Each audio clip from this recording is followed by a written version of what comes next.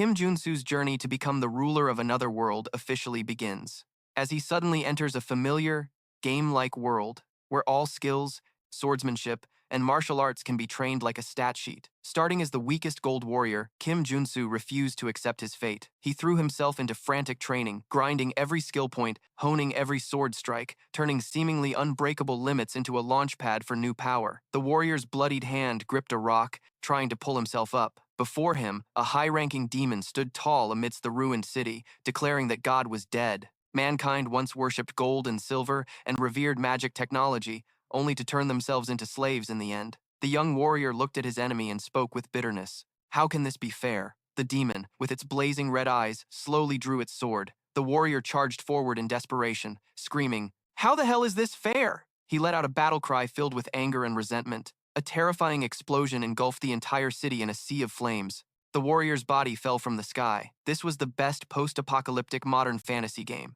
Kim Junsu, a 22-year-old student, angrily yelled into his phone, "This damn piece of trash pay-to-win game." Looking at his crying character on the screen, he shouted, "How the hell is this fair? How is a dirt-poor free-to-play player like me supposed to enjoy this game?" The demon in the game looked down at his fallen character and taunted him. "Haha, you played pretty well for a free-to-play user."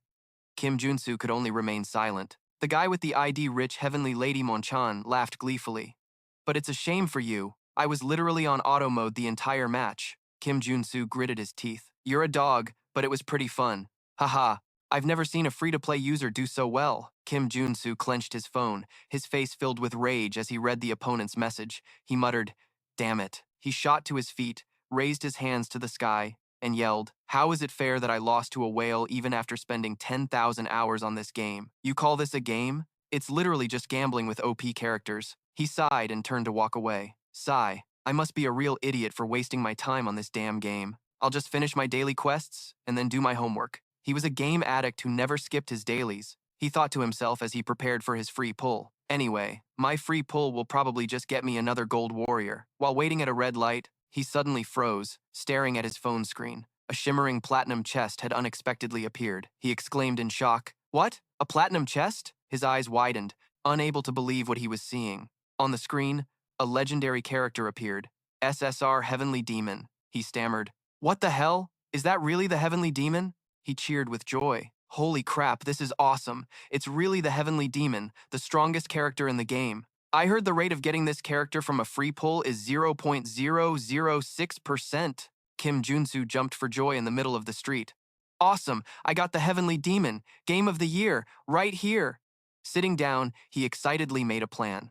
"Now, let's start raising the Heavenly Demon. I can level him up by grinding." He let out a sinister smile. "But the fastest way to level up a character in Ascension is to use the characters you've already raised as experience points. Haha, I don't have to be jealous of those whales anymore." He didn't hesitate to sacrifice all of his gold warrior characters to pour all his resources into the Heavenly Demon.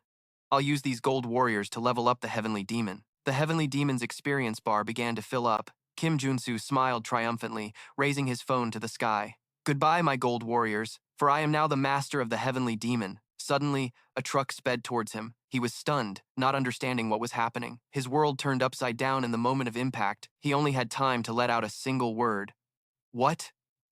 With a look of horror, he stared at his phone as a thought flashed through his mind. What's with this familiar event?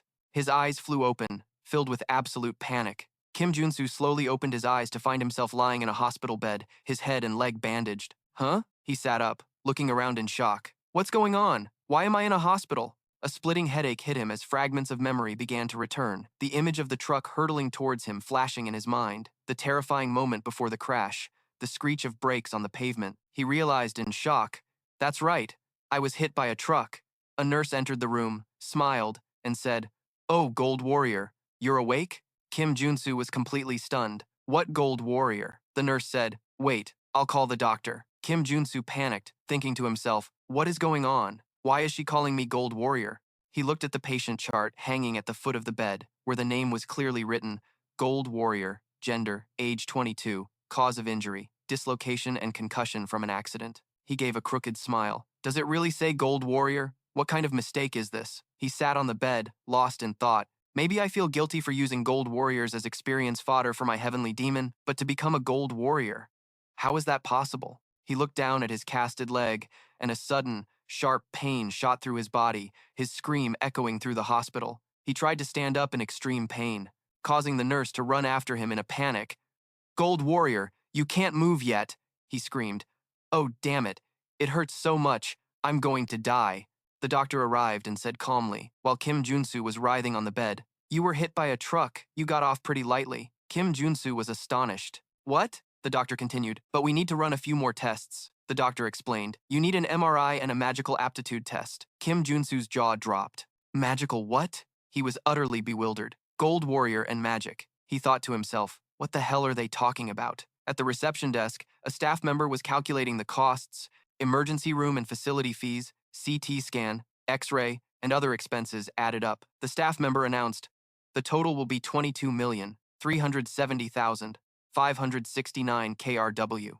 Kim Junsu stood there on his crutches, speechless. He gave a bitter, forced smile. "What? I was here for 4 days, and it's 22 million? The female staff member replied with a smile, "You don't have insurance, so you'll have to pay out of pocket." Kim Junsu shouted in disbelief. "What? Why don't I have insurance? Every Korean has national health insurance." The staff member looked at him with a confused expression. "National health, what's that? You don't have Legion insurance or Magic Tower insurance, right?" He stared at the staff member, utterly bewildered. "Legion or Magic Tower? What are you talking about?"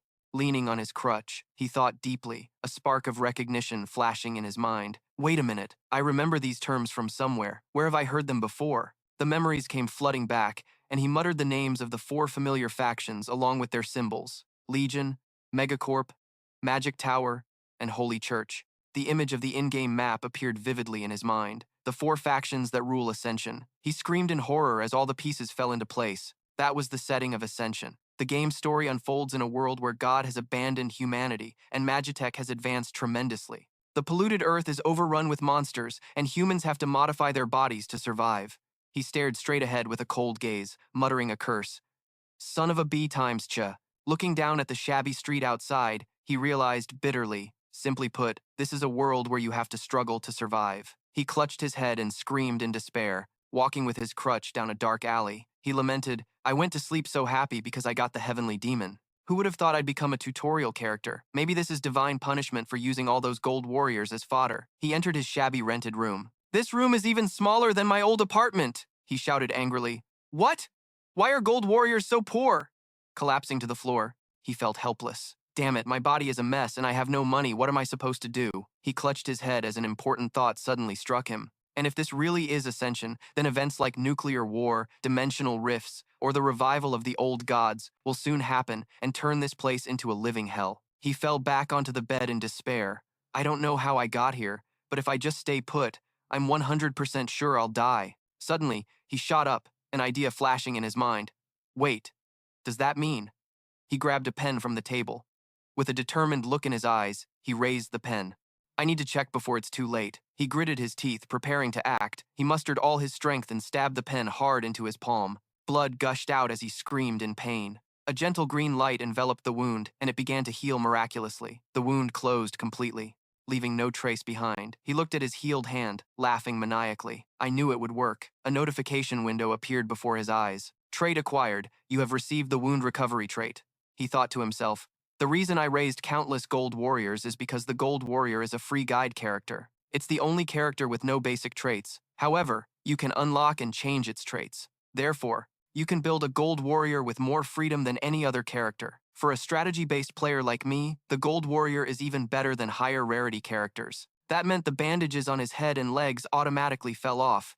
A green aura enveloped his body, activating wound recovery. "You recover all damage sustained so far." He clenched his fist, feeling his strength return. "Now that I'm a gold warrior, I can have any trait, as long as I work for it. In this world, you die if you're poor or weak, or if you run out of luck. But I won't let that happen to me. I will survive. I have the knowledge from 10,000 hours wasted on Ascension as a free-to-play player." He stood on a pile of monster corpses. His rank had risen to number 9. He walked the streets with a cold, determined expression. He flashed a confident smile, revealing the sharp teeth and body of a gold warrior. A moment later, he arrived in front of a building with a sign for a celestial personnel agency. A man with a goatee, with a cigarette in his mouth, looked at his papers. "Gold warrior, are you telling me this is your first time at our player personnel office?" He stood up straight and answered confidently, "Yes, I plan to get into the mana purification business. Kim Junsu thought to himself with a determined gaze, I need to make some money first for this damn gacha game. Since all I have is this damn body, this is the only thing I can do to earn a lot of cash. It might be called mana purification. But do you understand what cleaning a dungeon really entails? The player personnel manager, Choi Seon-woo, asked probingly. Kim Junsu calmly replied, while Mr. Choi looked over his blank resume. Oh yes, I'm aware. The manager scoffed. You're aware? Haha, but there's nothing on your resume. Kim Junsu gave a smug smile, thinking, of course I know how damn dangerous this job is. A pool of dark energy spread out, corrupted mana, a gate bound in chains and covered in slime. The reason monsters possess the workers shoveling a pile of dark waste is dungeon cleaning. The act of cleaning the waste releases a large amount of corrupted mana. A worker suddenly clutched his head in agony. Prolonged exposure to the mana can lead to death. The man screamed in pain, "Help! Help me!" His body exploded in a flash of purple light, forcing the others back. Kim Junsu recalled the dangers. It could also lead to mutation, making the job extremely dangerous. Manager Choi said, all right, fine. As soon as we have enough people, I'll put you on a team. Kim Junsu replied happily. Ah, thank you, sir. Mister. Choi looked at him with a skeptical eye. But are you sure about this? As Kim Junsu turned to leave, he added, I've seen plenty of guys like you take this job for the money and come back completely empty inside. Kim Junsu turned back with a confident smirk. Don't worry. He looked the manager straight in the eye, challengingly. I'll probably be better at it than you. Mr. Choi was stunned. What? Kim Junsu broke into a wide grin. Grinding my life away as a free-to-play player is my specialty. An information panel appeared. Gold Warrior. 10,000 hours of playtime in Ascension. A tall man with deer antlers on his head approached, crossing his arms and said, What's this? Are you the damn newbie joining our team? His name was Labor Captain Dia. Kim Junsu was a bit flustered. Oh, yes, I suppose so. I was assigned to this team. Dia suddenly grabbed him by the collar, growling, Hey, you think this is a playground? Where's that determination in your eyes? He got right in Kim Junsu's face threateningly. You'd better not beg me to save you after you mutate. If I see any sign that you're turning into a mutant, I'll kill you. Kim Junsu remained calm. Okay, I'll keep that in mind, he thought to himself, trying to scare the new guy. I guess things are the same in the game and in real life. He continued to analyze, but why is the hourly rate character, Dia, here? Ah, so this is what he looked like before his awakening. His legs are normal too. A temporary character information window appears as another man runs over to intervene. Oh man, Dia, you don't need to do that to the new guy, he explains. We're short-staffed anyway, so we need all the help we can get. His information window pops up, dungeon cleaning experience, 5 years. Dia lets go of Kim Junsu, saying contemptuously, Tsk, that's assuming he can even help us. Just look at him. I'll be happy if he doesn't just become a nuisance. Dia turns back and orders the team. All right. We have exactly 4 days to clear 5 contaminated sites. Let's move! Kim Junsu watches them go, thinking to himself, damn, that bastard. He's way harsher than in the game. Hia puts an arm around Kim Junsu's shoulder and says with a smile, don't worry about him too much. He might seem rough, but he's actually a good guy. Kim Junsu replies a bit awkwardly. Oh, okay. The team stands in front of a giant iron gate, covered in green ooze, with the words, Metropolitan Area Number 1 written on it. A team member pinches his nose and exclaims, Ugh, something's rotting. I'll never get used to this smell. Dia yells, I'm opening the gate. Everyone, get ready. He uses a key card to unlock it. The gate slowly creaks open, revealing thorny, dark energy tentacles inside. Dia yells, Everyone get in position. The team grips their shovels and weapons tightly, their faces tense. From within the piles of trash, slimy green creatures begin to emerge. They start gathering in greater numbers. They're low-level monsters, contaminated slimes. Kim Junsu rests the shovel on his shoulder, his expression calm. He knows the basics of clearing contaminated mana and monsters, the contaminated slime. Even though they're weak in combat, the reason they're so tough to deal with is, a worker smashes his shovel into a slime. The slime immediately splits into several smaller ones, making the worker panic. It's because they won't die until you find the tiny mana core hidden somewhere in their bodies. Dia yells, Find their mana cores. Another person panics. Damn it, how are we supposed to find them? We'll get infected by the contaminated mana if this keeps up. Amidst the chaos, Kim Junsu charges in, landing a powerful kick on a slime. A teammate, surrounded by slimes, screams, Stay back! Kim Junsu leaps high into the air, raising his shovel high. The teammate, who is being swallowed by a slime, looks up in horror. Kim Junsu coldly declares, I'm not taking responsibility for this. He brings the shovel down with incredible force. The blade strikes a small, glowing yellow object on his teammate's body, the slime's mana core. The slime explodes, freeing the teammate. Kim Junsu smirks.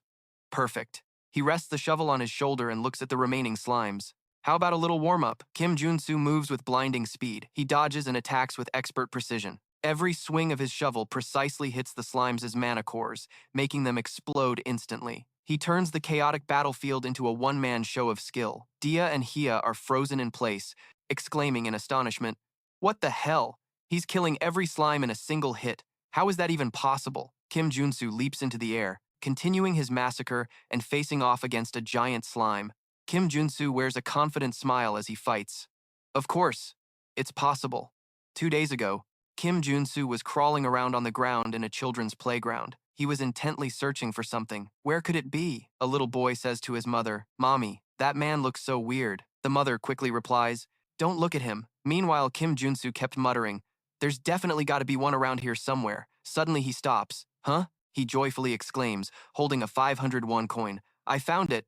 A notification window appears. Trait acquired. You have acquired the trait, Treasure Hunt.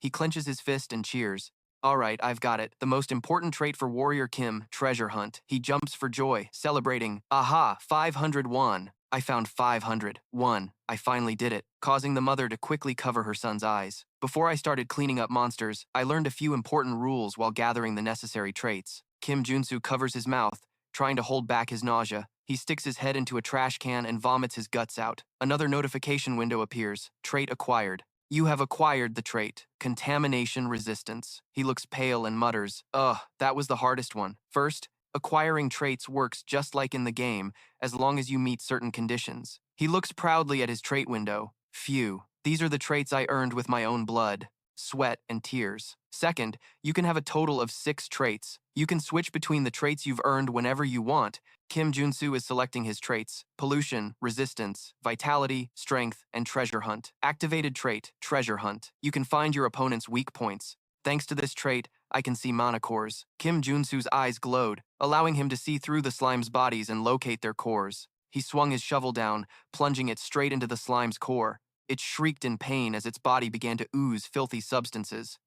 Dia shouted, "Everyone, be careful not to get hit." Kim Junsu landed lightly. Phew. He stood firm in the middle of the muddy battlefield, covered in slime but completely unharmed. It seems my hard work has paid off. He licked his lips in excitement. Warrior Kim's labor skills are amazing. Trait activated, Pollution Resistance. You have gained resistance to polluted mana. On the bus back, Hyo Hyuk said cheerfully. Wow, thanks to you, we get to go home early. Kim Junsu replied, Ah, Hyuk. Hyo Hyuk continued, Just watching you was amazing.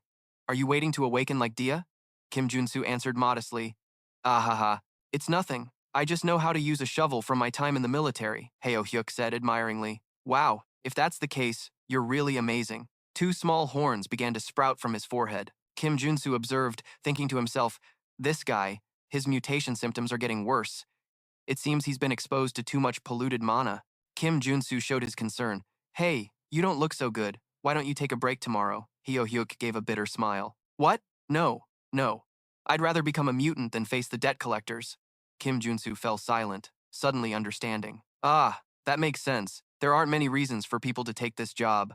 The shovel stuck in the ground marked the end of a workday. 4 days later, Kim Junsu breathed a sigh of relief. Phew, it's all done. Around him, his teammates were exhausted and nauseous. Kim Junsu looked at them, thinking, everyone looks tired after days of monster cleanup. A teammate vomited on the ground. Hyuk collapsed, his body convulsing violently, his eyes turning bright red. Kim Junsu looked over with a serious expression. That guy, I told him not to overdo it. Dia approached Kim Junsu.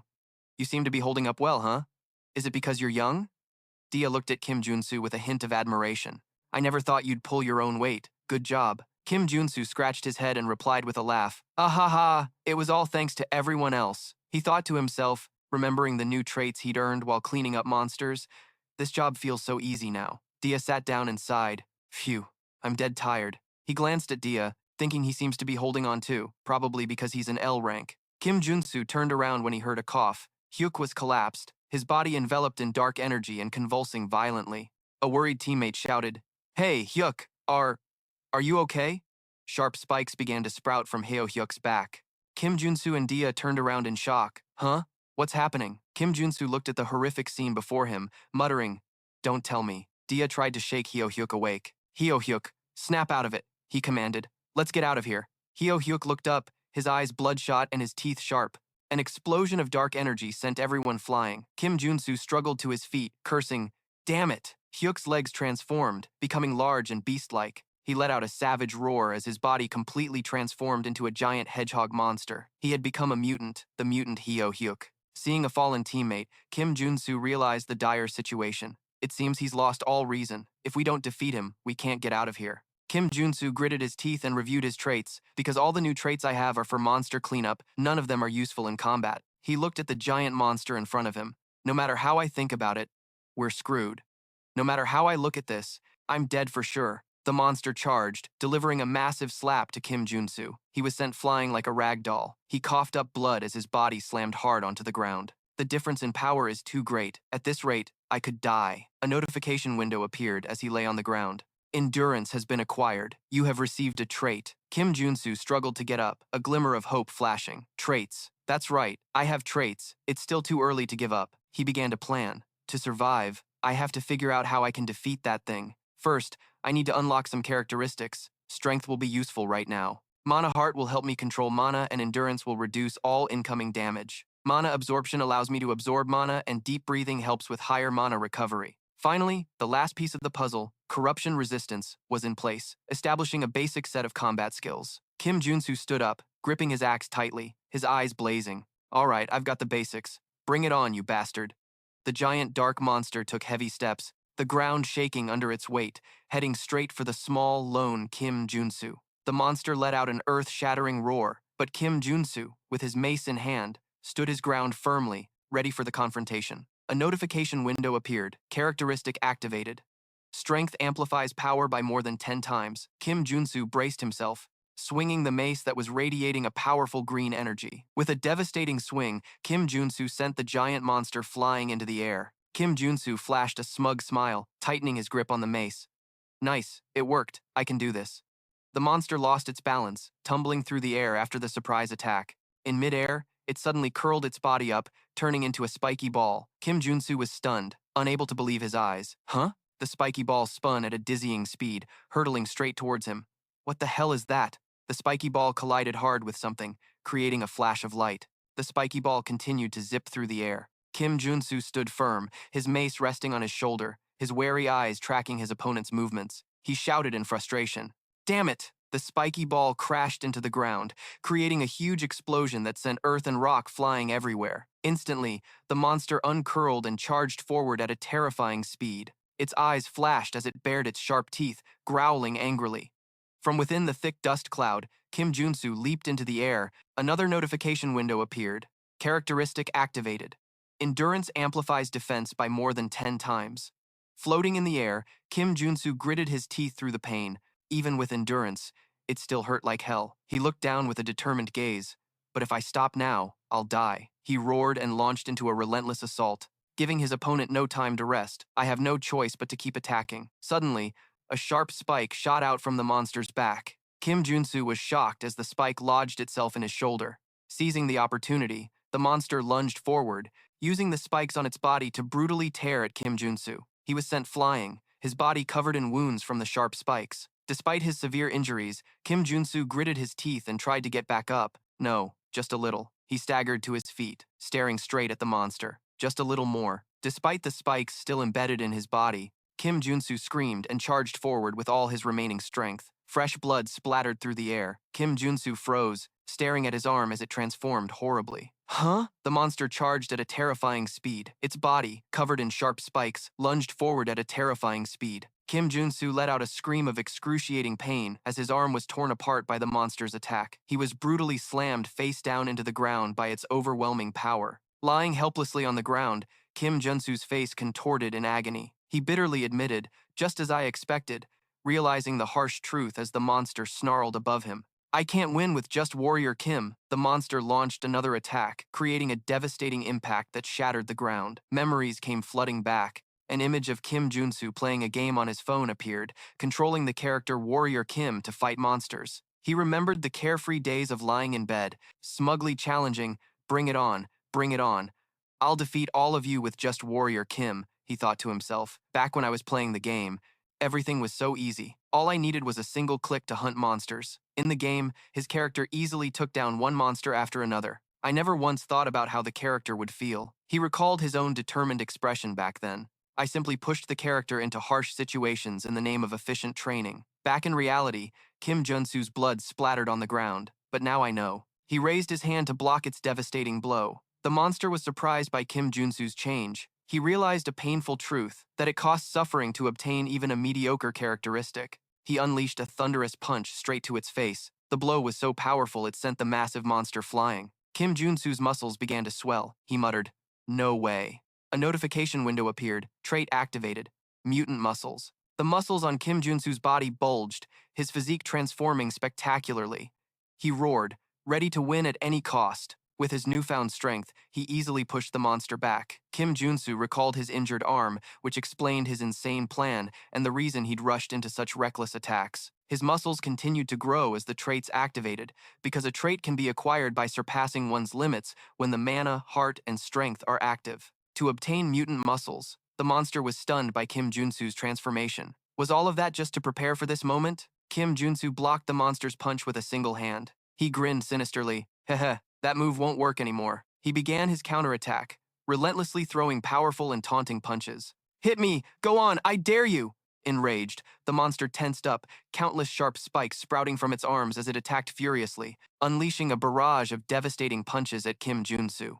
As the blows landed, Kim Junsu realized a horrifying truth. It still hadn't used its full power. From Kim Junsu's wounds, a dark energy began to seep out and envelop his body. The monster watched in surprise at the strange sight before it. Another notification window appeared. Mutant body has been acquired. You have obtained a trait. Kim Junsu's body continued to transform, growing larger and more muscular, becoming nearly the same size as the monster. He looked at it with a knowing gaze. Thanks. Because of you, I've grown even stronger. Kim Junsu's now transformed foot stomped on the ground, creating a crack. The two charged at each other, their fists colliding and creating a powerful shockwave. Kim Junsu yelled, "Now we're on equal footing." In another corner of the battlefield, a groggy Dia woke up. "What's going on?" "It's so loud." He was astonished to witness the earth-shattering battle between the two colossal beings. Dia couldn't believe his eyes, stammering, "Warrior Kim?" He was completely stunned. What is he, a Superman or something? How can he fight on par with a mutant? Kim Junsu and the monster continued to exchange devastating blows. They both reeled back from the impact, neither giving an inch. Kim Junsu panted after the exchange. He assessed the situation. Whew, this isn't easy at all. My size is comparable to it now, but at this rate, I'll be at a disadvantage. The HC monster let out a roar, its body finally stirring amidst the rubble. Kim Junsu gritted his teeth, sweat pouring down, as he made a bold decision. This is a bit dangerous, but I guess I have no other choice. He charged forward, his mind focused on a single command. Activate trait, contamination resistance. A system window appeared. Trait activated, contamination resistance, developing resistance to contaminated mana. With a determined look, Kim Junsu bet everything on his plan. I have to believe in myself. Swoosh! Dia, watching from a distance, screamed in horror at Kim Junsu's insane act. Instantly, a burst of dark energy erupted, enveloping Kim Junsu's body and causing him to transform violently. Kim Junsu writhed in agony as a storm of red and black energy ravaged his body, pushing him to the very limits of transformation. Even the HC monster looked up in awe at the massive vortex of energy that was forming. In his new form, Kim Junsu spewed a destructive beam of energy from his mouth, which struck the monster, engulfing it in a fiery light. The beam swept through everything in its path, sending Dia flying backward as he stared in horror at the scene. What was that? As the smoke cleared, a monstrous figure, even more grotesque than the gaunt mutant, emerged, looming closer. Dia stammered. A monster. Dia screamed in absolute terror when he realized that monster was Kim Junsu. He became a mutant while fighting another mutant. Kim Junsu now had the form of a demon with horns, spiky black hair, and fiery eyes, baring his sharp teeth. A notification appeared. Mutant trait. How is this even possible? Warrior Kim. Dia could only scream in despair. Oh my god! The monster Kim Junsu roared, his power making the very air tremble. Dia screamed, "The mutant trait, Warrior Kim!" What the hell is that? Fear gripped Dia as he scrambled to his feet, trying to escape. I have to get out of here. He stumbled and watched in despair as the monster approached. A giant red demonic hand reached out and snatched Dia. Dia gritted his teeth in pain as he was caught, fresh blood splattering everywhere. He struggled in vain. Suddenly, Kim Junsu's demonic form dissipated, reverting to a muscular human. He was panting heavily, and Dia was astonished. He's human again. Kim Junsu collapsed to the ground, the horrific battle finally over. Kim Junsu lay on the ground, gasping for breath, but a satisfied smile played on his lips. Ah, I did it. The explanation for his insane plan surfaced in his mind. The contamination resistance trait. The final line of defense. If you possess the mutant form and mutant muscles traits, and you remove contamination resistance, you get the mutant trait. It's commonly believed that once you turn into a mutant, you can't turn back. But that's a false belief. But I knew another way. I needed to change my traits. I knew I could change my traits, as long as I could think rationally, even for a moment. A painful purification process began as the dark energy was expelled from his body. That's how. Kim Junsu stood there, a muscular figure, looking down at the motionless body of the HCK. He had successfully swapped his traits. I was able to trade mutant for contamination resistance. A panoramic view of the desolate stadium, a testament to the horrific battle that had just taken place. Kim Junsu's face was weary and grim after the life-or-death ordeal. He sat up amidst the rubble, his clothes in tatters, feeling as if all his bones and muscles were out of place. I never want to go through that again. He staggered to his feet, but then something unexpected happened. However, from the mouth of the defeated HCK monster, a purple orb of energy emerged. Kim Junsu reached out and caught the glowing orb. A notification window appeared. Obtained a level 1 mana core. Kim Junsu flashed a wild, satisfied grin, clutching the mana core tightly. It was all worth it. He danced with joy. I got a level 1 mana core. This cleanup job really paid off. Dia and his remaining teammate cautiously approached. Dia asked, "Are you okay?" Dia's eyes were filled with suspicion and awe. You became a mutant. What happened?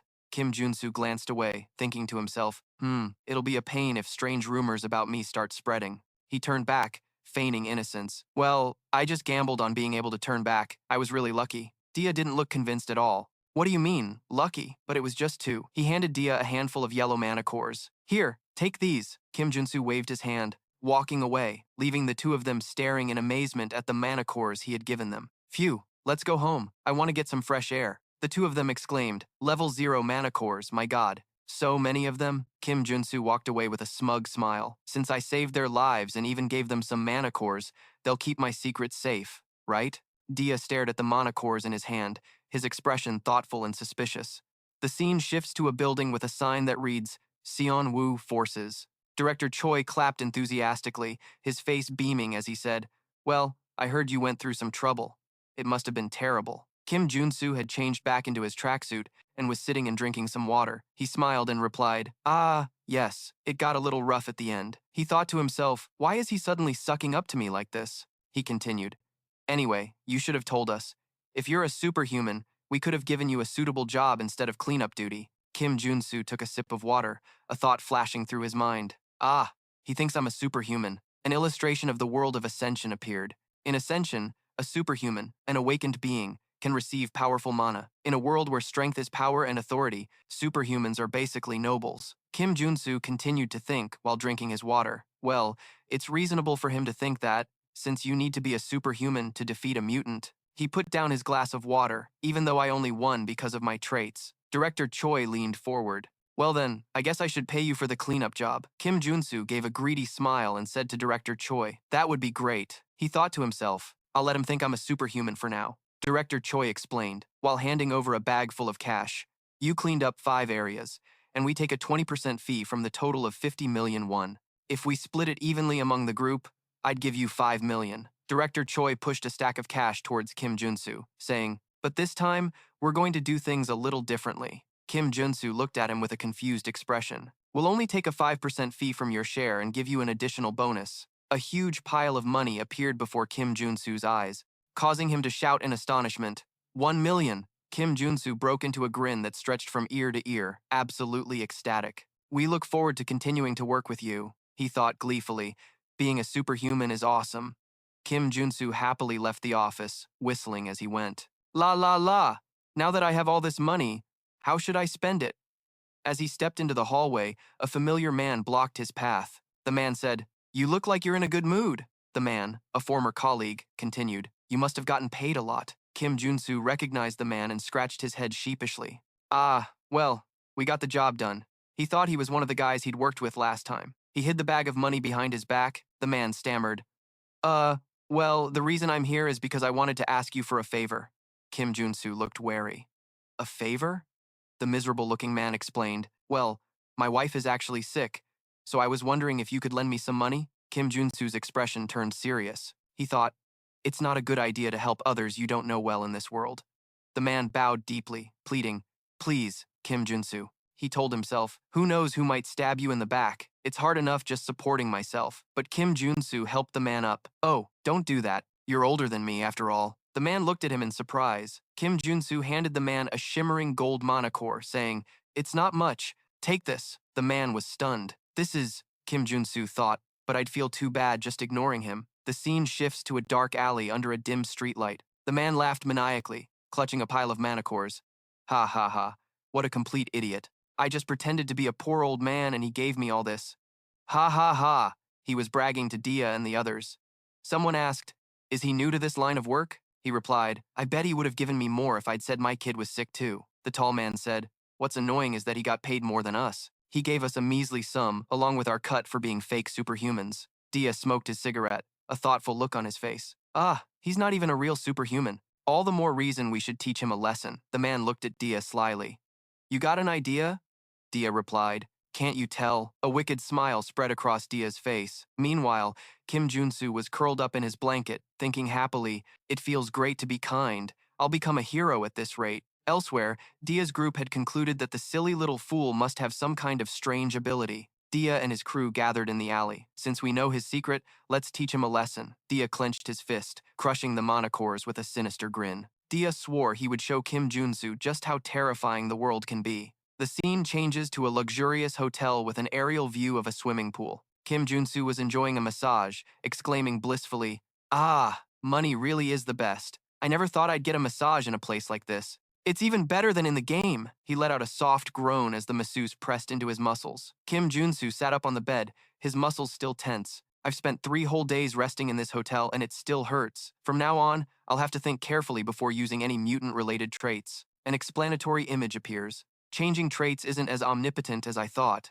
My body changes depending on the traits, and the severity of the side effects increases the more my body changes. Lying on the massage bed, Kim Junsu pondered. The problem is, where can I survive after restricting the use of my traits? He looked out the window thoughtfully. Huh? He recognized the Iron Fist gang relaxing by the pool. Wait, isn't that the Iron Fist gang? They're still walking around with that same arrogant air, I guess. Xenon was ruled more by local gangs than by the law. The leader of the Iron Fist gang, with a dragon tattoo on his body, was relaxing by the pool. It was only natural, since there were so many monsters around, and people had to depend on superhumans. Kim Junsu continued to think to himself, I survived the first part, but it would be foolish to rely solely on my traits in such a dangerous place.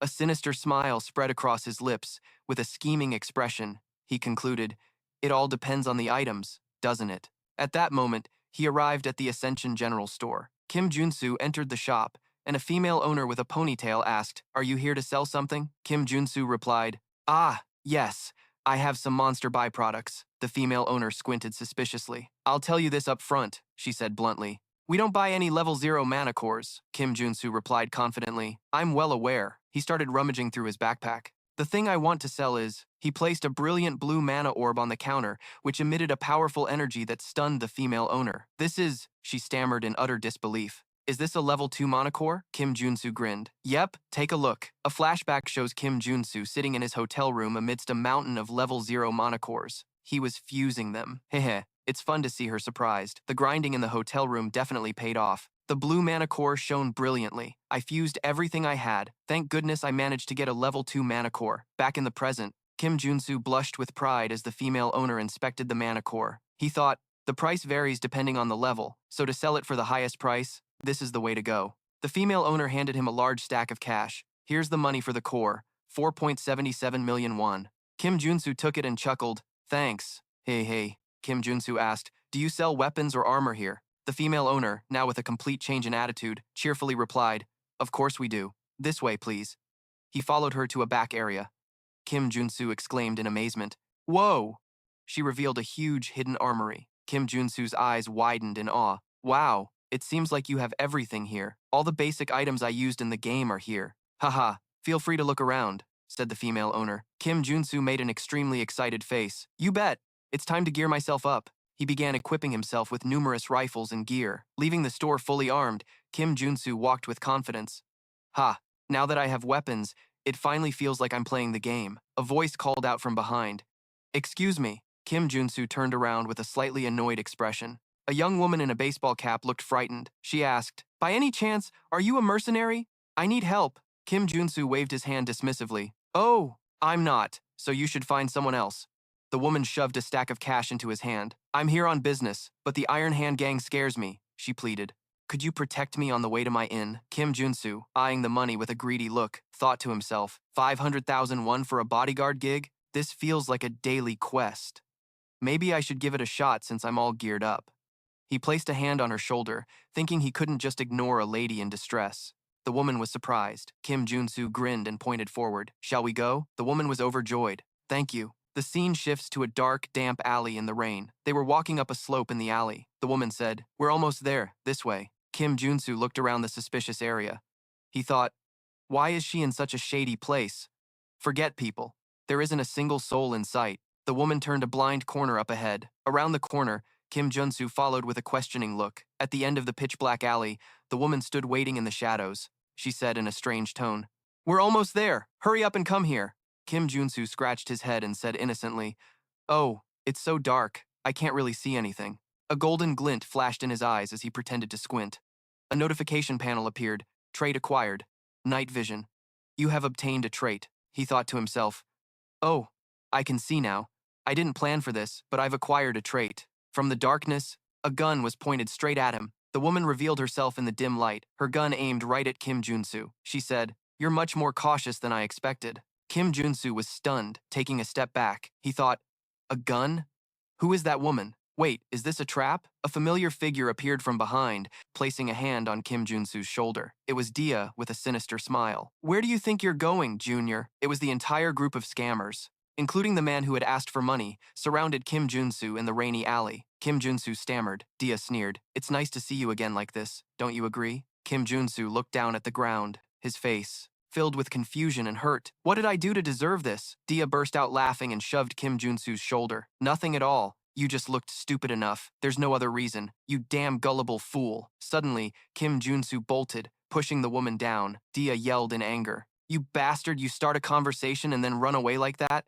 Dia ordered. Shoot him! The woman quickly took aim. A bullet slammed right into Kim Junsu's back as he ran. He let out a cry of pain. He collapsed on the steps, motionless. The group approached. Dia angrily yelled at the woman. What the hell? You were supposed to shoot him in the leg, not the torso. It's better than letting him get away, she replied. One of the group members checked and said, damn it, I think he's dead. They looked down at the body, which was dissolving into dark energy. He had reverted to human form after becoming a mutant. I'm sure some mages would be willing to buy his corpse, he sighed. We would have made more money if we'd caught him alive. Now let's search his pockets and gear. I guess it can't be helped. Yeah, let's do that first then. He was stunned. Huh? The body was gone, leaving only a pool of blood on the steps. The group looked around in panic as a strange green energy enveloped them. Dia shouted, where did his body go? Suddenly, a blue object flew past, knocking out the man who had tricked Kim Junsu. The group was stunned. Dia yelled, what was that? Dia looked around in fear. Don't tell me he's still alive. A pair of glowing golden eyes appeared from the darkness. Kim Junsu stepped out, completely unharmed. A system panel displayed his traits. He smirked. It's definitely me. I can't die at the hands of those who repay kindness with malice. A flashback shows Kim Junsu putting on a bulletproof vest in a weapon shop.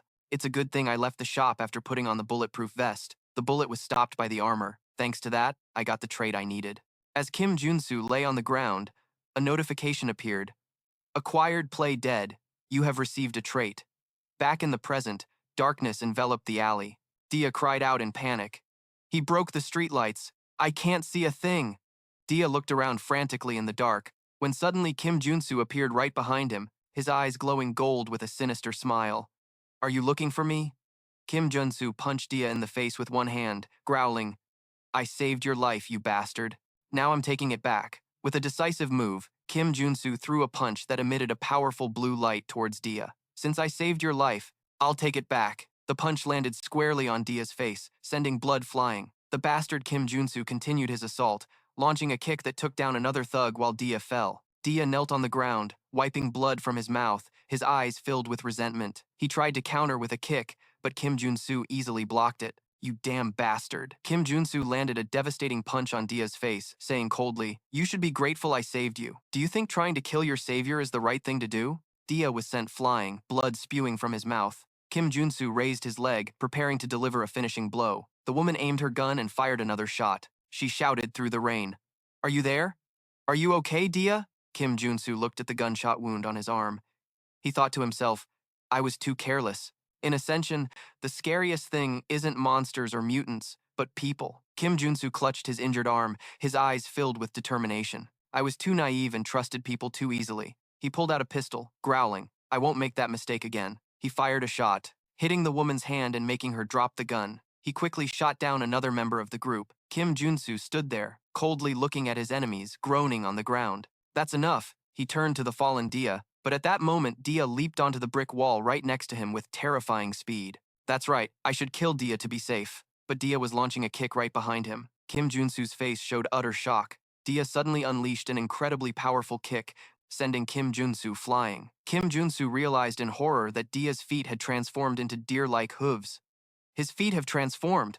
Dia stood up, enveloped in a brilliant golden aura. A notification panel appeared, awakened, level 1 superhuman Dia. Kim Junsu gritted his teeth in frustration. Did he awaken as a superhuman in that very moment? They really made one hell of a game. A flashback of the game interface appears, showing the superhuman awakening option, because all playable characters can undergo a superhuman awakening. An image of the awakened superhuman warrior Kim is shown in the game.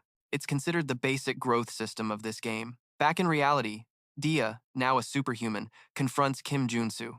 According to the world of Ascension, a level 1 superhuman.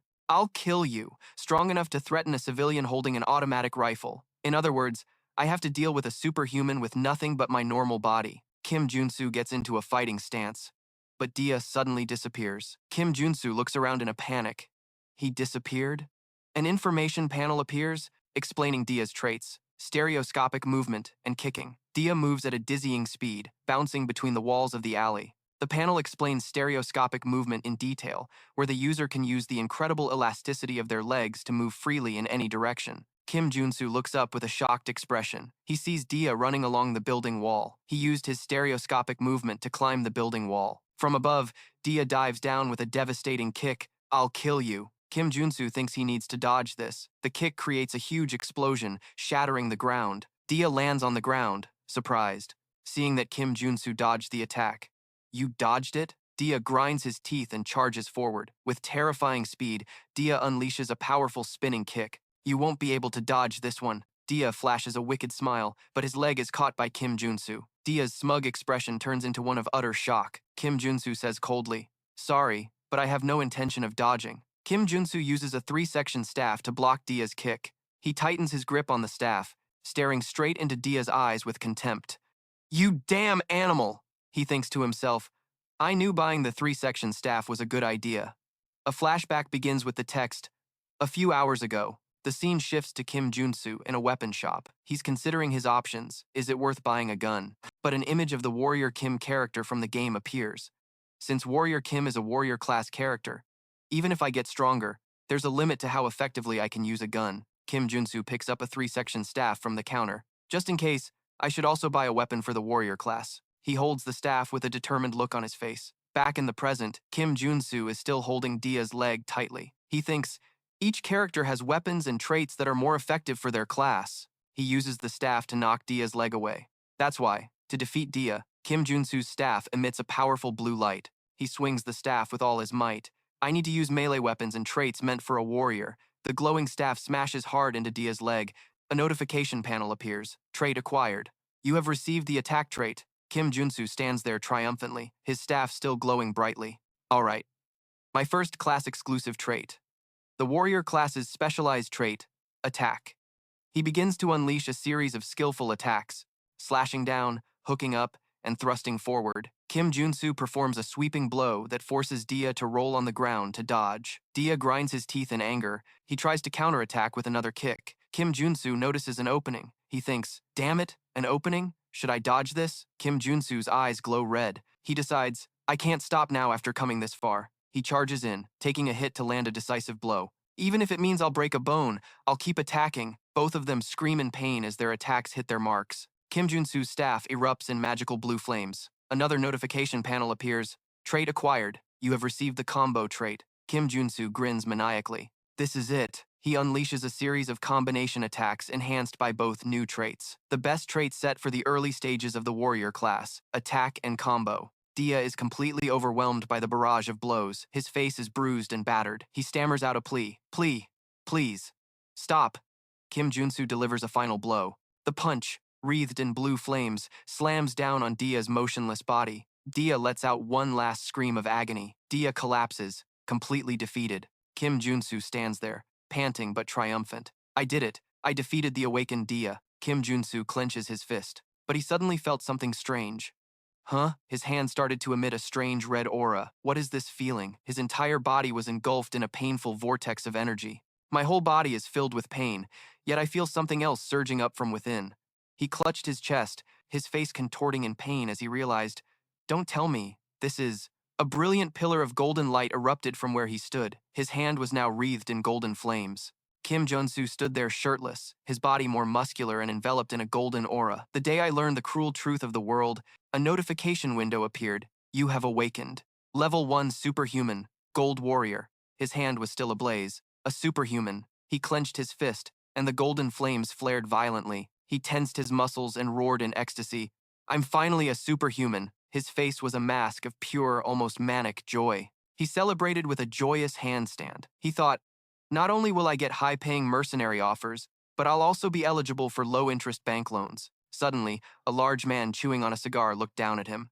So you've finally done it, have you? Hearing this, Kim Junsu turned around in surprise. A muscular and intimidating man in a suit was surrounded by his underlings. Kim Junsu thought, this guy is... A character card appeared. Iron Fist Kim. He's the second basic character granted in Ascension, after the Gold Warrior. An illustration showed Iron Fist Kim firing a massive gun from his prosthetic arm. A character from the Augmented Soldier class who uses a gun as his main weapon, specializing in shooting with his prosthetic arm. The problem was, as Iron Fist Kim stood before his gang, that this Iron Fist Kim was the fearsome boss of the Iron Fist gang in the criminal underworld. Back in the present, Kim Junsu lay on the ground, looking up with a serious expression. Since I fought in their territory, I must have seriously provoked them. Iron Fist Kim aimed his gun at Kim Junsu. Did you even check whose turf this is before making a mess? Kim Junsu replied, I was ambushed, and I couldn't just let myself be killed. Iron Fist. Kim drew a pistol. Oh, so you're saying they were scarier than the Iron Fist gang? Kim Junsu stared at the gun in horror. A gun. Damn it, if I fight, in this state, I'll die for nothing. Iron Fist. Kim pressed the gun to Kim Junsu's chest. My friend, you've made a fatal mistake. He growled, I'm going to show you what happens when you tarnish our territory. Kim Junsu's expression was hidden in the shadows. He was strangely silent. He looked up, a faint smile playing on his lips. Oh, is that so? But you've overlooked one thing. Suddenly, Kim Junsu grabbed the gun barrel with his bare hand, moving with lightning speed that left Iron Fist Kim no time to react. With a defiant look on his face, Kim Junsu shouted, I'm not the kind of guy who dies that easily. Then he placed his own hand over the trigger and squeezed. A loud bang rang out as the bullet slammed right into Kim Junsu's chest. Iron Fist, Kim and his men were completely stunned by this insane act. Iron Fist Kim broke out in a cold sweat, his cigar nearly falling from his mouth. He gritted his teeth in disbelief. This bastard. He pulled the trigger himself. Kim Junsu staggered backward, blood spurting from a hole in his shoulder, but he remained on his feet, astonishing everyone. Huh, what's this? A green aura enveloped the wound, and it began to heal miraculously. The notification window appeared. Regeneration trait acquired. You have obtained a new trait. Kim Junsu touched his chest and remarked, That tickles. Iron Fist. Kim watched the spectacle, his expression shifting from astonishment to amusement. Well, look at you. You've got a pretty interesting ability there. Kim Junsu realized his new power and thought to himself, an upgraded version of the wound recovery trait, regeneration. It's a trait you can get when you become a level 1 superhuman. Facing the entire gang, Kim Junsu decided he had to play it smart. It's over the moment they start underestimating me, so I'll have to bluff my way through this. Kim Junsu confidently jerked a thumb toward the men he'd taken down, a smirk playing on his lips. As you can see, I didn't survive on luck alone. I don't care who you are. If you mess with this gold warrior, you'd better be prepared for the consequences.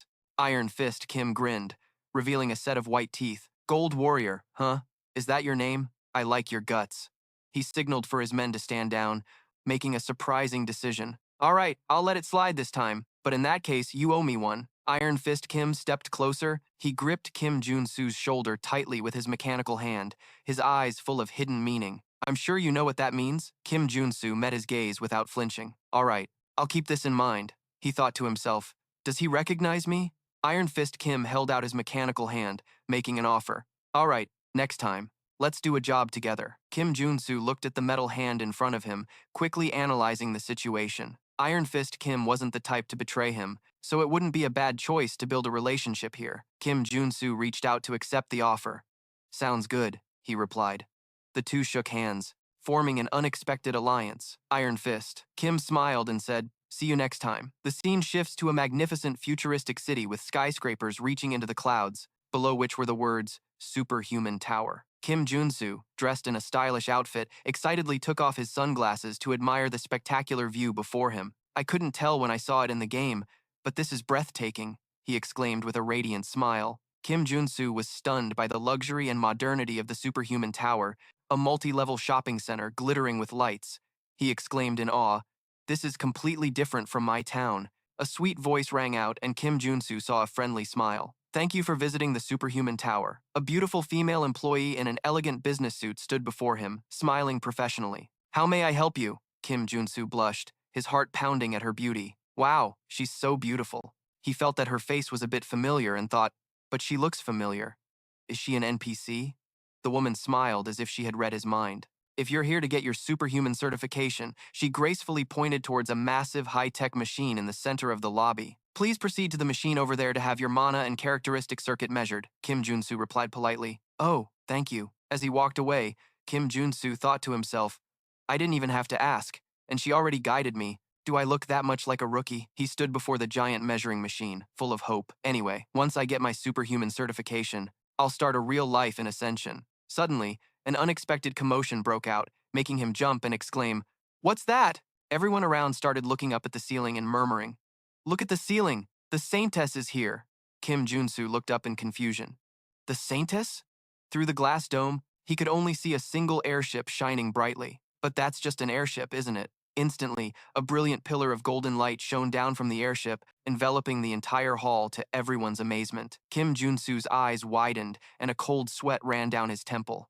This is... From within the pillar of light, a group of knights in full, majestic armor emerged. Leading them was a boss-like figure from the False Father's command in distinctive red and black armor, exuding a terrifying aura. Kim Junsu realized with horror, why? Why is a boss monster here? As the Saintess and her knights passed, the crowd knelt and clasped their hands in prayer. The Saintess of the False Father's command.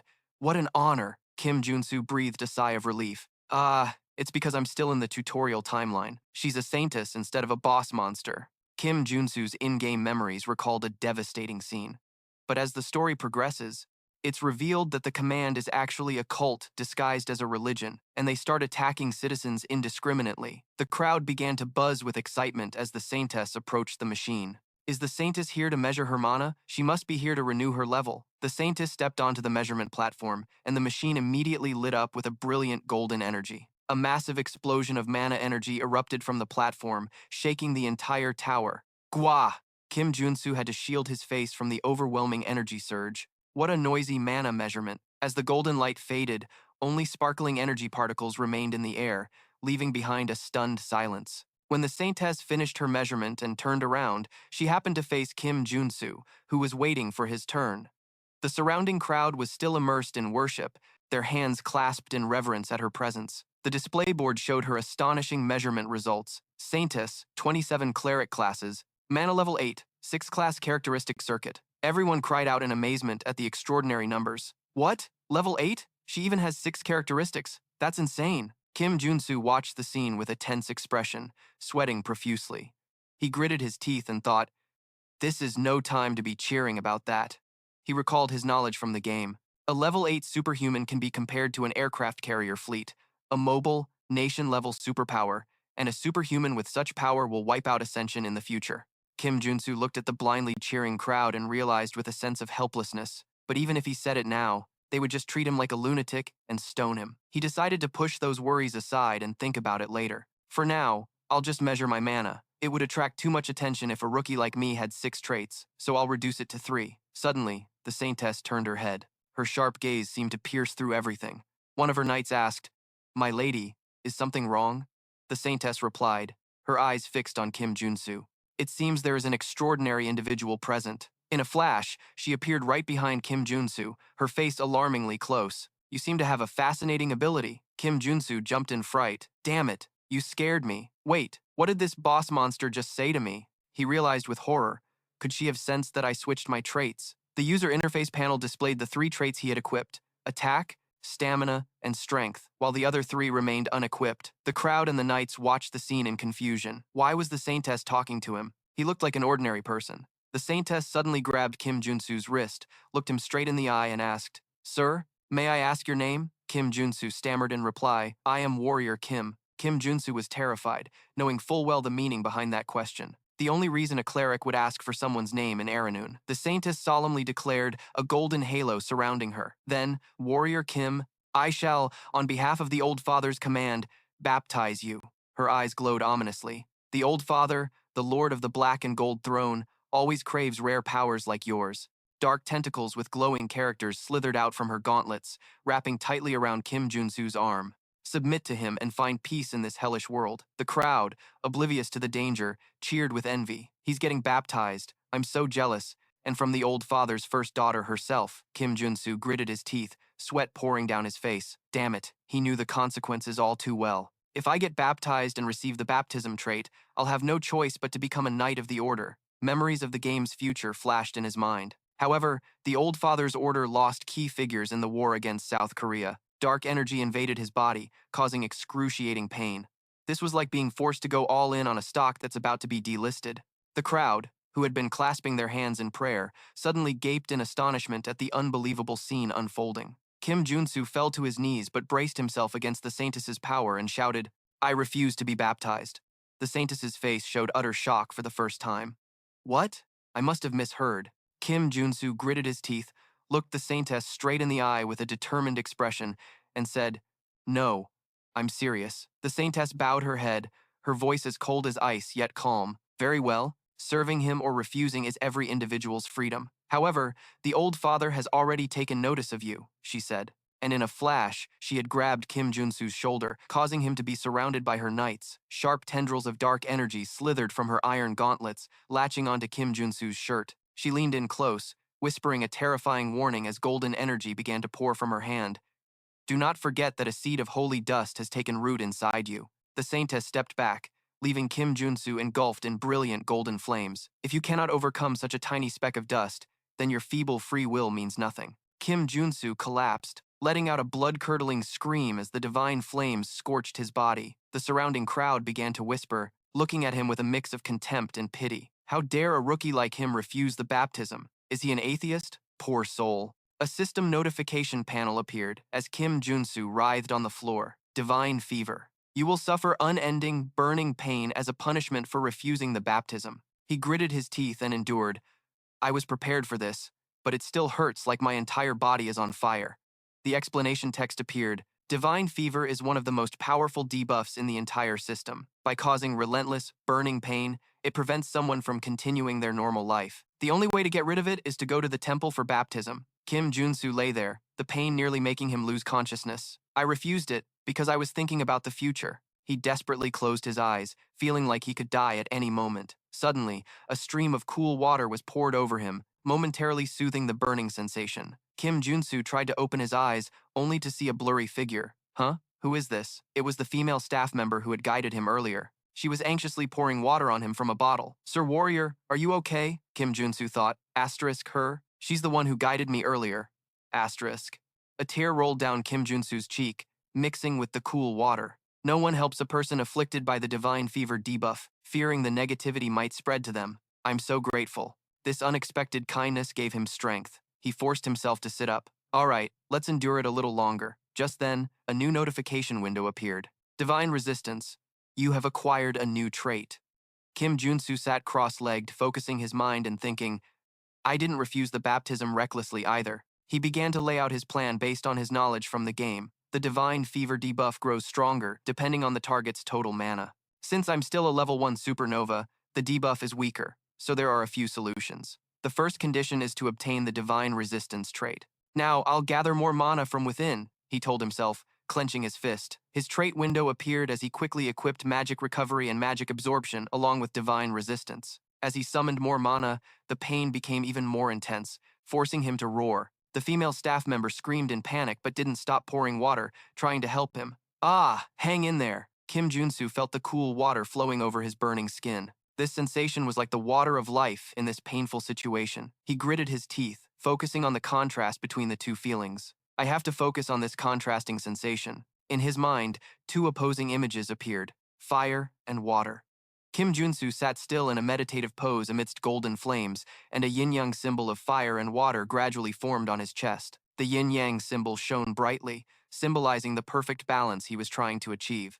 The searing pain in his cold reason. Kim Junsu's eyes narrowed with intense focus. He silently resolved to use the mana within himself. He let out a decisive shout. I will extinguish the flame and unleash a powerful wave of blue energy from my body, repelling the divine fire. The wave of energy was so strong it sent the female staff member who was trying to help him flying backward. Amidst the flow of energy, a system notification appeared. Mana barrier, you have acquired a new trait. The golden flames were extinguished, replaced by a cool blue aura surrounding Kim Junsu as he slowly stood up, crossing his arms with a confident look, a smug smile on his face. I did it. This is the standard level 1 defensive trait that a defensive warrior must have. Mana barrier. The female staff member staggered to her feet, looking at him with a mix of concern and amazement. Oh my god, are you all right? Kim Junsu turned back and smiled. Yes, I'm fine now, thank you. The surrounding crowd gaped in astonishment. Did he overcome the divine fever? How is that possible? Did he use some kind of cheat skill? Kim Junsu looked at the black and blue aura surrounding him with a smirk. I haven't completely overcome it. This is just a temporary measure using the barrier, but at least I've escaped the skin-searing pain. The black flames are pretty cool too, aren't they? Even though others can't see them. He ignored the crowd and confidently stepped onto the measurement platform. All right, time to measure my mana. The machine started to whir as he got into position. Oh, it's going up. A moment later, the screen displayed, measurement complete. Kim Junsu smiled in satisfaction as the results appeared on the large screen. Warrior Kim, age 22, mana level 1, 6-layered circuit. Kim Junsu was slightly surprised. Oh! The crowd erupted in amazement once again. Whoa, he's only level 1 but already has 6 traits. The birth of a super rookie. I see, so that's why Saint Hia looked so thoughtful. I've drawn too much attention. My goal was to get stronger quietly. I couldn't hide the 6 traits because of the mana barrier. The female staff member approached, smiling. Congratulations, sir. I've never seen anyone start with a 6-layered circuit before. Haha. She gracefully extended her hand. Now, shall we go issue your superhuman license? The scene shifts to a luxurious office high up in a tower. The woman placed a card on the table. This is your license. Kim Junsu and the female employee sat facing each other. Outside the window was a view of the modern city. Congratulations on becoming an officially certified superhuman. Kim Junsu held the card, his eyes welling up with emotion and joy. I worked so hard for this. The female employee smiled. All right, then let me explain all the special privileges of a level 1 superhuman. Kim Junsu confidently cut her off. First, I already know all about it. He held up a finger, listing the perks with a smug look, tax reductions, the right to carry weapons, and as your level increases, exemption from all taxes, immunity from arrest, free travel on all forms of transportation, and many more benefits. The female employee's eyes widened in surprise with a humorous expression. Oh, you know very well, Kim Junsu grinned, scratching his head. Because I'm a gaming addict, I mean a PhD, in superhuman studies. Heh. He suddenly turned serious, staring at the card. Anyway, you see, I don't like to waste time. He glanced at the crowd of reporters and scouts gathered outside, causing a commotion. We have to recruit him for our guild. A super rookie. This news will make the front page, Kim Junsu asked. So, is there a way for me to get out quietly? The female employee stood up with a mysterious smile. Haha, of course I've already prepared one. Kim Junsu was surprised. Excuse me, prepared? He was stunned for a moment as she turned around, her long hair flowing, flashing a radiant smile. Don't worry and just follow me. The two of them walked together. Oh my, thank you for taking such good care of me. They entered a secret corridor, both wearing hooded cloaks, Kim Junsu said, providing an invisibility cloak and a secret passage. The female employee replied, It's nothing. We have to help each other out, after all. Another system notification appeared. Acquired the stealth trait, you have obtained a new trait. Kim Junsu grinned slyly. Awesome. I got a cool trait for free. The woman stopped at the end of the corridor and pointed ahead. You just need to go out there, sir. I can only guide you this far due to the rules. Kim Junsu bowed sincerely. This is more than enough. Thank you so much for today. She smiled in return. It's nothing. Have a safe trip back. As he walked away, Kim Junsu glanced back at her. I didn't know such a kind person existed. He watched her retreating figure. She's beautiful, too. Once I get stronger, I have to repay her. He suddenly remembered something. By the way, what was her name? I have her business card. He pulled the business card from his pocket. He stared at the card and his face paled in shock. Huh? Wait, what? The business card read, Superhuman Association, Reception Desk, Borin. He stammered the name, Borin. Memories from the game flooded Kim Junsu's mind. An image of a blood-soaked female warrior with a greatsword appeared. That was the name of one of the 3 strongest SSL rank warrior characters in the game. He recalled her fearsome face in the game, a brutal smile on her blood-stained lips. She's a berserker, so she always had a terrifying look. Kim Junsu screamed in utter panic as he realized the truth. I thought it was strange because her face looked familiar. She always had such a scary look in the game that I could never have imagined this. He recalled the gentle smile of the girl who helped him and couldn't help but shudder. I can't believe Borin was once such a kind person. What the hell happened to her? The scene shifts to a dark cave where Kim Junsu has just defeated the last monster. He panted heavily, his body enveloped in a blue aura, the last one. It's great being a superhuman. My ass. His face was gaunt with exhaustion. I've been clearing these monster dens for a whole week. I'm about to die from overwork. He plopped down on the ground, his sword stuck in the dirt beside him. Sigh, I've only cleared 1 den, but I'm so tired. This efficiency is terrible. He looked at his trait panel, all of which were focused on energy maintenance. It's all because I focused all my traits on maintaining the mana barrier. He gripped his sword hilt in frustration. If I could have customized it to specialize in clearing monster dens, I would have been done hours ago. I can't do any other work because of this damn condition. He knew exactly what he needed, a rare medicine called NTA to get rid of the divine fever, but his hope was quickly extinguished as he dropped his head in despair. But it's so expensive that this cleaning job won't be enough. Suddenly, the phone in his back pocket vibrated. He annoyedly pulled out his phone, seeing the screen display Director Choi. How many times has this guy called? So persistent, he was about to decline the call. I'm done with you, buddy. But then, a cunning smile appeared on his face as an idea sparked. Wait a minute. I just came up with a great idea. The scene shifts to an office building with a sign for the Sion Woo Company, where a bald man happily welcomes him.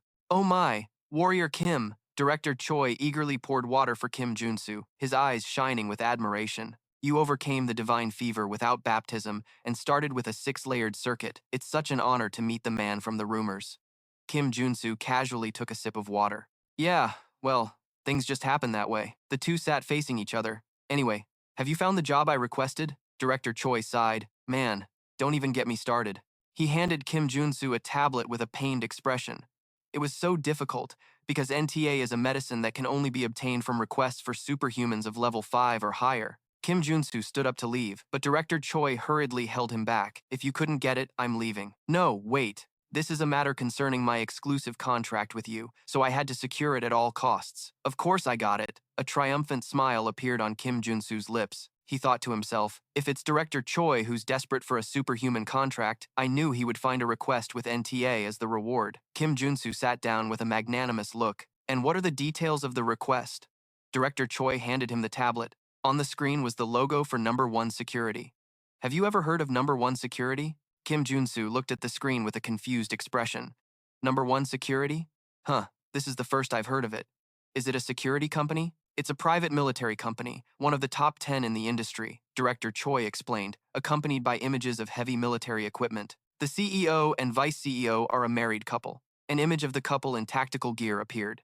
Both of them come from traditional martial arts families, so their background is very solid. Kim Junsu pondered. What could such a wealthy family be lacking that they'd have to make a request? Director Choi's face turned serious. Their son is the problem. A photo of a young man with an emotionless expression appeared. He's over 20 years old but still hasn't awakened as a superhuman. Kim Junsu looked skeptical. Huh? Even though both his parents come from martial arts families? Director Choi continued to explain. Rumor has it that he has accumulated level 8 mana but still hasn't awakened. That's the mysterious part. He concluded, their condition is a level 1 or higher warrior class superhuman, so it's a perfect fit for you, warrior. Kim Junsu rested his chin on his hand, considering the offer, and finally decided with a sly smile. Let's go see them now. The scene shifts to a luxurious, sun-drenched mansion. Kim Junsu and Director Choi sat waiting in a lavish living room. Director Choi said, It seems the CEOs are quite busy.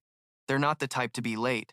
Kim Junsu looked around the lavishly decorated room and thought to himself, this must be a very expensive house. Suddenly, a voice rang out, startling them both. Sorry to have kept you two waiting. The couple entered. The woman smiled and introduced, we are the clients, CEO Dongdu and Lemiri. Director Choi quickly stood up and bowed deeply. Oh, not at all. Thank you for making time for us. Kim Junsu observed the couple sharply. They must be at least level 6 superhumans. Yeah, he could feel a considerable flow of mana emanating from both of them. The husband, CEO Dongdu, snorted and said with disdain, I can tell right away this guy is weak. His wife Lemiri quickly intervened.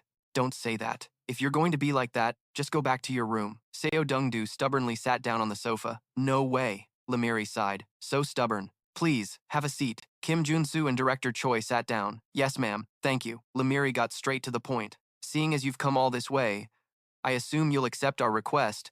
Is that correct? Kim Junsu replied. But first, I'd like to check on your son's condition, in case there's a specific reason preventing him from awakening. Se Dongdu suddenly slammed the table, a blazing red aura surrounding him. Do you really think I would say that to a rookie like you? Honey, Lemiri quickly embraced her husband. My love, I'm sorry. He's just on edge because this concerns our son. She turned to Kim Junsu, her gaze serious. That's not something we can discuss with an outsider. If you accept the request, we will call our son and explain the situation. She looked directly at Kim Junsu, a blue aura emanating from her. I'm sure you're in desperate need of it as well, aren't you? Kim Junsu narrowed his eyes. There's a problem with their son that needs to be kept secret, and they know exactly what they need. He smiled confidently, everything becoming clear. I'm getting more and more certain. All right, I'll accept the request. Please call your son. A moment later, a door opened and a young man walked in. Hello, I'm Sign. Kim Junsu stood up to greet him. Ah, yes, it's a pleasure to meet you. As they shook hands, Kim Junsu thought to himself, suspicious enough, I can't sense any mana from him.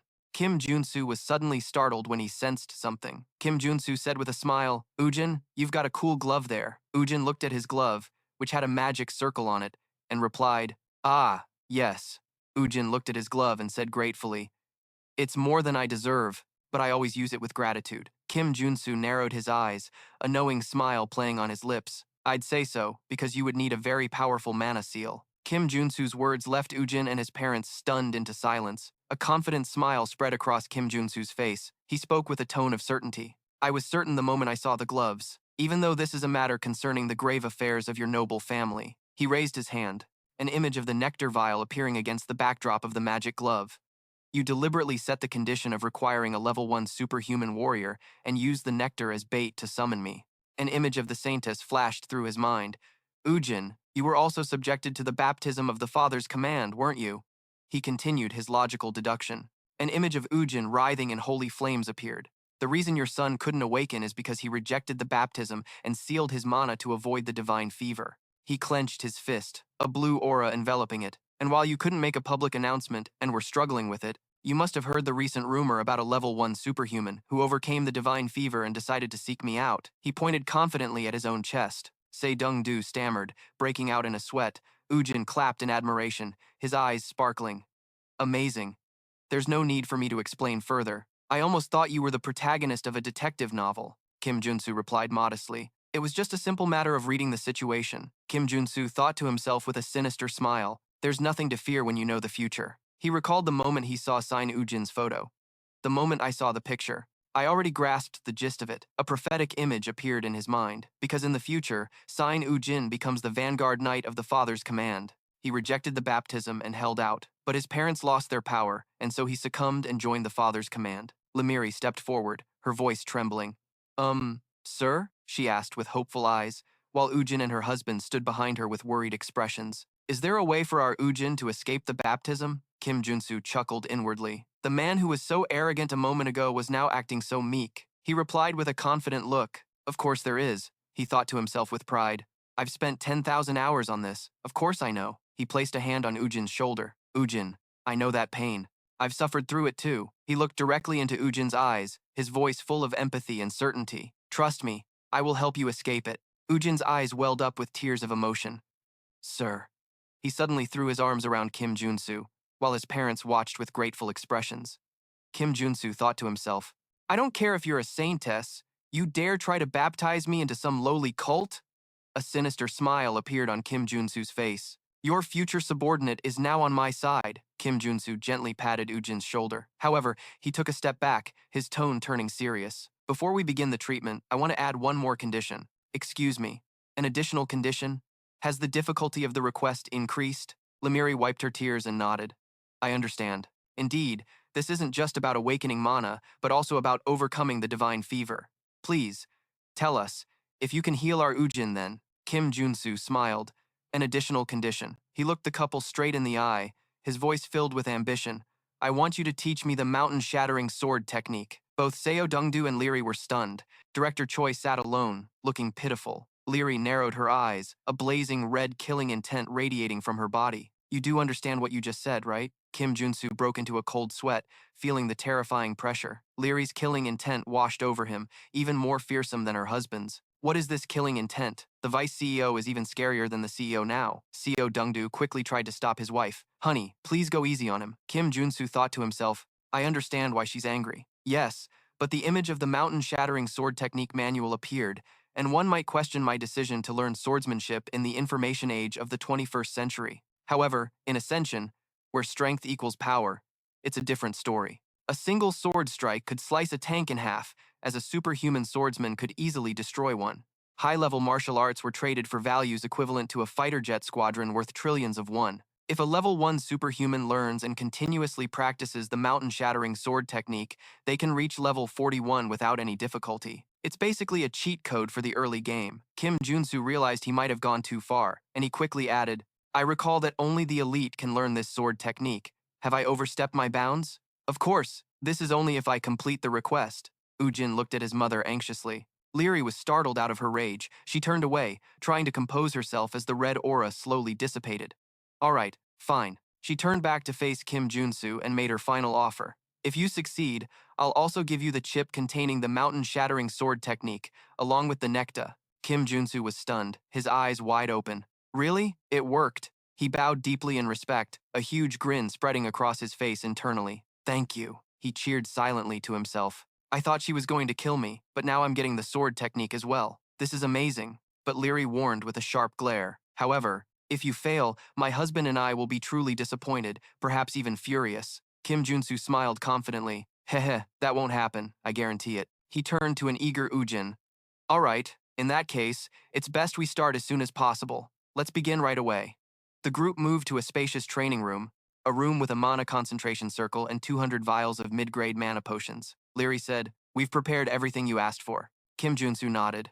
All right, this will be enough. I want to be alone with the patient during the treatment. So, if you could. Before leaving, Leary turned back to Kim Junsu. I apologize for what happened earlier. She recounted her son's heartbreaking story. Our Yujin was forced to be baptized before he could even start school.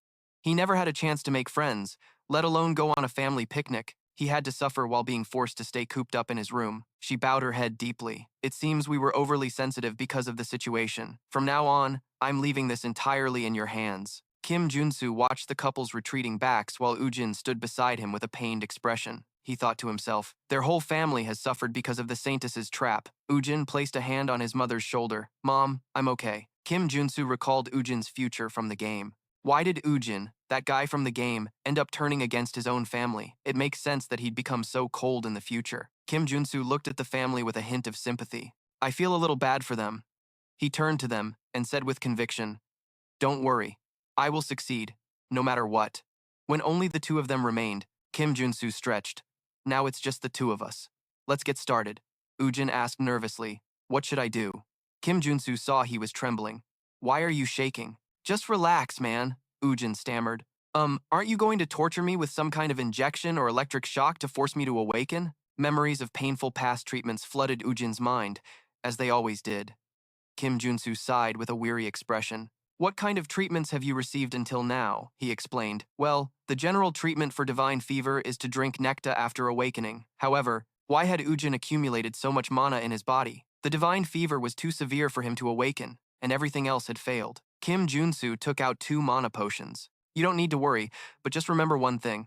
Keep everything you see during today's treatment a secret. Ujin hurriedly promised. I promise. Kim Junsu sat down in the middle of the mana circle. Alright, I'm starting. First, I have to expand the mana barrier to its absolute limit, and then the barrier will weaken. He started drinking the mana potion, and his body immediately erupted in golden flames. Gah! It's so hot! He grabbed 2 more bottles. Now's the time. Ujin watched in horror. Sir. Kim Junsu tilted his head back and chugged 2 mana potions. At the same time, he tossed the empty bottles aside. Frenzied black and gold energies poured out of his body. He gritted his teeth, enduring the horrible taste of the potion. It tastes so bad. If you guys enjoyed this, please give it a like and subscribe to the channel. Thank you, and enjoy the story. Empty mana potion bottles lay scattered on the floor, all of them drained by Kim Junsu. A system notification window appeared. Potion addiction acquired. Damage taken and mana consumption increased. But the potion's effects were abnormally enhanced. Kim Junsu, looking haggard with dark, sunken eyes, continued to drink. He thought to himself, I've acquired the potion addiction trait. Now if I focus my mana into the shield, he unleashed all of his energy, creating a massive, brilliantly colored area shield that enveloped them both. Kim Junsu narrowed his eyes, concentrating intensely on controlling the shield. The flames of the divine fever were completely pushed back from the barrier, leaving a clear space inside. Kim Junsu stood up triumphantly. Ujin exclaimed, his eyes sparkling like stars. That was truly amazing! Kim Junsu smiled confidently. It's too early to be surprised. Now he ordered, you have to take off your mana-sealing gloves. Sorry. And put your hand outside the barrier. Kim Junsu held out his hand.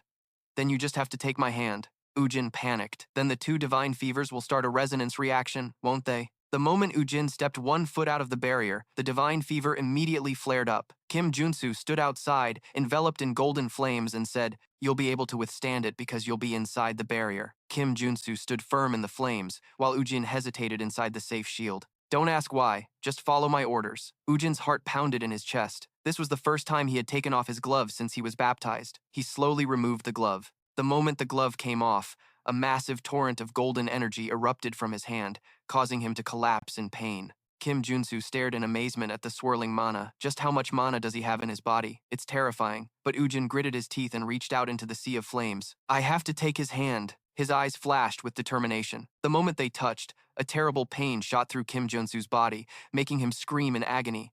It hurts like hell. This hurts even more than when the Saintess baptized me. The pain is like my bones are shattering, but I have to maintain my focus and endure this pain. Damn that Saintess and damn this divine fever. A violent explosion of energy occurred as the 2 divine fevers collided, sending them both flying. Gah! Ujin was thrown hard against the wall. He gasped for breath, struggling to get up after the impact. He quickly grabbed Ujin's wrist. A notification window appeared. Damage absorption. The user can absorb damage meant for others. Kim Junsu had successfully transferred a portion of the pain to himself. It's a success. Ujin lay on the floor, staring at his bare hand in surprise. I took off my glove, but I can withstand it. Kim Junsu was panting but grinned widely. Of course, that's why we had to go through that mess. An explanatory diagram appeared.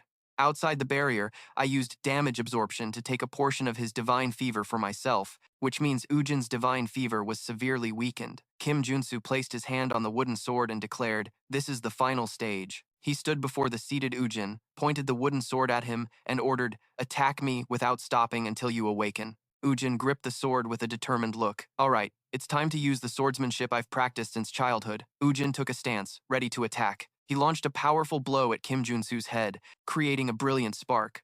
What? Kim Junsu cried out in pain as the iron gauntlet on his arm shattered into pieces. Cracks spread across the gauntlet. Kim Junsu gritted his teeth, both in pain and astonishment. A notification window appeared. You have acquired the protection trait. Ujin continued to attack relentlessly. His sword strikes were getting stronger. Kim Junsu thought to himself, even with this trait, I'll be in critical condition with just a single blow from him. Ujin swung his sword down from above with immense force. Kim Junsu was astonished, thinking this attack was coming from a guy who hadn't even awakened yet. The wooden sword shot toward Kim Junsu like a flash of lightning. What kind of monstrous swordsmanship did she teach a kid? Kim Junsu struggled to dodge Ujin's relentless attacks. I'm having a hard time just dodging his attacks. He was forced onto the defensive, sweat beading on his forehead. Suddenly, a brilliant golden aura enveloped Ujin. Another notification appeared. You have acquired the evasion trait. Kim Junsu observed the change, a knowing smile on his lips. So, he's about to awaken. Ujin's entire body was engulfed in a brilliant pillar of golden light. Kim Junsu watched the scene with a look of astonishment. What? The sword and Seo Ujin were glowing with the same color. Ujin rested his head on the sword, the two becoming one in the light. A title appeared, SSL rank Ujin, Sword Unification. Kim Junsu realized the terrifying truth. Don't tell me, that's sword unification. Reaching the stage where the sword becomes the person, it's an insanely overpowered trait for the warrior class. Ujin was now in a trance-like state, putting Kim Junsu on high alert. But that guy, Ujin, unleashed a slash of immense golden energy. Kim Junsu thought to himself, he's in a complex, trance-like state. The wave of golden energy surged forward, and Kim Junsu knew he couldn't block it. I'll die if I get hit. He gritted his teeth and activated all his defensive traits. First, I need to unleash every defensive trait I have. He focused all his blue energy and concentrated the barriers on his arms. He stood on the mana concentration circle, amplifying his power. With the help of the mana concentration circle in this room, Kim Junsu raised his arms, which were enveloped in brilliant blue energy shields, preparing to face the attack. The two streams of golden and blue energy collided, creating a massive explosion that destroyed everything around them. After the explosion, a solid mana shield emerged from the smoke. A notification appeared. Mana shield. You have acquired a trait. Kim Junsu stood behind the shield, having succeeded. I did it. He looked at his accomplishment with a triumphant expression. I combined the mana barrier and protection traits to create a mana shield. Kim Junsu collapsed from exhaustion. Whew, sword unification. Huh, that almost killed me. Suddenly, Ujin let out a pained sound, and he looked up in confusion. He saw Ujin collapse, falling to the floor, unconscious. Kim Junsu was startled. Huh? How dare he peacefully lose consciousness after nearly killing me? He approached and saw Ujin was fast asleep. Oh, he's asleep. How scary. Kim Junsu sat down beside him. I guess he went a little crazy after awakening. He contemplated the change he had caused. In the game, Seo Ujin was a powerful SSR rank character, but because he awakened as a warrior instead of a knight, he gained sword unification as a starting trait. He looked at the sleeping Ujin with a thoughtful expression. Maybe I've created a monster warrior by awakening Seo Ujin as a warrior instead of a knight. Kim Junsu hoisted the unconscious Ujin onto his shoulder. I don't know how this change will affect the future story. Kim Junsu smirked slyly while carrying Ujin on his shoulder. Well, he's a silver spoon with unparalleled power, and now he owes me a favor? Which isn't a bad thing at all. Kim Junsu and Director Choi stood in Ujin's bedroom, watching him sleep peacefully in his bed. His parents stood beside them, unable to hide their relief. Our Ujin has really overcome the divine fever. The couple bowed deeply to Kim Junsu. Thank you so much, sir. Kim Junsu and Director Choi celebrated their success. It was nothing. I told you I could do it, Kim Junsu said. Director Choi replied cheerfully. I knew you could do it. Lim gently stroked her sleeping son's hair. She looked at her son with a loving gaze and said to her husband, it's been so long since we've seen him sleep so soundly. I don't know how we can ever repay this debt. Se Dongdu turned to Kim Junsu, holding a card. Then, as promised, along with the chip containing the mountain-shattering sword art, I will also provide you with an additional success fee. Kim Junsu replied modestly, oh, no, you don't have to do that. Please, I hope you'll accept our 1 billion. Though it may be small compared to what you've done for us. Kim Junsu's face contorted in shock. 1 billion. He tried to suppress his excitement, but internally he was screaming, ha! My God, this is amazing. It would break my heart to refuse it twice, so I guess I have no choice. Later, on the way back, Director Choi said excitedly, today was such a lucky day. Sir Warrior, Kim Junsu held the sparkling vial of nectar and the memory chip. I know, they look amazing, don't they? Director Choi asked. Are you going to drink the nectar right away? Kim Junsu replied, I have to. Yes, and I plan to lay low for a while. Director Choi nodded. Understandably, you wouldn't want to attract the attention of the false father's commandment, he added warily, or those who hear about your reward. Director Choi said with a hint of regret, but it's a shame. If you refine the nectar and consume it, it would significantly enhance your mana. Kim Junsu looked at the vial of nectar. The shimmering golden liquid inside seemed to be calling to him. That's right, he thought about the wasted potential. If I could just refine the nectar and drink it, I could raise my superhuman level significantly instead of using it to cure the divine fever. The car stopped in front of a luxurious hotel. As Kim Junsu was about to get out, Director Choi said, Sir Warrior, I'll see if I can find the necessary equipment to refine the nectar, so please consider using it a little later. Kim Junsu got out of the car and smiled. Thank you. I'll think about it. As soon as he entered his hotel room, he opened the vial of nectar. He stood in the middle of the room and decided to drink it right now. He recalled his harsh experiences. I learned just how brutal Ascension can be during the Hell incident. I can't guarantee that Director Choi won't betray me. He looked at his traits. Drug addiction, mana absorption, drug dependency. A smug smile appeared on his lips. After all, I have traits that can maximize the effects of nectar. LOL. He tilted his head back and downed the potion. An intense pain spread throughout his body, feeling as if every muscle fiber was being torn apart and reassembled. He gritted his teeth, sweat pouring down as his body absorbed the power.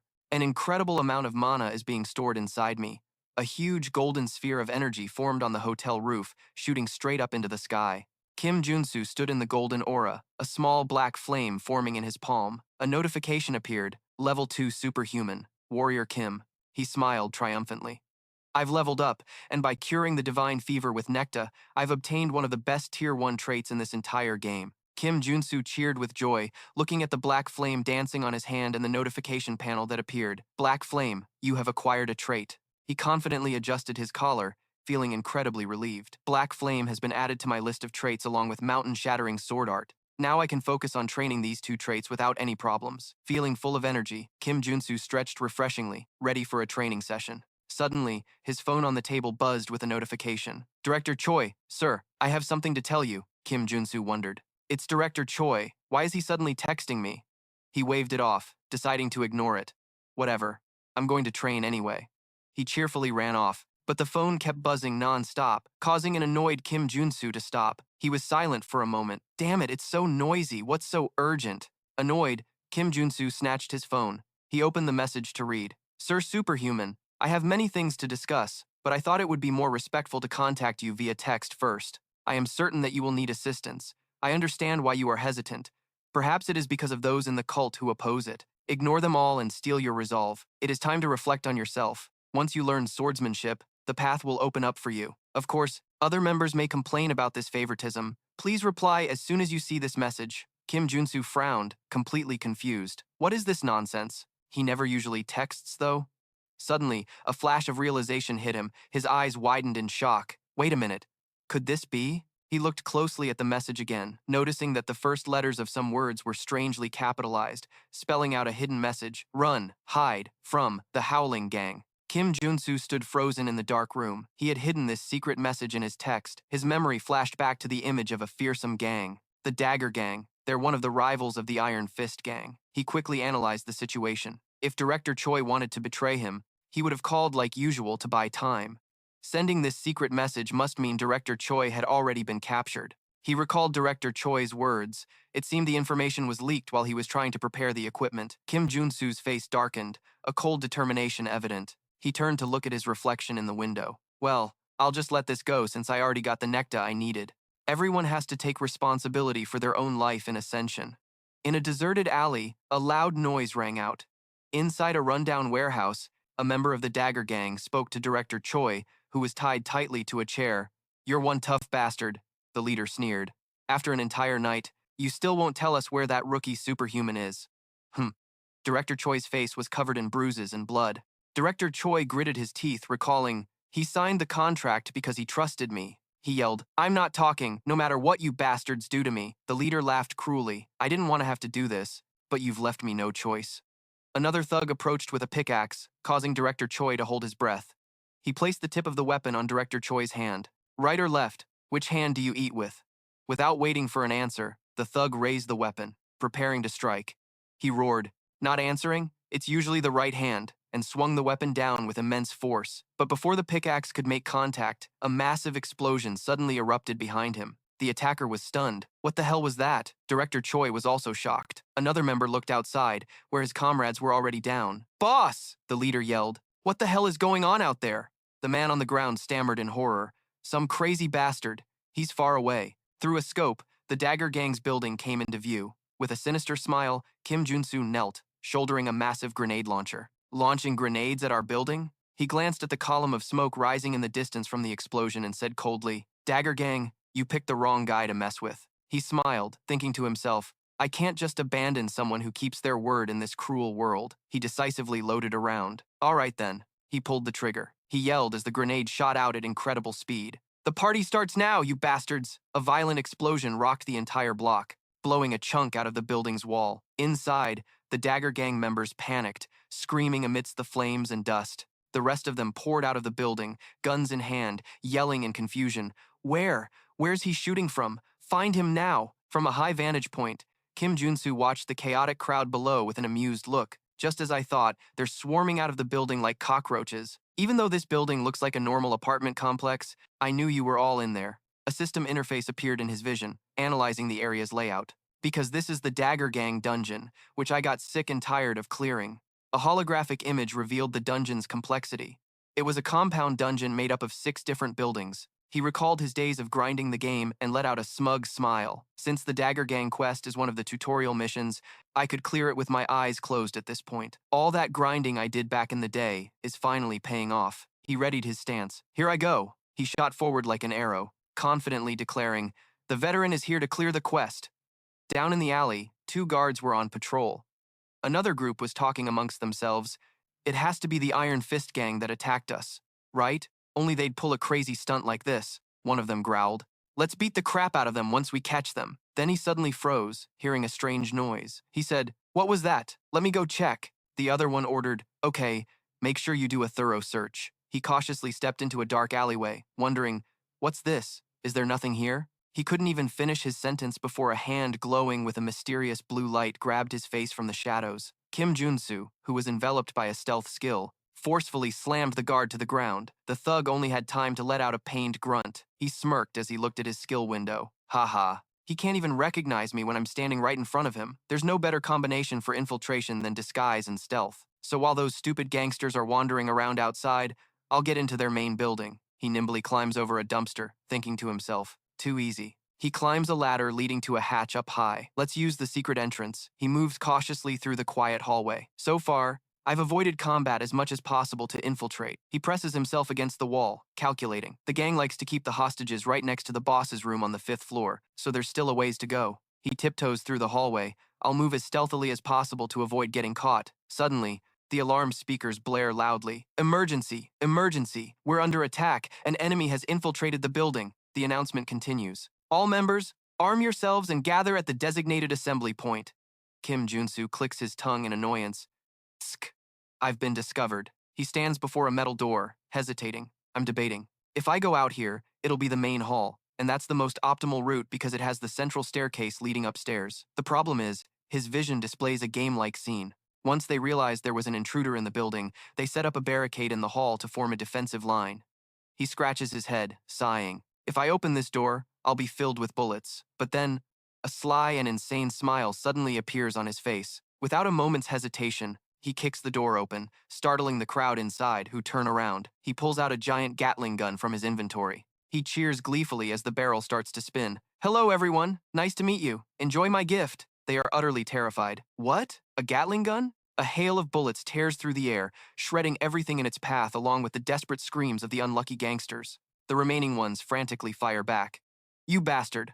Return fire. Amidst the gunfire, Kim Junsu throws a grenade at them. They all watch in horror as the object flies towards them. A terrifying explosion sends everyone flying, tearing their defensive barricade to shreds. Kim Junsu smirks, leaning against the wall as the gunfire temporarily subsides. Taking the hard way isn't my style, so this is how it is. He pulls out another cluster of grenades, his smile growing even more wicked. One won't be enough. Then take some more. He throws the entire cluster of grenades deep into the hall. Kim Junsu crosses his arms, leaning against a large metal plate, while a series of explosions rings out behind him. Glad to see you guys liked it. The smoke clears to reveal a scene of devastation. The main hall is littered with the bodies of gangsters. Kim Junsu casually walks through.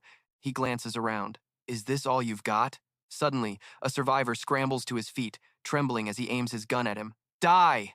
Kim Junsu immediately senses the danger. The bullet grazes past Kim Junsu's face, but he manages to react in time. A notification window pops up before his eyes as he narrowly dodges the bullet. Agility has acquired a trait. He looks at the notification with a satisfied expression. All right, I've got the agility trait I needed. This dungeon was worth it. With that taken care of, he quickly finishes off the last grunt. Tough luck. Die. He dusts off his hands. Phew. Dealt with the minions. I'll head upstairs. He walks up the dark stairs.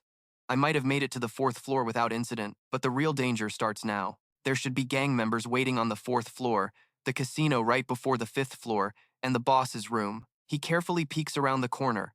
His eyes widen in surprise. The hallway is completely empty. Huh? They're not here? He pushes open the door to the casino, but no one is there either. No one in the casino either? A cold drop of sweat trickles down his temple. Something's not right. He closes his eyes. I need to focus. Another notification window appears. Focus has acquired a trait. His senses become sharper. Wait, I can hear something from above. He looks up and spots a drone flying out of a vent in the ceiling. A drone! The drone drops a strange object. It emits a blinding flash of light. Arg! Kim Junsu is stunned by the sudden light. Damn it, a flashbang. He staggers back, temporarily blinded. From the shadows, a figure lunges out with a sharp knife aimed right at Kim Junsu. Despite being stunned, Kim Junsu instinctively raises his arm and blocks the fatal blow. The attacker laughed menacingly, revealing sharp teeth and a long tongue. Heh, got you now, you little rat. A notification window appeared. Dagger Gang boss, a level 2 superhuman assassin, but Kim Junsu had already regained his sight. A blue energy shield materialized from his arm, blocking the dagger. He asked coldly, "Who did you say you caught?" The boss was stunned. His eyes widened in disbelief, unable to process what was happening. The dagger couldn't pierce through, so he quickly backed away, creating distance. The boss took a stance, ready to attack again. Kim Junsu taunted, "Aren't you the one dressed like a rat? So who's calling who a rat now?" Kim Junsu smirked, a drop of sweat rolling down his face. He thought to himself, I didn't expect the boss to appear on the 4th floor. This is dangerous. This wasn't in the game. Even so, I can still read his attack patterns. He recalled what had happened. The flashbang was a linked attack that activated once the player entered the boss room. I had to equip the agility and focus traits before the boss ambushed me. The Dagger Gang's boss is an assassin, so I have to sense where his attacks are coming from with all 5 of my senses. Back in the present, the boss growled, "Damn it, you blocked my ambush," Kim Junsu calmly replied. "Don't be so surprised." Kim Junsu drew a katana from his back, swinging the weapon decisively, his eyes filled with determination. "I'll make you regret targeting me." The boss recoiled, still in shock. "Damn it, you blocked my ambush." Kim Junsu replied, "Don't be so surprised." Kim Junsu drew a katana from his back. He growled once more, "I'll make you regret targeting me." Kim Junsu charged toward the boss, swinging his katana. He executed a powerful slash in a wide arc. The assassin easily dodged the slow attack and appeared behind Kim Junsu. He mocked, putting on a cool act for someone so slow. Kim Junsu was startled as the assassin let out a crazed scream, lunging with his dagger enveloped in a green, poisonous aura. The poisoned blade plunged straight into Kim Junsu's backpack. Kim Junsu yelled as he spun around, using his sword to parry the assassin's attack. He gritted his teeth and thought, as expected of an assassin, he's so fast. I only survived thanks to the agility and focus traits. The boss's dagger glowed again. There's poison magic imbued in that guy's dagger, so if it even touches me, I'm a goner. The longer this fight drags on, the more disadvantaged I'll be. The assassin opposite him sneered, "Oh, pretty lucky, aren't you? If you surrender now, I'll just take one of your arms and show you mercy." Kim Junsu smirked, beckoning provocatively. "Stop talking nonsense and come at me." "Ha, I can tell you're just an amateur gunman from that pathetic sword stance. Big talk for someone who can't even read the situation." "Humph," the boss burst out laughing. Kim Junsu smiled. He thought, "A gunman, he says? That's right. Since I've only been using guns so far, he must have mistaken me for an enhanced soldier." The assassin charged forward with terrifying speed. "I'm going to tear you apart and kill you as painfully as possible." Kim Junsu focused intently, readying his stance. "I only have one chance. And it's now." While he's letting his guard down, Kim Junsu shouted, swinging his sword in a powerful, slashing arc. The assassin laughed maniacally. "Too slow." Kim Junsu's expression hardened as he twisted his wrist, changing his grip on the sword. He immediately launched himself upward, swinging the sword in an unexpected trajectory. "What the? A gunman using a combo attack?" The boss yelled in astonishment as he struggled to block the descending blade. Kim Junsu's attack was so powerful that the boss lost his balance and stumbled backward. "Sorry, but once I change my build, I'm not a gunman anymore." His skill window appeared, showing he was a classic warrior equipped with the mountain-splitting sword technique. First form, he unleashed a powerful vertical slash, the blade emitting a massive wave of blue energy, crashing down on the boss. "Mountain collapse!" The boss screamed in agony, blood spewing from his mouth. Cough, cough. He collapsed to his knees, laughing weakly. Kim Junsu rested the sword on his shoulder, looking down at his defeated foe. "You let your guard down. You lose." The boss roared, his eyes filled with hatred. "You bastard, this isn't over." He gathered the last of his strength, lunged forward, and threw the poisoned dagger at Kim Junsu. Kim Junsu exclaimed in surprise, "A last-ditch effort!" The boss's final attack made Kim Junsu cough up some blood. After that blow, the boss breathed his last. The poisoned dagger was lodged deep in Kim Junsu's calf. He dropped to one knee, gritting his teeth against the pain. "No, damn it, I let my guard down at the last second." He quickly pulled the dagger out, The poison had already started to spread. The poison is already circulating through my body. I need to switch my traits. The equipped trait panel appeared, displaying defense and recovery skills, wound recovery, regeneration, vitality, mana heart, deep breathing, and mana recovery. A blue healing aura enveloped his body. He stood up, staggering against the wall. I can take it, but it hurts like hell. The sound of footsteps and shouting echoed from below.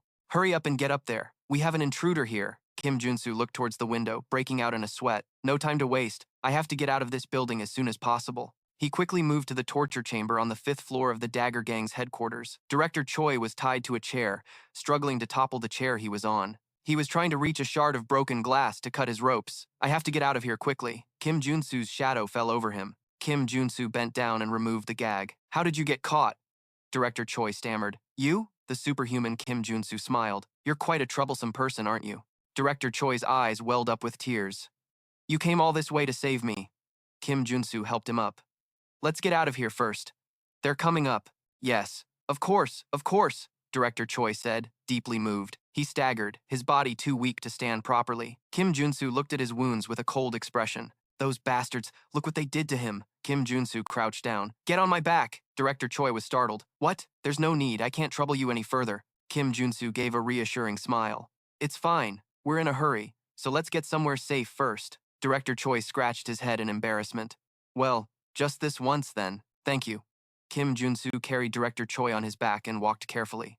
Gosh, I'm really sorry about this, Director Choi mumbled.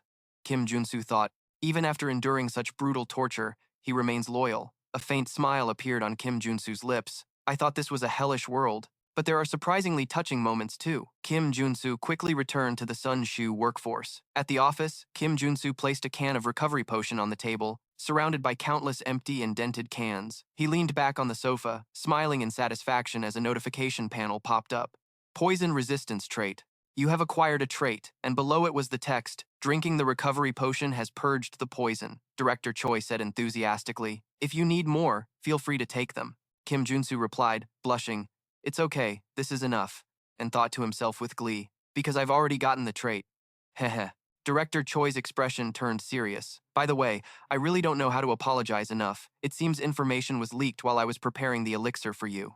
I shouldn't have trusted my staff. Kim Junsu casually picked his ear. Well, it's fine, I drank the elixir anyway. Director Choi shouted in astonishment. What? You already drank the elixir? Kim Junsu replied with a smile. I wouldn't have been able to save you otherwise. Director.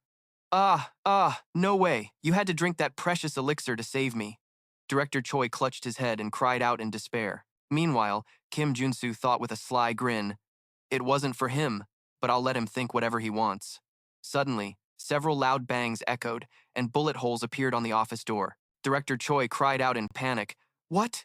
Could the Dagger Gang be here already? Master, what should we do? Director Choi asked, trembling, sweat pouring down his face. In contrast, Kim Junsu crossed his arms and said calmly, it seems we have some guests, so let's welcome them. Kim Junsu walked over and opened the door. Director Choi watched in bewilderment. Huh? Director Choi stammered. The Iron Fist Gang. Standing before them was a large man with a mechanical arm, introduced as the boss of the Iron Fist Gang, Kim Iron Fist. So, you've arrived? Kim Junsu smiled, welcoming them. I can't believe you wiped out the Dagger Gang. I knew you were no ordinary guy, Kim Iron Fist said. So why did you call me here? A sharp glint appeared in Kim Junsu's eyes. Because it's time for me to collect my reward for completing a difficult task. A flashback appears, explaining, the Iron Fist Gang and the Ice Dagger Gang are two rival gangs fighting for control of the Ascension area. In the game, the tutorial requires the player to eliminate the Ice Dagger Gang. Kim Junsu smirked sinisterly as he recalled that for eliminating the Ice Dagger Gang, the Iron Fist Gang offered a lot of rewards. Iron Fist Kim asked probingly,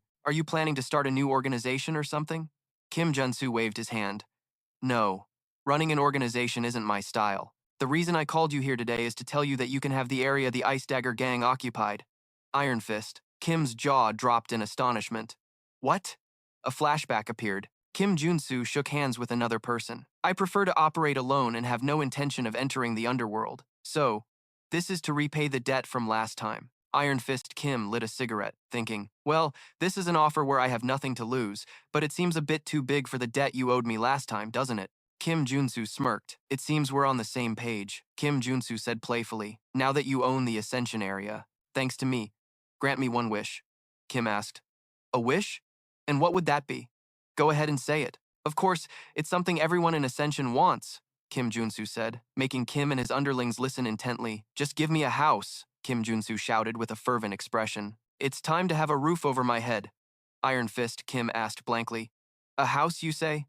Kim Junsu returned to his calm demeanor. Since I work alone in this harsh world, I've realized the need for a proper base. Kim Junsu suddenly clutched his stomach, feigning pain. Ouch, my stomach was injured fighting the Ice Dagger Gang.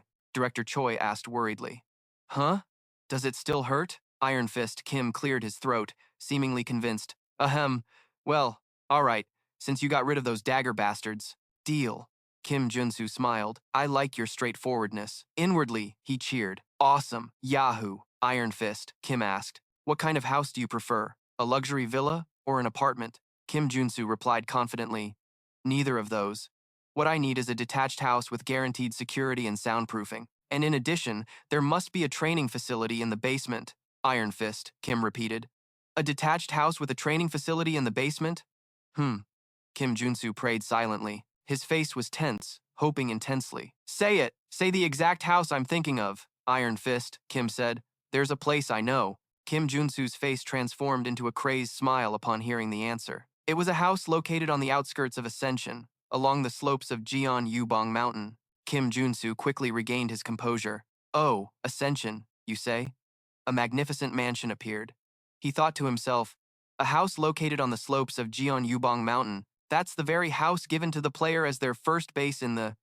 Later, Kim Junsu relaxed on a lounge chair on the balcony, wearing sunglasses. So this is what it feels like to have a proper house. He spread his arms wide, enjoying the fresh air. Love the air and...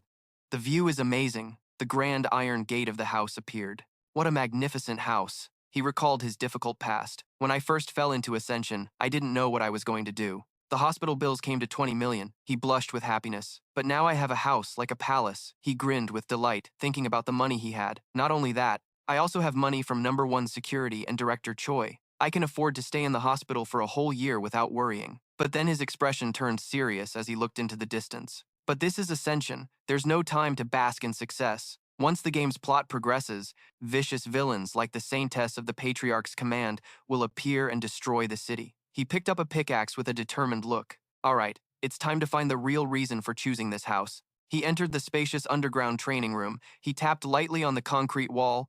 It should be around here. He raised the pickaxe high. Okay, time to get to work.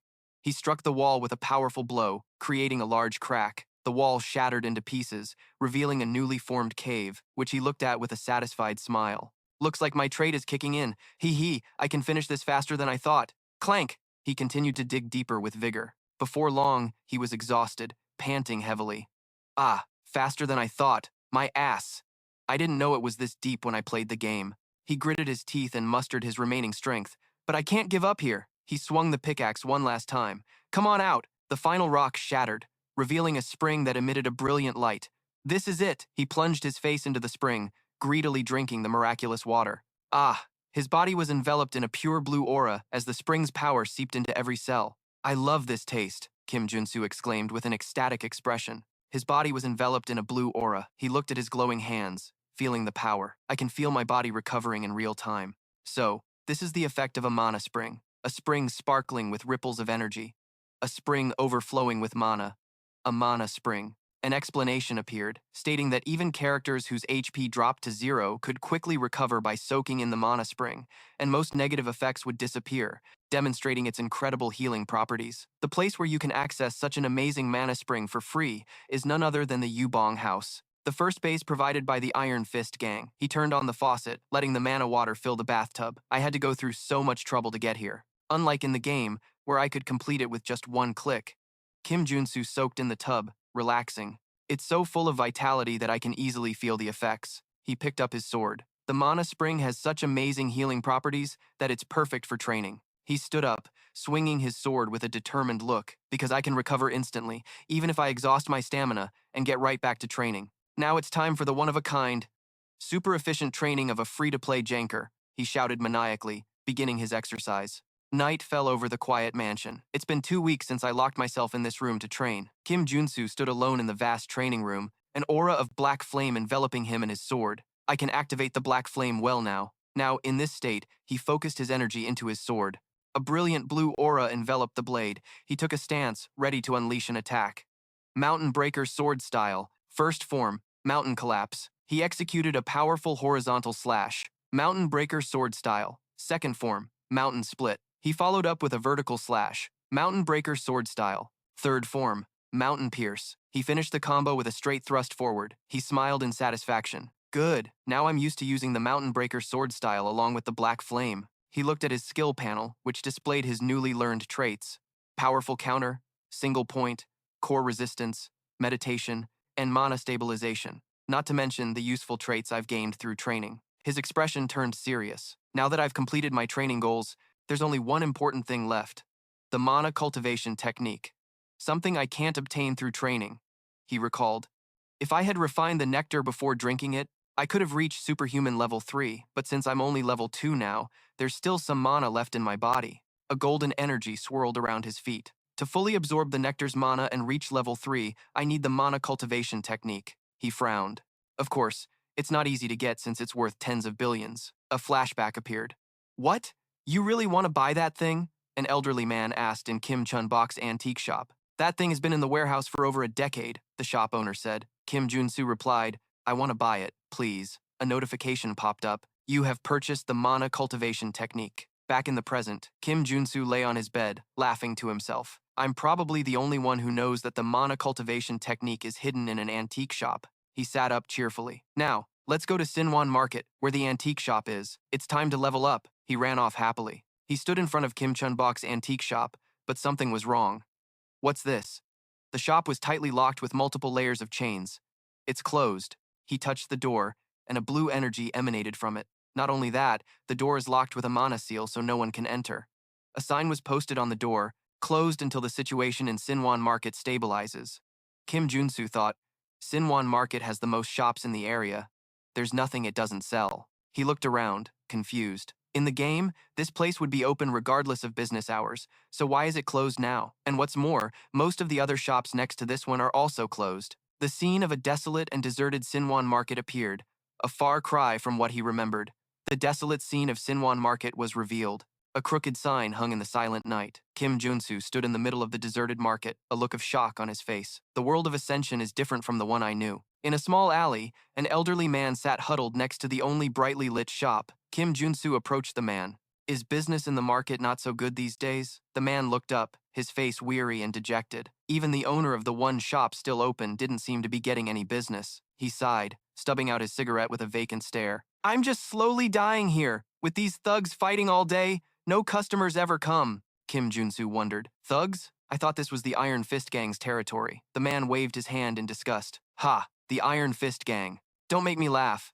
Ever since the Dagger Gang was wiped out, all sorts of gangs have been fighting every single day. The Iron Fist Gang, the Poison Gang, and even the Nudist Gang. Kim Junsu was stunned. The gangs are fighting each other.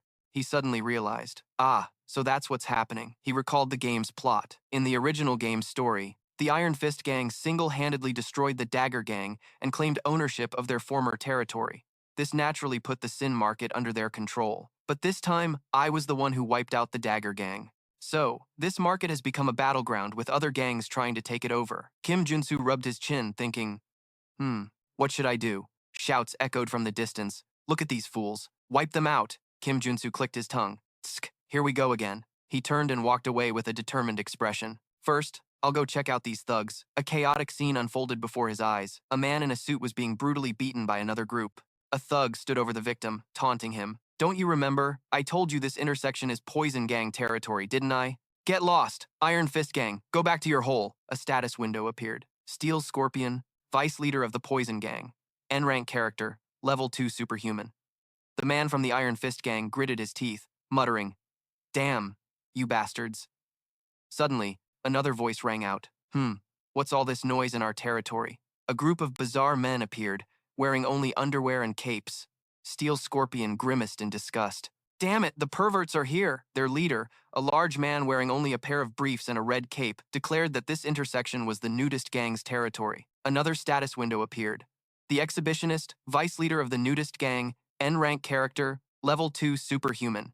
He ordered, "Stop your nonsense and get lost." But Steel Scorpion stood his ground. He asked in a threatening tone, "You insist on continuing this sacrilege?" The man from the Iron Fist gang quietly got to his feet, muttering, "Crazy bastards. I'm getting out of here." He turned and bumped right into Kim Junsu. He was shocked. "Huh? You're the superhuman who wiped out the Dagger Gang?" Kim Junsu said coldly, grabbing him by the collar. "What are you doing? Get up and do your job." The man was confused. "What? What do you mean?" Kim Junsu stood among the Iron Fist gang members and yelled, "Hey, you damn thugs! Stop messing around and get over here!" The man grew even more bewildered. "Wait, what are you doing?"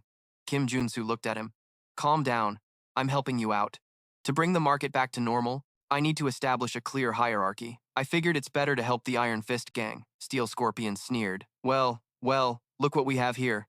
How dare you order me around?" Kim Junsu's thoughts echoed in his mind. Both of these guys are level 2 superhumans. The exhibitionist also turned, crossing his arms. Are you suggesting we fight, brothers? Who does this punk think he is?" "Haha," Kim Junsu calculated. "If I fight with everything I've got, I should be able to win. But that might cause unnecessary damage to the merchants." So, instead, he released a powerful surge of energy. His sword blazed to life, enveloped in black flames. "First, I need to show them my power right here." Both vice leaders were stunned. "Huh? What? The mountain-shattering sword style and holy fever? Could you be the superhuman who wiped out the Dagger Gang all by himself?" Kim Junsu smirked. "That's right, and this time, I'll be generous. Let me make you an offer you can't refuse. Let's not complicate things and settle this with one-on-one duels. The winner takes control of the market. What do you think? Fair terms, right?" Steel Scorpion yelled furiously. "What? Do you think we're foolish enough to fight one-on-one with a warrior?" Kim Junsu replied calmly. "Don't worry, we'll compete in the category you're most confident in."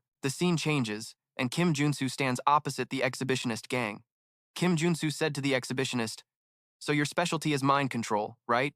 If I can resist it, I win." The exhibitionist blushed, giggling. Hey, it's an honor that a handsome man like you knows so much about us." He moved closer, trying to seduce Kim Junsu. "How about we skip this pointless competition? You can join our religion, the religion of the primordial goddess." Kim Junsu grimaced in disgust, repulsed. "Why would I join your cult? Think about it for just a second. Your religion isn't even part of the 7 major religions, or among the second-tier ones. It's truly a no-name," Kim Junsu continued to mock. "Why would I join a fake religion that's not even listed in Westphalia's registry?"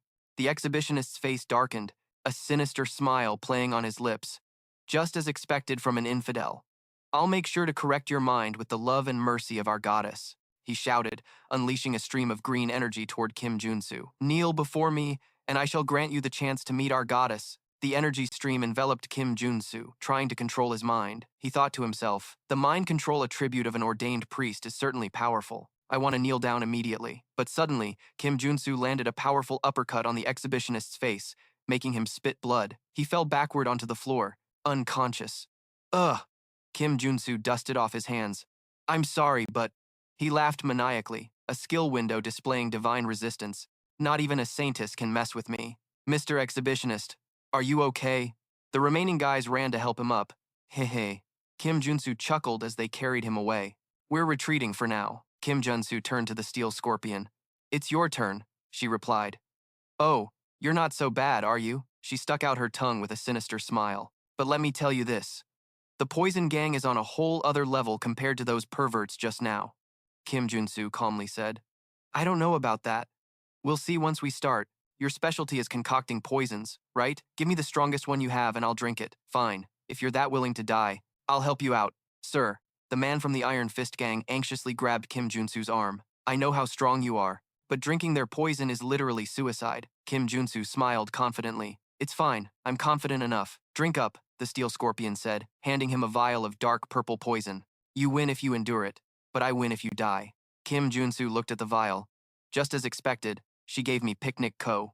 "It's the poison that causes the most pain among all their poisons." He grimaced at the foul smell. "Damn, this smells awful. Get ready to eat a fist if I don't die from this." The Steel Scorpion sneered. "Don't come begging for the antidote after you drink it," Kim Junsu said firmly. "Sorry, but that's not going to happen," and chugged the vial. Intense pain racked his body, causing him to convulse. "Ugh!" Kim Junsu collapsed to his knees. The empty poison vial rolled on the floor. Damn it. He gritted his teeth, his face turning purple from the poison, feeling like his blood was boiling. The Steel Scorpion put her hands on her hips, looking down on him condescendingly. "You're feeling it now, aren't you? If you beg for your life while barking like a dog, maybe I'll consider helping you. Kim Junsu struggled to get up. I have to focus. He activated his attributes: poison resistance, perseverance, vitality, meditation, focus, black flame. Their poison is created by mixing special drugs, so poison resistance alone isn't enough. He groaned. Ugh, I have to endure as much damage as possible with my healing attributes and somehow control the poison. He braced himself, concentrating all the poison into his left arm. The steel scorpion was stunned. He's concentrating the poison energy into his arm? A purple poison orb formed in his palm, and a notification window appeared. Drug resistance attribute. You have acquired an attribute. He breathed a sigh of relief. Done. He drew his sword. Thanks to acquiring drug resistance, I can now control the poison with my mana. Now for the final step. He used his sword to slice off the poison orb from his left hand. From his hand, a stream of poison flowed out. Ha! He concentrated the poison energy into his hand to get rid of it. Both the man from the Iron Fist gang and Steel Scorpion screamed in shock. That's impossible. Steel Scorpion gritted her teeth, not believing her eyes. Phew. That poison tasted awful. Now it's my turn. Kim Junsu suddenly appeared in front of her. She exclaimed, "Since when?" He grabbed her finger and snapped it. She screamed in agony. She collapsed to her knees on the floor, blood pouring from her mouth. "Ack!" Her underlings yelled. "Vice leader!" She growled. "Do you think you can get away with this after what you did to me?" Kim Junsu said coldly. "Stop with the loser talk and get lost." As her underlings helped her away, "You bastard, let's go. Vice leader!" She screamed as she was dragged away. "Damn it, I'll remember this." The people behind him shouted, "We won! Woohoo! Serves those bastards right." The members of the Iron Fist gang cheered. "Hooray for our warrior Kim!" Kim Junsu watched them calmly. The victory was already decided. The most important part starts now. The market merchants whispered among themselves. The Iron Fist gang won? I wonder how badly they're going to harass us. Kim Junsu turned to the man from the Iron Fist gang. "Hey, you admit that I did everything to achieve this, right?" The man bowed gratefully. "Of course, sir. Thank you so much." Kim Junsu held up a finger. "There's one thing the Iron Fist gang must remember in this market." "Ha ha. Yes, what is it? Please tell us." "The protection fee for this market will be 1/2 of what the Dagger gang used to collect." The man was stunned. "What? Then we'll have almost no revenue." Kim Junsu's face turned menacing. "Are you talking back to me right now?" He grabbed the man by the collar. "No, of course not. I think our boss will understand." The merchants cheered. "Wow, the protection fee is cut in half. He's the savior of our Sinwan market." Kim Junsu chuckled to himself. "This is why I went through all that trouble." "Aha!" The merchants surrounded him. "Thank you, sir. Thank you." Kim Junsu replied, "No, I just did what I had to do. Just remember to give me a discount from now on."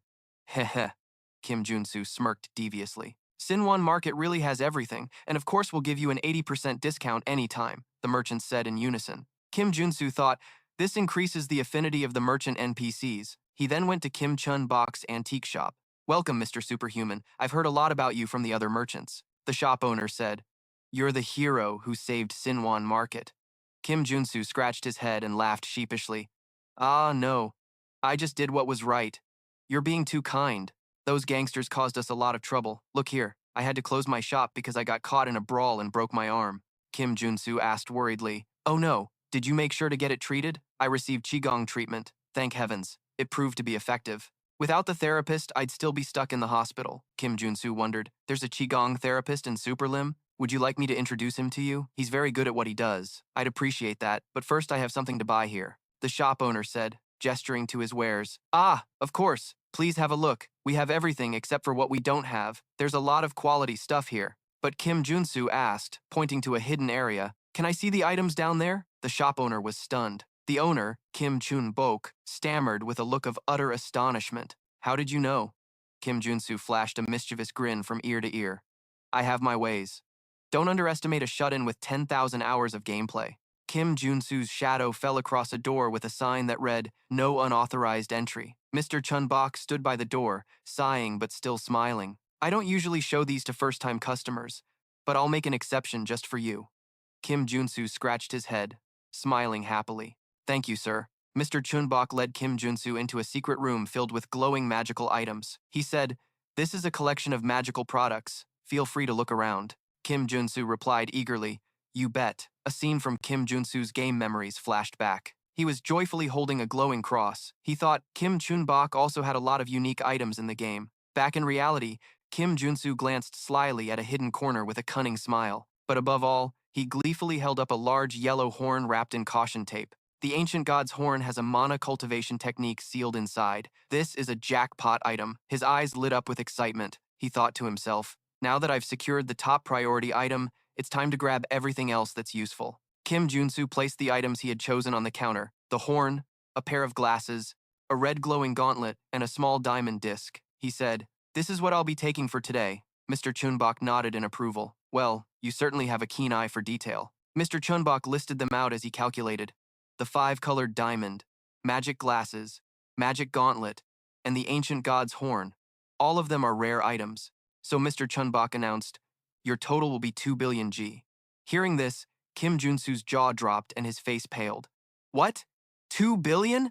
Mr. Chunbok laughed heartily. "Ha, that's the price for strangers. But since you're the guardian angel of this market, I can only charge you a reasonable price. Your total will be 500 million. Kim Junsu held a wooden box, smiling in relief. "Mr. Chunbok, you scared me," he thought to himself. Getting an 80% discount from an NPC for having high affinity is amazing. As he left the shop, Kim Junsu mused, "Now all I have to do is find a first-class superhuman who can release the holy seal on this item. And of course, I already happen to have a lead on where to find that person." He turned back with a smile and asked, "By the way, could you give me the address of that Qigong therapist you mentioned earlier?" The scene shifts to a residential area as the sun is setting. Kim Junsu stood before the door of apartment 101 and knocked. "Anyone home?" With no answer, he pressed his ear to the door to listen. "Is he out for a walk?" The door suddenly swung open, and a hand slammed against it right next to Kim Junsu's head. A gruff voice rang out. "What do you want this early in the morning?"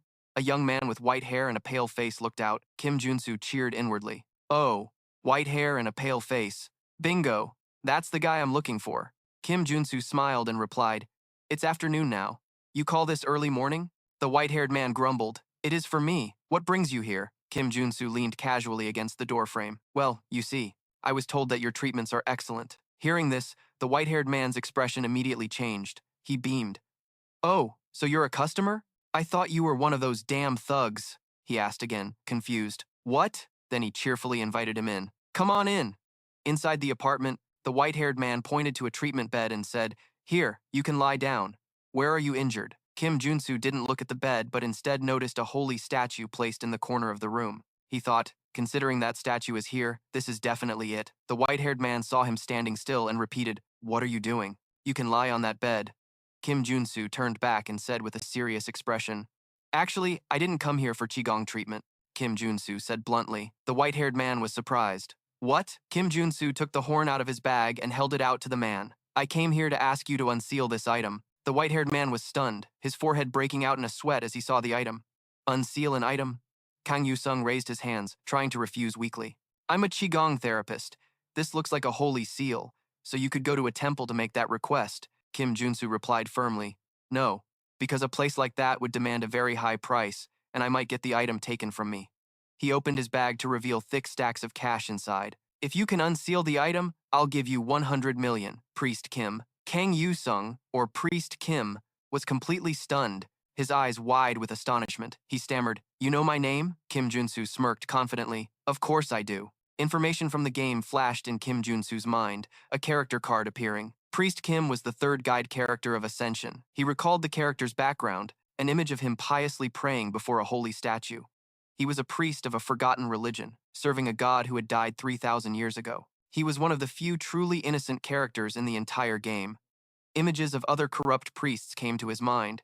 With so many rogue priests in Aaron Ascension, it was hard to find a devout one with a kind heart. A cunning smile appeared on Kim Junsu's lips, a calculating purple aura emanating from him. "In other words, I have a lot of use for this guy," Priest Kim asked, trembling. "How? How did you know I wasn't a key therapist but a priest?" Kim Junsu handed the horn to Priest Kim. "Just take it. I'll keep this a secret, so please, just do it." Priest Kim looked at the item, his expression full of worry. "But I don't think this will be an easy task." Priest Kim sighed. "Resigned to my fate, I'll give it a try." Kim Junsu chuckled to himself. Just as he expected, the guy was a kind person. The two of them sat facing each other on the floor, with the horn placed between them. Priest Kim focused his mind, and beads of sweat started to form on his forehead. He placed his hand on the horn, and a brilliant golden stream of holy energy began to flow from his palm. Ancient characters glowed and lifted off the surface of the horn as the seal began to break. Priest Kim gritted his teeth, squinting one eye from the effort. Ugh, it's working! The warning tape wrapped around the horn started to crumble under the power of the holy energy. As the final layer of the seal vanished, the wooden horn was revealed, emitting a brilliant golden aura. A notification window appeared. Item, Horn of the Ancient God. The Hirja cultivation technique can be acquired. They both stared at the result with astonished expressions. Priest Kim stammered, "It actually worked!" Kim Junsu exclaimed in admiration, "Wow!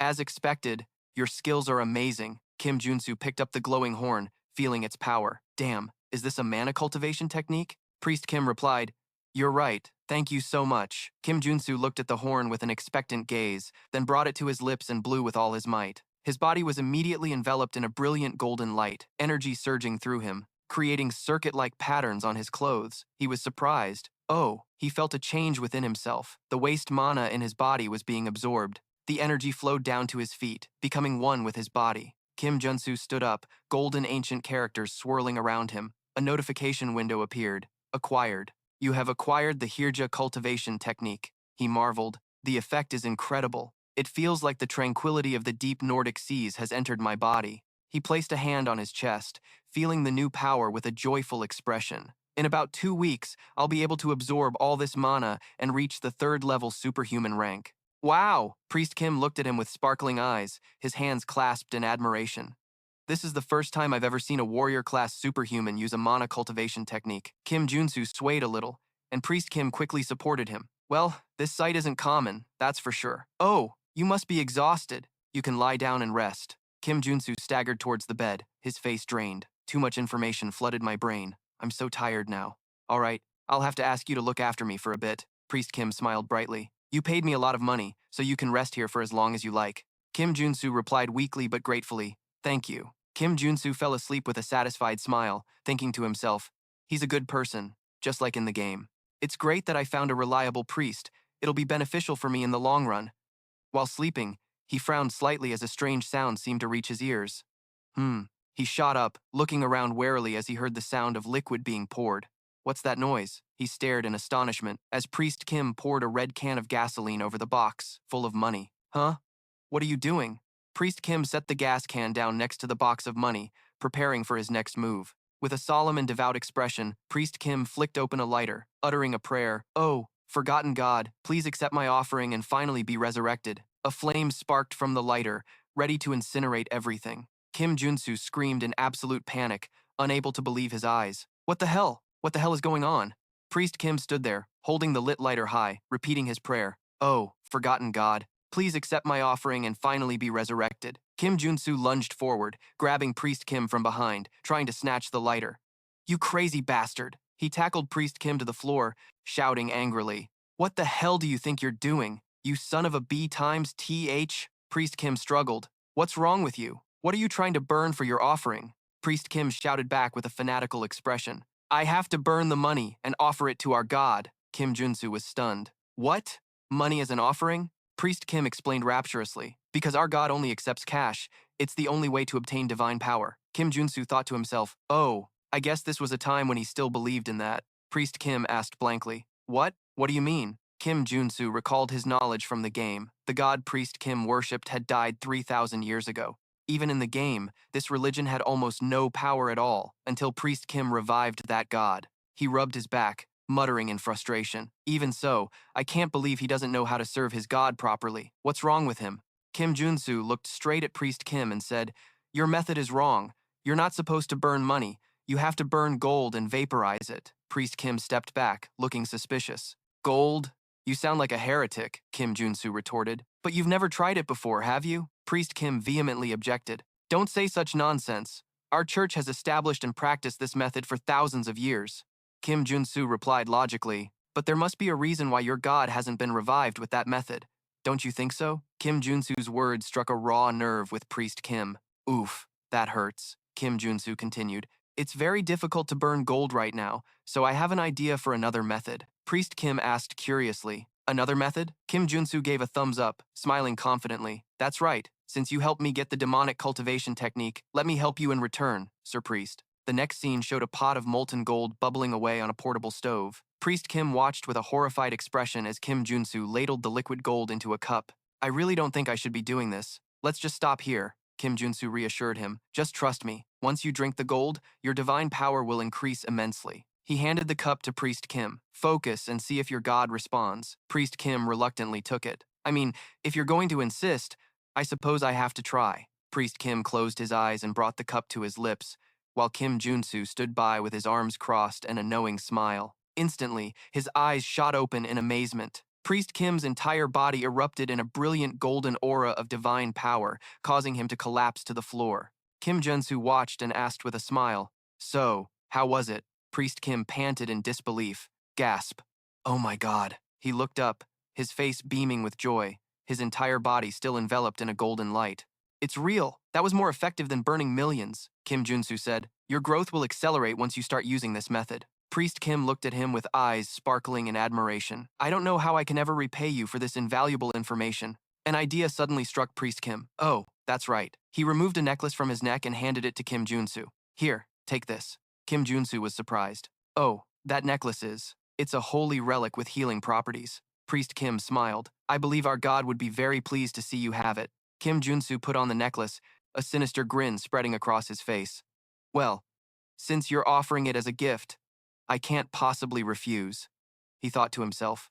This turned out to be even more profitable than I expected. Kim Junsu suddenly remembered. Come to think of it, Priest Kim's church actually offered a lot of good quests. Kim Junsu warmly grabbed Priest Kim's hands. "Sir Priest, would you mind if I joined you in praying to your god?" Priest Kim was bewildered. "What?" Kim Junsu beamed, thinking to himself, "I want to repay you too. Priest Kim, you're mine now." 1 week later, inside a luxurious mansion, in a room filled with gold bars and cooking oil, a weak voice cried out, "Oh, please, stop." Priest Kim covered his mouth, looking like he was about to vomit.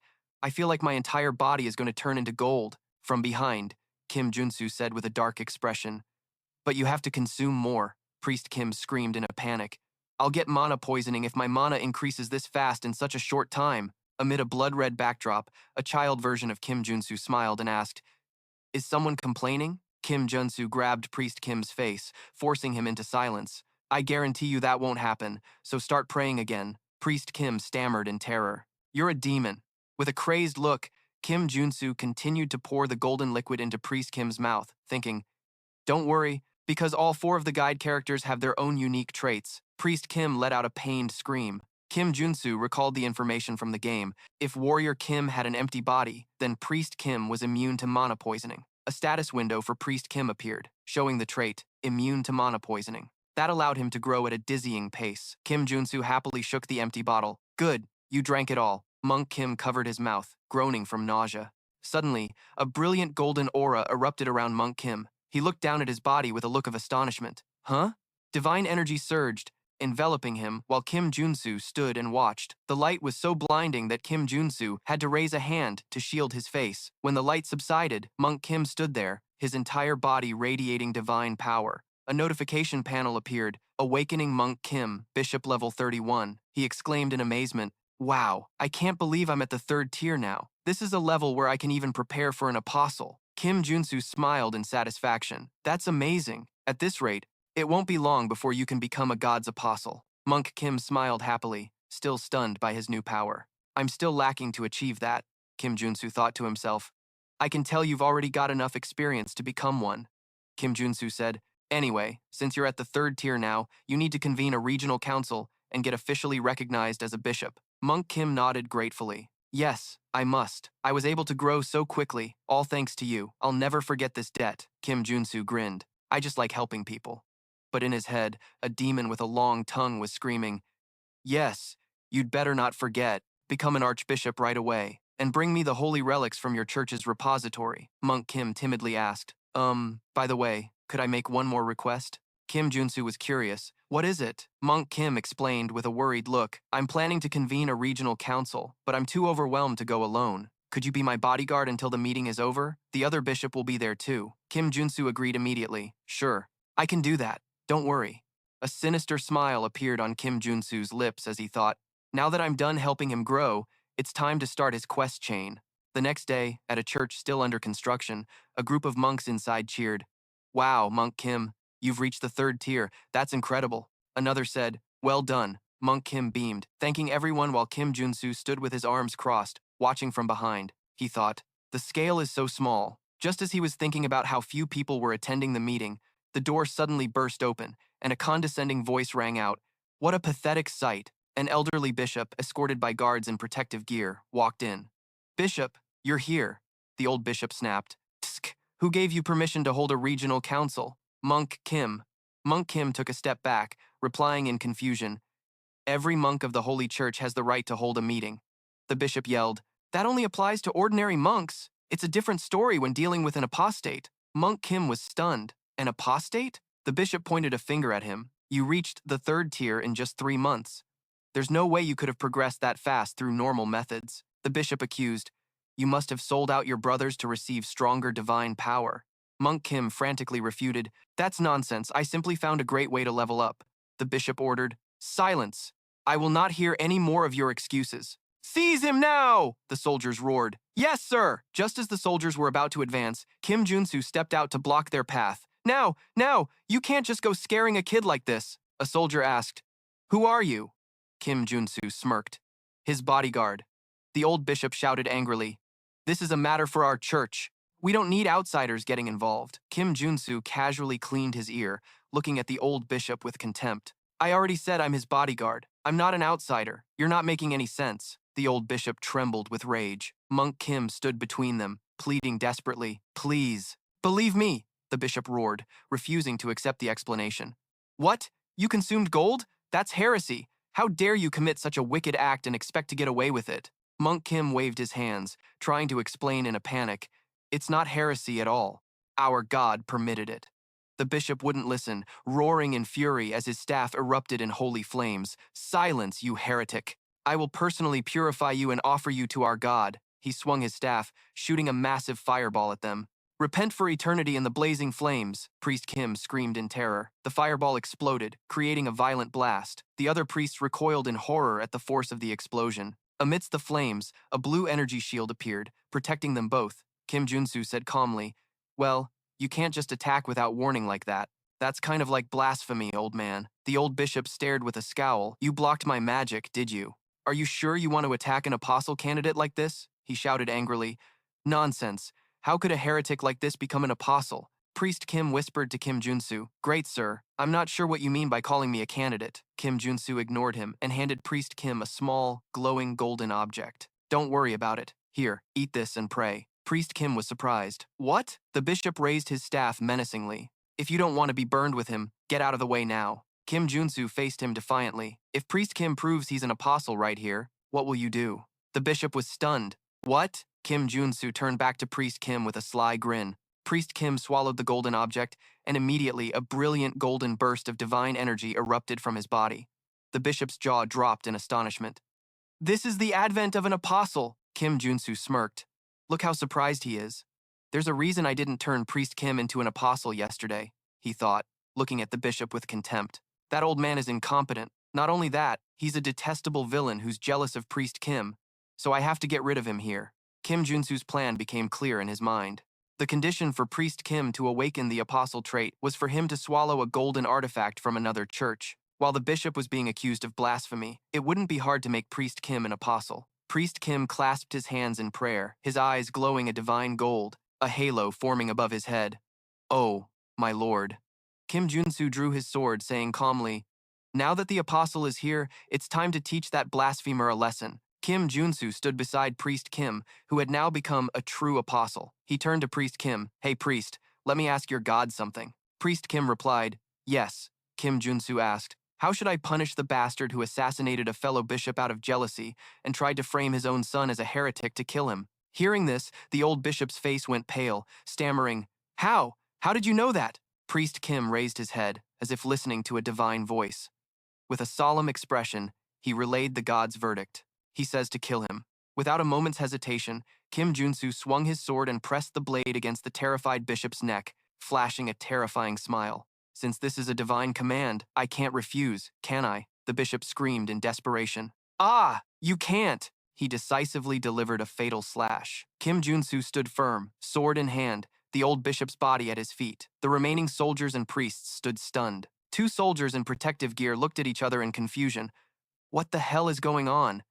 The other young priests were horrified, one covering his mouth with his hand, while another stared wide-eyed. Kim Junsu flashed a savage grin, slinging his sword over his shoulder. I killed the villain before he could cause any more trouble, Priest Kim stammered. But that was still our bishop. Kim Junsu turned to Apostle Kim, who was floating with a holy halo. You don't need to pity him, he deserved it. What does your God say to do next? Apostle Kim clasped his hands in prayer, relaying the divine message. He says to go to the Levon region, where the church first began, and offer him gold there. Kim Junsu playfully pointed at the still dazed Apostle Kim. See, I told you gold was the right choice. Go there and expand your influence. Apostle Kim thought to himself, I can't believe this is real. Kim Junsu gave a greedy smile, thinking, this way you can repay me for what I've done for you. Apostle Kim said sincerely, all right, Sir Warrior, I don't know how I can ever repay you. A thought flashed through Apostle Kim's mind. Oh, before you go, I should get you a gift from our repository. Kim Junsu grinned, his eyes crinkling with joy. Oh, you don't have to do that, he thought, while cheering internally. Yes, that's exactly what I want. Night fell upon the city, the sky sparkling with stars. Kim Junsu sat in his new mansion before a golden divine statue and a holy sword also made of pure gold. This reward makes helping that priest feel so worth it. He gave me some precious items. He hugged the holy sword with a look of pure bliss. Finally, my first high-grade holy sword. It's worth over 1 billion and then some. The divine statue radiated a warm glow. It was a divine statue that granted a sanctuary around its location. An image of the mansion appeared, enveloped in a yellow, hexagonal energy dome. The sanctuary is a skill that turns a designated area into a safe zone at the owner's will. If an enemy intrudes, it creates an expulsion or suppression effect. Kim Junsu swung his sword, and a streak of blue light flashed. He practiced his swordsmanship fervently inside the sanctuary. In other words, I won't have to worry about being ambushed while training anymore. With a wide, sharp-toothed grin, he raised the holy sword high. Time to have some fun with my training. The scene shifts to a luxurious bathroom with a glowing bathtub. Kim Junsu suddenly burst out of the water, screaming. He sat in the tub, looking exhausted and coughing violently. Maybe I overdid the training a little. Cough! Even the mana spring isn't healing me properly. A determined and slightly crazed smile formed on his lips, but even so, he sat up straight, a purple orb of dark flames forming in his palm. I've had plenty of time to practice the Hwaga cultivation technique and the mountain-breaking swordsmanship. I can feel my mana and skill proficiency have increased a lot. He reached for his phone, which was sitting beside the tub. Time to test the results of all this hard work. He made a call, saying cheerfully, I'm doing great, Director. A voice came from the other end of the line. Hello, Mr. Superhuman. It's been a while. How have you been? Kim Junsu thought, I need to get moving and warm up a bit. With a fanged grin, he asked, do you have any requests I can help with? The director replied in a weary voice, well, we're currently dealing with a rather troublesome matter. Do you remember the first junkyard? An image of a terrifying monster flashed through Kim Junsu's mind. Of course I remember. How could I forget? That was the first place I learned just how terrifying Ascension could be. Director Choi explained. As the scene showed the dark junkyard, an entire cleanup crew went in and ended up getting torn to pieces. That means there must be at least 5 mutants in there now. Kim Junsu wondered. Huh? Shouldn't you have contacted the Workers' Association by then? Director Choi sighed. Well, government officials made a secret request, saying they didn't want to make this a big deal. Kim Junsu frowned. Well, at least a few. Some of them will be fired once this gets out. What's the reward for completion? The director replied in a dejected tone. I suppose the reward is a bit stingy. 100 million for a level 1 mutant and 300 million for a level 3. Instead, they offered an artifact, a cursed rifle with a curse effect. Kim Junsu was curious. A cursed rifle. What kind of nasty effect does it have? An image of a red-haired priestess appeared. It was also related to him. It was a rifle used by the old priest's church. Kim Junsu realized this was a request he couldn't refuse. He laughed maniacally. The rifle used by the old priest's church would place a black flame debuff on its user, but I've already overcome it. He got up from the bath, wrapping a towel around his waist. All right, I'll head there right now. A large stadium was shrouded in a dark, blackish-purple miasma. Kim Junsu landed in the heavily contaminated area. He pinched his nose at the stench, holding the new rifle. It's only been a few days since it was cleaned, and it's already this contaminated. Why does something feel really off? Yeah, he narrowed his eyes, activating his perception and focus skills. I can't even see straight. I have to prepare for an ambush. A shadow shot past him at terrifying speed. Kim Junsu spun around warily, rifle at the ready amidst the hazy purple mist. He stood in the middle of the contaminated zone, listening carefully. Damn it, the monster noises are coming from multiple directions. I can't tell where they are. Around him, the dark energy swirled violently, obscuring his vision. His eyes narrowed as he sensed a deadly danger. Damn it. It's coming from behind. A mutant with bat-like wings, bloodshot red eyes, and sharp fangs dove down from above. Kim Junsu spun around, raised his rifle, and unleashed a volley of bullets, shouting, "Die, you bastard." The bullets lodged in the monster's body, splattering blue blood, but they didn't seem to inflict a fatal wound. The bullets bounced harmlessly off the monster's wings. Kim Junsu was stunned. Wait, its wings are bulletproof? The monster roared, gathering a purple energy orb in its mouth, preparing to counterattack. It fired a powerful energy beam towards Kim Junsu. He hastily dove to the side to evade. Ugh! He barely managed to dodge, gritting his teeth and thinking, damn it, if I hadn't switched to the evasion trait, I would have been torn to shreds. Kim Junsu knelt, looking up at the hovering monster. A bulletproof, flying enemy, huh? It'll be disadvantageous for me if the fight drags on. In that case, he decided to end it. The monster flew down to the ground, facing him head-on. Kim Junsu focused intently. I have to end this fight. He aimed the rifle precisely from a low angle for a perfect shot. A click echoed as he pulled the trigger, a single bullet flying straight into the monster's head. As the monster fell, its wings slammed into Kim Junsu. Ugh. The monster lay dead on the ground, blue blood oozing from the wound on its head. A system notification panel appeared. Aiming trait. You have acquired a new trait. Kim Junsu sat beside the monster's corpse, looking at the system screen with a triumphant smile. I won. Not to mention I just learned a high-tier shooting trait. He suddenly froze as he heard other sounds approaching. He stood up, his expression tensing. Damn it, the mutants are flocking here because of all the noise I made. I can't face them all at once. A sly and mischievous smile suddenly appeared on his face. Wait, actually, maybe I can use the stealth skill. His body became a blue, shadowy blur.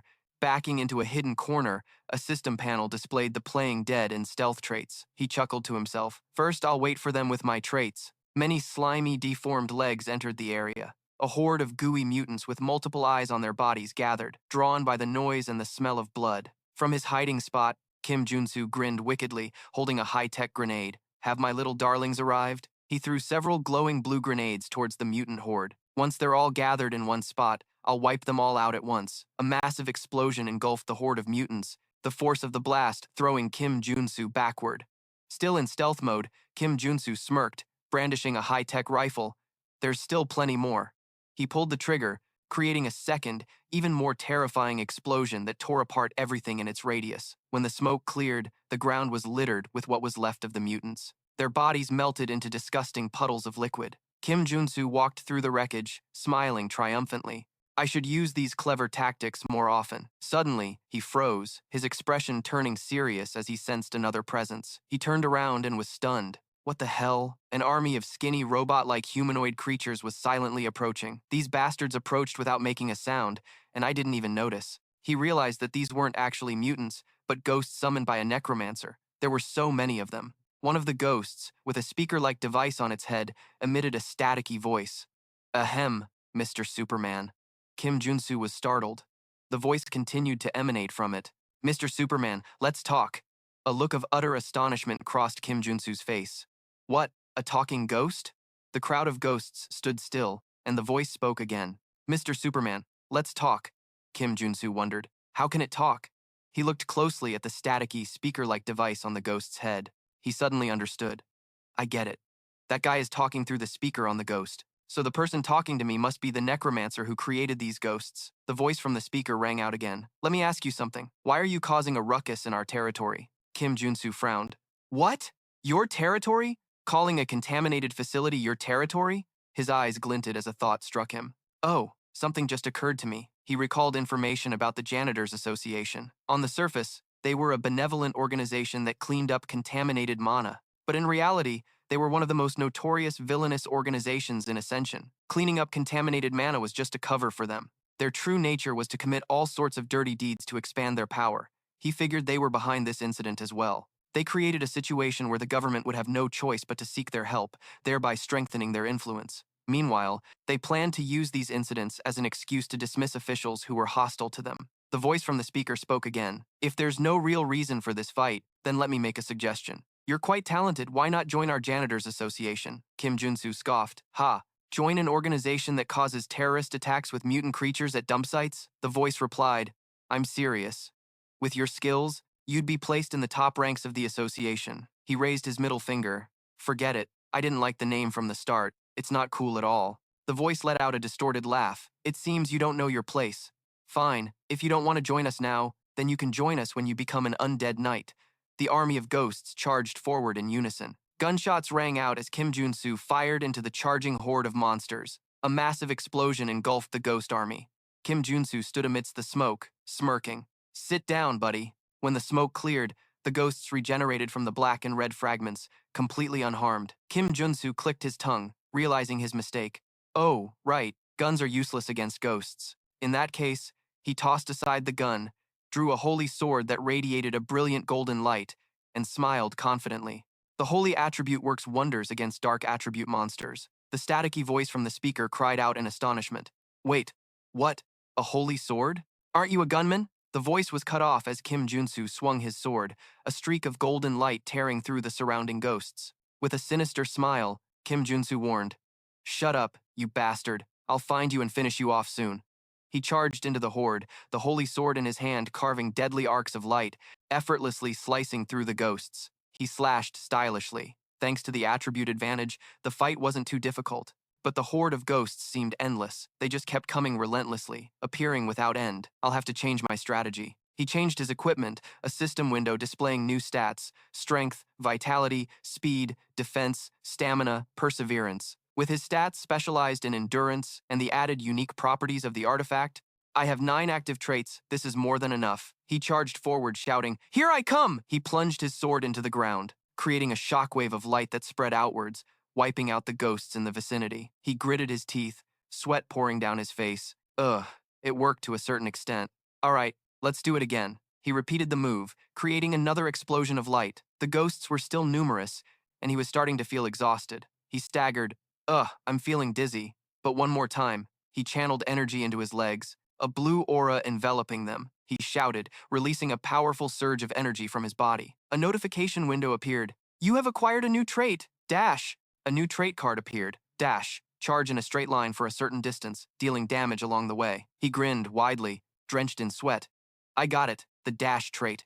He immediately used the new skill, rocketing through the army of ghosts like a blue arrow, leaving a trail of destruction in his wake. He prepared for another skill, and this is a linked trait. He leaped into the air, and another notification window appeared. You have acquired. Jump. A new trait card materialized. You have acquired the new trait. Jump. He looked at his trait panel with dash and jump. Breaking out of this encirclement will be a piece of cake. And as for these small fry, his legs were once again enveloped in blue energy. He dashed forward at breakneck speed, his sword in hand slicing through the ghosts in his path. I can cut right through them. He panted heavily after annihilating a large number of ghosts. He stood in the middle of a battlefield littered with the remnants of ghosts. That's most of the ghosts cleared out, but the problem is I'm exhausted. The raspy voice echoed again from a remaining ghost head on the ground. Well, how astonishing. I didn't expect you to be a crusader. Now I want you even more. Kim Junsu smirked. Show yourself if you're so confident. The voice replied, What kind of foolish mage would fight a warrior in a direct duel? Here, take this gift. A massive burly ghost holding a shield appeared before Kim Junsu. Its status window read Level 4, Corpse Bearer, Karen's undead servant. Kim Junsu gritted his teeth. Damn it, I still haven't recovered properly. The monster charged, swinging a powerful mace towards Kim Junsu. At the same time, a dark dart flew from out of nowhere, embedding itself in his back. He was knocked back, blood trickling from the corner of his mouth. What? A combination attack! The necromancer's voice rang out, full of smugness. I see your movements are quite good. You'll be really useful when you become an undead knight. Ha ha ha. Kim Junsu stood his ground in the middle of the battlefield, his sword at the ready. This reminds me of a certain rule. When fighting against a necromancer, you can't fight his servants, he yelled, charging towards the giant undead monster. The monster raised its shield to block his attack, but Kim Junsu skillfully slid past the monster. Sike. He snapped his head around, searching for his real target. Where did he go? He spotted a faint glint on a high walkway. Ah, there he is. The necromancer's silhouette appeared, firing dark arrows at him. Now I can go straight for him. Kim Junsu used his dash skill, turning into a blue streak that shot forward at terrifying speed. He soared through the air, heading straight for the necromancer. Kim Junsu yelled, You damn cowardly brat! Kim Junsu landed in front of him, roaring with anger. I'll deal with you myself, the necromancer sneered. I see you know how to use your brain a little. Humph. Kim Junsu recognized him, just as I thought. I know his face. Karen, an L-rank necromancer. He's one of the directors of the Cleaners Guild and the final boss of this junkyard stage. A status window appeared. Karen, L-rank necromancer superhuman, level 3. Karen spread his arms, laughing maniacally, but things won't go as you planned. Shadowy tentacles shot out from his body, binding Kim Junsu tightly. He struggled in vain. Karen sneered.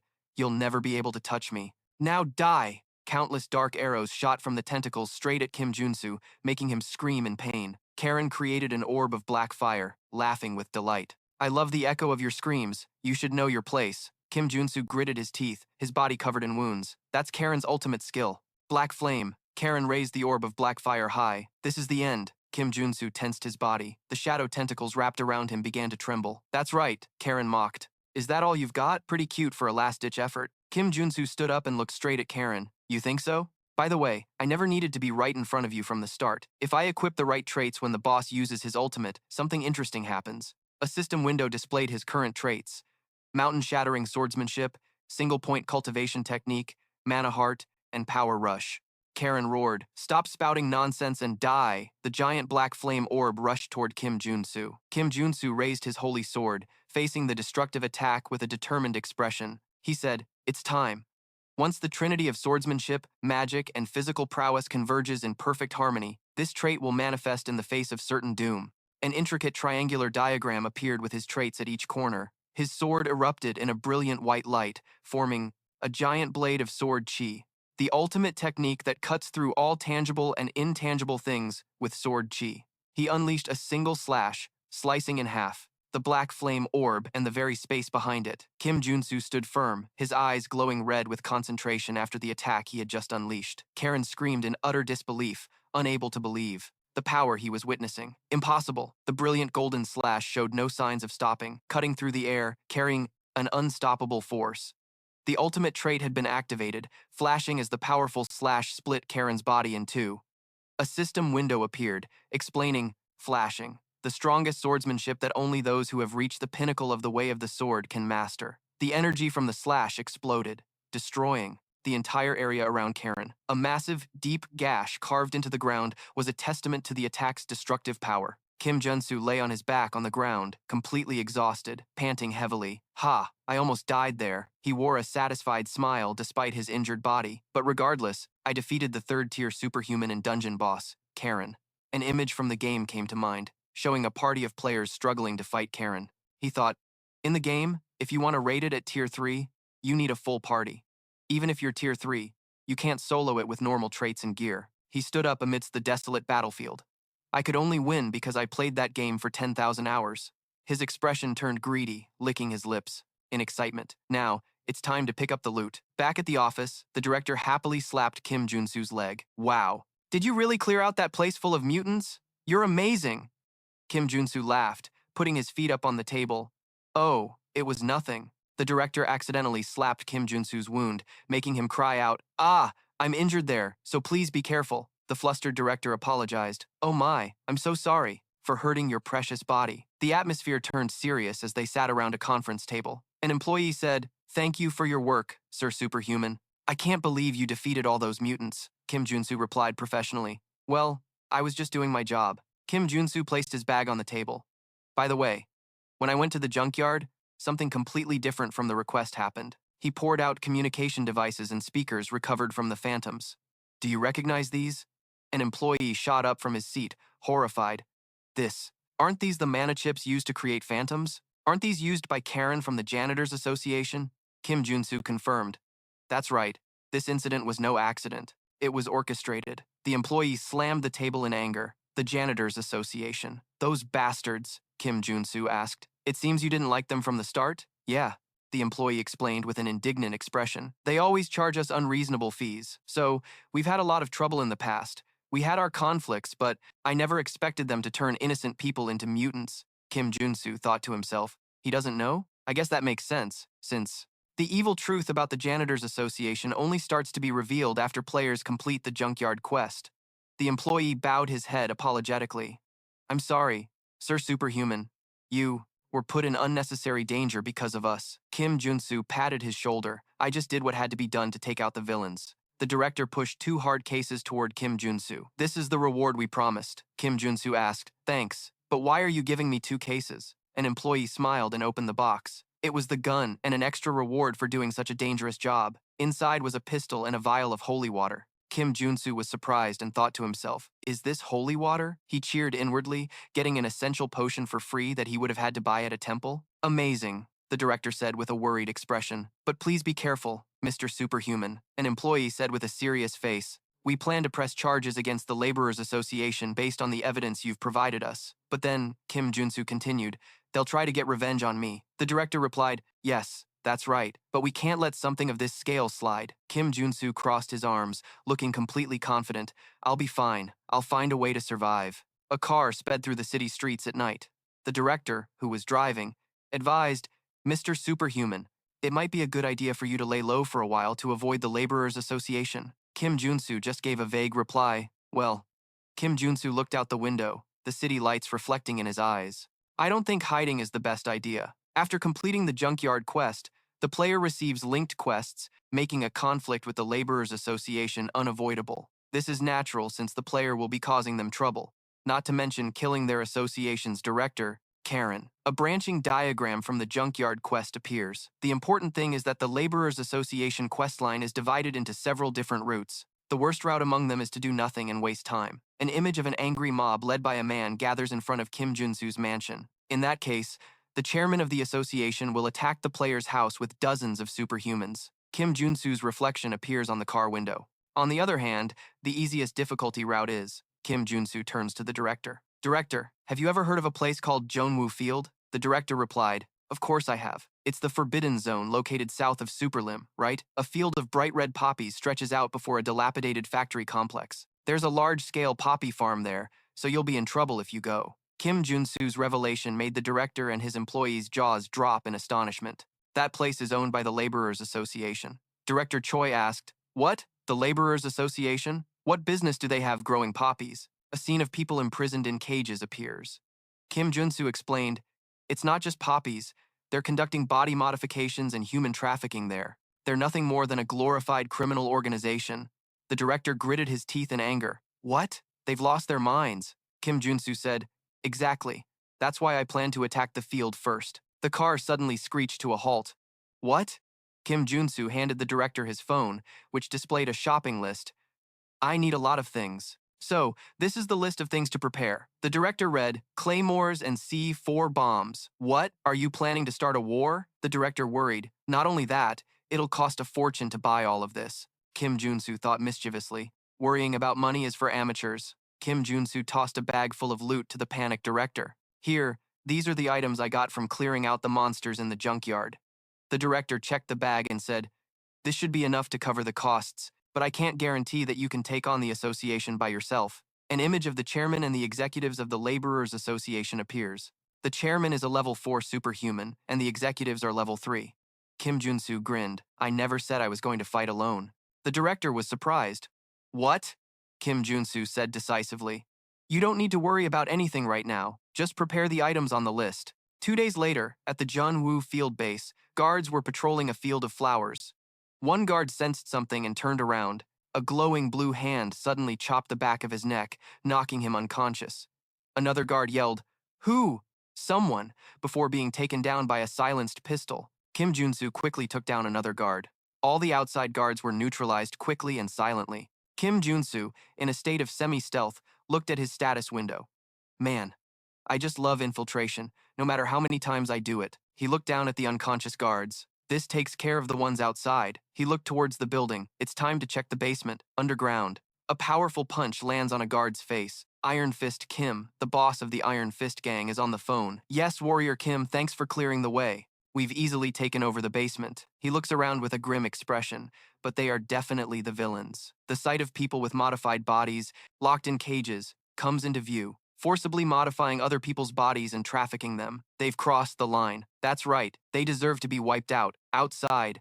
Kim Junsu is on the phone. Have you checked the place out? Iron Fist. Kim stands in the middle of a high-tech lab. Yes, this is truly a proper body modification workshop. Kim Junsu says, you can have it once we're done. It'll help you strengthen your men.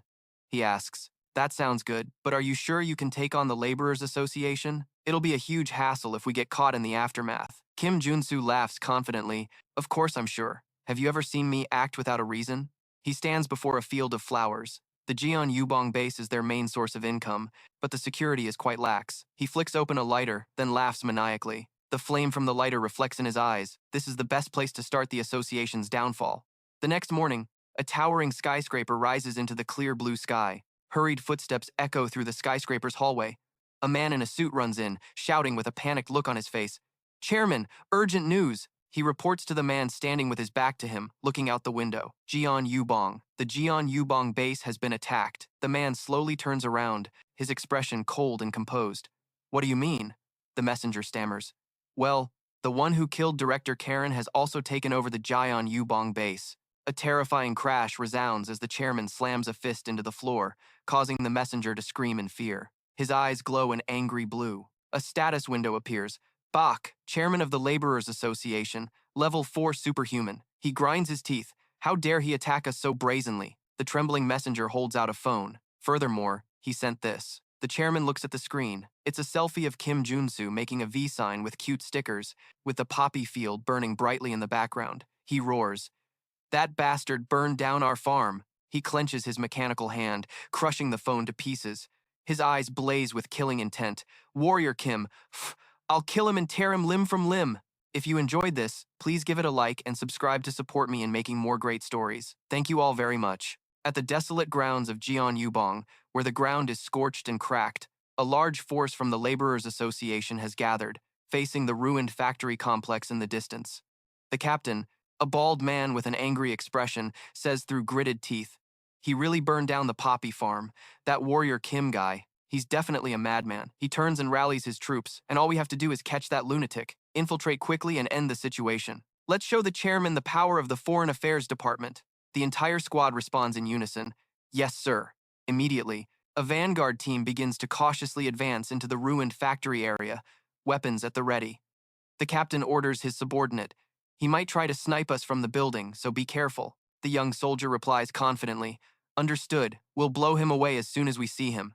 Suddenly, that soldier screams, his eyes wide with terror. Wait, there's a gun in that window. A sniper rifle barrel is pointing directly at them from a dark window. The captain reacts instantly, raising his gun and opening fire. Good, well done. The volley of bullets strikes the sniper rifle directly, destroying it and shattering the window glass. The captain flashes a smug smile. My prediction was correct. His subordinate exclaims in admiration, Heh, that was amazing, Captain. But their joy is short-lived. The ground beneath their feet suddenly glows with strange patterns. A panicked soldier exclaims, What is that? Instantly, a massive explosion erupts from the ground, launching the soldiers into the air amidst blood-curdling screams. Both the captain and his subordinate are sent flying by the blast.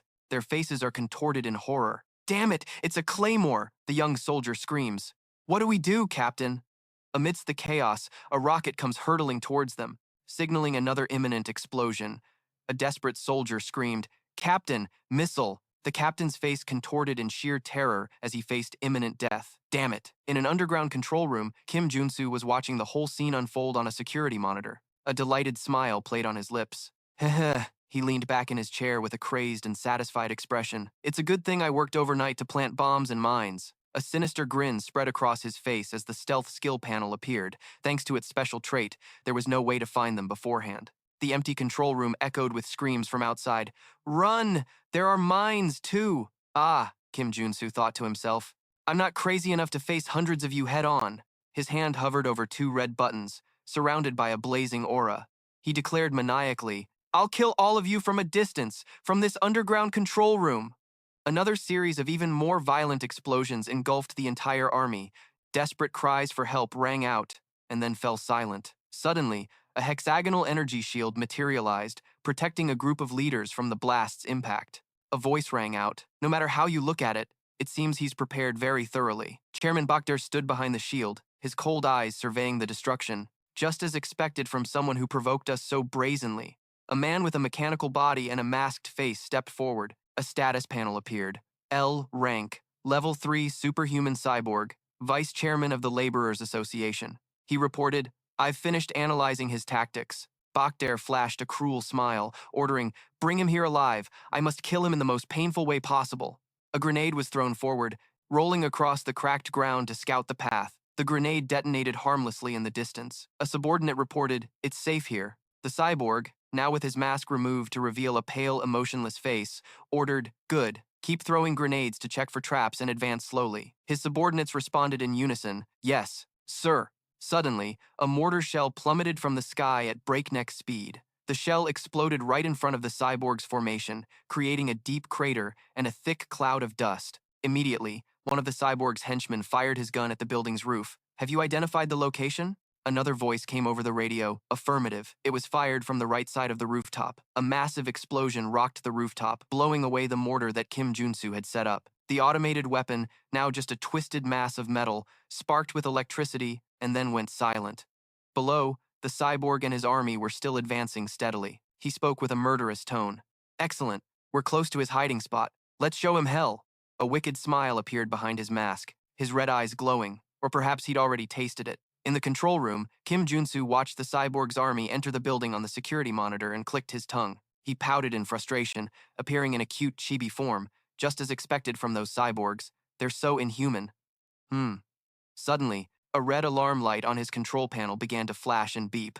He was surprised. Huh? Kim Junsu got up from his chair, a sinister smile playing on his lips as he looked at the warning light. "They got here faster than I thought. The rookie assassin mission really lives up to its vicious reputation." A bang echoed as the lock on the steel door of the control room was shot to pieces, the handle fell off, and the door swung open on its own. Two seductive yet deadly female figures appeared. The purple-haired woman, VIP, spoke first. "Why are you hiding underground like a rat?" The blue-haired woman, Ebony, added in an inviting tone, "Come out and play with us." An information panel appeared. Ebony and VIP, G rank, level 3 superhumans, executive directors of the Laborers Association. They both stepped inside but found only an empty room. VIP asked in surprise, "Huh? Wait, did he know we were coming?" A voice spoke from right behind them. "Of course." Two skill cards, Stealth and Feign Death, materialized in the air. A faint blue silhouette of Kim Junsu appeared right behind the two astonished female assassins. He confirmed, "I knew." In his mind, the enemy's tactics were crystal clear. The Laborers Association's plan was to cause a commotion on the front lines, as if engaging in a war of attrition, while the assassin executives attacked from the rear. Kim Junsu, with a smug smile and a small device in hand, thought to himself, "Of course I know all your tactics." He threw the grenade on the floor, right between the two women. "Take this," VIP exclaimed in surprise. "Huh?"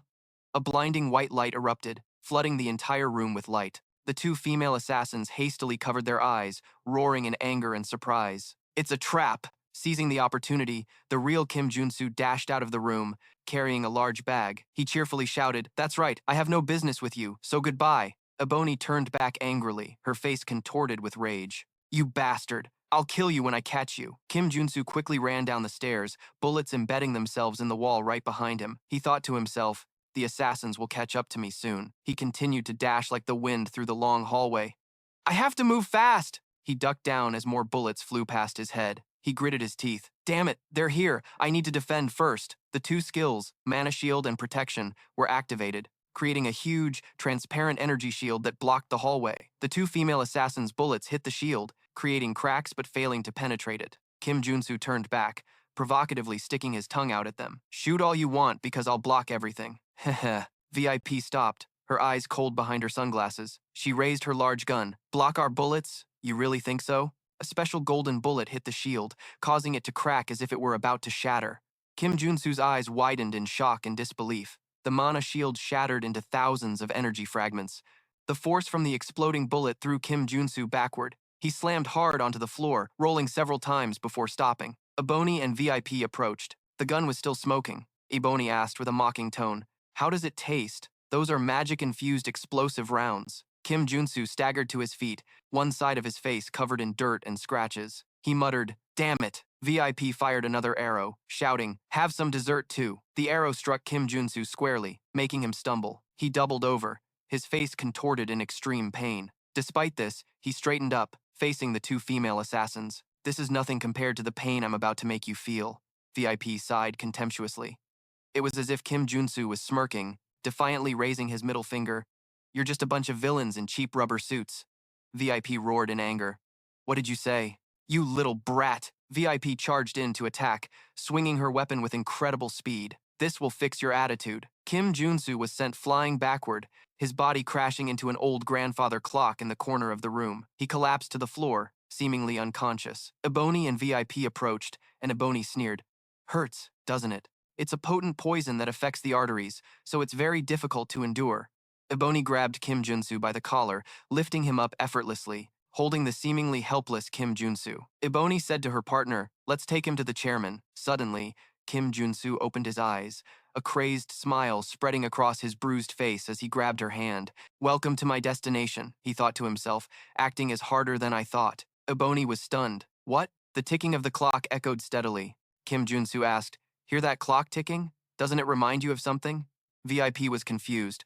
What the hell are you talking about? Kim Junsu's smile grew more savage. It's almost like a giant time bomb, isn't it? He suddenly pushed Ebony away, activated his dash skill, and took off. All right, stay here and rot. The two female assassins were stunned. Kim Junsu calculated to himself, Ebony and VIP are both as strong as Karen. I can't guarantee a win in a head-on fight against them. In Kim Junsu's mind, his plan became clear. I removed all my stats to put on an act, luring them close to the clock while their guard was down. The grandfather clock began to emit a blinding white light from within.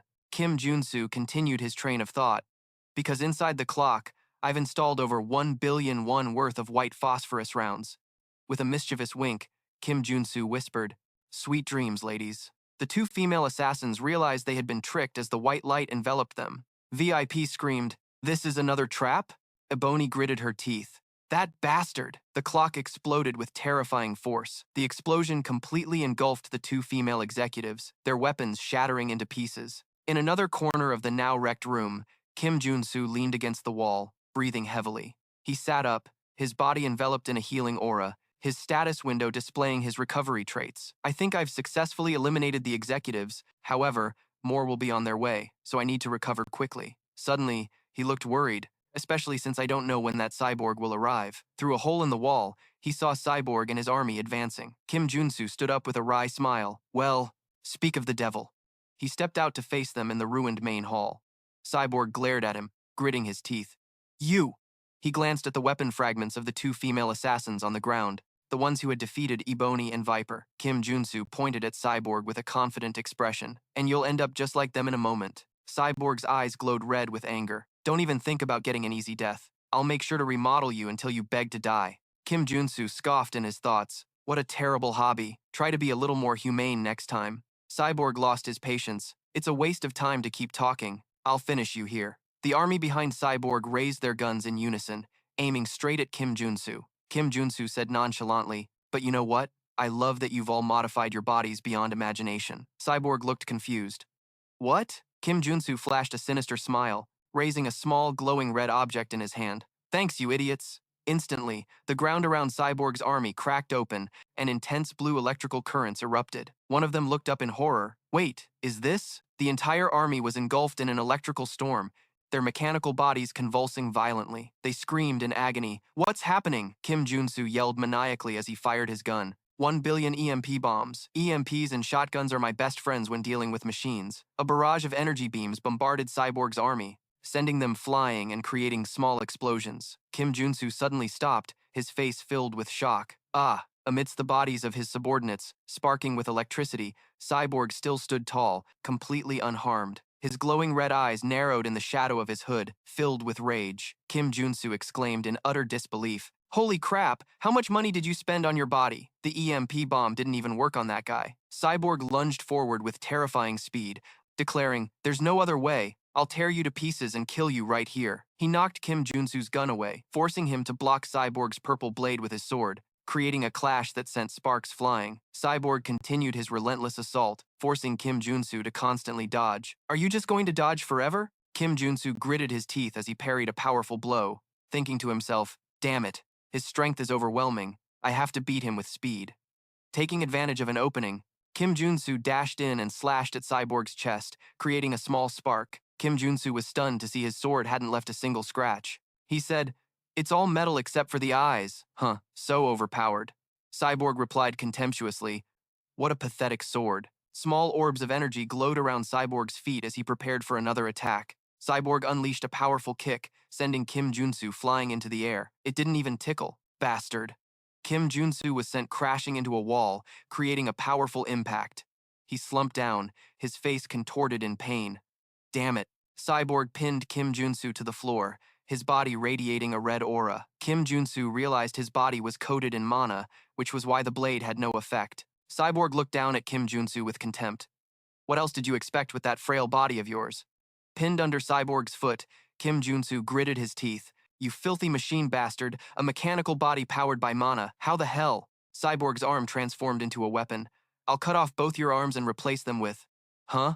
Cyborg's red eyes flashed with a vicious killing intent. Lying on the ground, Kim Junsu pulled out a small pistol and aimed it at Cyborg. What's with that cute little pistol? Cyborg asked. Kim Junsu smirked. Looking at your disgusting body gave me an idea. Cyborg roared in anger. Do you still not realize that ordinary bullets can't hurt me? Kim Junsu replied with a confident smile. But this isn't just an ordinary bullet. He pulled the trigger, and a bullet flew out, enveloped in strange black flames. The black flame bullet lodged into Cyborg, who looked down at the wound in confusion. The black flame erupted violently, spreading across Cyborg's body and causing him to scream in excruciating pain. Kim Junsu stood up and explained as the black flame incinerated his enemy. Your mechanical body runs on mana, and black flame burns mana. In other words, once the black flame latches onto your body, there's no way to extinguish it. With a maniacal smile, Kim Junsu taunted, You should have stopped your modifications at a certain point.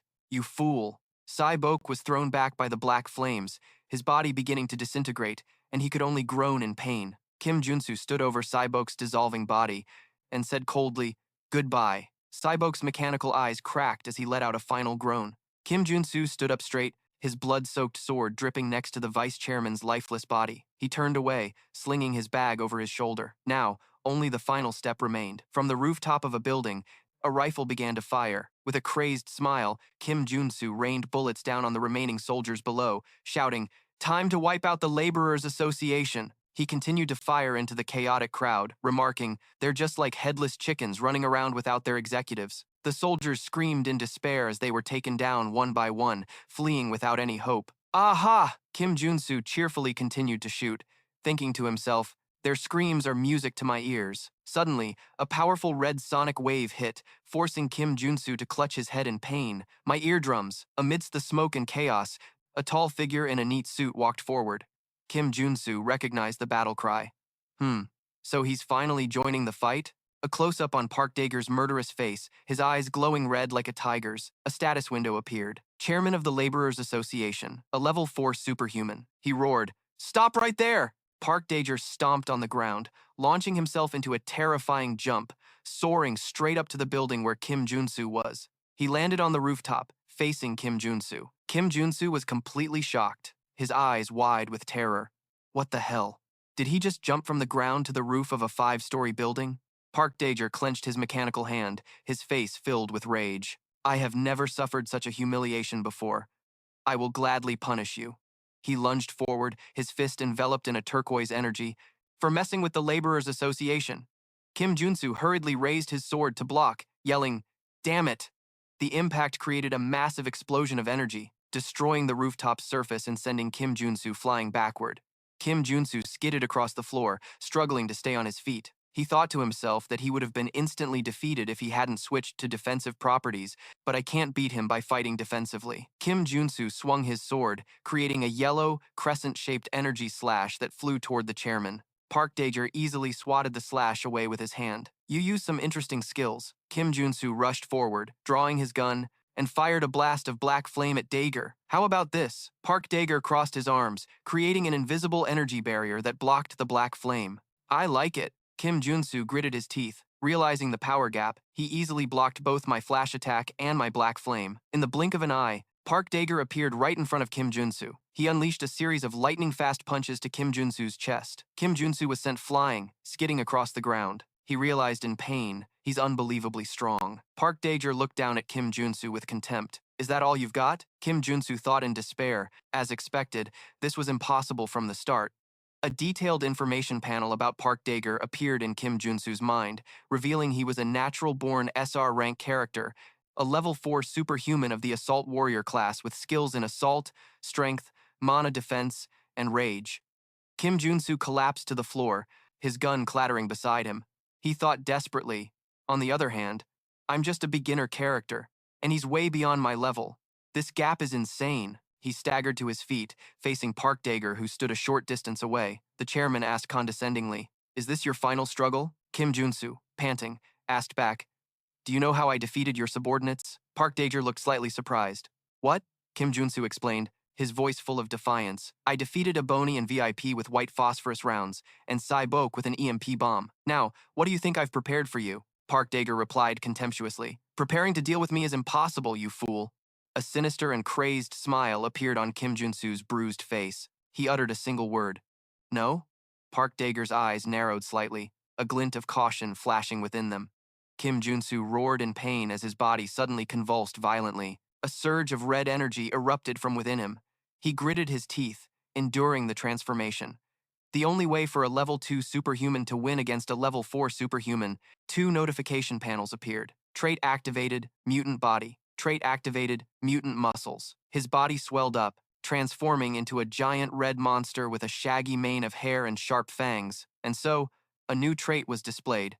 Mutant Gold Warrior. Park Dager was completely shocked, unable to believe his eyes. What? He chose to become a mutant? In his monstrous form, Kim Junsu growled, struggling to hold on to his consciousness.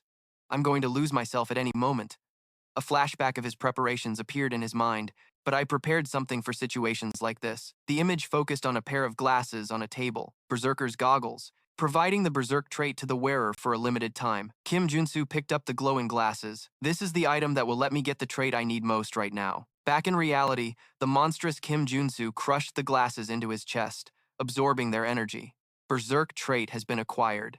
The character removes all distractions from their mind, focusing only on battle, unleashing power beyond their limits. A savage smile spread across his monstrous face. Good, I can finally relax my mind. Only bloodshed, death, and fighting fill my brain now. He charged towards Park Dager at terrifying speed. Here I come! Park Dager crossed his arms to block Kim Junsu's devastating punch, creating a powerful shockwave. The chairman flashed an amused smile. I don't know what skill you just used, but one thing's for sure, things just got a lot more interesting. Park Dager powered up, a purple aura enveloping him. Allow me to give it a try. Rage skill activated. With an equally crazed smile, he yelled, "Let's have some fun!" Kim Junsu roared in response, his red eyes glowing with excitement. That's exactly what I want. The two of them charged at each other. Their fists collided, creating a red energy explosion that shook the entire rooftop. Park Dager roared as he pushed Kim Junsu back. That's not going to be enough, Kim Junsu roared back, putting all his strength into his punch. Neither are you. Their punches continuously collided, creating devastating shockwaves all around. Kim Junsu landed a punch on Park Dager's face, drawing blood. Park Dager staggered back a step, looking slightly surprised. A notification appeared before Kim Junsu. Ironclad super strength trait has been acquired. Kim Junsu burst into wild laughter, completely lost in the heat of battle. The thrill of the fight is dominating your consciousness. The two paused, staring at each other from opposite sides of the ruined rooftop. Kim Junsu said, I can do this all day. Park Dager wiped the blood from his mouth, smiling with amusement. All right, I'll give you that. It's been a long time since I've had a fight like this. Park Dager's smile vanished, replaced by a cold, calculating expression. But I've finished analyzing you.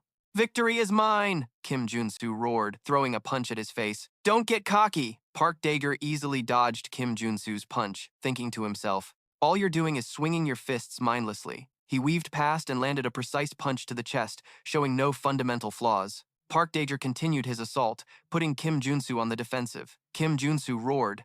The bastard threw an energy-charged punch, which landed squarely on Kim Junsu's face. He continued, a sloppy punch from someone who doesn't know how to fight. Kim Junsu was knocked to the floor, and he struggled to push himself up, realizing the harsh truth. Damn it. In close combat, he has the upper hand. The red light in my eyes is starting to fade, and what's more, the Berserk trait's effect is wearing off. Park Dager taunted. Come on. Kim Junsu, in his weakening monster form, got back on his feet. He thought to himself, there's no other way. I have to put everything into this next attack. A brilliant blue aura flared up around Kim Junsu as he activated a series of defensive and enhancement skills. I have to give up on close combat. Park Dager narrowed his eyes, wary of the sudden change. What kind of trick are you planning now? Not giving Kim Junsu a chance, the chairman rushed forward to end the fight, roaring, I'll finish you right here. Suddenly, Kim Junsu grabbed his bicep, squeezing with incredible force. A turquoise flame erupted from Kim Junsu's body. He raised his hand. All right, I admit you're better than me in hand-to-hand combat. Kim Junsu roared, his voice full of defiance and rage. But you see, I'm not a martial artist. I'm a swordsman, you bastard. Ha ha, you've really made me look like a fool. The turquoise flame condensed, forming a giant, skeletal dragon-shaped energy phantom that enveloped Kim Junsu's arm, transforming it into a blade. The chairman was stunned, as energy exploded outward in a blinding flash of light, a flash strike. The chairman was stabbed with a devastating blow, his face contorting in pain. He staggered back, blood trickling from his mouth, looking down in disbelief at the black blade piercing through him. You can use a flash strike with your bare hands? Kim Junsu, his arm transformed into a black blade, stood over the heavily wounded chairman. That was a good fight. The chairman collapsed, looking at Kim Junsu with a mixture of hatred and terror. You're a monster? The body of the chairman of the labor union slumped to the floor, motionless. Immediately after, Kim Junsu also collapsed, his body convulsing. Damn it, I overexerted myself. My body is.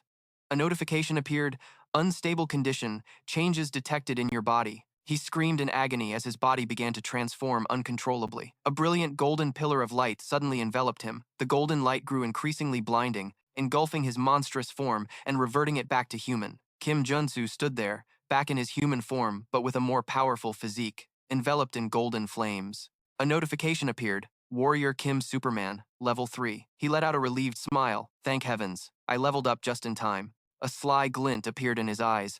I'm one lucky bastard.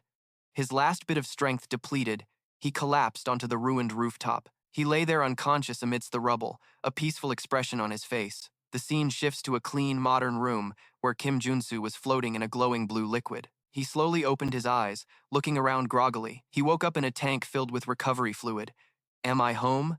Director Choi, who was standing nearby, exclaimed joyfully, Sir Superman.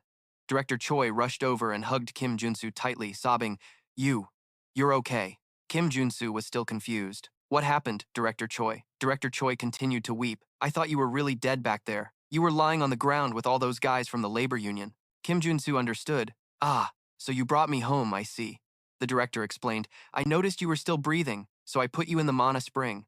You've been unconscious for a whole week. Kim Junsu was surprised. Oh, you're just mentioning that now? Kim Junsu stood up from the Mana Spring, his body powerful and fully recovered. He examined his hands and said, I've recovered quite a bit, Director Choi said admiringly as Kim Junsu relaxed in the tank. You're incredible. You wiped out the labor union all by yourself. We've been getting a ton of request calls at our office. Kim Junsu replied smugly, I know I'm something else. Director Choi gave a thumbs up, praising him profusely. Well, you're not just something else. You're amazing! Kim Junsu acted playfully shy. Oh, you flatter me. Kim Junsu became more serious. Director Choi said, I made sure to collect the spoils from the battle. Take a look later and let me know if you need anything else. Kim Junsu replied, I need to heal up first. Ah, a crazed and expectant smile appeared on his face. Because now that I'm level 3, there's a place I need to go. 1 week later, the scene shifts to a futuristic city with skyscrapers and flying vehicles. Inside a high-tech facility, Kim Junsu stood before a mana measuring machine. He thought to himself with delight, now I'm level 3. The screen displayed his results. Warrior Kim, 22, male, 3rd class warrior, 6th class circuit. Kim Junsu cheered in his chibi form. All right, I'll get my official certification and receive all sorts of awesome benefits. Soren approached, clasping her hands and speaking with admiration. That's amazing, Sir Superman. She continued to flatter him. I've never seen anyone grow so fast. In the future, you'll probably establish your own nation, won't you? Kim Junsu scratched his head shyly. Ah, I wouldn't go that far. Kim Junsu playfully slicked back his hair and asked, Can I get my certification now? The female employee replied cheerfully, Yes, of course. This way. The two sat at a table, and the employee handed him his official certificate. Congratulations. Kim Junsu took it. Thank you. She smiled. I'm so jealous of you. Ha ha. Kim Junsu looked at her with a confused expression. Me? Why? Soren looked away with a longing expression. For many reasons, I wish I could be as strong as you. Kim Junsu thought to himself. Ah, it was so out of character for Soren to show such an emotion. In Kim Junsu's mind, the image of Soren's powerful in-game character surfaced, a complete contrast to her current gentle appearance. Unimaginable. An idea flashed in Kim Junsu's mind. Wait, I have nothing to do right now, so I might as well, Kim Junsu asked casually, out of the blue. Do you want to become a superhuman? B. Soren replied in surprise. Of course, who wouldn't? Kim Junsu looked straight at her, making a surprising offer. Then, how about you become my student? B. Soren was completely stunned. What? Kim Junsu said decisively. If you want, I guarantee I can turn you into a superhuman. B. Soren was still skeptical. What are you talking about? How? Kim Junsu pointed at her with a confident gaze. You can trust me, because I can see your potential. B. Soren stammered. Mine? Her face flushed with shock and a glimmer of hope. Kim Junsu stood up, a mischievous phantom of himself appearing behind him. That's right. I can see your potential to become an SSL. Absolutely. He placed his hand on the table, waiting for her answer. So, what do you say? After a moment of thought, B. Soren made her decision and held out her hand. All right, because I think I can trust you. Kim Junsu took her hand, a sinister smile on his lips as another demonic phantom appeared behind him. A wise decision. He thought to himself, it's time to train an SSL-class warrior. The two shook hands, officially establishing their master-student relationship. A wise decision, Kim Junsu beamed. You don't need to pay me any tuition. You can repay me once you awaken as a superhuman. B. Soren said worriedly. That's all well and good, but I should let you know that I failed to awaken even after taking a specialized class. It won't be an easy task, even for you. Kim Junsu looked at her with absolute confidence. Don't worry about that. Just trust me, because I know everything about her awakening story. A glowing red demonic skull symbol appeared. Heavenly Slaughter Star, a characteristic that signifies the embodiment of killing intent that taints the world with blood. This is B. Soren's Tier 1 core characteristic. In Kim Junsu's mind, B. Soren's character card appeared. SSR B. Soren, Heavenly Slaughter Star, combat experience plus 1000%. However, while it significantly increases the experience points gained through combat, it also comes with side effects. There's a risk that her psyche could be eroded, turning her into a psychopath or a battle-crazed murderer. B. Soren has an awakening story that fits her unique characteristic. Back to reality, Kim Junsu told a worried B. Soren that she would need to prepare herself mentally. She asked hesitantly, will I need a lot of money? I only get paid 20 million, one a year. Kim Junsu smiled confidently. No, you'll need mental fortitude, not money.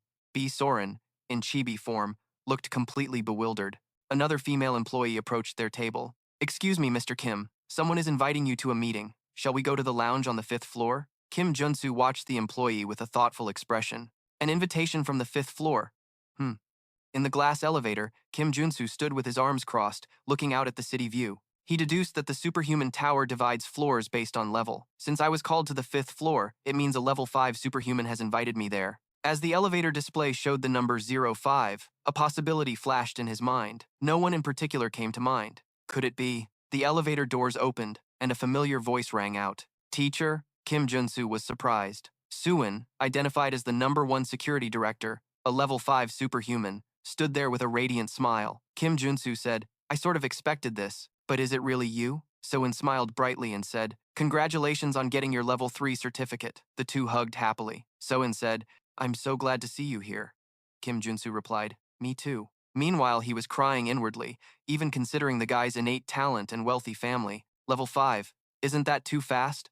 He's already surpassed me. Yuin hands Kim Junsu a gift box. I want you to have this. It's a gift from me to congratulate you. Kim Junsu acts modest. Huh? You really don't have to do this. But inwardly, he's cheering. I love having a friend from a rich family. Kim Junsu opens the gift box and is stunned. An item containing the mana concentration trait. An information panel appears, a device that grants the mana concentration trait. He thinks to himself, this is perfect for me. A mana-using warrior. Kim Junsu happily pats Yuin on the shoulder. I mean, I can't just refuse a gift from a friend, right? Thank you. Yuin smiles. Please make good use of it. Yuin's expression suddenly turns serious. Warrior, there's actually another reason I wanted to see you. Could I ask you for a favor? Kim Junsu is surprised. A favor? Why the sudden serious face? Yuin looks down with a sad expression. Would you be willing to help my friends? The ones who are also suffering from the divine fever, just like me?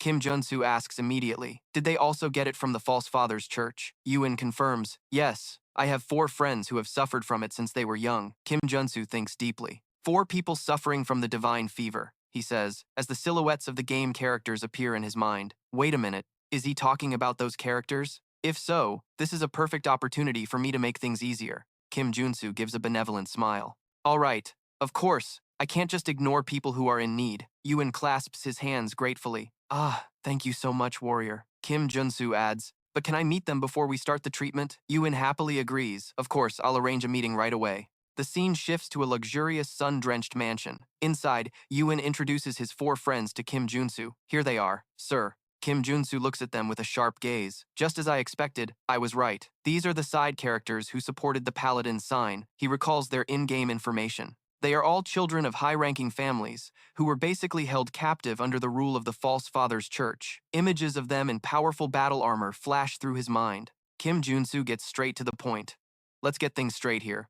All of you were forced into baptism against your will, correct? The group nods wearily. Yes, that's right. One of them asks with a hopeful voice. Is it really possible to cure it? Kim Junsu explains seriously. My treatment method will be extremely painful. However, you will be able to awaken, just like you in here, if you can endure it. Do you have the courage? The 4 of them look at each other, their initial hesitation quickly replaced by determination. They shout in unison, their voices filled with desperation. We'll do anything if it means we can be free from the divine fever. So please. Kim Junsu flashes a confident smile. All right, then. A dark aura envelops him as he declares, let's begin. 1 week later, in a quiet, sunlit place, Kim Junsu stands with his arms crossed, smiling in satisfaction. Just as expected, they all awakened without any trouble thanks to their innate talents. The newly awakened group surrounds Kim Junsu, sobbing with joy and gratitude. Thank you so much, sir. You are our benefactor. Kim Junsu laughs and says, you endured it well. All of you did a great job. A group of elegantly dressed older people approaches. A woman among them speaks respectfully. Sir. The group of wealthy parents bows to Kim Junsu in unison. A representative speaks up, thank you so much. He points to a table piled high with luxurious gift boxes. This is a token of our gratitude, though it may not be much. Kim Junsu scratches his head modestly. Oh, you really didn't have to. It's all thanks to your children's innate talents. While thinking to himself with a sly grin, I'm benefiting from the fact that the church only targets wealthy families. He excitedly dives into the pile of gifts, shouting with joy. This feels like I'm pulling Gacha. Oh, this is great. A series of valuable items appears. Plated steel boots with the max speed trait, a helmet with the detection trait, an axe with the berserk trait, and an Acropolis shield with the harmony trait. Kim Junsu is ecstatic. These are the exact traits and items I needed, one of the fathers says with a gentle smile. We all chose the gifts for you together. I hope you like them. Kim Junsu placed a hand on his chest and bowed solemnly. I sincerely thank you for this reward. Meanwhile, a greedy chibi version of him appeared, cheering inwardly about his good fortune. In any case, after receiving the gift, Kim Junsu's gaze became sharp and focused. He looked over at the happily reuniting families and thought to himself it was time to claim his real reward. Then, he pulled one of the representatives from the Galaxy Mall aside. The man said, You wanted to speak with me for a moment, didn't you? Kim Junsu replied, Yes, that's right. I have a favor to ask of you, representative of the Galaxy Mall. The representative smiled gratefully. I'd be happy to do anything for you. Kim Junsu got straight to the point. I want to enter the underground gold mine located beneath the Hanam branch of the Galaxy Mall. The representative panicked. A gold mine? We don't have anything like that under our mall. Kim Junsu replied calmly. I'm talking about the one located in the wall between sections Aone and Atu, on the B6 level of the underground parking garage. Are you sure it isn't there? The representative's face paled. I don't know how you found out about it, but I can't grant that request, even from you. Kim Junsu placed a hand on his shoulder, reassuringly. I promise you that I won't say a single word about what I see in there. The representative stood silently, sweat trickling down his temples, clearly conflicted. Kim Junsu looked him straight in the eye, his voice persuasive. Just one day, that's all I'm asking for. I'll keep the secret you want to hide.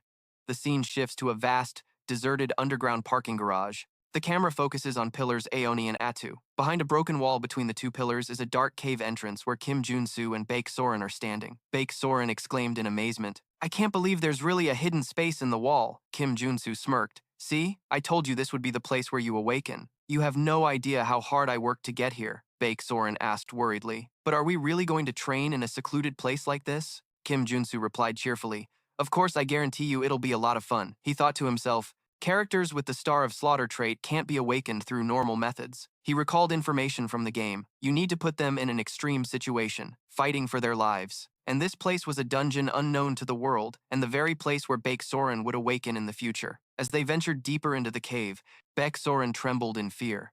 Ah, warrior, this place is so dark and it smells strange. It's making me nervous. Suddenly, a skeletal monster lunged out from the darkness, letting out a terrifying roar, causing Baek Soren to let out a blood-curdling scream. She fell backward, her glasses shattering on the ground, her face pale with terror. She desperately cried for help. "Warrior, please help me!" A sword suddenly plunged into the ground right in front of her. She looked at it, confused. Kim Junsu stood there with his arms crossed and coldly declared, "It's time for training," Baek Soren stammered. "What? What?" he ordered decisively. "Kill that zombie yourself." Baek Soren shouted in disbelief. "What are you talking about?" Kim Junsu looked straight at Baek Soren with a determined gaze, explaining, "Fight for your life. That's what I'm talking about. It's the only way you can awaken." Baek Soren screamed in panic as the hideous zombie growled and charged toward her. What kind of nonsense is that? In a fit of desperation, she grabbed the sword, closed her eyes, and swung a powerful slash at the monster, yelling, "Get away, you monster." Kim Junsu was stunned, his expression twisted in astonishment. He couldn't believe his eyes. What the hell? How can such a sloppy swing have so much power? Baek Soren stood in a solid stance, the sword emitting a faint glow while her eyes were squeezed shut. Kim Junsu marveled to himself. Baek Soren, she might have talent far beyond my imagination. Her slash tore through the zombie's chest, sending black blood splattering everywhere as it let out a pained roar. The zombie collapsed to the ground. Baek Soren stood panting beside it, while Kim Junsu casually walked over and said, "Good job, a pretty good start, huh?" Immediately, Baek Soren turned and started pounding on Kim Junsu's chest, crying and scolding, "You're so mean. You can't just tell me to fight without any warning." Kim Junsu just smirked, thinking to himself, "But you did a good job, didn't you?" She stopped, tears streaming down her cheeks, and sobbed, "I did." But Kim Junsu analyzed in his head, just as expected from one of the top 3 warrior characters in the game. Even before awakening, she fought like a character with the killer star trait from the moment she entered battle. An imposing image of Baek Soren in her fighting stance emerged, confirming her extraordinary potential. She nervously asked Kim Junsu, "Do I really have to fight on my own?" He smiled reassuringly. "That's right, but don't worry, I won't let you die at least." Baek Soren fumed at his half-hearted assurance, an angry aura flaring up around her. Huh? That didn't sound reliable at all. While Kim Junsu casually turned his back and walked away, another zombie rushed forward and was met with a clean slice straight to its head. Baek Soren coldly finished it off, apparently getting used to the fight. Kim Junsu asked curiously, "You said you took a few superhuman classes before. Did you learn swordsmanship then?" Soren, still catching her breath, answered, "No, I've never taken any swordsmanship classes," she added shyly. "You said I had talent, right?" Kim Junsu grinned from ear to ear. Meanwhile, his inner self was crying its eyes out, and here I am, someone who had to go through hell and back just to earn a single trait. He thought to himself, "Isn't this way too overpowered?" They continued deeper into the cave. Soren gazed into the endless darkness ahead and asked, "But this place is deeper than I thought. I can't see the end. How much further do we have to go?" Kim Junsu replied that there was probably an exit on the other side, but he thought to himself with a sly smile, "The truth is, this won't end until she awakens." All of a sudden, the ground beneath them began to shake violently. Soren was startled. Huh? A zombie with a giant drill for an arm burst up from below and attacked. Soren cried out in horror. "What?" She immediately got into a defensive stance, facing the new enemy and yelling, "A zombie with a drill." Kim Junsu watched from the side, his expression growing serious. He recalled that the drill zombie was a tough opponent in the game. Maybe I should lend a hand. But Baek Soren had already sprung into action, lunging forward with astonishing speed and slashing hard at the drill zombie. Her face was filled with rage and determination. She shouted, "If you're a zombie, then use your bare hands." She unleashed a powerful flurry of consecutive slashes, venting her anger on the monster. "How dare you use a weapon?" The drill zombie was shredded to pieces and collapsed at her feet. Kim Junsu was stunned. Whoa. Soren stared at her own hands, still in shock. Huh? That was a clean win. It felt like my body moved on its own. Just as she let her guard down, a supposedly dead zombie suddenly shot up and bit her on the leg. Soren screamed in pain. An enraged Kim Junsu dashed forward, delivering a lightning-fast kick that blew the zombie's head off her leg. "You troublesome bastard!" Soren stumbled backwards, staring in horror at the bleeding bite on her leg. "What am I going to do?" Kim Junsu knelt to inspect the wound and said coldly, "Well, usually, if you get bitten, you turn into a zombie." Soren's face grew pale with despair as dark veins began to spread from the wound. She looked up at Kim Junsu, pleading tearfully, "Please, just end me before I turn into a zombie." Kim Junsu looked at Soren with a tense expression, sweat beading on his forehead. He called out her name, Soren. Then, the mood suddenly shifted to a comedic one. Kim Junsu cheerfully held up a small vial and said, Of course I brought the cure for that, Soren asked in surprise, her cheeks flushing. Oh, is that holy water? Kim Junsu proudly explained. Because this game already has an antidote for the zombie virus. After treating her wound, they both found a corner in the cave to rest. Soren breathed a sigh of relief, her hand still over her chest. I was so startled. I really thought I was going to become one of those disgusting things. Kim Junsu calmly replied, It's a harsh world out there, Soren said pensively. But the zombies here are quite strange, from their outfits to their equipment. She shared her assessment, feeling that this place seemed to have been artificially created. Kim Junsu looked at her seriously and confirmed, You're right. Kim Junsu began to reveal the horrifying truth behind this place. The Galaxy Mall was constructed much faster than normal. Considering its enormous size, this was only possible due to a massive number of workers. But a flashback shows a construction worker having a tragic accident on the site. The rushed schedule led to many injuries and even deaths, but the official casualty count for the construction was 0. Kim Junsu continued the grim tale, describing how the workers' bodies were thrown into a large pit. The corrupt construction companies buried them right on this spot. Then, a representative from the Galaxy Mall found out, but since it would have severely damaged their public image, he decided to seal off this area, burying the secret with it. As Kim Junsu explained this to Soren, she replied sadly, I never imagined this place held such an ugly truth. Soren then asked curiously, in a cute chibi-like manner, But how do you know this secret? Kim Junsu looked awkward.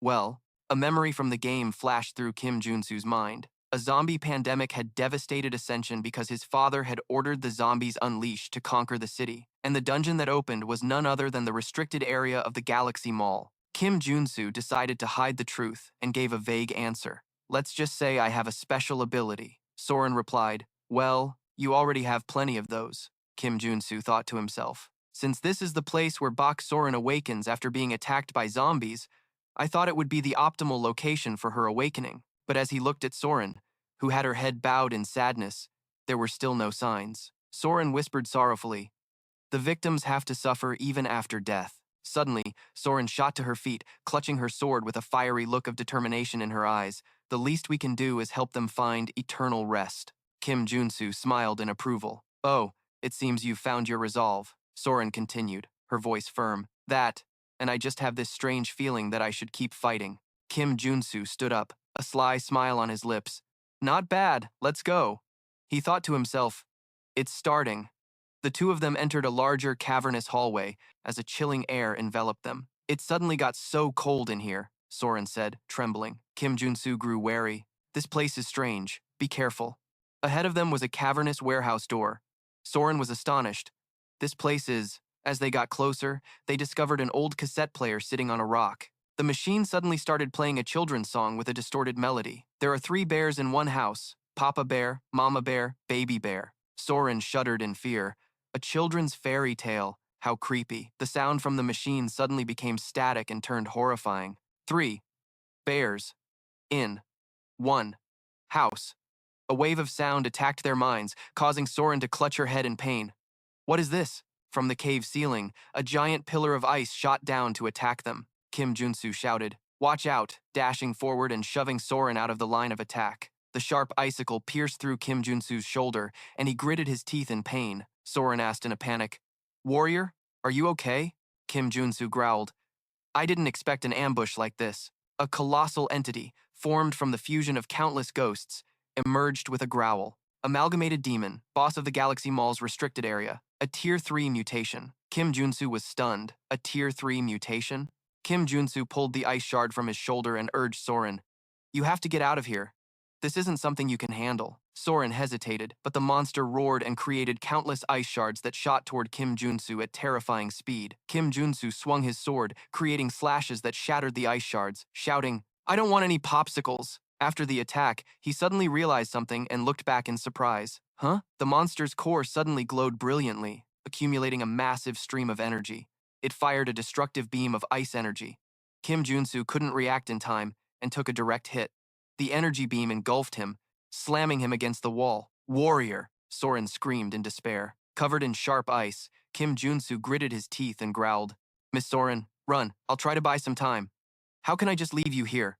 Soren sobbed, desperately pressing her hands against the cold ice wall. Kim Junsu said, One of us has to survive. She sobbed, wiping her tears. I can't do it.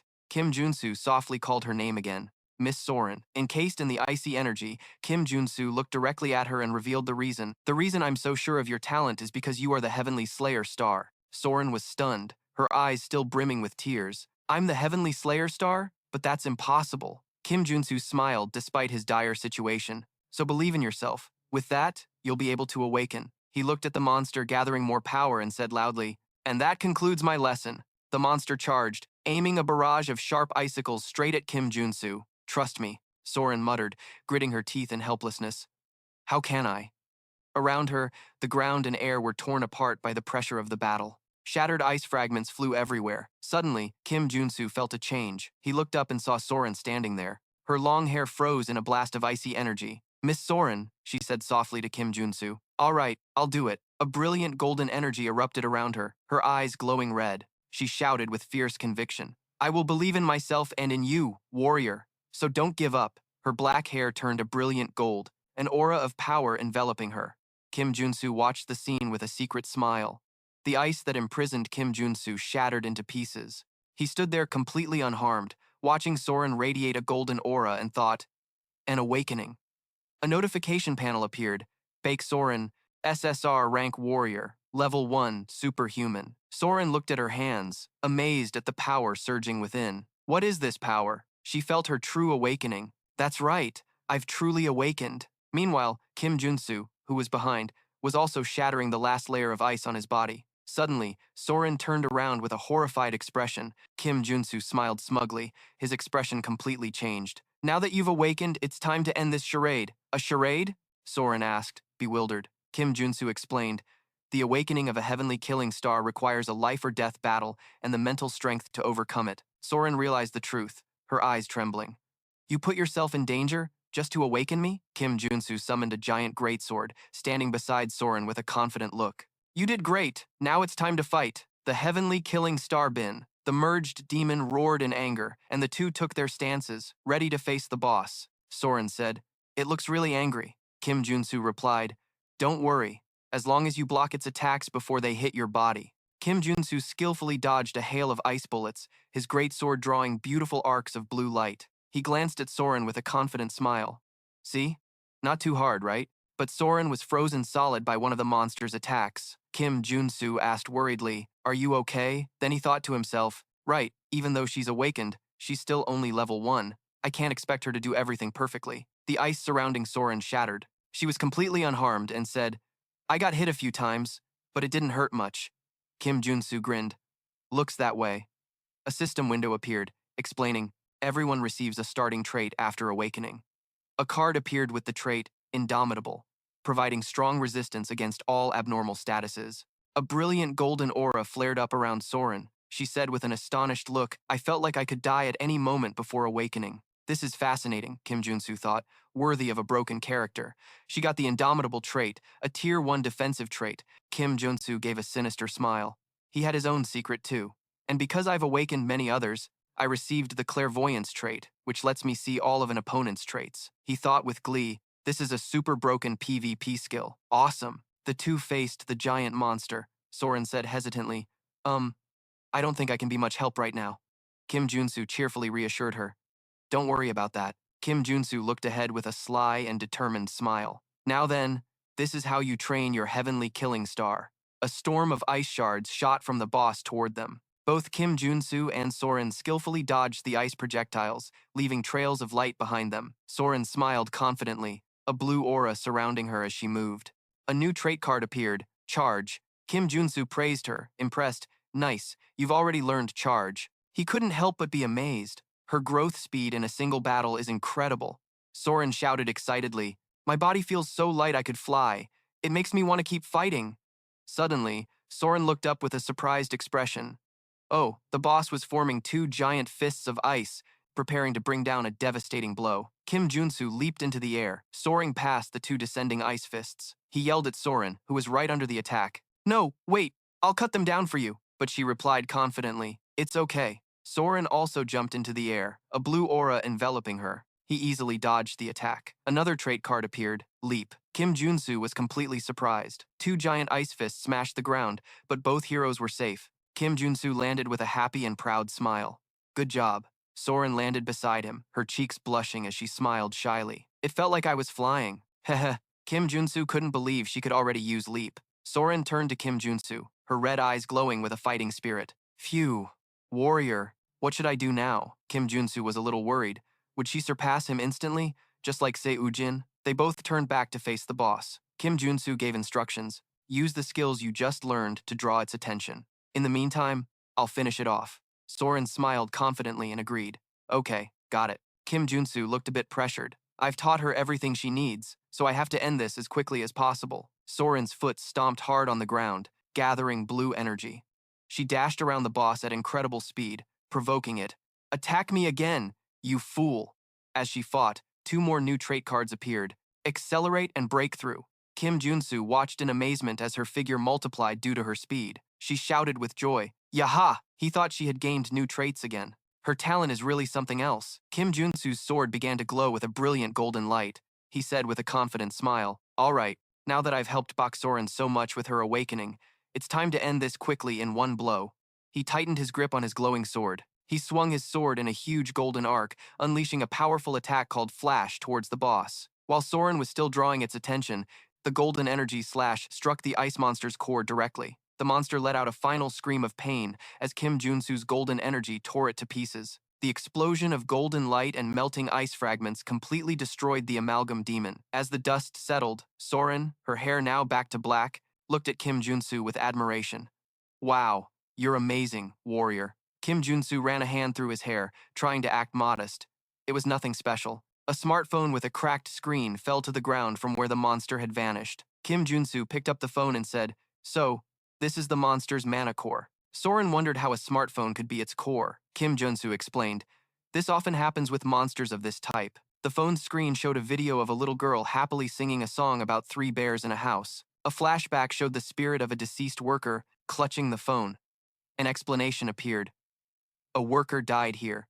Before his death, he loved his daughter more than his own life, and his resentment possessed the smartphone, turning it into a mana core. Back in the present, Soren sadly covered her mouth with her hand. I hope he can rest in peace now, Kim Junsu replied. I'm sure he will. The phone floated out of Kim Junsu's hand, emitting a warm golden light. It transformed into 2 star-shaped crystals, one icy blue and one dark purple. Kim Junsu was surprised. Oh, this is. He handed the crystals to Soren and explained, It's called a crystal. Use it well and you might get some good equipment. Meanwhile, a sly inner image of him thought, This is a great reward you can get for defeating the boss monster of the Galaxy Mall dungeon. Suddenly, the entire cave began to shake violently and collapse. Soren panicked. Huh? What's happening? Kim Junsu explained. We've defeated the boss, so the restricted area is collapsing, she asked worriedly. So what do we do? Kim Junsu asked. Have you adapted to the movement traits you learned earlier? Soren looked blank. Yes! Kim Junsu shouted. His body was enveloped in a blue aura as he started to run. Time to run! Move it if you don't want to die! He shot off at an incredible speed, leaving a blue streak behind him. Kim Junsu turned back and yelled, Run as fast as you can. It's over if you're too slow. Soren did her best to follow, panting heavily. This is as fast as I can run. Kim Junsu looked ahead with a tense expression. He thought there was still some distance to the teleportation gate. Soren started to lose her breath and stumble as the ground crumbled beneath her feet. Kim Junsu thought, She's going to have to push past her limits. She cried out in despair, No! With her eyes glowing red and her teeth clenched, Soren roared with determination.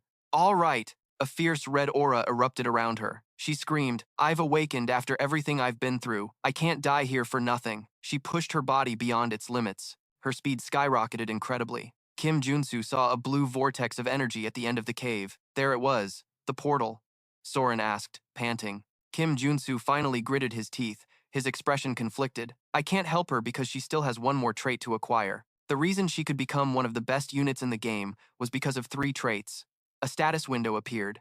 SSR Soren, Star of Slaughter, Unyielding. Star of Slaughter allowed her to grow very quickly, and the unyielding trait counteracted the side effects of Star of Slaughter. And the last one is, Kim Junsu thought while Soren was running at full speed. A rock slide came crashing down, hitting Soren on the shoulder. She let out a cry of pain. She collapsed, injured and exhausted, but her will was not extinguished. I won't give up. A crimson aura exploded around her. I will survive no matter what. Here I come, she yelled, transforming into a red ball of energy and shooting forward.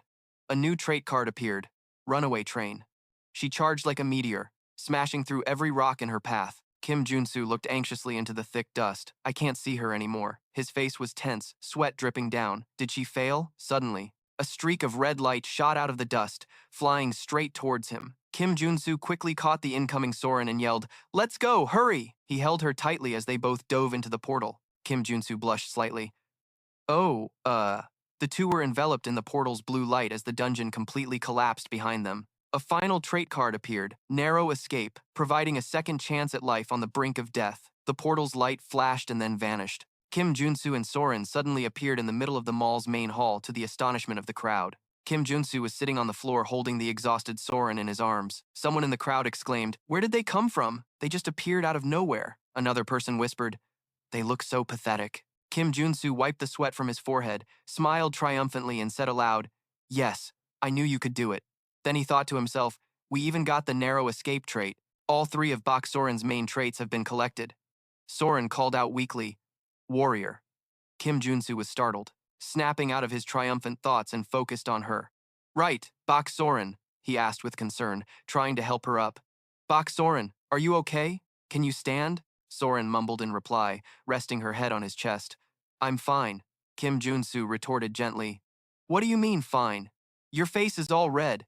"That's because," Soren hesitated, the tips of her ears turning red. She snuggled deeper into his arms, whispering, "Warrior, just let me stay like this for a little while." Kim Junsu was completely flustered. "Oh, huh?" Soren looked up at him with sparkling eyes and flushed cheeks, and shyly asked, "Can you hold me for a little longer?" Then she sat up a bit straighter, still in his arms, and said, "I need to fix my clothes for a moment." After adjusting them, her jacket was torn in a few places. She smiled brightly at Kim Junsu. "All done, thank you." Kim Junsu blushed too, awkwardly replied, "Yeah, no problem." He thought to himself, that was unexpected. They both stood up, dusting off their clothes. Kim Junsu said, "That was a close call, huh? But we made it out." Soren smiled happily, her hand on her chest. "I really thought we were done for." Kim Junsu looked at her smile and thought, her smiling face, even after awakening, she's definitely different from how she was in the game. Maybe it's because she awakened differently from the original story, where she survived endless massacres. Kim Junsu turned around. "All right, let's get out of this damn mall." As they stepped outside, the bright sunlight shone down. Kim Junsu stopped and held out the ice-colored crystal. "Take this." Soren looked surprised at the sparkling item in his hand. "You're giving me the crystal?" Kim Junsu placed it in her hand. "It's worth at least a few billion." "Yes, so try to grow faster with this." Soren clutched the crystal to her chest, feeling flustered. This is too much for a gift. I don't know if I can accept it." Kim Junsu grinned. His cunning inner self reappeared. "Don't worry, you can just pay me back later," he thought. "There's a reason I spent so many resources to awaken Soren." A skill card appeared. Blazing Star Sword Art. This is one of the top 3 sword arts in Kim Junsu. An image of the in-game Bak Soren with fiery red hair appeared. Once learned, the character experiences explosive growth. However, this is a special trait that only Soren can use. Therefore, the only way to learn this trait is to receive it as a memory chip. Soren looked at him gratefully. "Thank you so much, warrior." Kim Junsu replied. "Don't worry about it, just don't forget it." Meanwhile, a chibi version of him thought, "Because I want to learn that swordsmanship of hers." Hey. Just as Kim Junsu arrived at the gate of a luxurious mansion, a sleek car was already parked there. He sighed, a gloomy aura surrounding him. "Geez, all I wanted was a short break." Ujin, with a radiant smile, stepped out of the car, waving, "Hello, warrior, you're right on time." Kim Junsu groaned internally. The world just won't leave me alone. Kim Junsu got into the car. "All right, Ujin, thanks for coming all this way." Ujin replied, "I'm just glad I can finally repay you for healing all my friends." Kim Junsu forced a smile. "Yeah," he thought to himself. "I was hoping he wouldn't show up right now. I'm so tired," Ujin excitedly announced. "We've miraculously managed to arrange a meeting with the Master Armorer." "I'm so excited." Kim Junsu clenched his fists, shaking off his fatigue. "There's no way I can miss this event if it's the Master Armorer." He recalled the importance of equipment. In this world, good items lead to great abilities. Master craftsmen, who can create high-level items, are extremely busy. Ujin excitedly held up a finger. "The person we're contacting this time can craft level 7 armor." Kim Junsu's jaw dropped in astonishment. "Level 7? The car sped down a deserted road under the sunset. From an overhead view, a chibi version of Kim Junsu raised his hands to the sky and shouted excitedly, "All right, Let's go get it. The car stopped in front of a modern, luxurious mansion, standing out against the setting sun. As Kim Junsu and Ujin entered the courtyard, they walked between two rows of guards in full black and gold armor, standing solemnly on the manicured lawn. Kim Junsu gaped in awe at the grand display. Is this for real? Ujin, standing beside him, smiled proudly. A fitting home for a great craftsman. Kim Junsu turned to Ujin with a serious expression. Ujin, do you know what religion this craftsman follows? Ujin was surprised. Religion? Why the sudden question? Kim Junsu stared straight ahead, his gaze hardening. I see. So you don't know, he thought to himself. Of course he wouldn't know, considering how much he suffered because of the father's order. This is the home of a craftsman devoted to the father's order, Jo Chun. An image from Kim Junsu's game memories flashed in his mind. Jo Chun sat on a command chair, overseeing a fierce battle with airships and explosions. An information panel appeared. Jo Chun is a very devout believer. He stands at the forefront of the war craftsmen for the future order. The death craftsman, Jo Chun.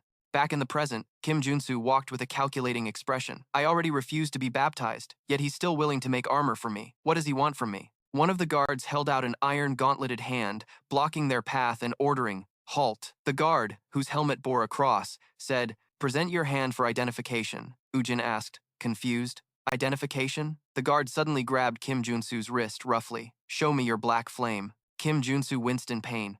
Ouch, what the hell is with this guy? Kim Junsu's hand erupted in his signature black and gold flames. He growled, here, satisfied? Through the slit of the helmet, the guard's eyes glowed with a fiery red light, but he remained silent.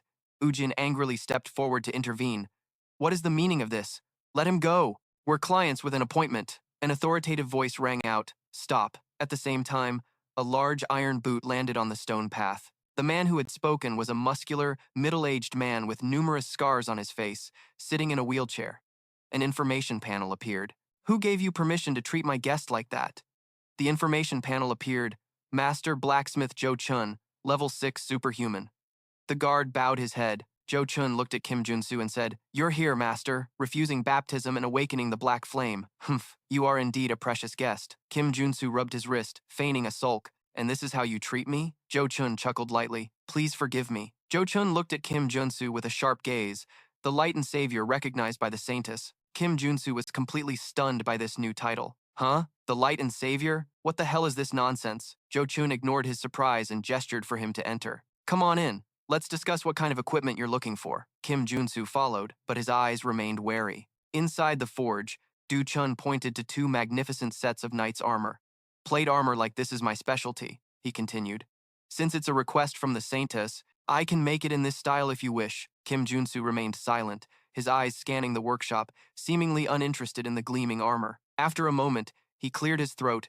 I've decided. Kim Junsu pointed to a modern tactical gear set on a mannequin in the corner of the room and declared, I'll take this one. Du Chun was stunned, while Ujin was equally surprised. Really? You're choosing that? Kim Junsu replied with a smirk. Yes, I prefer this style. Du Chun slammed his hand on the armrest, shouting angrily, absurd! It's very difficult to infuse magic into that type of armor, so we can't make holy armor like that. Kim Junsu smiled confidently. I don't need holy armor, you just need to imbue it with immense and extreme properties. He thought to himself, he's revealed his true intentions. Judging from his reaction, I can tell what the order is planning.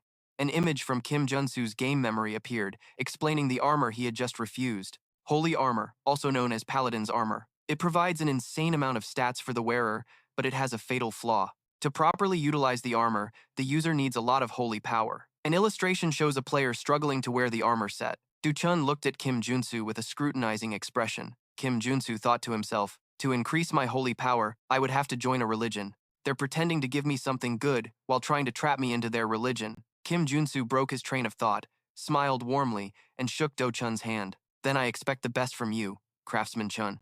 As they left the workshop, Ujin asked, shouldn't you have chosen the holy armor? Kim Junsu scratched his head and laughed heartily. Not at all. I like the other one much more. The guard on duty watched their retreating figures with a thoughtful gaze. Du Chun sat on his chair, pondering. I can only imbue a few properties into this type of armor. The guard approached and asked, are you really going to make it as he requested? Du Chun snapped. So you want me to defy the saintess's command? She said that man is the light and savior of our order, the guard whispered. I can't believe that. He clenched his iron gauntleted fist, his face full of doubt. No matter how many times I think about it, I'll need to confirm it with my own eyes, he declared. 1 week later, Kim Junsu was standing in front of a shop with a sign that read, Kim Chunbok's Antique Shop, when an old man ran out joyfully. Superman. The old man was surprised to see Kim Junsu chug 3 bottles of mandragora at once. You're not supposed to drink mandragora elixirs like that all at once. After finishing, Kim Junsu let out a burp. Thank you, the old man asked worriedly. Are you okay? Kim Junsu gave a thumbs up, winking playfully. Of course, I got the trait I needed. An energy-filled trait card appeared. Kim Junsu bowed his head in thanks. Thank you for giving them to me for free. The old man replied cheerfully as he looked at the bustling market. You saved our market, and now we're doing great business. This is the least we could do for you. Kim Junsu was surprised. Oh, so that's why there are so many people today. Suddenly, a man in a black suit bowed deeply before Kim Junsu. Hello, Superman. Kim Junsu was startled. Huh? The man looked up and grinned. Kim Junsu recognized him. Hey, you're the guy from the Iron Fist gang. It's good to see you again. The man also replied cheerfully. Are you doing well, sir? The man leaned close to Kim Junsu's ear and whispered, could I have a second of your time? Sir, our boss would like to see you for a moment. Kim Junsu was wary. Why? The man looked around. Well, there are a lot of eyes and ears here. Let's move a little. Kim Junsu agreed. All right. They led Kim Junsu to a luxury car, waiting by the roadside in the city at night. Kim Junsu got into the car. The man in the driver's seat said, We've prepared a high-end bulletproof car for you. Sir, do you like it? Kim Junsu crossed his arms and replied nonchalantly, not bad. The car sped down the highway, following signs to Miorim. Kim Junsu narrowed his eyes, feeling that something was off. Something's not right. Has the Iron Fist gang's headquarters always been in Miorim? Because if I remember correctly, an image of a dark slum filled with thugs flashed through his mind. It was a slum littered with human trash. The driver suddenly spoke. The car's out of gas, so we need to stop at a gas station for a bit. Kim Junsu replied reluctantly. Yeah, sure. Kim Junsu glanced out the window, his eyes suddenly turning cold. Wait a minute. He recognized the sign for the Miorim gas station. This place is... The man in the driver's seat turned back with a sinister smile and said cryptically, Well then, as he got out of the car, enjoy your rest here, sir. Kim Junsu gritted his teeth as he realized the truth. In the back seat, a blanket was pulled back to reveal a time bomb connected to dozens of sticks of dynamite. This was a trap. The man in the driver's seat turned back with a sinister smile and said cryptically, Well then, as he got out of the car, enjoy your rest here, sir. Kim Junsu grabbed his arm. Hey, buddy, do I look like a fool to you? Who do you think you're messing with? The man panicked. What are you talking about? Kim Junsu unleashed a powerful kick that shattered the car door, and he leaped out. He looked at the man in the car and said coldly, You just stay right there. He pulled out a grenade, tossed it into the car, and said, Along with all those bombs you prepared, forever. The man screamed in despair. No! The car exploded in a massive fireball. Kim Junsu quickly used his dash and breakthrough skills to get out of the blast radius. He landed safely at a distance and looked back at the explosion. That blast was bigger than what a single grenade could cause. Kim Junsu stared at the fire with a furious expression, gritting his teeth as he realized that, just as he suspected, that guy was a traitor. A series of flashbacks ran through his mind, the luxurious bulletproof car heading towards Miorim, and finally, the gas station. There was a reason why it all felt so familiar. A faint memory of a game character surfaced, a man named Kim Iron Fist kneeling amidst the rubble after a battle. Because all of these events happened in the story when Kim Iron Fist was betrayed by his own people. Kim Junsu turned away, his gaze sharp. I don't know exactly why, but a traitor from the Iron Fist gang has targeted me. Just then, gunshots rang out, and Kim Junsu immediately dove to evade the bullets. From the darkness and smoke, an armed mob emerged. They shouted, There he is! That's the guy in the photo! One of them laughed savagely, holding a dagger and a gun. If we kill him, we'll get 1 billion. Another one with glowing purple eyes roared, Let's get rich. Kim Junsu gritted his teeth, getting into a fighting stance. Of course, it wouldn't end with just a car full of bombs. A barrage of gunfire was unleashed on him without hesitation. Kim Junsu quickly ducked behind a nearby car for temporary cover. He looked at the bullet holes riddling the car's body, thinking anxiously, Damn it, there are too many of them. This car won't shield me for long. I have to get out of here first. Kim Junsu made his decision, and a stream of blue energy shot into the sky. He landed on the roof of a nearby building. The leap skill had just been activated. All right, they probably didn't expect this. But immediately, the crowd below spotted him and aimed their guns skyward. He's up there! Kim Junsu gritted his teeth in frustration. Damn it! He shouted. mana shield, and a giant blue energy shield materialized, blocking the hail of bullets. Kim Junsu was astonished. They aren't even superhumans, so how can they react so quickly? A ringleader ordered, "Everyone aim for the center. Kill him."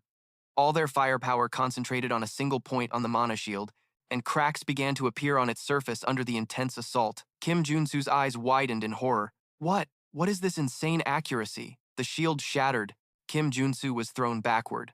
"I have to fall back for now." As he staggered, a bullet grazed his shoulder, and blood started to flow. Ugh. He landed on the roof, clutching his wound. Realizing he couldn't take this as lightly as he thought, he reached into his jacket with a determined look. "I really didn't want to use these since I just bought them." "But take this, you bastards!" Kim Junsu roared and threw a smoke grenade towards the crowd below. The thugs stared blankly at the strange objects falling from the sky around them. The grenade created a thick white smoke that enveloped the bewildered crowd. They coughed violently, shouting through the smoke, "Cough! Cough! This is a tear gas bomb! We can't let him get away! We have to kill him to get the antidote!" Kim Junsu stood on the edge of a rooftop, looking down with contempt. "Who do you think you're hunting, when you're not even superhumans? Time to get out of here." He smiled and dashed away, blue energy enveloping his feet. Night fell over the dense city buildings. He moved nimbly across the rooftops, his feet still leaving a trail of light from the energy. He stopped on another roof, looking back at the distance he had covered. "I think I've gone far enough." He turned back, his expression thoughtful. Still, for a group of thugs to have focus on par with superhumans, yeah, there's only one thing that could do this. A combat drug. It has severe side effects, but it can temporarily enhance the user's combat abilities. Considering they said something about an antidote, I'm sure it's true. The problem is, the only person who could mobilize this many thugs in Miorim is a human hunter. An image appeared in his mind, the only person he could think of, an S-rank superhuman hunter. He's a master of cowardly battles who operates in Miorim. His method would be, first step, to use an insider's betrayal to plant a bomb. The second step is an attack by thugs under the influence of the combat drug.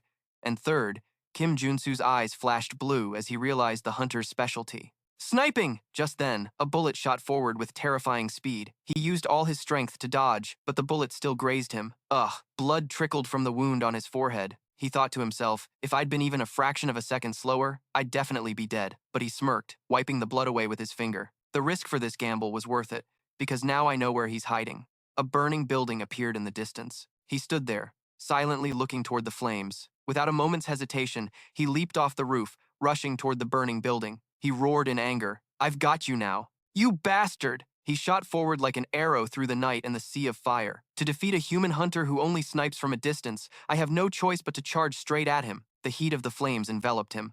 Ugh! A status window displayed his equipped traits. Fire resistance, perseverance, 2-flower cultivation technique, leaping glide, black flame.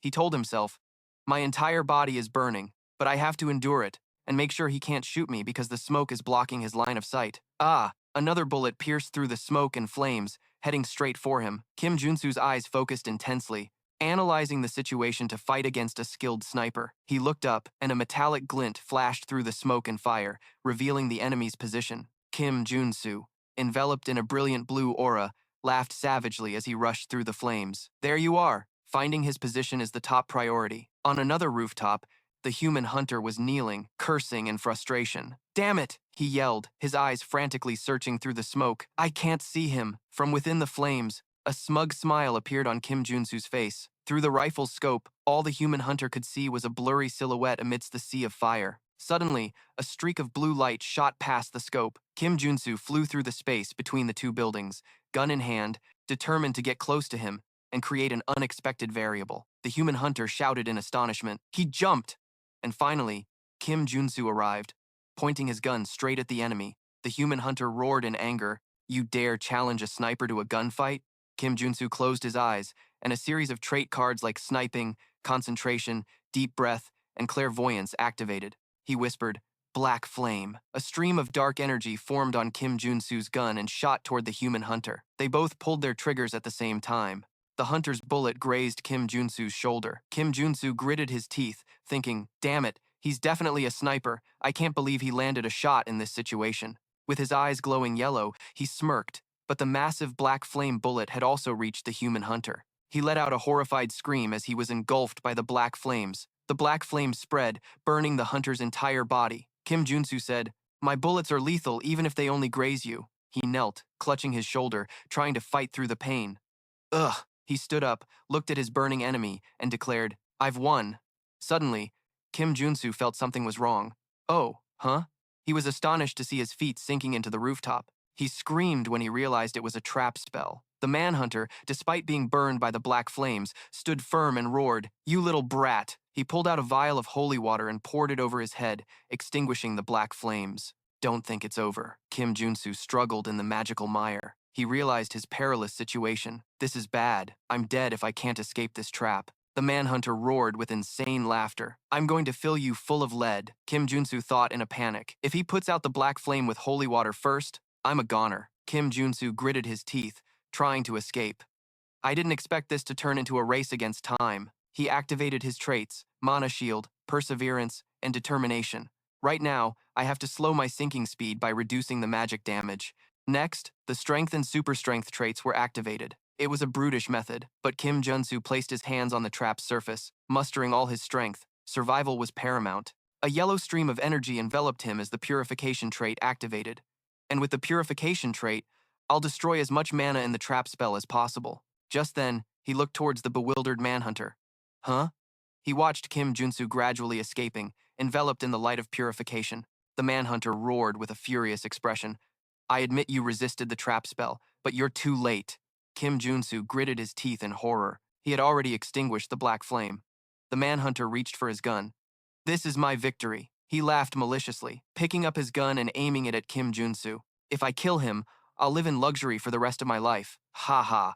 I'm going to kill him. He cocked the gun, preparing to finish off Kim Junsu. Suddenly, he froze. A devastating punch from Kim Junsu slammed into the manhunter's face. Kim Junsu roared with a wild smile. This is what a comeback feels like, you bastard. A memory flashed back, showing him gritting his teeth and enduring the mud trap, a yellow aura surrounding him. Thank God, I managed to get the trait at the last second. A system window appeared with a notification.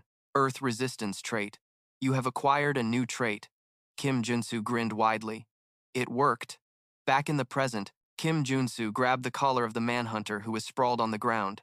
You're a sniper, so don't even think about resisting at this range and tell me who ordered this hit. The manhunter looked resigned to his defeat. All right, I admit I lost. I'll tell you everything, just let me have a smoke. Kim Junsu let him go, taking a step back. Good, you're finally talking. The manhunter slowly sat up, took out a cigar, and lit it. Kim Junsu watched in silence, his gaze cold and calculating. The manhunter took a long drag, blowing out smoke. Do you like the taste of it? He answered himself with a satisfied look. I sure do. His face twisted into a crazed grin, drool dripping from his mouth. I love it, because it tastes like my sweet victory. He suddenly lunged at Kim Junsu, his body beginning to transform. A gunshot rang out, piercing through him, his lifeless eyes staring at Kim Junsu. You knew. Kim Junsu stood there with the smoking gun in his hand, saying coldly, Of course I knew. Did you really think a veteran player like me wouldn't recognize a cigar that turns its smoker into a mutant? The manhunter collapsed to the ground, dead on the spot. His last thought was, What the hell? Kim Junsu lowered his gun, a thoughtful expression on his face. That was unexpected. He looked down at the corpse. The manhunter was a cunning bastard, but he had a tendency to surrender when on the verge of defeat. But this time, he chose to fight to the end, turning into a mutant. Kim Junsu squatted down beside the corpse. He must have had his reasons. All right then, he said and took a USB drive from the manhunter's pocket. He held up the USB drive with a confident smile. Let's see who's behind all this. The scene changes to a modern office building with the sign of the Sion Wu Corporation. On the office TV screen, a news report was broadcasting about the scene of last night's explosion. Last night, a large-scale shootout took place between gangs in Mayorim. A gas station explosion caused a massive fire, and the death toll is estimated to be in the dozens. Director Choi shot up from his chair in astonishment, pointing at Kim Junsu sitting opposite him. You survived that massacre? Kim Junsu replied wearily. And that's why I'm such a mess. It was really dangerous. He roared, his teeth sharp as knives. Who dared to do this? Which bastards attacked you? Kim Junsu replied calmly. It's a long story. Where should I begin? The office door was suddenly kicked open. A man in a suit was thrown into the room, sprawling on the floor. Kim Junsu and Director Choi turned to look with shocked expressions. What? Kim Iron Fist, the leader of the Iron Fist gang, walked in with a stern expression. My apologies. It seems I failed to control my subordinate, Director Choi said angrily. You'd better know that. Kim Iron Fist ignored him, speaking to the bald man. Stop breaking my door every time you come in, Kim Iron Fist asked Kim Junsu. Was it the Iron Fist gang that attacked you?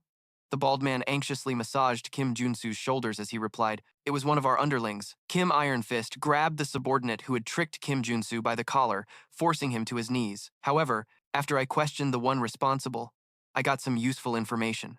Kim Junsu sat on the sofa, a slightly contemptuous look on his face. The guy who set me up was desperate for money.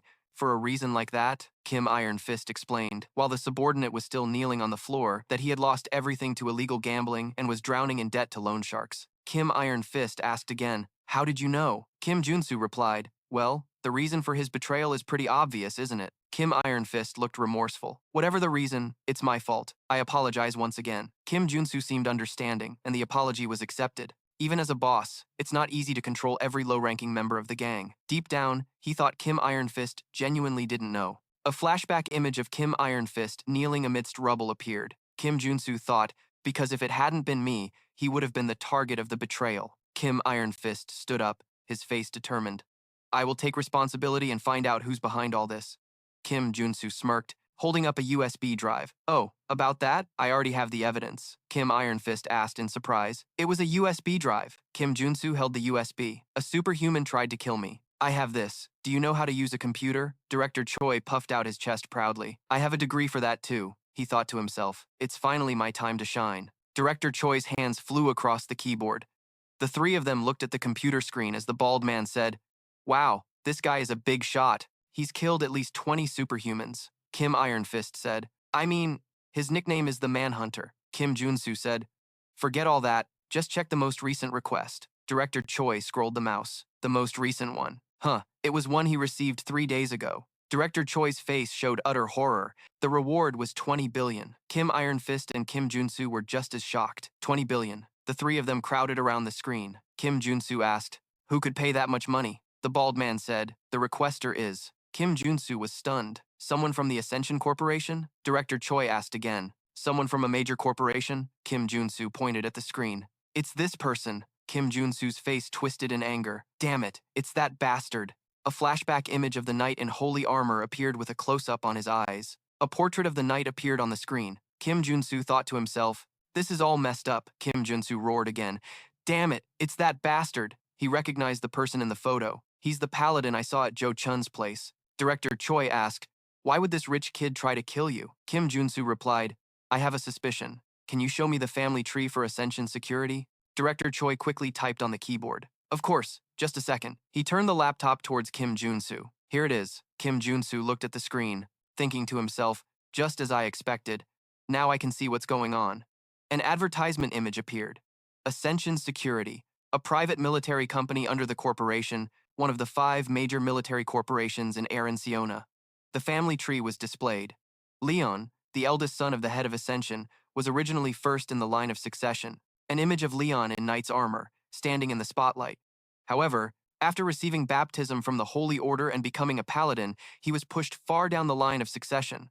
Another image showed John receiving favor. Now the only path left for him is to succeed as a paladin. But the Saintess became obsessed with me, calling me her light and savior. Kim Junsu explained to the bald man, who was gaping in astonishment. Seeing me pass the baptism and become prominent must have infuriated him. Enough to issue an assassination request. The director yelled, what? I can't believe he'd target you just because of an inferiority complex. He needs to be taught a lesson. Kim Thiet-Kwan looked serious. But how? The opponent isn't the heir of some small business. He comes from a family that owns a major corporation. One wrong move and the entire company will come after us. Director Choi looked at Kim Thiet-Kwan. That doesn't mean we should just sit back and stay quiet. Kim Thiet-Kwan agreed. You're right. Kim Junsu stood up, crossing his arms confidently. I have an idea. Director Choi looked at him with admiration, thinking to himself, I knew it. Kim Junsu smiled confidently. Since we have to take down a big shot, let's start by focusing on our expansion. The scene changes, and Ujin is roaring in anger, his sharp teeth bared. That crazy bastard, how dare he try to assassinate the warrior? Back in the office, Kim Junsu was trying to calm down a frantic Ujin. Calm down. I'm still alive. Ujin blushed, asking worriedly, you're not hurt, are you? Kim Thiet-Kwan and Director Choi watched them with astonished expressions. Kim Junsu looked at Ujin and smiled. Nothing is more reassuring than having Ujin here, someone who's both rich and a level 5 superhuman. Ujin declared angrily, I won't let this go. An eye for an eye. We should hire an assassin to retaliate, Director Choi interrupted. I can't even imagine how much we'd have to pay an assassin if we requested the assassination of the eldest son of Ascension Security. But Ujin looked determined. Don't worry, I have an idea. Kim Junsu asked, What's the idea? Kim Junsu sat down and smirked. I'm going to officially challenge Lion. Everyone was shocked. Ujin exclaimed, A duel? Kim Tae-kwan said worriedly. But that's too dangerous, Kim Junsu explained to Ujin. It can't be helped. If I let him be, he'll just hire even stronger assassins to kill me. Ujin retorted, But that coward won't fight you himself. Ujin continued with a worried look. He'll get someone else to fight for him. Kim Junsu looked away, his expression resolute. This world is full of unfair advantages anyway. If I win the duel, I'll get a proper apology and compensation. Kim Tae-kwan thought for a moment. Actually, that sounds like the most realistic solution right now. Kim Junsu held up the USB, with clear evidence in hand. I have more than enough reason to challenge him. If we allow him to send a substitute and the duel takes place privately, with only close acquaintances present, he'll accept. Director Choi raised his hand. Then I'll officially send the challenge. We'll also need an official notary. Ujin spoke up. I'll take care of that. My parents know a lawyer who used to be a Supreme Court judge. Kim Junsu stood up and looked at his friends by the broken table. Thanks, everyone, he thought to himself. I can always count on you guys. The other three stared at Kim Junsu, their faces full of worry. Kim Junsu asked, confused, Why are you all looking at me like that? I'm not going there to die, Kim Tae-kwan asked with a serious expression. Are you confident you'll win? Since the enemy knows your strength, he'll call a warrior who is at least level 4. Kim Junsu's gaze sharpened. It won't be easy, because I can't use my mutation trait in an official duel. It'll be much harder than when I had to face the chairman. However, Kim Junsu sat next to Ujin and smiled confidently. I can predict who will come to fight in his place. Director Choi asked, So you can tell who your opponent will be? Kim Junsu replied. That's right, and that's why I need some time to prepare. Ujin, can we spar? Ujin shot to his feet, drawing his katana, his face flushed with enthusiasm. Of course, I'll help you with all my might. Kim Junsu gave a strained smile and waved his hands. Thanks, but please go easy on me. He thought with a panicked look. I almost died sparring with you last time. 3 days later, in a vast arena, Kim Junsu was standing in the center, while his friends watched from a balcony. From the balcony, the whole group was cheering their hearts out. Director Choi even held up a shirt that read, Warrior, you can do it. We're rooting for you. Warrior, we believe in you. Kim Junsu waved back, looking tired. Thanks, he thought. I might have overtrained these past 3 days. I feel so tired, but thanks to that, I've completed my preparations. He turned to look towards the arena entrance to face his opponent. A muscular man carrying a giant warhammer stepped out with a confident smile. It's been a while since I've had to duel. An information panel appeared. Dushich, captain of the Paladins of the Order of the Old Father, a 4th-level superhuman. Jian, following behind, said to Dushich, Captain, you didn't need to come all this way. Dushish snapped. Silence. What makes you think you have the right to speak? Jian bowed his head, sweating, and fell silent. Captain Dushish declared, Not a single paladin of the order will lose an official duel as long as I am captain. Kim Junsu observed from a distance, thinking with contempt. Jian, that guy acts all tough in front of me, but in front of his captain, he's just a lamb. What a coward. Captain Dushish approached Kim Junsu. Warrior, it's a pleasure to meet you, Kim Junsu replied awkwardly. Hello, Dushish suddenly bowed deeply. First of all, I want to apologize for this unpleasant matter. Kim Junsu looked confused. What is this? He's apologizing so politely. Dushish straightened up, speaking with a stern expression. This incident is entirely the fault of an individual, and the revered saintess has nothing to do with it. Hearing this, Kim Junsu asked directly, So what is the order's official stance? Dushish replied, The saintess has said that Warrior Kim will be our light and our savior. Dushish said with a meaningful smile. Kim Junsu looked bewildered. Light and savior? Duchun said the same thing last time. What does that mean? Dushish smirked, making a surprising proposal. Therefore, the condition I propose is that you will join our order if I win. Kim Junsu shouted in astonishment. What? Join the order? He clutched his head in panic, unable to believe what he had just heard. Why are you guys so obsessed with me? Dushish said with a solemn, devout expression. Everything is the will of our saintess and our lord. A man in a suit, presumably the official, stepped forward. It is now time to begin the duel. The official held up the contract before both parties.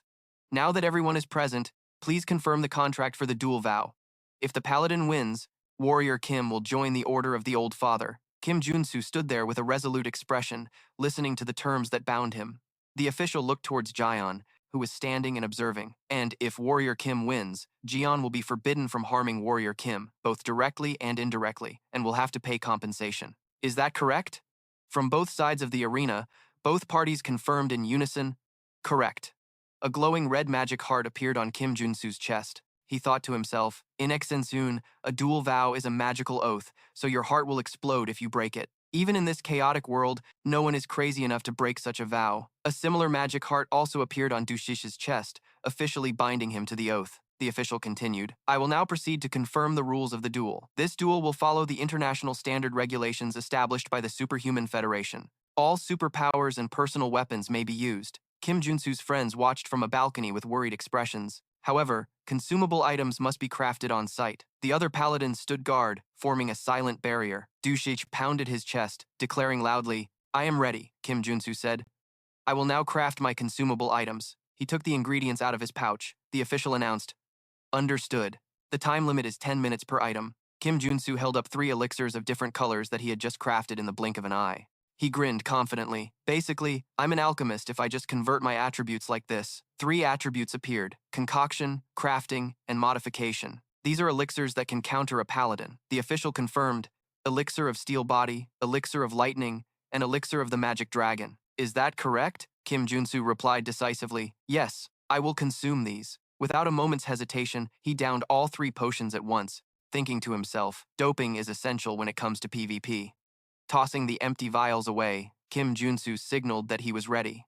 The official declared, now that both sides appear to have completed their preparations, we will begin the duel. A large digital countdown timer began to count down from 10. Kim Junsu and Dushich stood facing each other in the tense silence of the arena. Dushich made one last attempt at persuasion. Warrior, it is the greatest honor and pleasure to join our order. How about you change your mind and voluntarily join us? Kim Junsu replied bluntly and without a hint of compromise. Get lost.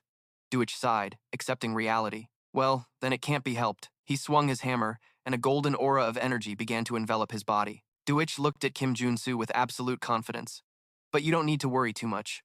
I won't kill you, because you will have to join our order. Duich roared and slammed his hammer into the ground, creating a massive wave of holy golden energy that engulfed the entire arena. Kim Junsu stood his ground, clutching his sword, feeling the overwhelming energy. He thought to himself with a tense expression, this mana is unbelievable. He's clearly on a higher level than me. He gritted his teeth, sweat trickling down his temples as he realized the harsh truth. No matter how well I've prepared, I can't beat him without risking my life. The countdown timer flashed past 1 and hit 0, signaling the official start of the match. Duich let out a deafening roar, unleashing his full power.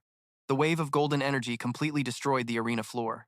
Kim Junsu stood there, feeling the immense pressure.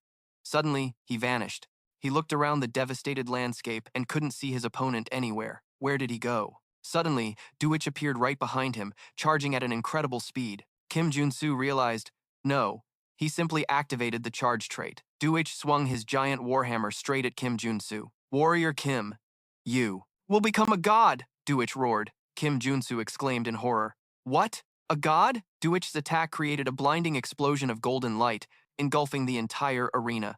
From the balcony, Kim Junsu's friends watched in horror. Director Choi shouted, what was that? He's too strong. Yuan worried, could it really be over in just one blow? Soren pointed at the cloud of dust. Over there, as the smoke gradually cleared, a figure emerged. Kim Junsu had blocked the attack. He stood firm behind a blue mana shield, his face filled with contempt. Become a god? What are you talking about? What kind of nonsense is that?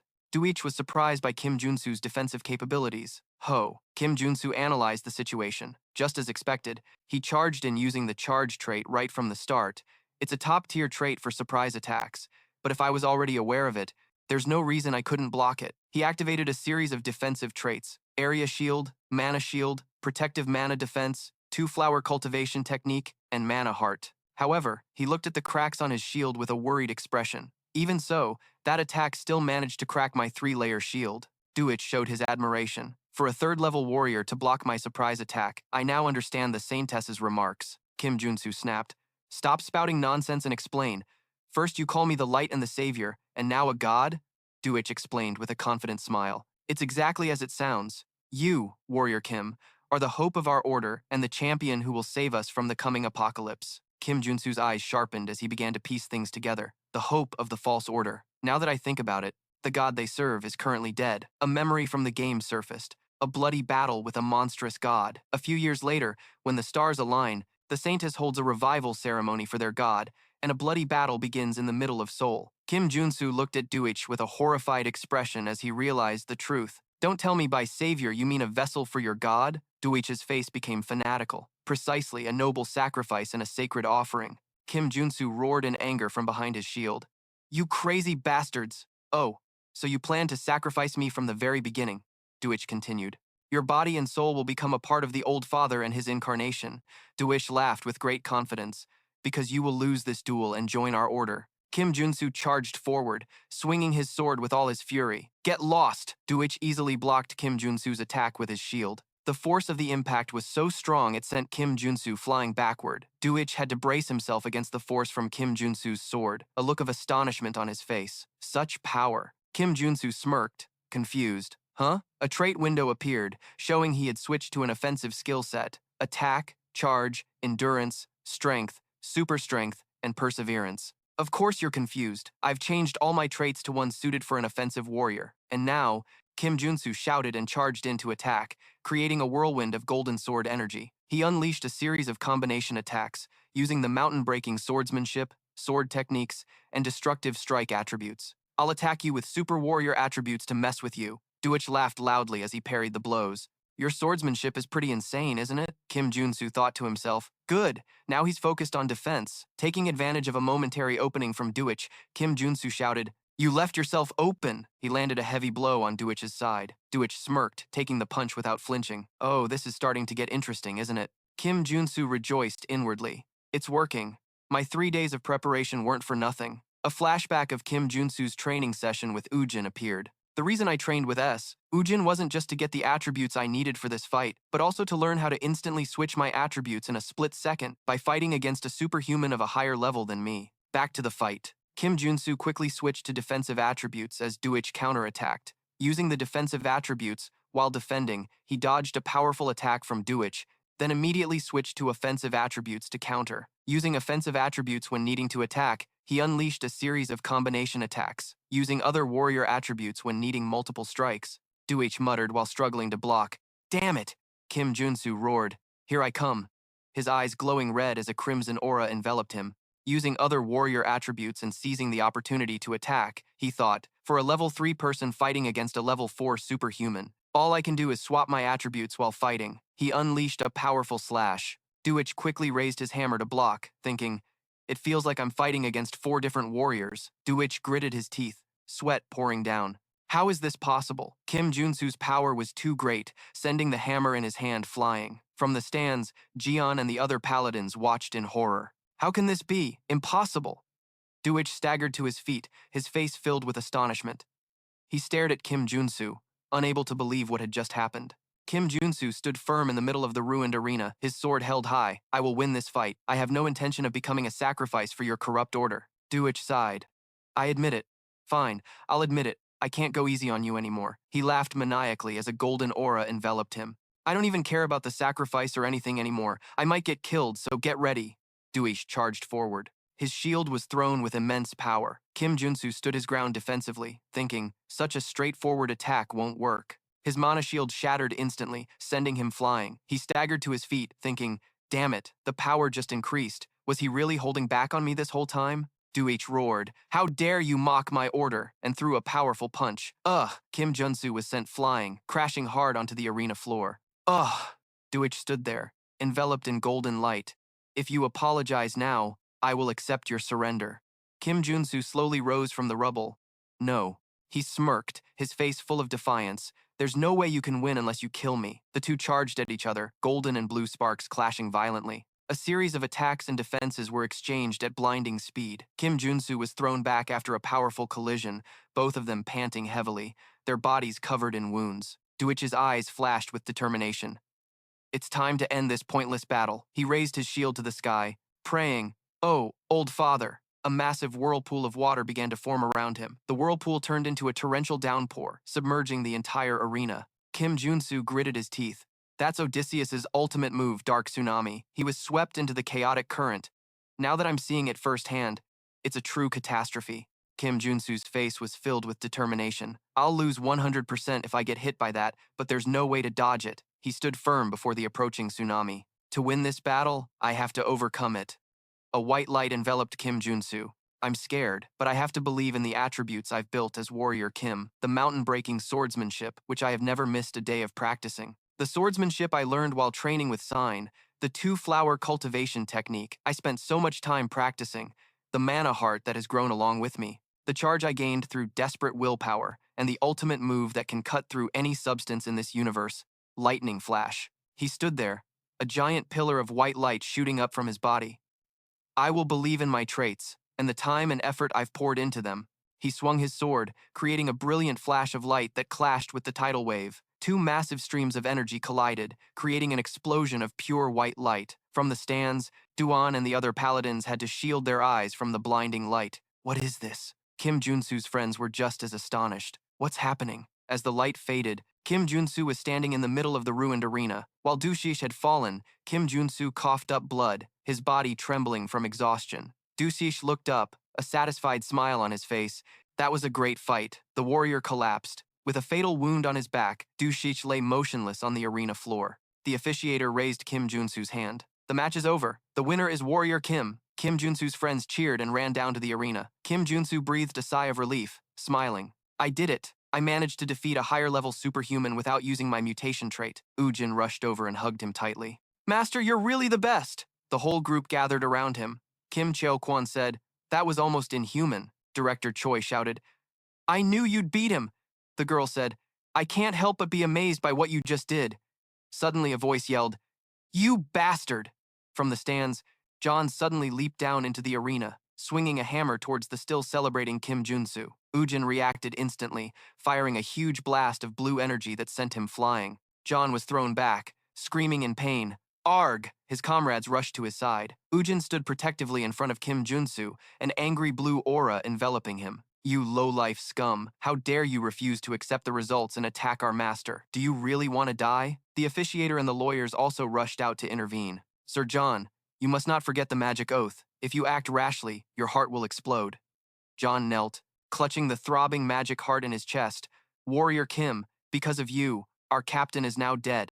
The other paladins also approached menacingly. We will have our revenge. The Order of the Old Father will not forget this. Kim Junsu stepped forward. Are you saying that I'm the one who killed Dushish? A paladin replied. That's right. We all saw him die at your hands. Kim Junsu snapped. Stop talking nonsense. You killed Dushish. No one but yourself. Kim Junsu pointed directly at the horrified John. Kim Junsu said with a serious expression, although he was an enemy, Dushish was a great example of a warrior. He certainly wasn't someone who should have lost his life in a public duel because of a cowardly assassination plot driven by your inferiority complex. Images of Dushish flashed by, from his confident smile to the moment he fell. Kim Junsu stood before the kneeling John. For the honor of Dushish, accept the outcome of this duel and keep your promise. John gritted his teeth, muttering in pain. Captain, the other paladins came and helped John up. We need to go, sir. Kim Junsu watched them leave, thinking to himself, even the Order of the Old Father won't think of revenge after I've gone this far. The scene changes to Director Choi's office with a sign for Sun Tzu manpower. Director Choi was on the phone, speaking proudly. Yes, that's right. We've officially signed the superhuman warrior Kim, the one who defeated the captain of the Order of the Old Father. I understand you'd like to make a request. He saw Kim Junsu walk in. Excuse me, I'll call you back in a bit. Kim Junsu entered, wearing a new set of armor. I was worried that craftsman Chun might have tampered with my armor, but he crafted it as requested with giant and extreme properties. Director Choi gave a thumbs up. You look great in that armor. Director Choi handed Kim Junsu a carefully wrapped gift box. Here, why don't you try this on while we're at it? This is a gift from me. Kim Junsu was surprised. A gift? Kim Junsu opened the gift box and his eyes lit up. Oh, this is... He immediately changed into the new outfit. Now that's more like it, Director Choi said excitedly. It's a luxury, custom-made training suit. It even has self-cleaning and regeneration magic. Kim Junsu gave a thumbs up. You know my style, Director Choi. Thank you. Director Choi beamed. You look like a model in that suit. Kim Junsu confidently looked in the mirror, muttering, a model, huh? By the way, can I ask you for a favor? What is it? Director Choi said with a serious expression. Thanks to you, our business is currently booming. But since you have a relatively short history with us, some people are questioning our contractual relationship. Kim Junsu replied easily. If that's the reason, then I'm obligated. Do you have a decent job for me? Director Choi smiled. Yes, I've prepared the perfect job for you. Director Choi handed Kim Junsu a file. The Magic Tower of the Sun wants to study your black flame for research purposes. Kim Junsu muttered, the Magic Tower of the Sunday. Yes, an image of a brilliant golden tower appeared. It's one of the 4 greatest magic towers in Ascension. A series of fire magic cards appeared. If I remember correctly, that's the place to get fire-related magic. Director Choi explained, they'll reward you with a membership. Kim Junsu agreed immediately. All right, I accept. An image of a powerful fire mage from the game flashed in Kim Junsu's mind. That character was in the Magic Tower of the Sunday, he smirked, so I know exactly what kind of rewards I can get from them. The scene shifts to the magnificent Magic Tower of the Sun, shining brilliantly against the night sky. Kim Junsu stepped inside, marveling at the lavish architecture, a place where magic and science were blended. What a fascinating sight. A young researcher approached. Superhuman Warrior Kim, he introduced himself. My name is Park Hunzu, a senior researcher. You must be here for our request to study your black flame, correct? An information panel appeared. Park Hunzu, senior researcher, 5th level mage. Kim Junsu replied, ah, yes. Park Hunzu thought to himself, I thought he'd be much older, but he's quite young. He said, we don't have much time, so let's start right away. This way, please. Park Hunzu led Kim Junsu to a high-tech laboratory. First, we'll take some basic measurements. Kim Junsu looked at a cylindrical machine in the center of the lab, feeling a sense of familiarity. This machine looks rather familiar. Park Hunzu pointed to the machine. Please step inside this machine. You just need to stand still, Park Hunzu said. As Kim Junsu stepped inside, the machine's door closed, swallowing him within. An intricate magic circle lit up beneath his feet, and a mechanical voice rang out, beginning hyper-precision measurement. Kim Junsu muttered, hyper-precision. He suddenly realized, wait, this is the machine used to reveal everything about a character to the player. Images of stats and skills flashed through his mind. This machine will reveal all the secrets of my traits. Kim Junsu slammed his fist on the glass door. What the hell? Stop this machine, right now. I wasn't informed about this. Park Hunzu stood outside with a sinister smile. Please remain still. This is all a necessary procedure. It's all in the contract. Kim Junsu roared in anger. He threw a punch at the glass door. Get lost, you bastard! The glass door shattered, and Kim Junsu stormed out. Park Hunzu stepped back, surprised. Hey, what's the meaning of this? Kim Junsu growled. The contract only required me to show my black flame, so I could cooperate with the research. Who do you think you are to pull this on me? Bam! An old man suddenly appeared and threw a punch at Park Hunzu's face. The old man roared. Park Hunzu, you idiot. Are you up to your tricks again? Park Hunzu stammered. Department head. An information panel appeared. Yu Myung-sok, head of research, 6th level mage. The old man continued to yell at Hunzu. How dare you ruin my project? Park Hunzu tried to explain. This is a misunderstanding. Department head. Yu Myung-sok roared. Misunderstanding my ass! You wanted to sell the information of the warrior? The only one who possesses the black flame trait, didn't you? I have the surveillance recording of it. Park Hunzu bowed his head, blushing. I'm sorry, I was momentarily blinded by my greed. Yu Myung-sok shouted, get out of here, you're expelled from this team. Kim Junsu stood there with a bewildered expression, thinking, what the hell is going on? Yu Myung-sok turned to Kim Junsu. I apologize. Warrior Kim, I am Yu Myung-sok, the head of research. Kim Junsu scratched his head. That was quite a scene. I mean, well, it's not your fault. I suppose this happens quite often. Yu Myung-sok sighed as he watched Park Hunzu's retreating back. That idiot sold our confidential information because of his gambling addiction. If it weren't for his teacher, the elder, he would have been kicked out of here a long time ago. Kim Junsu replied, I see. He looked annoyed. Anyway, I came here to fulfill your request, and I almost had my personal information extracted. Yu Myung-sok hastily said, as an apology, I'll upgrade your membership status. Kim Junsu looked interested. I'm listening. What benefits come with that upgrade? Yu Myung-sok explained, you can use our commercial facilities as well as our training facilities. I guarantee you'll find them useful. Kim Junsu grinned. Oh, the Magic Tower's training facilities can only be used by its mages. Well, that doesn't sound too bad. Yu Myung-sok said, please rest while we prepare for the research. Kim Junsu agreed. All right, then I'll go look around the Magic Tower. He entered a vast corridor where orbs of energy were floating. Kim Junsu smirked. I almost got tricked, just as expected from Ascension, but everything turned out fine. This is a chance to get a lot of great attributes from the Magic Tower's training grounds. A voice echoed from the speakers. Beginning electrical magic exercise, the orbs of energy began to emit bolts of electricity. The bolts shot out in all directions, aiming straight for Kim Junsu. He was hit head-on, letting out a cry of ack. He gritted his teeth through the bone-deep pain. But if I just endure it with my attributes for a bit. He activated the attributes perseverance, determination, and regeneration. After enduring the electric bolts for a while, a system window appeared.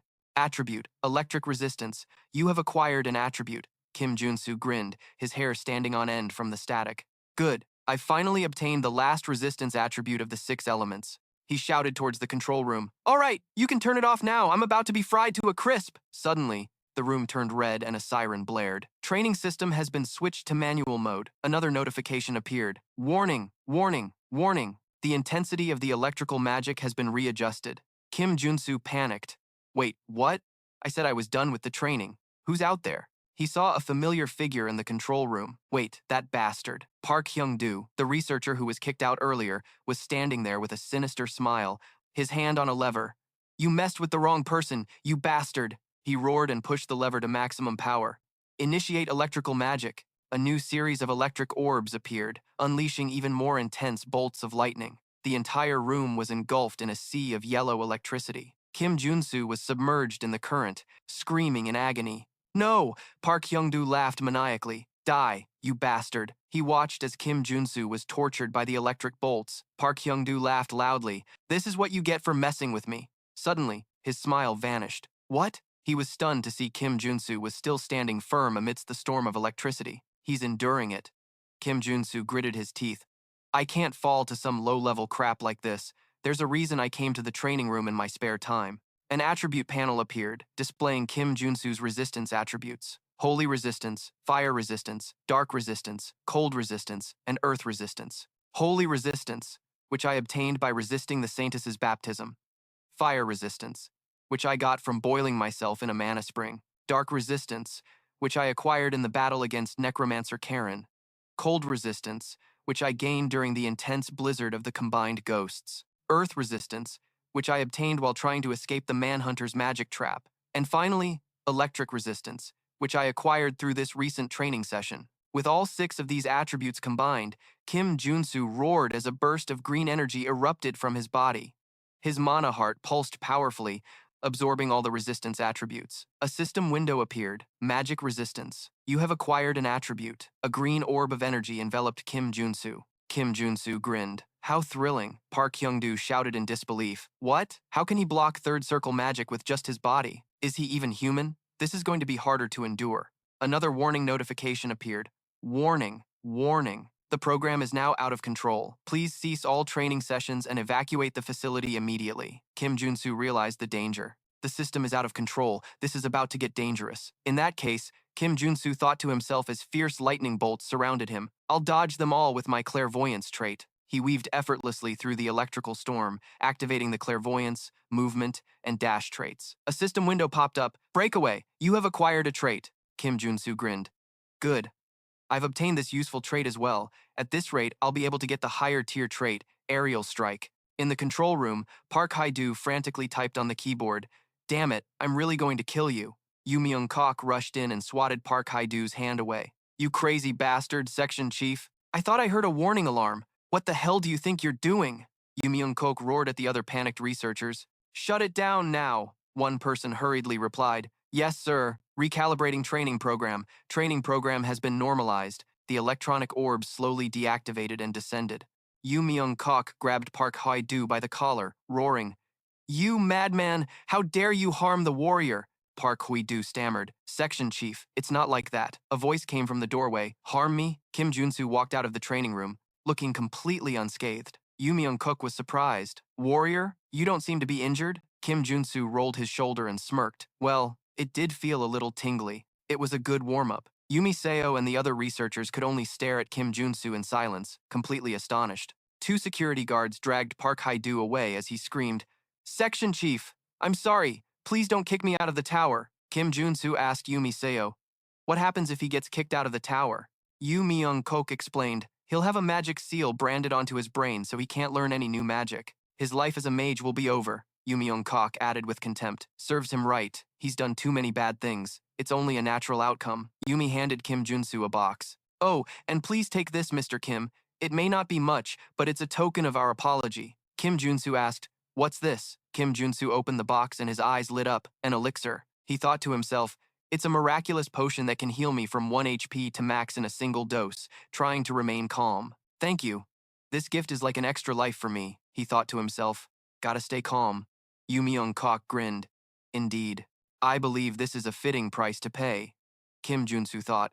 He doesn't want this incident to escalate into a bigger issue, but there's something else I have to get from this magic tower. Kim Junsu put the box down. But I have to say, this doesn't seem like enough to compensate for being attacked twice after visiting this tower. Yu Myung-kok asked nervously. Then could you tell me what you might need? Kim Junsu looked at Yu Myung-kok with a serious expression. I've held this desire for a long time, which is to experience the 4 great magic skills of the 4 great magic towers. Yu Myung-kok was astonished. Excuse me, are you perhaps saying you want to experience the solar storm? Kim Junsu replied firmly. That's right, please fire the solar storm at me. Yu Myung-kok hastily refused. I'm afraid that wish cannot be granted. A level 3 superhuman can't withstand the solar storm for even a second. Perhaps after you've gotten stronger. Kim Junsu interrupted. No. I'm sure I can withstand it for about 15 seconds. Yu Myung-kok was skeptical. What? But that's a feat that not even a level 5 superhuman can manage. Kim Junsu raised a finger, black flames dancing on it. But I'm different. Yu Myung-kok realized. Ah, the black flame, the one that can burn an enemy's mana. That's an interesting approach. But even so, it will still be very dangerous. Kim Junsu smirked. We'll see. A massive energy cannon slowly descended from the ceiling. Kim Junsu stood alone in the training room, staring at the cannon's barrel. Now I'm about to get hit by a solar storm. It's pretty scary. He took a deep breath, his expression resolute. But it can't be helped. There are only 3 ways to get the solar storm trait. Kim Junsu recalled his game knowledge. First, enter the magic tower as the Tower Master's disciple. Second, dominate the Tower Master in a one-on-one duel. But both of those methods are only possible for a mage-type superhuman, so I can't do it. From the control room, the voice of Yu Myung-kok came over the speaker. We will now begin. Kim Junsu stood his ground, his face filled with determination. However, there is a third way. I can use a hidden quest that unlocks once I build enough rapport with the Tower Master. From the observation deck, the Tower Master, an elderly man with a stern expression, watched Kim Junsu. The energy cannon began to gather a massive, glowing fireball. Kim Junsu stood his ground, bracing himself. In other words, I'm putting on a show to prove my usefulness to him. Solar Storm will be activated in 15 seconds. The cannon fired a giant fireball at Kim Junsu. The explosion engulfed Kim Junsu, creating a firestorm that filled the room. Inside the flames, Kim Junsu gritted his teeth against the searing pain. I can withstand this, he thought to himself, because there's a trait I can get through the trait on my equipment, magic armor. From the observation deck, the Tower Master and his associates were astonished. Is he really withstanding it? Wait, so you mean that superhuman isn't level 6, he's level 3? But how? Kim Junsu roared in pain amidst the sea of fire and his own black flames. I prepared so much, but it still hurts like hell. The countdown on the wall hit 15. Yumung Xe shouted into the microphone. 15 seconds have passed. Cancel the solar storm. The energy cannon slowly cooled down, smoke rising from its barrel. Kim Junsu knelt, panting, his clothes scorched. It's over. That was the longest 15 seconds of my life. The Tower Master smiled, impressed. What was his name again? Warrior Kim is truly an impressive person. A while later, in the Tower Master's office, he said to Kim Junsu, that was fascinating. Using Black Flame to endure the solar storm for that long, you'll be a great help to the project we've been waiting for. Kim Junsu smiled politely. It would be my honor, he thought to himself. The rapport is increasing right now. The Tower Master said, I like your way of speaking, so I have a request for you. Kim Junsu asked, a request? What is it? He thought gleefully. It worked. The Tower Master called inside, and a young man with messy hair and glasses emerged from a door. Grandfather, you called for me. The Tower Master introduced him. Greet Warrior Kim. He is a level 3 superhuman. Kim Junsu said, it's a pleasure to meet you. The young man bowed. A pleasure to meet you. My name is Kim Junsu. Recognizing the young man, Magic Kim, as the mage-type guide character who appears after Iron Fist Kim and Pris Kim, the young man said, I'm sorry for being late. Kim Junsu thought, is he always this gloomy? The Tower Master explained, he is my grandson. He has the potential to become a high-level superhuman, but his growth has stopped at level 1. Kim Junsu said, that's strange. The young man suddenly panicked, clutching his head. I'm sorry for being strange. I'm sorry for being a disgrace to this magic tower. Kim Junsu was confused. I didn't say that, he thought. What's wrong with him? The Tower Master looked at Kim Junsu. So, Mr. Kim? I heard you also cured Director S's son. I believe you might have an idea on how to awaken this child. The young man looked up with a worried expression. Awaken? Yes. Kim Junsu smiled confidently. Of course! The Tower Master exclaimed. Oh! The Tower Master was overjoyed. Is that true? If you somehow manage it, I will give you anything you want. Kim Junsu smirked slyly. Anything you say? This marked the beginning of the Solar Storm hidden quest. The Tower Master was stunned, realizing he'd been trapped. Say again what I'll give you? Kim Junsu said with a smug smile. The Solar Storm. Do I need to spell it out for you? The Tower Master adjusted his tie, regaining his composure. The Solar Storm, you say? I can do that for you since the future of our tower depends on this, but I'm not sure if you'll be able to use it, Kim Junsu cheerfully suggested. That's why you'll give it to me in the form of a memory chip, right? So I can learn it immediately. The Tower Master reluctantly agreed. Well, fine. If you solve this problem, that's not an issue. The grandson, Magic Kim, spoke up timidly. Sorry to interrupt, but how are you going to train me? Kim Junsu replied. First, we need to figure out the cause of this problem. The Tower Master said bluntly. His biggest problem is that he's stupid. He's supposed to become a mage, but he has almost no knowledge of mathematics. Magic Kim clutched his head, shouting in despair, I'm sorry, I'm bad at math. Kim Junsu smiled confidently. I know Magic Kim's problem very well. He was smart enough to major in business at Ascension University. However, he gave up on math, making him unsuitable for studying magic. Magic Kim sat there with a distressed look. No matter how hard I try, I just can't understand magic. I'm just listing excuses at this point. I'm sorry, Kim Junsu suggested. So why don't we learn magic that doesn't require mathematical calculations? Magic Kim and his grandfather were surprised. What do you mean, magic that doesn't require mathematical calculations? Kim Junsu explained with a bright smile. By using spirits, you'll become a fire mage. The Tower Master shot up. A fire mage, you say? But that's not a real mage, Kim Junsu said. So do you want to leave your grandson in this state forever? Magic Kim looked up with a glimmer of hope. Or do you want to train him as a fire mage so he can unleash his potential? The Tower Master silently pondered Kim Junsu's offer. He sighed.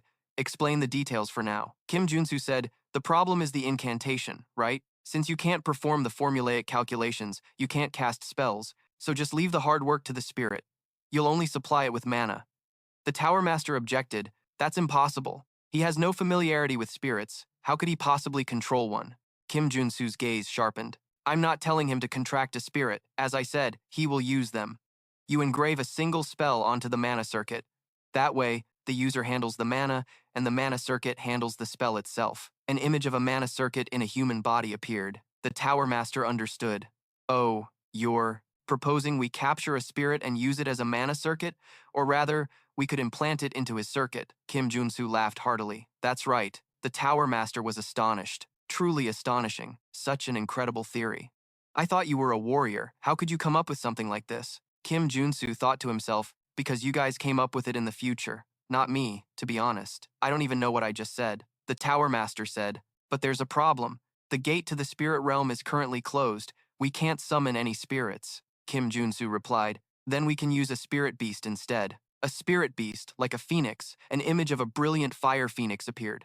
That sounds difficult. How can we find a mythical creature? Kim Junsu winked confidently. Don't worry about that. I have a way. The scene shifts to a rugged mountain valley, where dozens of phoenixes were flying around. Magic Kim was amazed. Wow, does a place like this Phoenix Valley really exist? The Tower Master was just as surprised. Even high-ranking superhumans would have a hard time finding places like this. So how? Kim Junsu smiled. Unlike the rumors, it's hidden behind the back alleys. I just happened to find it by chance. The Tower Master laughed heartily. Well, my goodness, you certainly are a lucky one. Kim Junsu smiled sheepishly and asked, so about the solar storm you promised? The Tower Master agreed. That's right, I'll make sure to give you one. Kim Junsu was overjoyed. Yes, this quest can be completed just by knowing a great location. The Tower Master asked. By the way, how do you plan to use the solar storm as a warrior? Kim Junsu held up a finger, and a small black flame appeared. I want to enhance this. My goal is to create my own polarization. The Tower Master laughed loudly. Polarization, you say? That's no easy task. We've already spent a decade researching it. Kim Junsu crossed his arms. It won't be easy, but approaching it as a mage and approaching it as a warrior can produce different results, you know. Who knows, maybe my polarization will be better than yours, the Tower Master proposed. Then how about a bet? The time limit is 2 years. Let's compare the Magic Tower's polarization with yours and see whose is better. Kim Junsu smiled. That sounds fun. What will we bet? The Tower Master said, If you win, I'll grant your wish, but if I win, join the Magic Tower's security team. Kim Junsu agreed immediately. All right, sounds good. The Tower Master laughed. Don't forget this promise, Kim Junsu thought to himself. Another chance to benefit from the Sun Magic Tower. Kim Junsu, Magic Kim, and the Tower Master stood before Phoenix Valley. Now, the time had come. Kim Junsu sat alone on a waiting bench outside the operating room, patiently looking at his phone. Department head Yu Myung-sok approached, praising Kim Junsu. That was quite amazing. Superhuman Kim, I can't believe you've opened up a path for fire magic in our magic tower. Kim Junsu smiled in response. Oh, department head. Yes, that's what happened. But first, we have to hope the surgery is a success. Indeed, Yu Myung-seo agreed and then changed the subject. But about that mage who was kicked out earlier? Kim Junsu asked with a look of contempt. Oh, that loser? Yu Myung-sok said, I investigated further after he left, and apparently, he took money from the Kumo Corporation, Kim Junsu exclaimed in shock. Huh? An image of a group of people in black with a crow emblem appears. The Kumo Corporation, one of the 5 major corporations known for its aggressive and predatory business expansion. Basically, they're like video game villains. The problem isn't that they stole information from our magic tower, but that they specifically asked for information about you. They're probably trying to recruit you. Kim Junsu shuddered, crossing his arms with a look of disgust. I wouldn't want that. I'd never join forces with villains like Kumo. Another thing to avoid, huh? The operating room door opened. A surgeon stepped out with his arms wide, shouting with joy. It was a huge success. The Tower Master rushed out and shook Kim Junsu's shoulders excitedly. It's all thanks to you, Superhuman Kim. Is my nephew a mage now? A superhuman? Kim Junsu replied. That's good to hear. The Tower Master was in awe. This is unbelievable. So this is the power of a level 8 mage. Magic Kim walked out, orange flames enveloping his arm. Thank you so much, he mumbled. Magic Kim? What? Kim Junsu was shocked as he sensed Magic Kim's power. Is he already as strong as me? Starting from level 3. Is this the power of the relic? Magic Kim looked at the fireball in his hand. This feeling is strange, to be able to use magic so easily. Kim Junsu offered some advice. From now on, I suggest you drink fire attribute elixirs to store more mana. Magic Kim was grateful. You're even showing me how to get stronger. Thank you, the Tower Master said cheerfully. Well done, Kim. Here is your promised reward. Kim Junsu cheered internally. Oh, that didn't take long at all. Kim Junsu eagerly took an ornate box. Yes, the Sunstorm. But what's this? The Tower Master handed him another bag.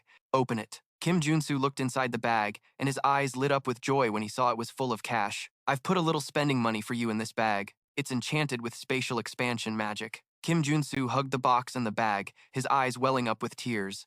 I love you, Tower Master. Everyone silently thought his affection was a bit much. The scene shifts to the Sunsu Human Resources Office, where Director Choi is handling Kim Junsu's cash. You earned an additional reward of 5 billion. That's amazing. Kim Junsu was sprawled on the sofa. I think it's time you got used to my greatness, Director Choi.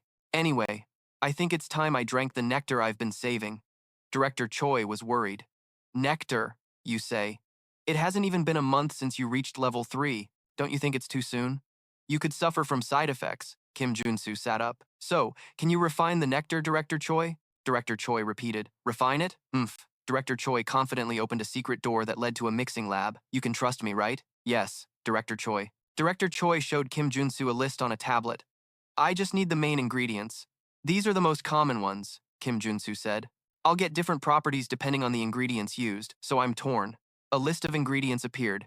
Killa's spine, steel snake, fruit of the world tree, heart of a horned tiger. Kim Junsu thought, I already have super strength and regeneration, and I have steel armor on my shield. I'll choose the heart of the horned tiger. An image of the heart appeared with the boldness property. Director Choi asked, Oh, this one? Director Choi asked with a worried look. Does it have to be the horned tiger? Kim Junsu asked back. What's wrong? Director Choi explained. It's an endangered species, so it's very hard to get these days. Kim Junsu was surprised. Endangered? The scene shifts to a dirt road under a clear blue sky. Kim Junsu sat in a car, smiling confidently. If that's the case, I'll go get it myself.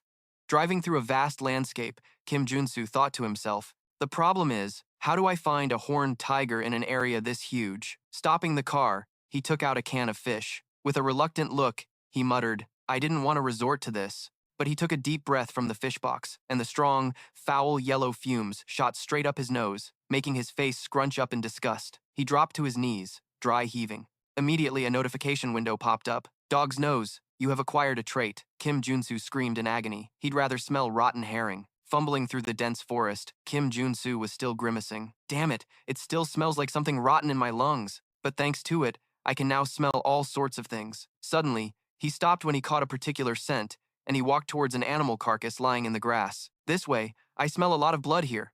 Was there a predator nearby? That means... Suddenly, he heard voices echoing from a distance.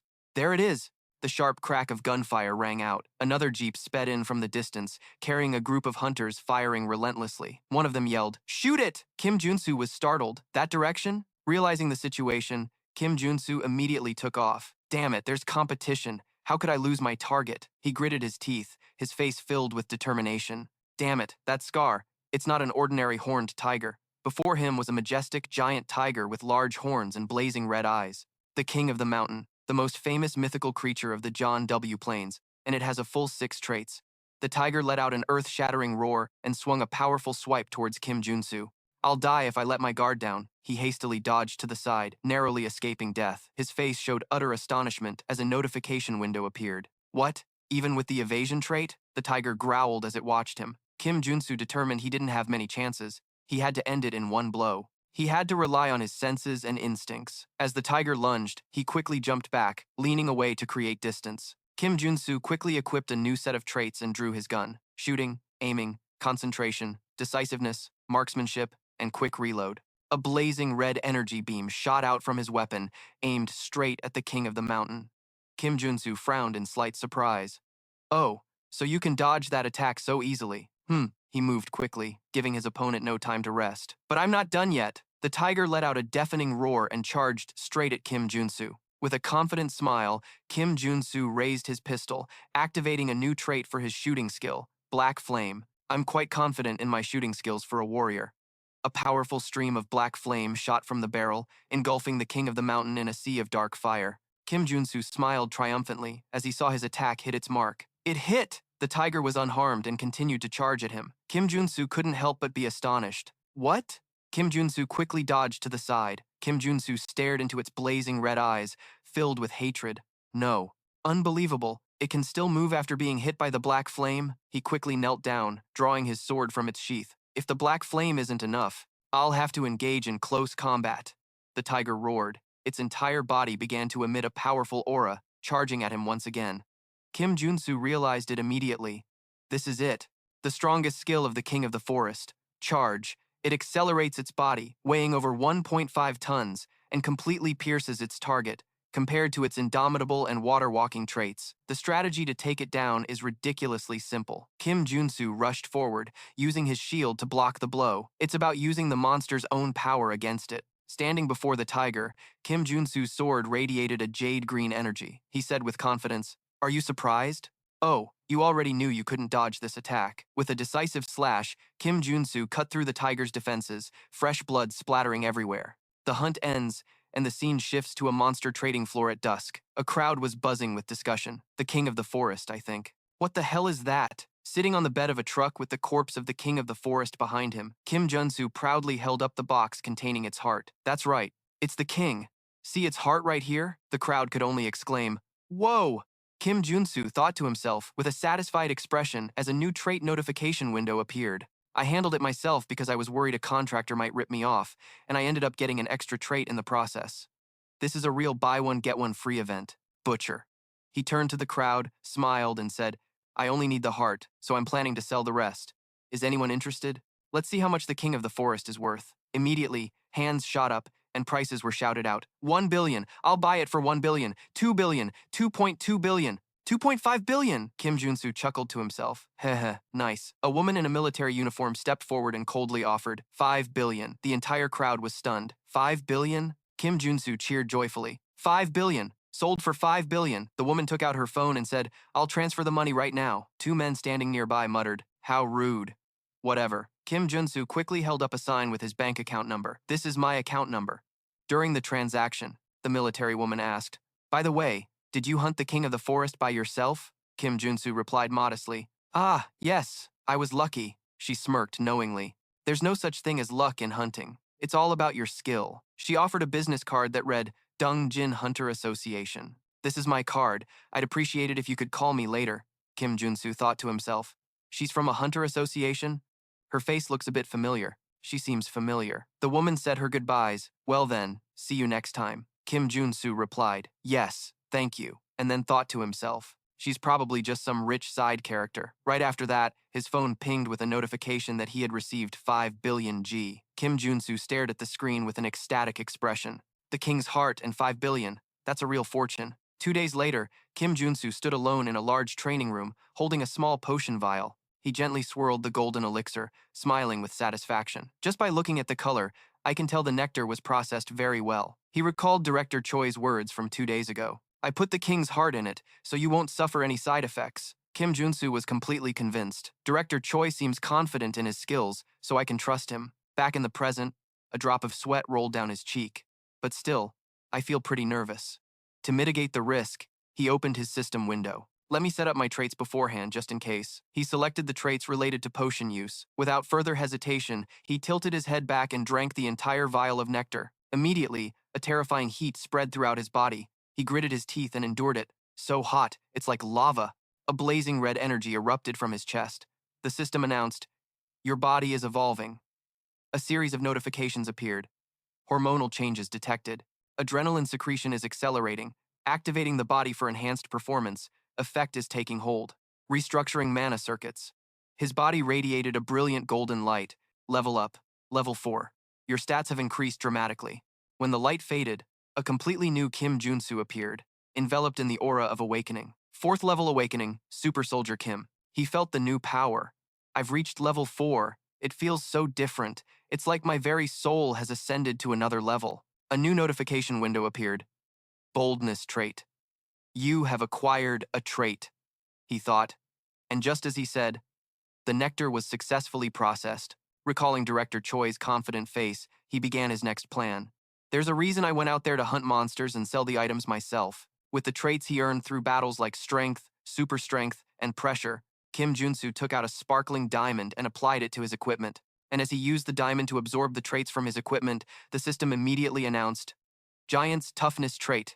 You have acquired the traits. Now, with a ripped, muscular body, Kim Junsu stood before the system window, displaying the 6 collected traits. The preparations were complete. Now for the final step. He tensed his body, his muscles bulging incredibly. His body once again underwent a painful transformation. Abnormal status. Significant damage detected in muscle fibers. Skeletal structure is being realigned. The 6 trait icons on the screen began to resonate. Merging into a brilliant pillar of light, the traits are resonating. From that pillar of light, a completely new, more powerful trait icon was formed. Giant's strength trait. You have acquired a trait. Kim Junsu stood up, his body now massive and burly like a giant's. He clenched his fist, feeling the surging power. I finally got it. Giant strength, the top-tier trait for a warrior. He stared in amazement at his reflection in the large mirror. Damn, am I as big as a mutant? To test his new strength, he decided to throw a punch to see how powerful it was. The moment he swung his fist, the huge mirror in front of him shattered into pieces just from the shockwave, before the punch even connected. Kim Junsu looked at his fist, unable to believe his eyes. I broke it with just the shockwave. The power is incredible. A system notification appeared. Abnormal status, significant damage detected in muscle fibers. Recovery required. Kim Junsu massaged his muscular shoulder and admitted, but it definitely has clear side effects. As he put his jacket back on, his giant body gradually shrank back to its normal size. He thought, as expected, to use this trait, I need a diamond body to make my body tougher, or the invincibility trait to boost my regeneration. But both of those are top-tier traits. He recalled using the diamond to absorb traits from his equipment. I can learn them from my equipment like I just did. Kim Junsu crossed his arms, his expression turning grim. The problem is, I'm out of diamonds. I used them all up this time. But then his face suddenly lit up. He jumped up cheerfully, hoisting his shield. But that's no problem, because I know exactly where to get them. At a shop, Kim Junsu yelled with a devastated look. We're out of diamonds? Not even a single one? The weapon shop owner, an older man, replied. No, the earliest we'll get a new shipment is next month. Kim Junsu thought in shock, but I thought the SWO market had everything. Next month? That's too late. Kim Junsu leaned over the counter and whispered to the shop owner. Then, sir, would you like to go with me to dig up some diamonds? The man was surprised. Dig them up, you say? Kim Junsu thought to himself. I don't remember this from the game. With a sly grin and a thumbs up, Kim Junsu said, This is a route that cannot be leaked at any cost. Are you interested? The man replied instantly. Of course, let's go, Kim Junsu told himself. It's time for some rapid growth. Their car sped down a busy city street at night. In the car, the man said. I'm sure you know you have to take risks to get something like diamonds, right? Kim Junsu replied. I suppose so. Yes. And thought to himself with a puzzled look, just like everything else. The man continued, take a look first, and if you don't feel up to it, you can back out. Kim Junsu felt a little uneasy. Why so many disclaimers? He looked out the window and saw a road sign. Troll Bu 5 kilometers. He was surprised. Huh, Troll Bu? The truck continued down the highway. Kim Junsu muttered, Troll Bu, yeah. A sinister smile appeared on Kim Junsu's face as he realized something. Oh, now I get it.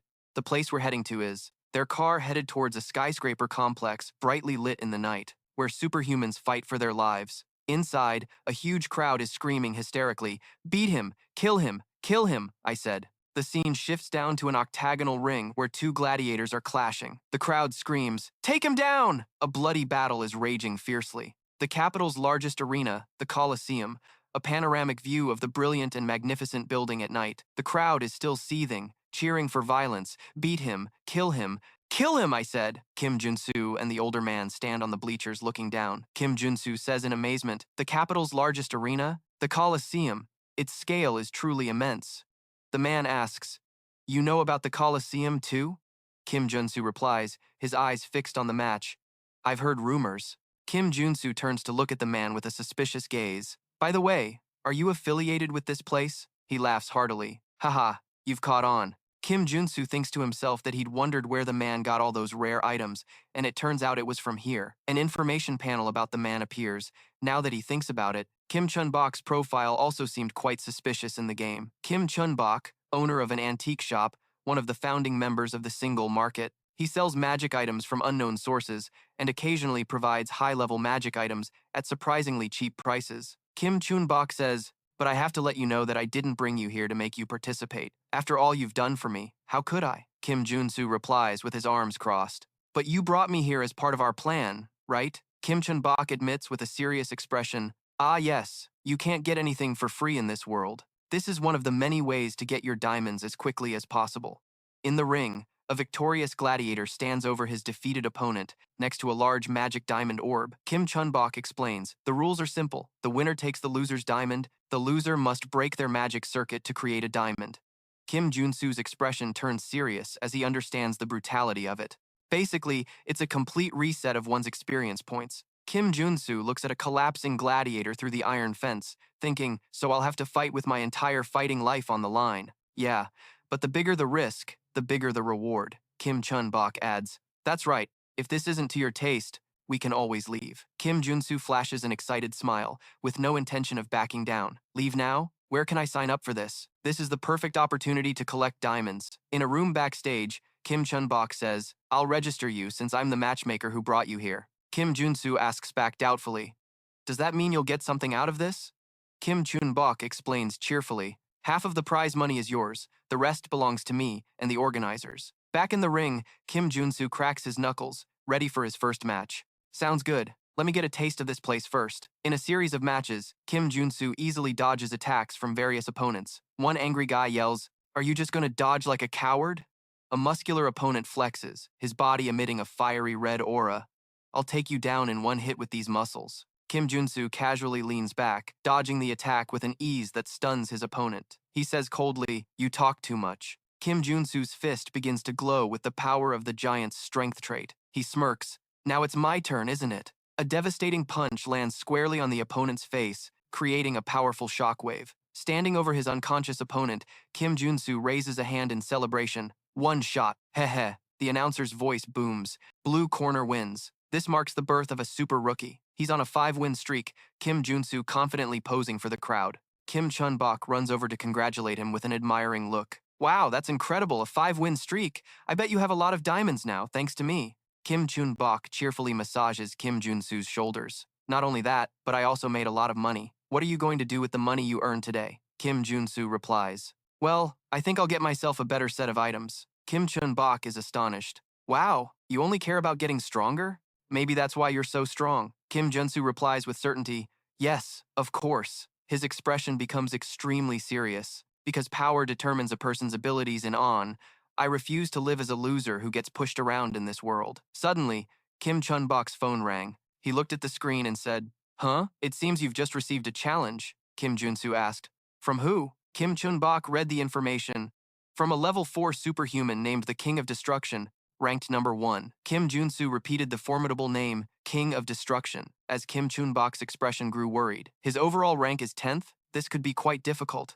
You don't have to accept this challenge. Kim Junsu remained silent, his eyes hardening as he considered the challenge. The King of Destruction.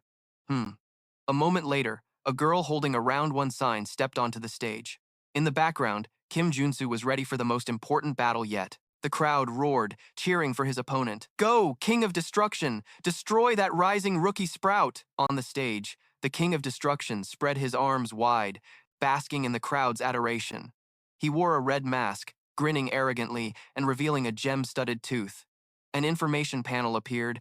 King of Destruction, level 4 superhuman. The King of Destruction sneered. "Ha ha, I didn't expect you to accept my challenge, kid. You must be out of your mind." Kim Junsu calmly observed his opponent. The King of Destruction. He's definitely a tough opponent. He analyzed the opponent's traits in his head, an SR rank character with practical combat, giant strength, and combat technique. He's strongest in hand-to-hand combat, possessing 3 high-level traits, but he's still beatable. Kim Junsu recalled information from the game. In the game, he was level 5, but here, he's only level 4. Moreover, a sinister smile appeared on Kim Junsu's face. "I'm starting to feel that diamonds aren't a good enough reward." Heh. The King of Destruction lunged forward, throwing a powerful punch.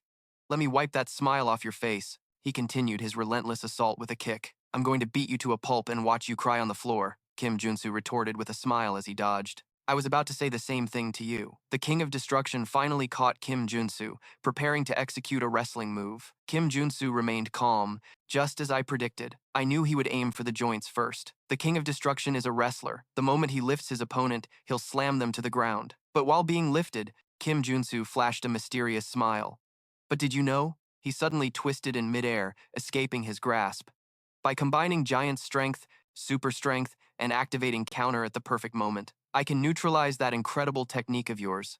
A powerful counter-punch generated a blue shockwave. The King of Destruction let out a scream of pain as the punch landed, his face contorted from the impact. The King of Destruction staggered back after taking the counterattack, but he quickly regained his balance. Though stunned, he fought on instinct, swinging his arm up to grab Kim Junsu's neck. Kim Junsu predicted, next he'll use an armbar. With that knowledge, Kim Junsu easily deflected his opponent's attack with a powerful elbow strike. But I saw that coming from a mile away. He quickly grabbed the King of Destruction's arm and slammed him to the floor. A system notification suddenly appeared. Trait. Suppression. You have acquired a trait. Kim Junsu looked at the notification panel with a smug smile. Suppression is a trait acquired by continuously predicting an opponent's moves. Now you're mine. The King of Destruction took a step back, completely bewildered. How did you? Kim Junsu taunted. You look like you're wondering how I knew and dodged your attack, Kim Junsu said confidently. Unfortunately for you, I'm just getting started. A purple aura enveloped Kim Junsu as the system panel displayed his 6 basic combat traits: attack, combo, counter, defense, evasion, and suppression. By acquiring the suppression trait, I've collected all 6 basic combat traits. The 6 lower-level traits will combine. The 6 trait icons merged into a brilliant pillar of light and evolved into a single trait. A completely new and powerful trait was formed. Trait. Practical combat. You have acquired a trait. Kim Junsu entered a fighting stance, his body exuding a completely different aura. He grinned. All right, shall we test out this new toy? The King of Destruction sensed the terrifying change, sweat pouring down his face. What are you planning to do? Kim Junsu began executing martial arts moves with incredible speed and fluidity, with no trace left of a warrior who relied solely on strength. The King of Destruction screamed in panic. What the hell? What did you do for your entire aura to change like that? Kim Junsu smiled, his eyes glinting with a sharp blue light. You're perceptive. No wonder you're ranked so high. He thought to himself. He's right. If I was just an oversized rookie when I first stepped into the ring, his fist enveloped in a powerful blue energy. Now I'm a well-rounded warrior after gaining real combat experience. He charged forward, unleashing a barrage of precise and powerful blows. The real combat skill allows my basic attacks to always trigger the chain combo trait and adds various bonuses to all my combat moves. The King of Destruction desperately threw a punch. Kim Junsu easily blocked it. He grabbed his opponent's wrist, initiated his plan, and activated real combat. If I combine the other low-level traits one more time, the system window displayed a new trait combination: giant strength, real combat, attack, endurance, vitality, and suppression. Kim Junsu used his new power to lock the King of Destruction in a vicious submission hold, thinking even the King of Destruction wouldn't be able to resist him. He tightened his grip,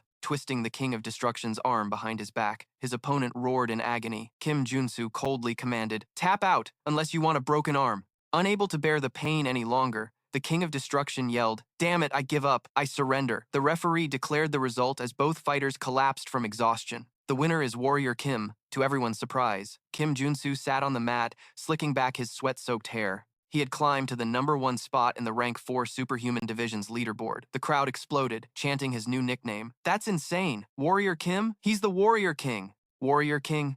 "That's right, Warrior King." Kim Junsu blushed, embarrassed by the new nickname. What kind of cringy name is this?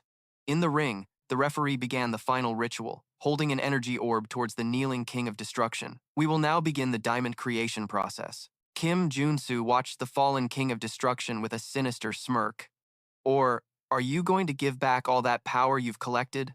The King of Destruction gritted his gem-studded tooth, making a difficult decision. He stated firmly, "I request to use the special contract." Kim Junsu cheered inwardly. "That's it." The astonished referee asked for confirmation. "Are you sure you want to use the special contract?" He then explained to the crowd. The special contract was an agreement signed with the organizers when the King of Destruction became the #1 fighter. The condition was that if the King of Destruction were to be defeated, the organizers would provide the diamonds on his behalf. The referee turned to Kim Junsu with an inquisitive look. However, this can only be executed with the winner's consent. Do you agree? The King of Destruction made a tempting offer. "If you do, I promise to give you 10 diamonds." The referee chimed in. "Wow, that's an unprecedented deal. Considering we only expected to extract 3 or 4 diamonds from the King of Destruction, this is a fantastic offer. I suggest you take it." Kim Junsu crossed his arms and replied coldly, "That's still not enough." Both the referee and the King of Destruction were stunned. "Huh? I'm sorry?" Kim Junsu explained. "The mana of a B rank, SR class superhuman is on the line. I have to demand more than that." Kim Junsu held up one finger, smiling. "I demand one more thing, but I'm not talking about diamonds." The King of Destruction asked, "Then what is it you want?" He pointed at his opponent's gauntlet with a cunning smile. "I want the item you were wearing when you entered the game. If you give me the Steel Fist, I'll accept your conditions. Hand over your SL rank magic weapon." The King of Destruction was completely flustered. He scratched his head, feigning ignorance. "Steel Fist? What's that?" Kim Junsu scoffed. "It's too late to play dumb. I already saw the look of surprise on your face. I won't agree to anything less than 10 diamonds and the Steel Fist." The King of Destruction hissed. "Damn it, how did you know?" Kim Junsu crossed his arms and posed the final question. "So, what will you do?" He couldn't refuse. If his magic circuit was destroyed to create the diamonds, he would lose all of his skills. The King of Destruction bowed his head, making his final decision through gritted teeth. "I'll give you the Steel Fist." But then he looked up, his eyes filled with defiance. "You have to fight me again later in this very Colosseum." With the Steel Fist at stake, Kim Junsu smirked. "Sounds good to me. We can decide on a time later since I'm a busy person too." A pair of modern and powerful armored gauntlets materialized on Kim Junsu's hands. He clenched his fists, feeling the new power. "Wow, look at that glow, it's so fresh." The information panel appeared. The Steel Fists increased strength and endurance, reducing all damage for 10 seconds. Kim Junsu laughed gleefully. "Damage reduction? This is a total cheat." Back in his private room, Kim Junsu looked at the pile of sparkling diamonds on the table. "I got a lot of diamonds, too. I can create a top-tier trait and even have some left over." He took out a necklace and a diamond, preparing for the upgrade process. Next, the system panel displayed recovery-related traits. If I apply the healing trait from the necklace that Monk Kim gave me. He pressed the diamond onto the necklace, and a brilliant golden light erupted. Kim Junsu's entire body was enveloped in a powerful blue aura as he absorbed the new power. A notification appeared. "Immortal, you have acquired a trait." Kim Junsu stood up, feeling the power of immortality flowing through his veins. "Now that I have the giant's strength and immortality, I just need one more thing to complete the warrior build trinity." He happily put away his bag of diamonds. "I'll take good care of these diamonds." Just then, his phone rang. He looked at the screen. Deng Jin rang. He immediately recalled. Isn't that the female hunter who bought the king of the mountain forest? The scene shifts to a modern skyscraper with the words Hunter Association on it. Deng Jin Rang opened the door to welcome him. "Thank you for coming. Our chairman is very eager to meet you." Kim Junsu replied. "Ah, yes, I wanted to meet him too." he thought to himself as they walked, because the Hunter Association's chairman is a famous reward-giving NPC. Dung Jinrang turned and announced into a room. Warrior Kim has arrived. A dapper man in a black suit greeted Kim Junsu with a cold smile. Superhuman Kim, it's a pleasure to meet you. Kim Junsu couldn't help but be stunned. The man introduced himself. I am the chairman of the Hunter Association, Yoon Bung Jin. Kim Junsu felt an invisible pressure that made him step back. He thought in panic, what is this? This isn't the chairman.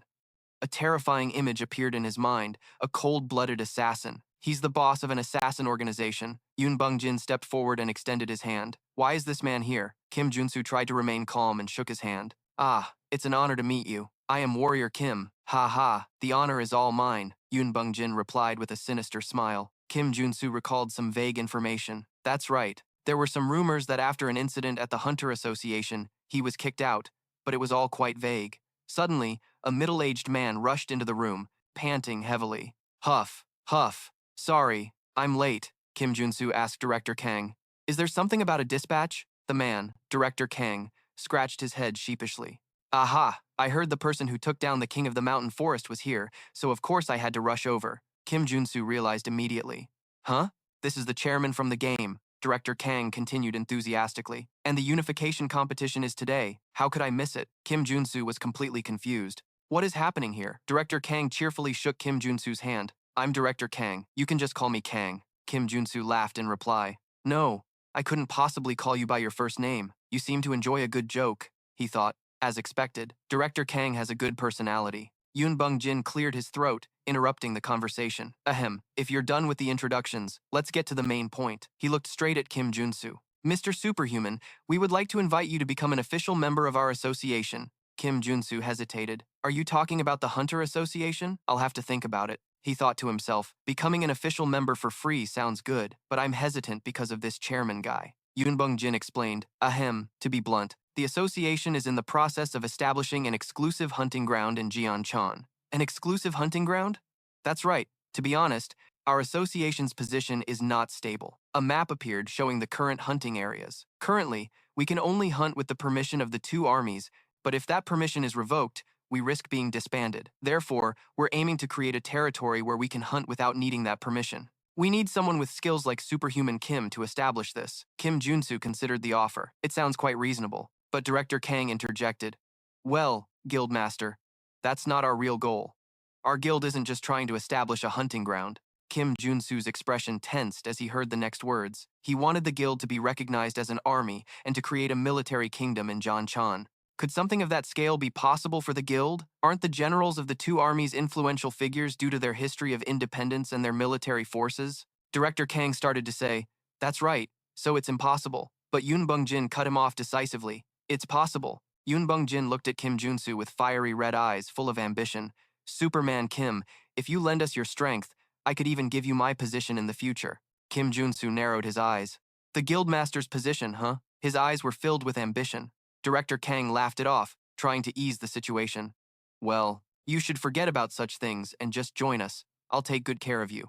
Ha ha. Director Dung Jin Rang, standing nearby, said with her arms crossed. Don't you think I can handle something like this? Director Kang could only laugh awkwardly. Oh, well, ha. Kim Junsu glanced at Yoon Bung Jin. What did he think of this man? Yoon Bung Jin, a wicked man with unpredictable actions. It would be unfortunate if something happened to Director Kang, who would provide lucrative quests in the future. Director Kang enthusiastically invited him again. Superman, Kim, if you join, you'll also get tax benefits. You can also enjoy the hunt at today's unification competition. Kim Junsu made his final decision. I should protect him. He smiled and said, sounds good. Then I'll join. Their car once again sped down the dirt road. Director Kang drove cheerfully. Aha, now I owe you one. I'll handle the driving. You just relax. He started rambling. I was worried the guildmaster had already invited you, so I had to rush over. To be honest, I was worried about the guildmaster approaching you, Warrior Kim. Anyway, it's a good thing we could ride together like this. Ha ha. Kim Junsu forced a laugh, ha,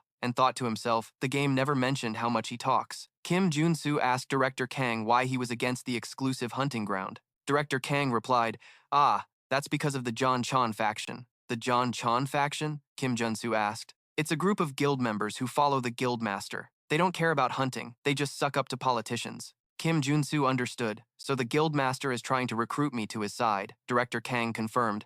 That's right. Director Kang seemed annoyed.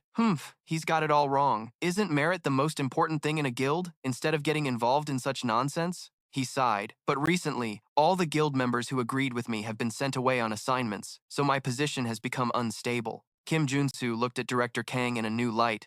I thought he was just a carefree guy, but he's quite thoughtful. Their car entered a large campsite. Director Kang announced, "We're here. This is our guild's secret hunting ground." Kim Junsu looked out the window, impressed. Whoa, this is set up pretty well. Kim Junsu entered the campsite, looked around, and remarked, "Damn, there are a lot of hunters."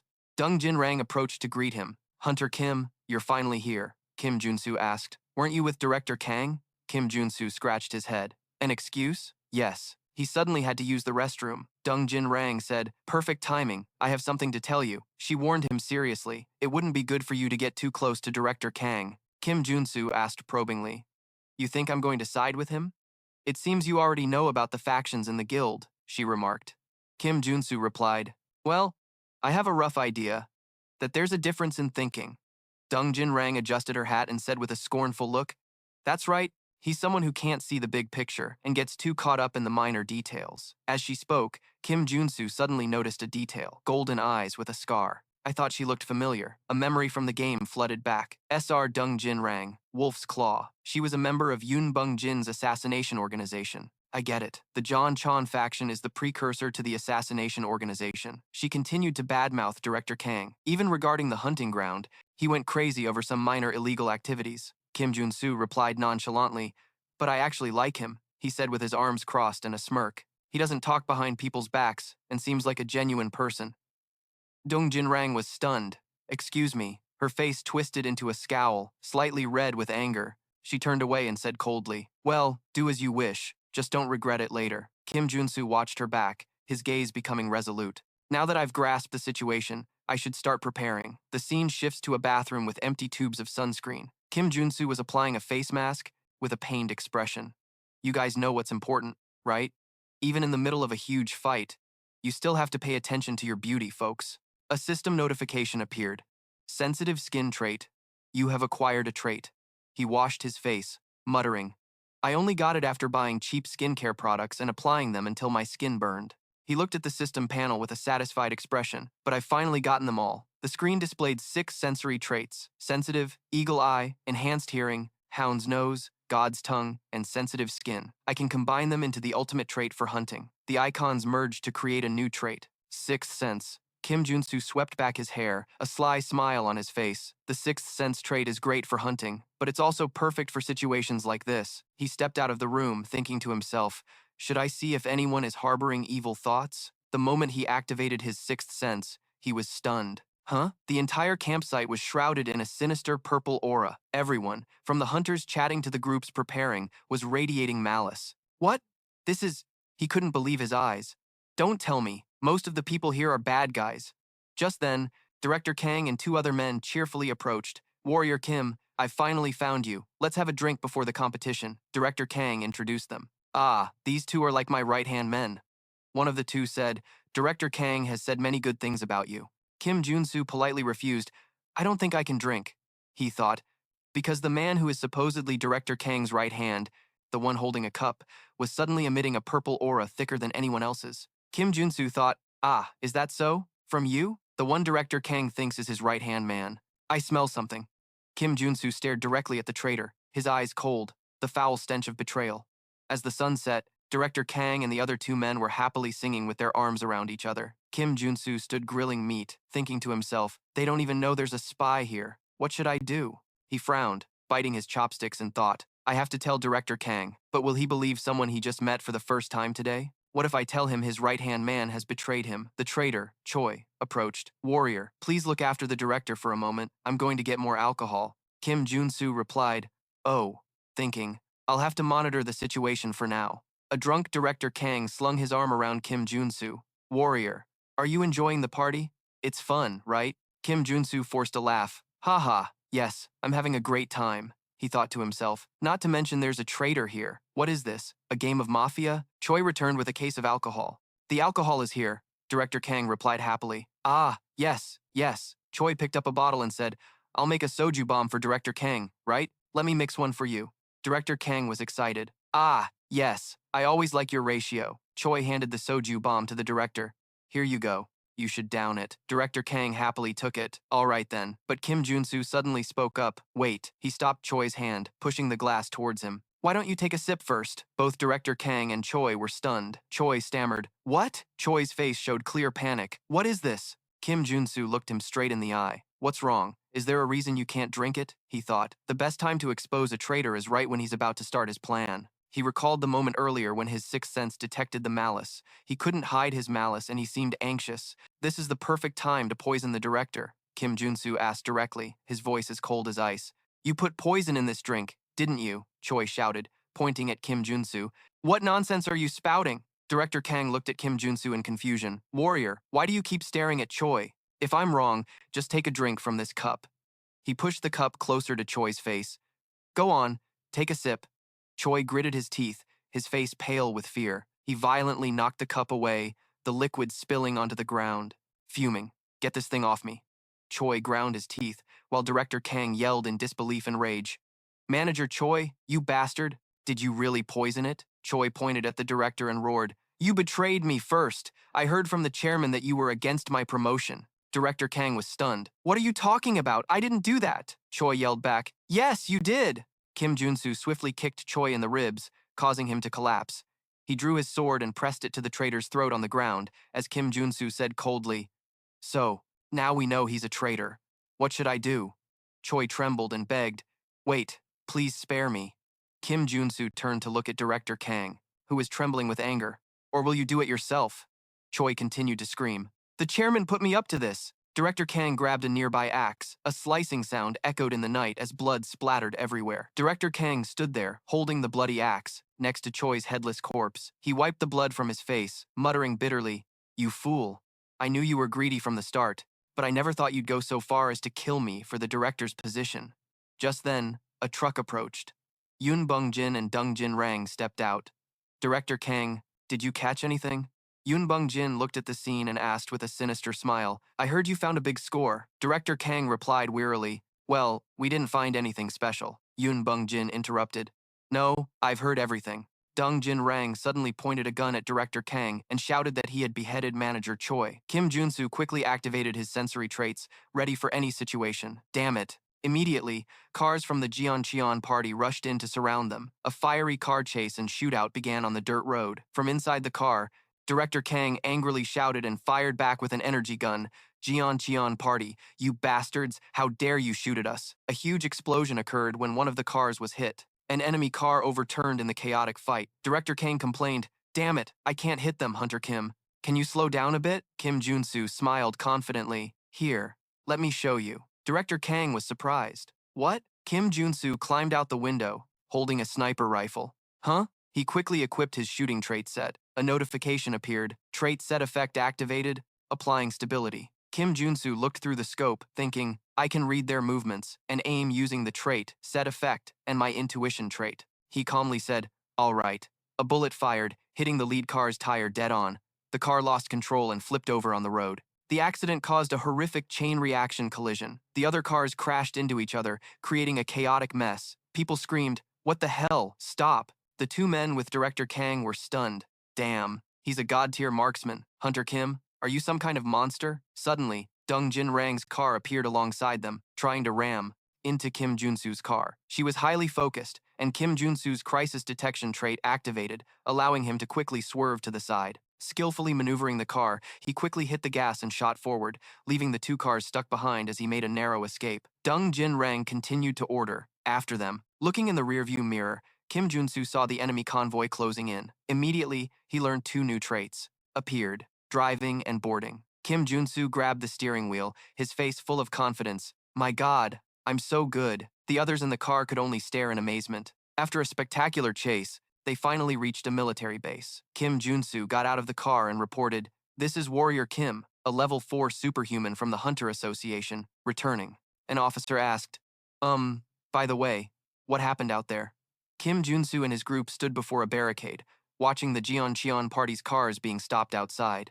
Dong Jin-rang ordered her men to put their guns away. An officer warned Director Kang that if he caused a disturbance in this area, it would be considered a challenge to the authority of the Corps commander. Kim Junsu answered instead, yes, I know. I won't cause any disturbance. Yun Bung-jin ran up, shouting, please, wait, you can't let them in. They're criminals. They killed a man. The officer replied coldly, we don't get involved in disputes that happen on the hunting grounds. I'm sure you're aware of this, Chairman, Yunin said desperately. But another man, who appeared to be the commander, drew his sword, a chilling aura radiating from it. Or are you challenging the authority of the Eastern Army's commander? Yun Bung-jin gritted his teeth and silently stepped back. Then another officer taunted Director Kang Ki-sok. You ran away like a rat. Did you hire a professional driver or something? Director Kang proudly pointed to Kim Junsu. It's all thanks to our hunter Kim right here. He's great at driving, hunting, and shooting. Director Kang put his arm around Kim Junsu's shoulder, laughing heartily. Thanks for dispatching someone like this. If I had a daughter, I'd marry her off to him. Gah, Kim Junsu thought in horror. Becoming this old man's son-in-law, what a terrifying thought. Yun Bung-jin looked at them with a hateful expression. I didn't think Warrior Kim would side with someone like that. Director Kang, come now. We don't want to see any blood spilled. Director Kang casually replied, hey, don't forget this isn't your territory. Don't cause any trouble. Suddenly, a loud noise echoed from the sky. Everyone looked up, stunned. What's that noise? From a distance, a man in a long coat exuding an air of authority appeared. An information panel appeared. Gu Hun Gon, Level 7 Warrior Division, Commander of the Eastern Army. He approached with sunglasses and an overwhelming presence. Yun Bung-jin and his men immediately bowed deeply. Division Commander, our apologies, sir. We were just trying to talk. Kim Junsu looked at the powerful man, a drop of sweat rolling down his cheek. He's here, one of the 4 division commanders of the Eastern Army. Level 7 superhuman, Gu Hun Gon. Gu Hun stood there, judging both sides. I don't care about hunters fighting, but you can't do it here. This is not your playground. Yun Bung-jin and Director Kang could only stand there silently and take it. He turned his back and warned, if I see this happen one more time. Gu Hun Gon approached Kim Junsu, his eyes glinting strangely behind his glasses. He declared, all right, I will mediate this dispute on behalf of the Eastern Army. Everyone was stunned. What? Someone protested. With all due respect, sir, this is a matter for the Hunters Association. Not even you can get involved in this. Gu Hun Gon roared. This is an order from on high. Yun Bung-jin and Director Kang were both horrified. You mean? Gu Hun shouted. The Legion commander orders it. Fight an honor duel in front of City Hall tomorrow at noon. He looked directly at Kim Junsu. Only one person present here can volunteer to fight. Kim Junsu was confused. Huh? Why is he looking at me? Gu Hun laid out the final condition. The loser must offer up their head. The reflections of Yun Bung-jin and Director Kang were visible on his glasses. If you refuse the duel, I will find you guilty. The next day, in the pouring rain, a crowd had gathered on the lawn in front of City Hall. Director Kang held an umbrella over Kim Junsu, who was warming up. Hunter Kim, are you sure about this duel? I know you volunteered, but... Kim Junsu calmly replied, don't worry.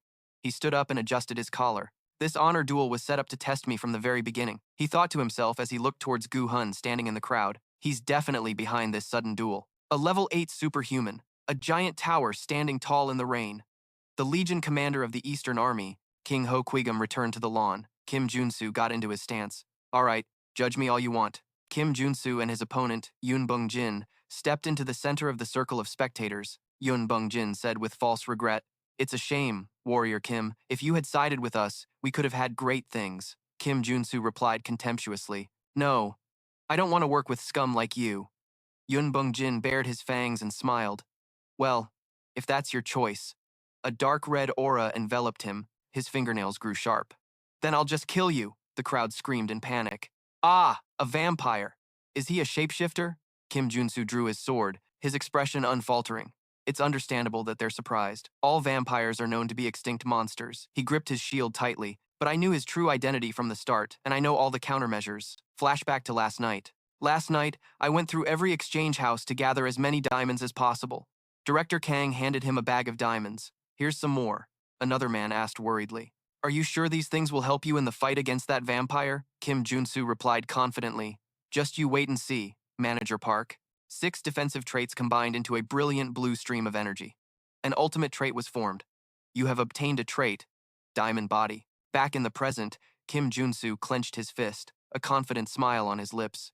You'll find out soon enough. In this duel, I now have the Trinity build. Yun Bung-jin lunged forward, swinging his sharp claws. Kim Junsu easily raised his shield to block the powerful attack, and Yun Byung-jin gritted his teeth. Unbelievable. How can a mere level 4 weakling block my attack so easily? Kim Junsu stared right into his eyes, full of defiance. Because I'm not on a level where a monster like you can kill me. He swung his sword, activating giant strength, creating a golden stream of energy that sent Yunbeng Jin flying. Yunbeng Jin was thrown back. Ugh. What is that power? Did you cheat your level? Kim Junsu stood firm, his three ultimate traits shining: giant strength, diamond body, and immortality. He powered up, a golden aura enveloping his body. This was the synergy of the three most overpowered traits in the game. He charged forward, swinging his sword with incredible force. With the combination of the diamond body and immortality traits supporting the maximum output of giant strength, I can wield power that surpasses a level 4 superhuman. A powerful slash came down. Yoon Byung-jin hurriedly raised his hands to block. His claws shattered on impact. My steel claws! A bloodshot red eye appeared on Yoon Byung-jin's forehead. Now that it's come to this, it can't be helped. His body began to transform grotesquely. He turned into a hideous humanoid monster with long, sharp, insect-like limbs. Director Kang and the others watched in horror. Director Kang, oh my god, that's him. A mutant. The monster clung to a glowing red web. This was the second awakening of a shapeshifter, using the mutant trait. It let out a savage roar. It risked the user losing consciousness and going berserk, but it held enough power to wipe out an entire party of level 5 superhumans. Kim Junsu thought to himself, that's why subduing it before it fully develops is the top priority. He summoned his black flame, creating streams of dark fire that attacked the monster. But the monster easily tore through the black flame. Kim Junsu stood his ground, gripping his sword, and muttered. He withstood the black flame. He determined it could reach level 7 if it completed its maturation.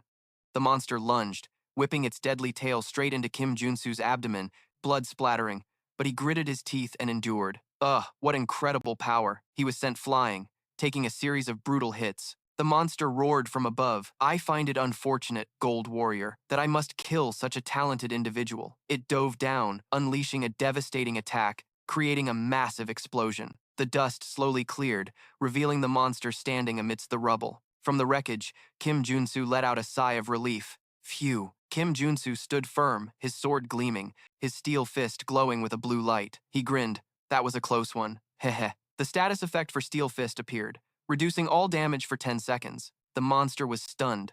What is this? With my awakened power, you should have died right there, Kim Junsu thought.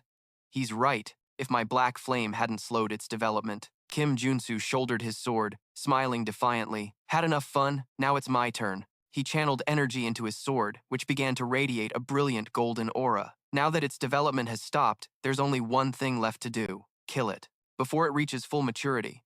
He brought down a fatal sword strike, a brilliant golden sword aura shooting out at terrifying speed, aimed straight at the monster. Yoon Byung-jin, in his monstrous form, let out one last scream. Kim Junsu said his farewell. Goodbye, you hideous monster. What the hell? A pillar of golden light descended from the sky, completely obliterating the monster. The sky cleared, leaving a massive crater in the ground. Kim Junsu sat on a chair, wiping away his sweat. Director Kang and Manager Park surrounded him joyfully. You really beat the level 5 vampire. I can't believe it even after seeing it with my own eyes. Kim Junsu sighed.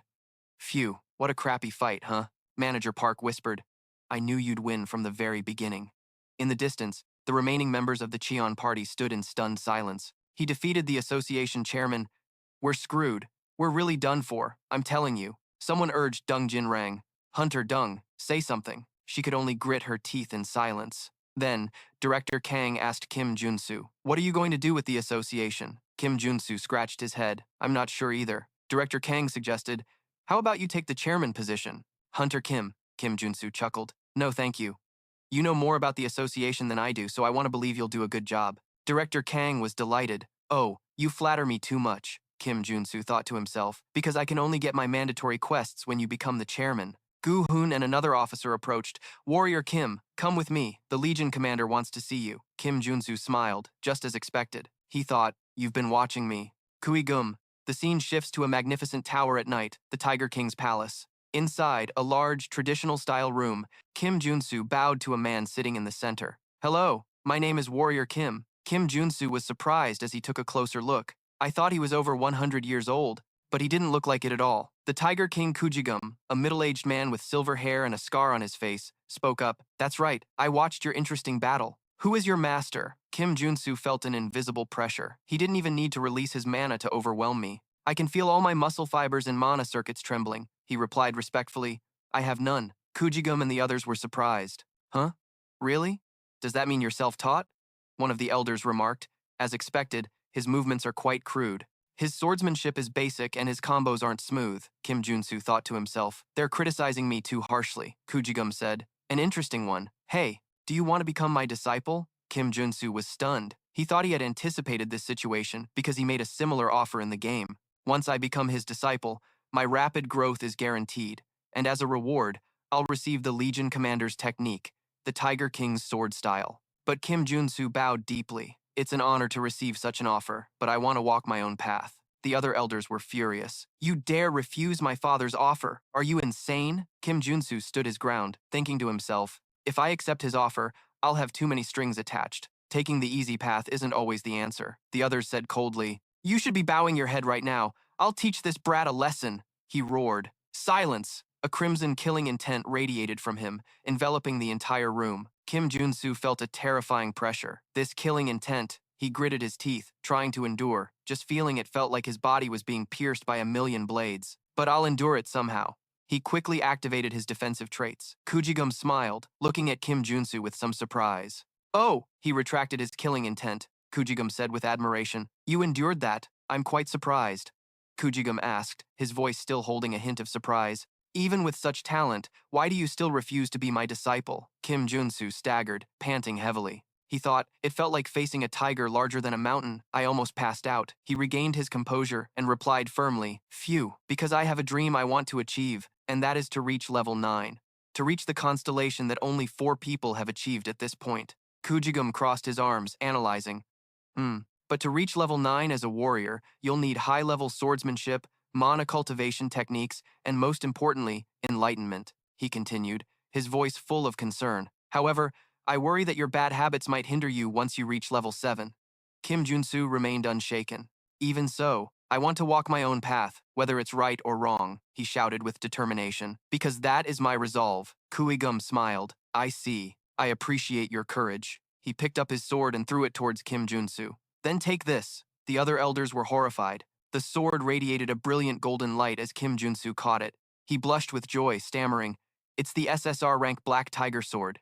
Kujigum said, come and take this as well. He handed Kim Junsu a small object. When Kim Junsu took it, an image of a majestic tiger appeared, the Tiger King's sword style. From what I've heard, the mountain-shattering sword style you use is known for expressing dominance.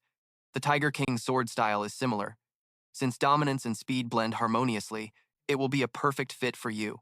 Kim Junsu was still confused. Thank you, Legion Commander. But why are you giving this to me? I mean, I won't refuse, but it's still a burden, Kujigum explained, because I saw passion and talent in you. If you reach level 9 within 10 years, no. If you reach level 8, the Eastern Army will be yours. Kim Junsu and the others were stunned, and an elder stood up to object to the Legion Commander. That's completely absurd. It's nothing more than empty words. Kujum turned to his men and declared, you all listen up. The moment anyone present here reaches level 8, that person will succeed my position. He turned back to Kim Junsu, setting a condition. 10 years, you can walk your own path during that time, but if you can't reach level 8, you'll have to return the Black Tiger sword. Kim Junsu gripped the hilt of the sword.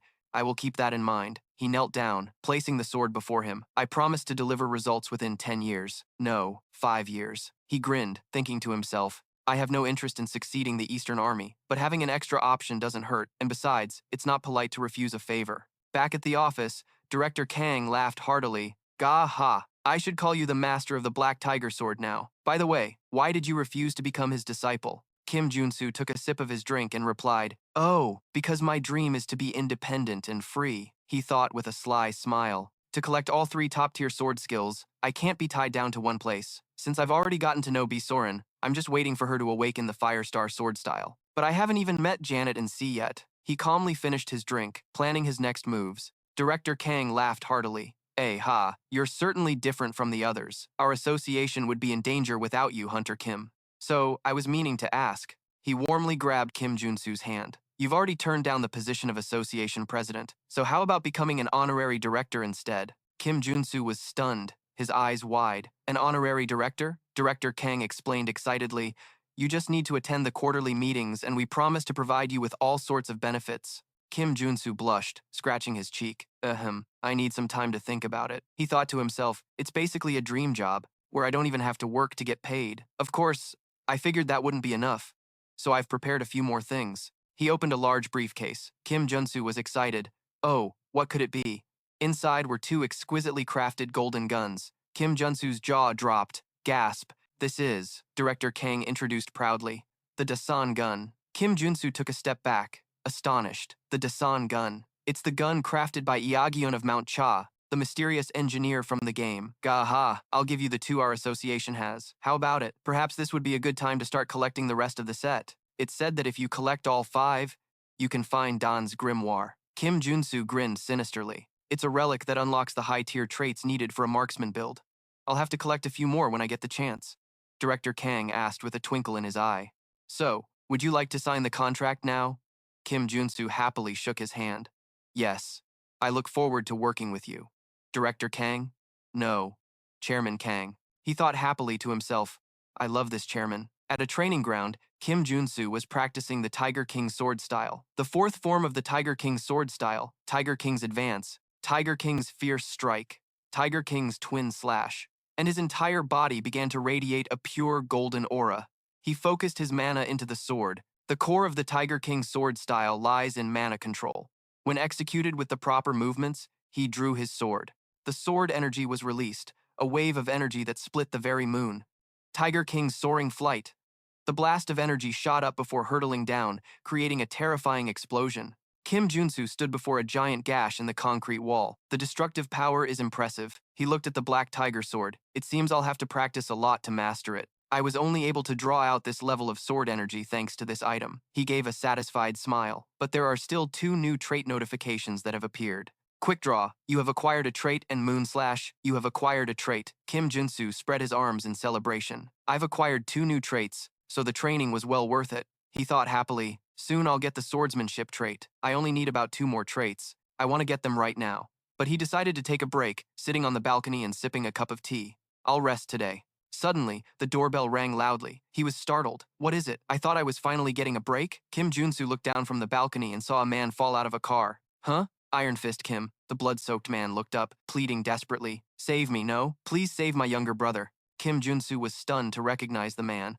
Iron Fist Kim. He rushed downstairs. What the hell happened to you? On a rooftop, Kim Junsu and Iron Fist Kim looked towards a brightly lit building. Kim Junsu asked, so your subordinates betrayed you because you opposed a business idea? Iron Fist, Kim replied. They were conducting human trafficking without my knowledge. He clutched his injured arm. I punished the masterminds, and they betrayed me for it. Kim Junsu narrowed his eyes. You know, that's probably not the whole story. Iron Fist Kim was surprised. What? Kim Junsu's eyes glowed as he activated his perception traits, intuitive detection, vision. He analyzed the situation. Iron Fist, Kim's betrayal was part of the game's storyline, but I thought it ended when I took down the Manhunter. Although Iron Fist Kim was effectively neutralized, there are still many armed individuals standing guard. That means they're looking for me. He recalled the characters from the game. The Manhunter's other 2 brothers, the bomber and the demolition expert, were likely involved in this. He told Iron Fist Kim, I'll go in through the main entrance. While I do that, you find your brother. Iron Fist Kim was astonished. The main entrance? I guarantee you there will be traps set there. Why would you? Kim Junsu smiled confidently. Just trust me. He raised his Dasan gun. A blue electric current enveloped it. I'm already level 4. You know, not to mention I'm equipped with a top-tier weapon. Kim Junsu confidently strode into the main lobby. Elsewhere, a soldier watching through a camera sneered. Heh, that fool really went in through the main entrance. Yeah. A squad of soldiers with ballistic shields and rifles surrounded Kim Junsu. Kim Junsu looked straight at the leader. So it was you? The one who betrayed Iron Fist Kim, the leader scoffed. I didn't betray him. He was the one who opposed the business idea for the good of the organization. Kim Junsu aimed his gun at him, but even so, human trafficking is a bit much, isn't it? The man laughed loudly. Ha! What are you doing? He raised his shield defiantly. This is a ballistic shield. Go ahead and shoot. I dare you. Kim Junsu grinned. Since you asked for it. He pulled the trigger, and a blue energy bullet shot out, piercing the shield and sending the leader flying. The other soldiers were stunned. What? How could it pierce a ballistic shield in just one shot? Kim Junsu smirked sinisterly. Because the gun I'm using is an overpowered weapon that overwhelms all defensive skills. The Dasan gun. The injured leader ordered, What are you all standing there for? Shoot and kill him now. A hail of bullets flew towards Kim Junsu. He quickly switched to the Sandasan. The first gun I received from the Hunters Association was the Sandasan. The ability this gun possesses is Impact. He fired a shot at the ground, creating a conical shockwave that pushed back all the enemies. It's an overpowered trait that crushes and repels everything the bullet touches. He quickly equipped a new set of traits. He ran and gunned, reloading skillfully, and if I add synergistic traits to it, he fired a massive energy orb, wiping out a group of enemies. A notification appeared. Rapid fire, you have acquired a trait. Kim Junsu thought, I can get the final piece of the gunslinger build set. He equipped his complete gunslinger trait set. Kim Junsu held the Dasan gun. Electrical energy enveloped his body. Now I'll wipe out all these guys and find the real culprit behind all this. Images of the bomber and the demolition expert appeared. Blue energy bullets poured endlessly from Kim Junsu's gun, easily piercing through the enemy's defenses. Even the ballistic shields shattered into pieces, and the soldiers were thrown around like broken puppets. Amidst the chaos, Kim Junsu stood firm. The gun was still smoking slightly. He was surrounded by fallen enemies. The leader trembled as he backed away, stammering in horror. What? Kim Junsu coldly advanced, pointing his gun at him. You couldn't have come up with this plan on your own. He pressed the butt of the gun hard against him, his voice menacing. Where are they? The leader remained silent, sweating profusely. Suddenly, a chuckle came from a phone. A call was coming through. A voice came from the phone. Warrior Kim, let me give you a little gift. Kim Junsu frowned, asking cautiously, a gift? Instantly, a bad feeling washed over him, and he yelled, wait! A massive fireball engulfed the entire floor in a deafening explosion, its terrifying power shattering the reinforced concrete, sending debris flying everywhere. In the nick of time, Kim Junsu activated a new trait, Dash. He shot forward like a flash of lightning, leaving only an afterimage behind, escaping the blast by a hair's breadth. Watching the building crumble to pieces, Kim Junsu gritted his teeth in anger. These crazy bastards, they used the entire building as a trap. He activated his tracking trait, determined, I'll have to teach them a lesson. A winding red streak of light appeared in the air, pointing the way to the enemy's location. Without a moment's hesitation, Kim Junsu dashed after the streak, muttering, this way. Kim Junsu sneered as he ran, shouting tauntingly, go ahead and hide. With my trait, I can find scum like you even with my eyes closed. Before he could finish, another mortar shell flew right at him, forcing him to a sudden stop. Huh? He quickly dodged a long trail of fire, and Kim Junsu landed on a dilapidated rooftop, his expression turning extremely serious. All right, so this is how you want to play, huh? He said with a determined voice. Fine. I'll end this long-standing feud today. He quickly changed his equipped trait, set to marksman, sniper, aiming, focus, vision, and intuition. Kim Junsu smirked, pressing his eye to the scope. Through the scope, 2 targets were locked on with a purple aura. He said with amusement, oh, having this visual effect trait feels like I'm playing an FPS game. He immediately confirmed the target, and a massive blue energy gathered at the tip of the barrel. With a decisive grunt, Kim Junsu pulled the trigger. The bullet tore through the air, embedding itself straight into the bomber's head, causing him to fall back in pain.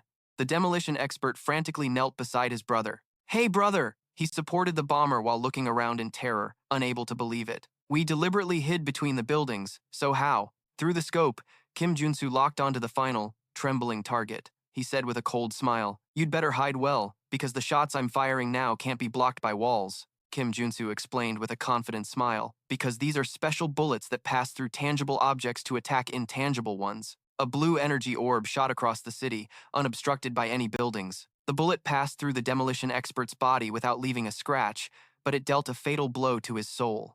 Kim Junsu called them soul bullets.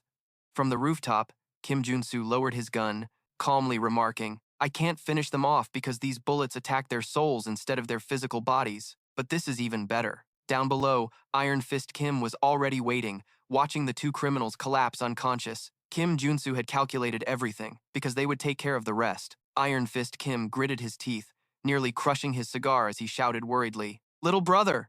Just then, a group of his loyal subordinates emerged from an alley, one of them carrying his younger brother on his back. Iron Fist, Kim exclaimed with joy. You're alive! The subordinate reported as his brother was set down. We protected your brother, boss. Iron Fist, Kim hugged his brother, his voice filled with emotion. You have no idea how worried I was. The younger brother, though exhausted, still asked, wait, where are the other members? Another subordinate quickly answered, all the captured members have escaped safely. They are currently hunting for the traitors. Iron Fist Kim regained his boss-like dignity, exhaling a puff of smoke and asking, what will you do now? The subordinate replied, We'll have to start erasing all traces of the human trafficking business. Iron Fist Kim looked over at the two criminals who were slowly regaining consciousness, his voice as cold as ice. But of course, before that, we will punish those who dared to mess with our organization. A while later, in the destroyed area, Kim Junsu stood waiting with his arms crossed, muttering to himself, Iron Fist Kim, he's taking longer than I thought. A voice called out from behind. The warrior Kim Junsu turned to see Iron Fist Kim approaching, who then suddenly knelt before him. Iron Fist Kim looked at Kim Junsu with a complicated expression. What's this all about? Without a word of explanation, he bowed deeply, his forehead nearly touching the ground in a posture of utmost respect and pleading. Please, I beg you, teach me how to become as strong as you are. He clenched his fists, his voice filled with regret and determination. I've learned from this incident that I must become stronger to protect my people, and that I lack the strength to protect them right now. Iron Fist Kim looked up, making an unbelievable offer. If you teach me how to become stronger, I will work as your slave. So please. Kim Junsu was a bit taken aback. Huh? If you're that grateful, just give me a useful reward. I have no use for a slave. A glint appeared in Kim Junsu's eyes as an idea struck him. But he looked at Iron Fist Kim's mechanical arm, thinking to himself, with that method, Iron Fist Kim could definitely become a more powerful augmented warrior. Iron Fist Kim spoke hastily, afraid that Kim Junsu would refuse. We can make a magical vow right now. I will swear my loyalty. Seeing Kim Junsu's silence, he asked again with a hopeful expression, Are you serious? Kim Junsu nodded, and Iron Fist Kim exclaimed with joy, Yes, of course. Kim Junsu placed a hand on his shoulder and said, All right, I'll train you as if you're going to die tomorrow. Iron Fist Kim bowed his head in gratitude. Thank you. I swear to serve you properly, sir. Kim Junsu thought to himself, maybe it's time I had a loyal subordinate.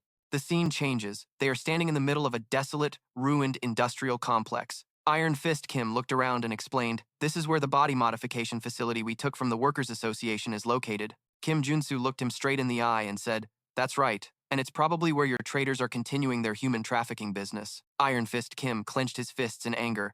This place. I told those guys to only use this facility for augmentation purposes. He suddenly realized something, looking at Kim Junsu in bewilderment. Wait, so you're here to modify my body? Kim Junsu shrugged, replying nonchalantly, That's right, this place is the best for enhancing an augmented warrior superhuman. Kim Junsu revealed his plan. Today, you will undergo both biological mutation and prosthetic implantation at the same time. Iron Fist. Kim's face went pale as he stammered.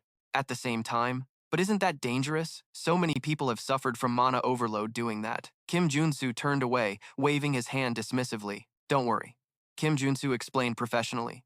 You just need to ensure the combination of mutation factors and prosthetic parts is correct. Behind him, the heavy metal gates of the secret facility opened.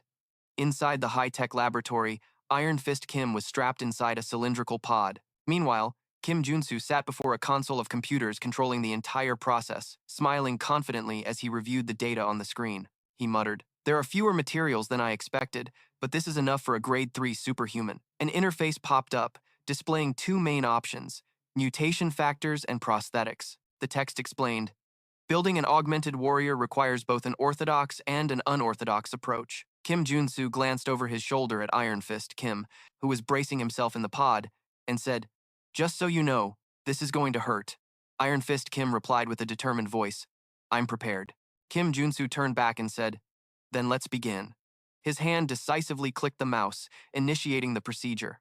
A powerful stream of green energy enveloped Iron Fist Kim, swirling inside the pod. Iron Fist Kim gritted his teeth, enduring the excruciating pain as his body began to transform. The pain peaked, and a burst of crimson energy erupted from his body. He let out a roar of agony. A line of text appeared in Kim Junsu's mind, showing an image of Iron Fist Kim fighting skillfully. His fighting style utilizes a prosthetic arm as a close-quarters weapon and a submachine gun for mid-range combat, making him an all-around attacker. Kim Junsu explained his choice. So, instead of choosing materials specialized for close quarters or long range, I chose versatile properties that leave the potential for a shifter. If I attach this mana core, the mana core was inserted into a slot on the machine, emitting a brilliant flash of light, and a syringe filled with a green solution was prepared. The sharp needle plunged directly into Iron Fist Kim's neck. He roared in pain, his eyes and the veins on his body glowing brilliantly during the mutation process. Kim Junsu stood up, his hands on the table, intently observing his results. A wide grin spread across his face. A resounding success. A column of white steam erupted from the top of the chamber. From within the mist, a hand with sharp claws and a jaw full of terrifying fangs gradually emerged. The steam dissipated to reveal Iron Fist Kim's new form, a muscular werewolf with dark fur. Kim Junsu asked with interest, "How does it feel to be reborn?" An information panel appeared. Werewolf mutation factor. Mana absorption and prosthetics enable mutation. This is a necessary step for the rapid growth of an augmented warrior. Iron Fist Kim, in his werewolf form, stared at his new body in amazement, and then bowed before Kim Junsu. "My lord, I thank you so much." "Sir, what should the Iron Fist gang do from now on?" Kim Junsu crossed his arms and gave his first order. "Why don't you start expanding your influence throughout Wanju? I need a gang that will maintain public order and keep an eye on the Poison Gang and the Nude Gang." Iron Fist Kim muttered, "Throughout Wanju. You say so? With this power, that's possible." Just then, his subordinate ran in, shouting, "Boss!" The group paused, stunned at the sight of their boss's new form. Iron Fist Kim turned around. "You guys?" One of them stammered. "Is that your voice, boss? But what happened to you?" Iron Fist Kim placed a hand on his chest. "I've upgraded myself by remodeling my body. By the way, what brings all of you here?" The subordinate reported urgently. "Ah yes, we found the human trafficking sites that the traitor Koambum was using. We also found traces of biological experiments." Iron Fist Kim roared in anger. "What? I told you to destroy them as soon as you found them." His subordinate trembled. "But it's very difficult to approach because there's a young witch shooting lasers." Iron Fist Kim was surprised. "A young witch?" Kim Junsu's eyes suddenly lit up. "A young witch who has undergone biological experiments." Suddenly the ground shook violently, and Kim Junsu realized, "Wait, that's the laboratory wall being broken, revealing a long corridor where a person locked in a cage was radiating intense energy." Kim's subordinate pointed and shouted, "Inside that cage!" Iron Fist Kim was astonished. "Ah, this is all that witch is doing. The whole building could collapse if we don't hurry up," Kim Junsu whispered. "As expected, with this power, there's no mistaking it. Inside that cage is one of the 3 strongest warrior units in the game, Janet." An SSR character card appeared. Introducing Janet. Kim Junsu thought about her power. If Borin has the heaven-slaying star, then Janet has innate energy. That also allowed her to rise to the position of one of the 3 strongest warrior units. But the fact that she's using such a precious ability so indiscriminately means she's currently only clinging to her life due to mana exhaustion. Streams of white energy shot out in all directions from the cage. She was instinctively using her ability to protect herself. Iron Fist Kim was knocked back by a blast of energy. He roared, "Damn it, we won't be able to get near her at this rate."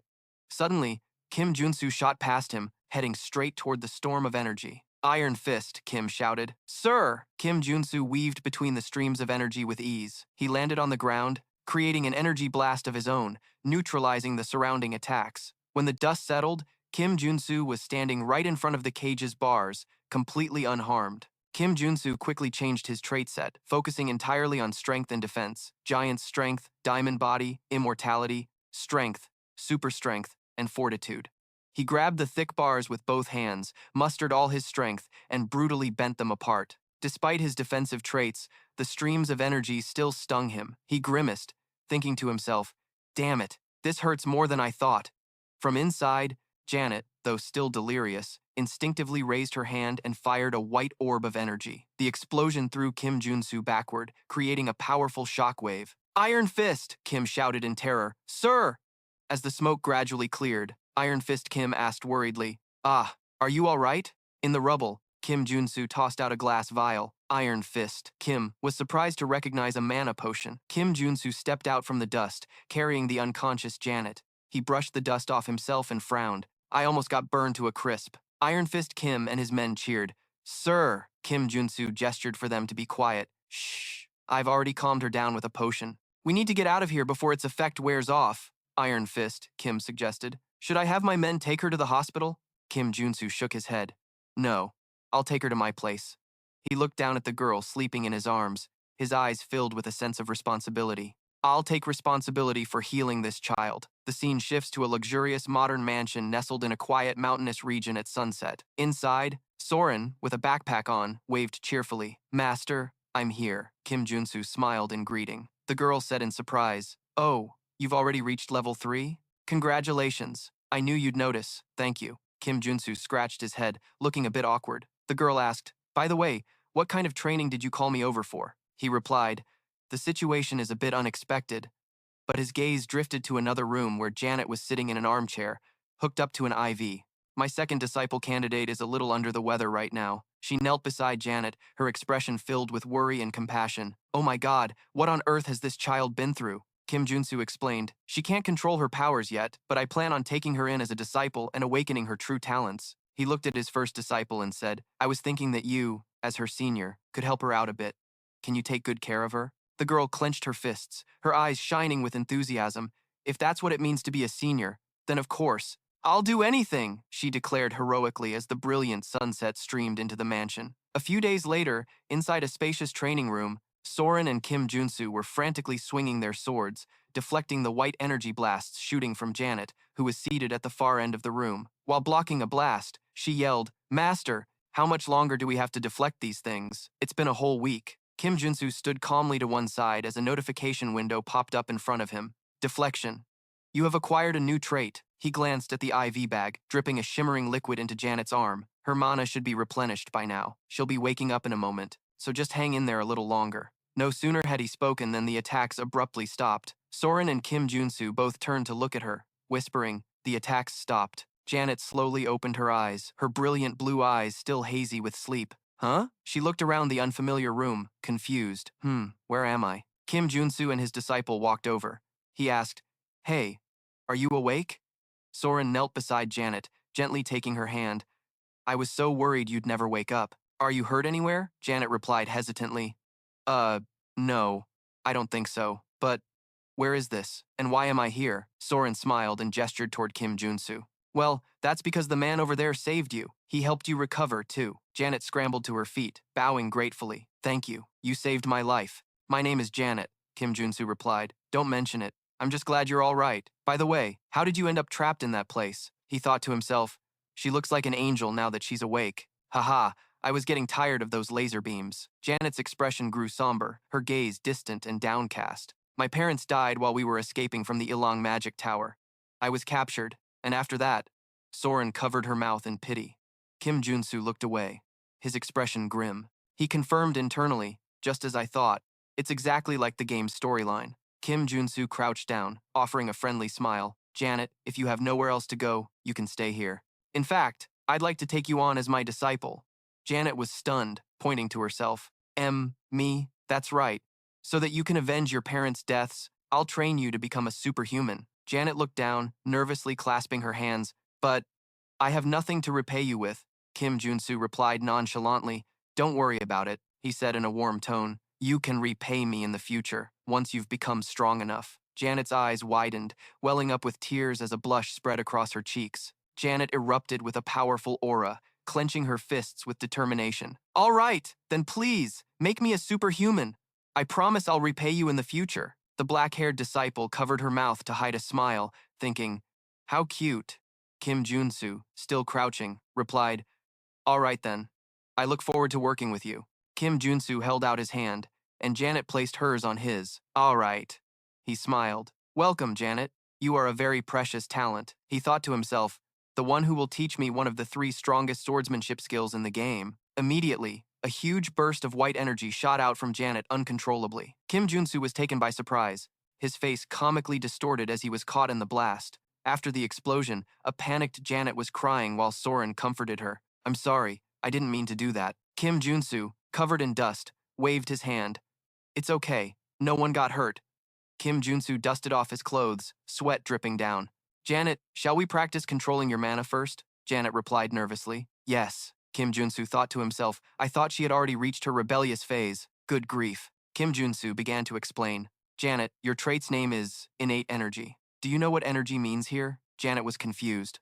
No. The black-haired disciple excitedly raised her hand. I know it's like sword ki, right? Kim Junsu nodded. An image of Borin appeared. That's right. This trait is similar to the heaven-slaying star trait, he continued to explain. However, you need to train your body to withstand the power of the ki you wield, because with a small vessel, the water will surely overflow, he thought to himself. Although this trait grants immense attack power, Janet is a glass cannon, so it's important to work on that first. Janet looked at her own skinny hands doubtfully. Do you really think I can build up my physical strength? Kim Junsu smiled confidently. Of course, I'll teach you one of my traits. Diamond Body will be even better if you can also learn Mana Soul. Kim Junsu thought. I'll take this opportunity to test the transmission system. The black-haired disciple encouraged her. I'll help too, so don't worry. Janet bowed her head and thanked them both. Thank you, sir. And thank you, Senior, the disciple thought to herself. So cute. Kim Junsu planned. That will be the system I'll use in the future to learn swordsmanship skills from Soren and Janet. I should start practicing now. An image of Janet with a serene, contented smile appeared. The diamond body trait hardens the user's body and mind at the same time. That is probably what Janet, who has suffered so much physical and mental trauma, needs most right now. Janet, full of energy, raised her hand and asked, Master, what should I start with? Kim Junsu replied, What should you start with? Of course, it's... He pointed towards a table laden with a hearty meal. Eating as much as you can, the training will be tough, so eat up.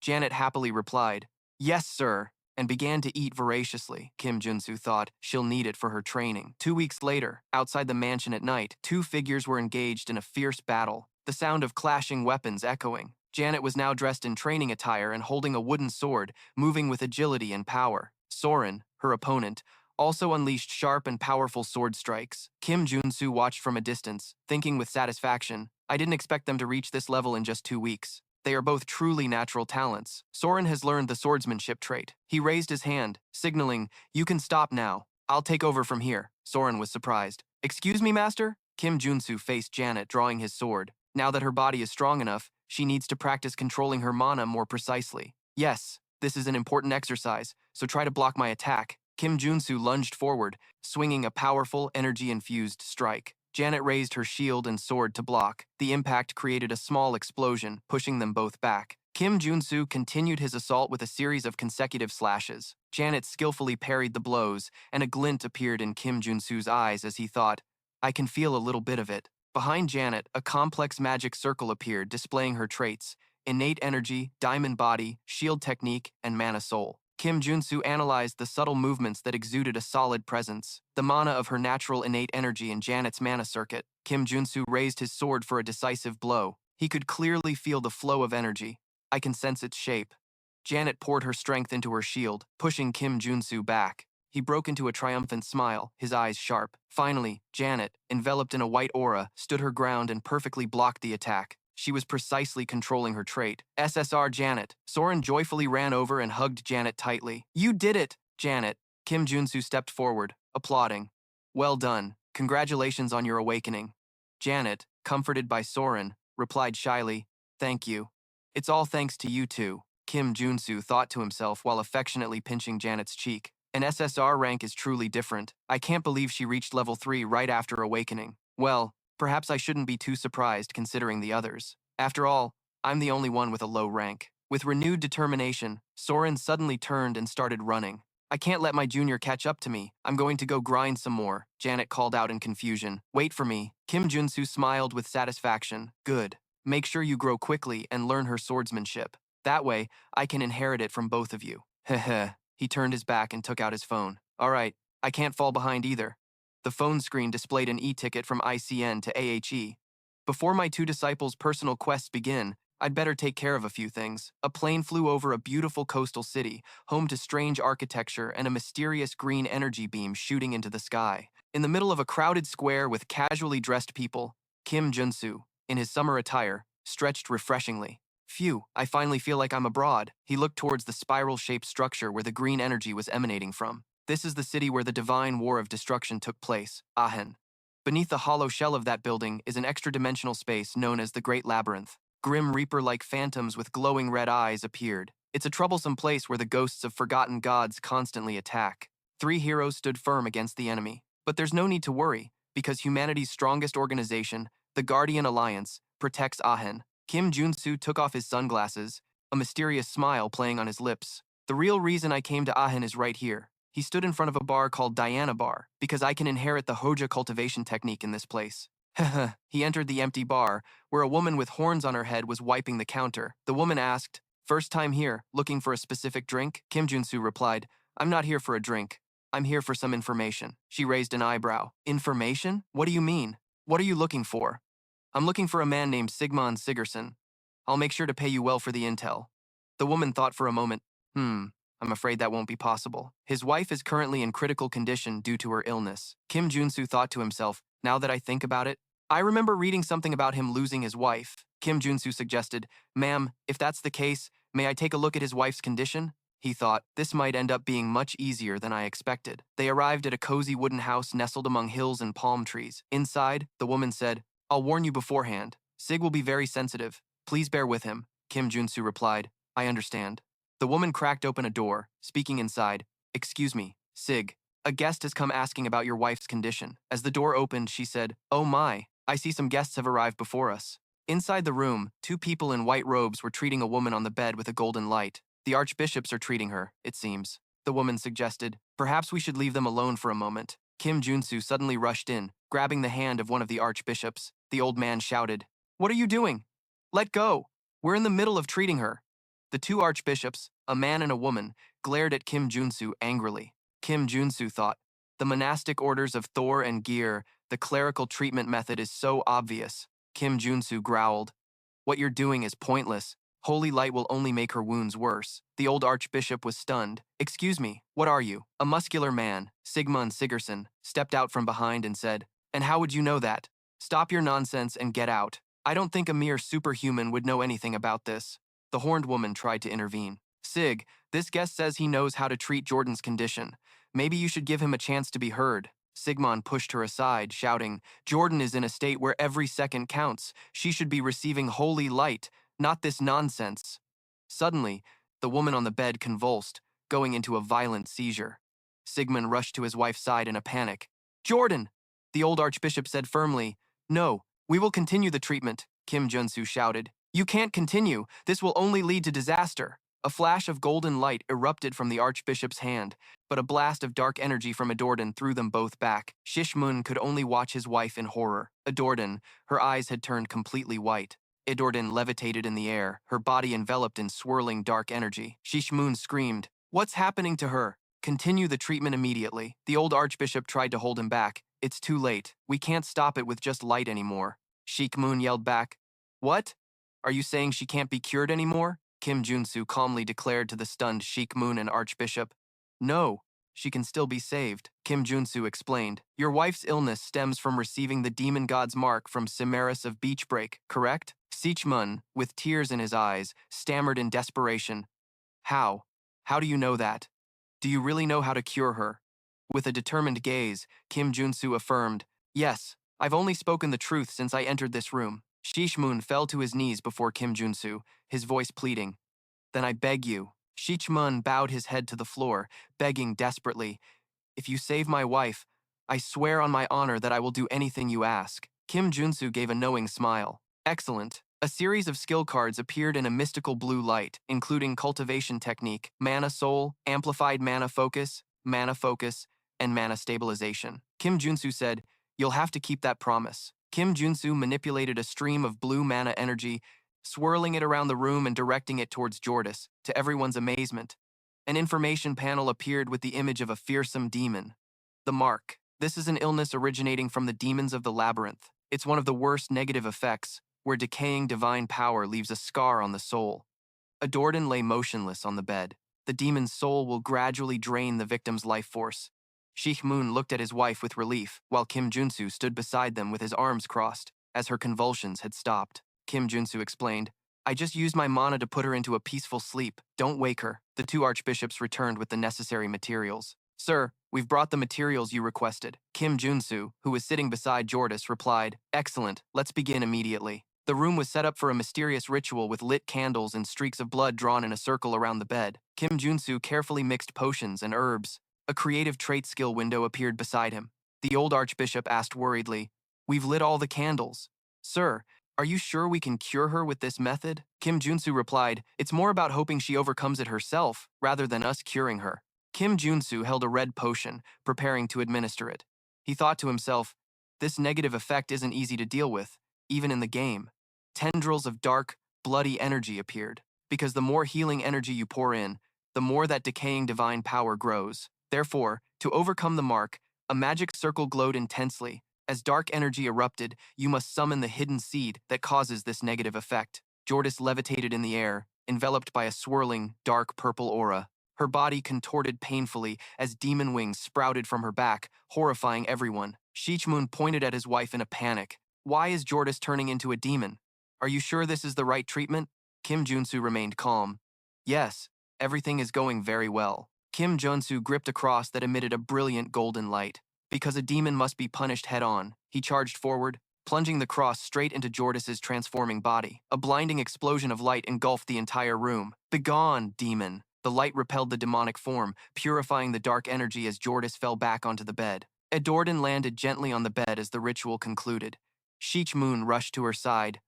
My love. Sheikh Moon gently touched his wife's face. She lay peacefully, as if waking from a long sleep. Edorden slowly opened her eyes, seeing a crying, Sheikh Moon, what's wrong? Why are you crying? Sheikh Moon held his wife's hand tightly, tears of joy streaming down his cheeks.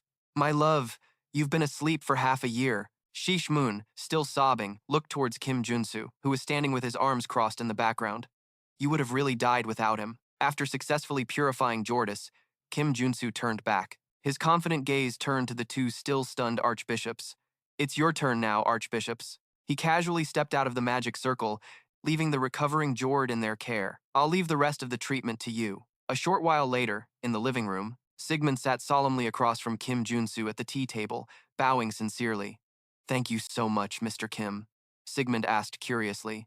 By the way, what brought you all the way here from Korea? Kim Junsu answered bluntly, without a hint of hesitation. To see you, of course. A stunned Sigmund pointed to himself. Me? Kim Junsu flashed a cunning smile, recalling the man's ironclad promise. You said you'd do anything, right? I need you to teach me the Sig cultivation technique. An ancient scroll appeared, depicting a legendary Viking warrior. Sigmund's ancestor was Sig, the most famous mortal hero in Norse mythology. Without any hesitation, Sigmund placed his hand on Kim Junsu's back, and a stream of pure, jade-colored energy began to flow. The Sigis cultivation technique is passed down through generations via the bloodline, a superior trait of the Hosa cultivation technique. Kim Junsu immediately entered a meditative state, his powerful body enveloped in a strong, pure aura. Inside his body, an extraordinary transformation was taking place. His mana structure and heart glowed brilliantly. Kim Junsu could feel every cell in his body awakening and his mana attribute changing, becoming stronger, more stable, and more complex. The energy exploded and converged at his dantian. A formal system notification window appeared. Sigis cultivation technique. You have acquired a new trait. Kim Junsu opened his eyes, a confident and satisfied smile on his lips as the green energy still lingered around him. He thought to himself, my total mana just increased by 30% or more. With this growth, learning more swordsmanship will no longer be an obstacle. The archbishops entered, joyfully announcing, Sigmund, we've completed Jord's treatment. She'll recover soon. Sigmund turned to Kim Junsu, overjoyed, and bowed gratefully. Really? Thank you so much. The old archbishop approached, his eyes full of admiration. You are truly extraordinary for being able to cure the stigma. Sir, do you happen to know how to treat other types of stigmas? Kim Junsu feigned a thoughtful expression. Actually, I do know a few ways, they both exclaimed. Really? The two archbishops' eyes lit up as if they had struck gold. They earnestly requested, please teach us how to help patients overcome their stigmas. We will pay you handsomely. Of course. Kim Junsu calculated inwardly. Oh, perhaps this is a good opportunity to build a relationship with these two orders. Kim Junsu gave a radiant smile and happily agreed.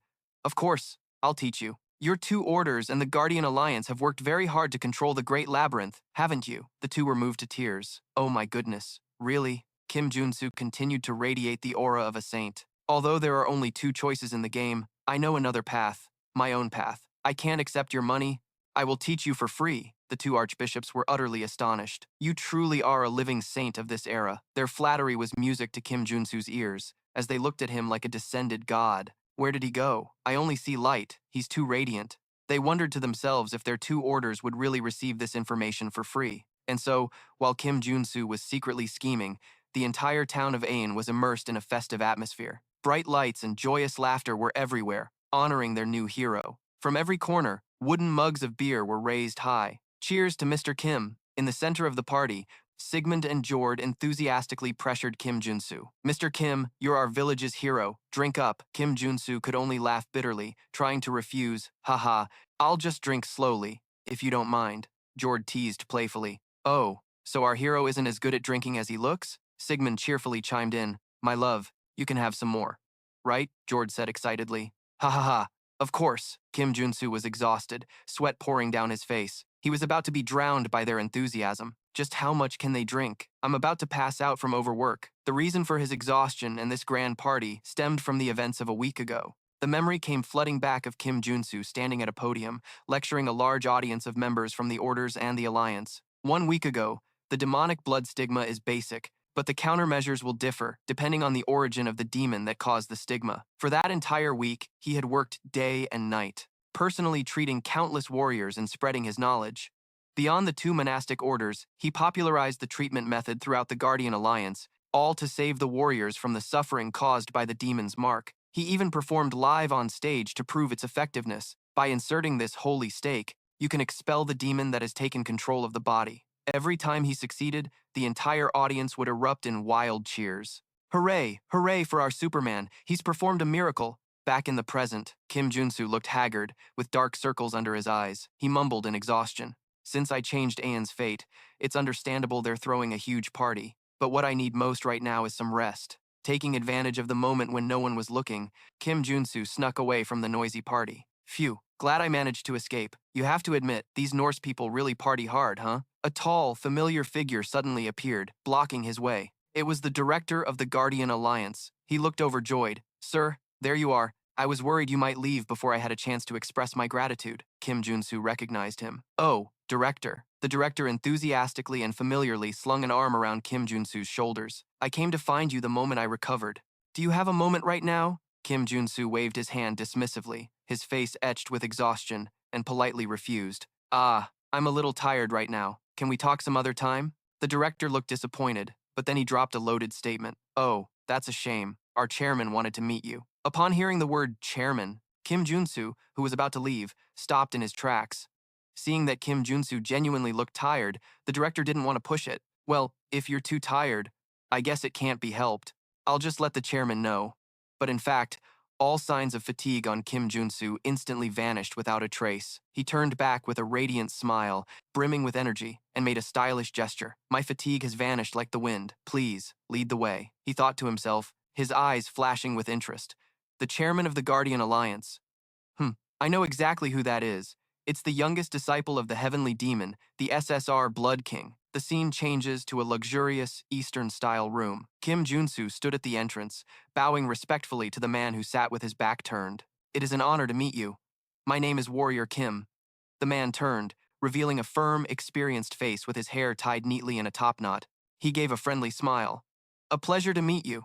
I am Chen Wei. A status window appeared. Chairman of the Guardian Alliance, Blood King Chen Wei. Kim Junsu maintained his respectful demeanor. I am well aware of the dedication you and the Guardian Alliance have shown in protecting the labyrinth, Chen Wei replied. Thank you for the kind words. Please, sit. After Kim Junsu took a seat, Chen Wei got straight to the point. So, you're the one who has been spreading information on how to treat the mark. Is that right? Just as the rumors say, you are truly extraordinary, Kim Junsu asked humbly. You had heard of me before? Chen Wei chuckled softly. Fu-fu, in this world, no information escapes the eyes and ears of the Guardian Alliance. According to what I've heard, you're called the Rising Supernova of Korea. Suddenly, Chen Wei leaned forward, his gaze sharp and scrutinizing. He made an incredible offer. Have you ever thought about becoming my disciple? Kim Junsu flinched, completely shocked by the sudden offer. Huh? What do you mean? Chen Wei explained, his gaze growing distant as he remembered a great figure. You have a certain air about you, something that reminds me of my master, as if you've been blessed with incredible foresight. Kim Junsu thought to himself, does he mean the Heavenly Demon? Chen Wei leaned back in his chair, his voice filled with reverence. Yes, the Heavenly Demon, known as the greatest of all time. His level of martial arts reached the heavens. Though it has been decades, I haven't seen him since he went into seclusion for his training. An image appears, showing the 3 legendary disciples of the Heavenly Demon. His disciples were the God King, the Demon King, and the Blood King. They are all SSR rank and level 8. As for the Heavenly Demon, he was on a completely different level, Tier 0. That earth-shattering power all originated from one thing, and it was all thanks to the martial arts of the Heavenly Demon. It is an ultimate technique, combining offense, defense, monocultivation, and movement arts into the most powerful martial art that has ever existed. A blood-red flame ignited in Chen Wei's hand. Unfortunately, my senior brother inherited that martial art, but my blood heaven divine demonic art is by no means weak. The offer was so tempting, Kim Junsu couldn't help but get excited. My goodness. The Blood Heavenly Demon Fist is a top-tier combat skill. This condition isn't bad at all. However, after a moment of thought, Kim Junsu stood up, bowed, and said, "It's a great honor, sir, but I must refuse." Chen Wei frowned. "Why? Am I not worthy of being your master?" Kim Junsu gestured to the sword at his hip. "That's not it at all. It's just that I've already turned down an offer to become someone else's disciple." Chen Wei looked at the sword and recognized it immediately. "The Black Fox sword. I see. You've met that old man. I can't do anything to disrespect him. After all, he is a national hero." Kim Junsu thought to himself, although technically, the Blood Heavenly Demon Fist is on par with the Black Fox sword style, it's not like it's irreplaceable. Chen Wei sighed, looking annoyed. Tsk, what bad luck. I finally found a promising disciple, and that old man had to ruin it. Well, I guess I have no other choice. He threw something towards Kim Junsu. "Take this. This is a token of my esteem." Kim Junsu caught it and was astonished. "This is the Heavenly Demon token? You're giving this to me?" Chen Wei explained. "Only the master and his disciples have ever carried this. Cherish it." Kim Junsu gripped the token tightly, bowing in thanks. "Thank you, sir." He understood the meaning behind this gift. To be honest, the reason he gave it to me was simple. He was telling me to come find him if I ever changed my mind. That was also the reason the Legion commander gave me the sword. 2 powerful tokens, 2 invitations from 2 legends. Kim Junsu felt overwhelmed. 2. To actually have 2 living legends interested in me, it feels a bit pressuring. He bowed deeply and said, "Because I am deeply moved by your kindness, Chairman, I will be sure to take good care of it. Then I'll take my leave." Chen Wei watched his retreating back and smiled.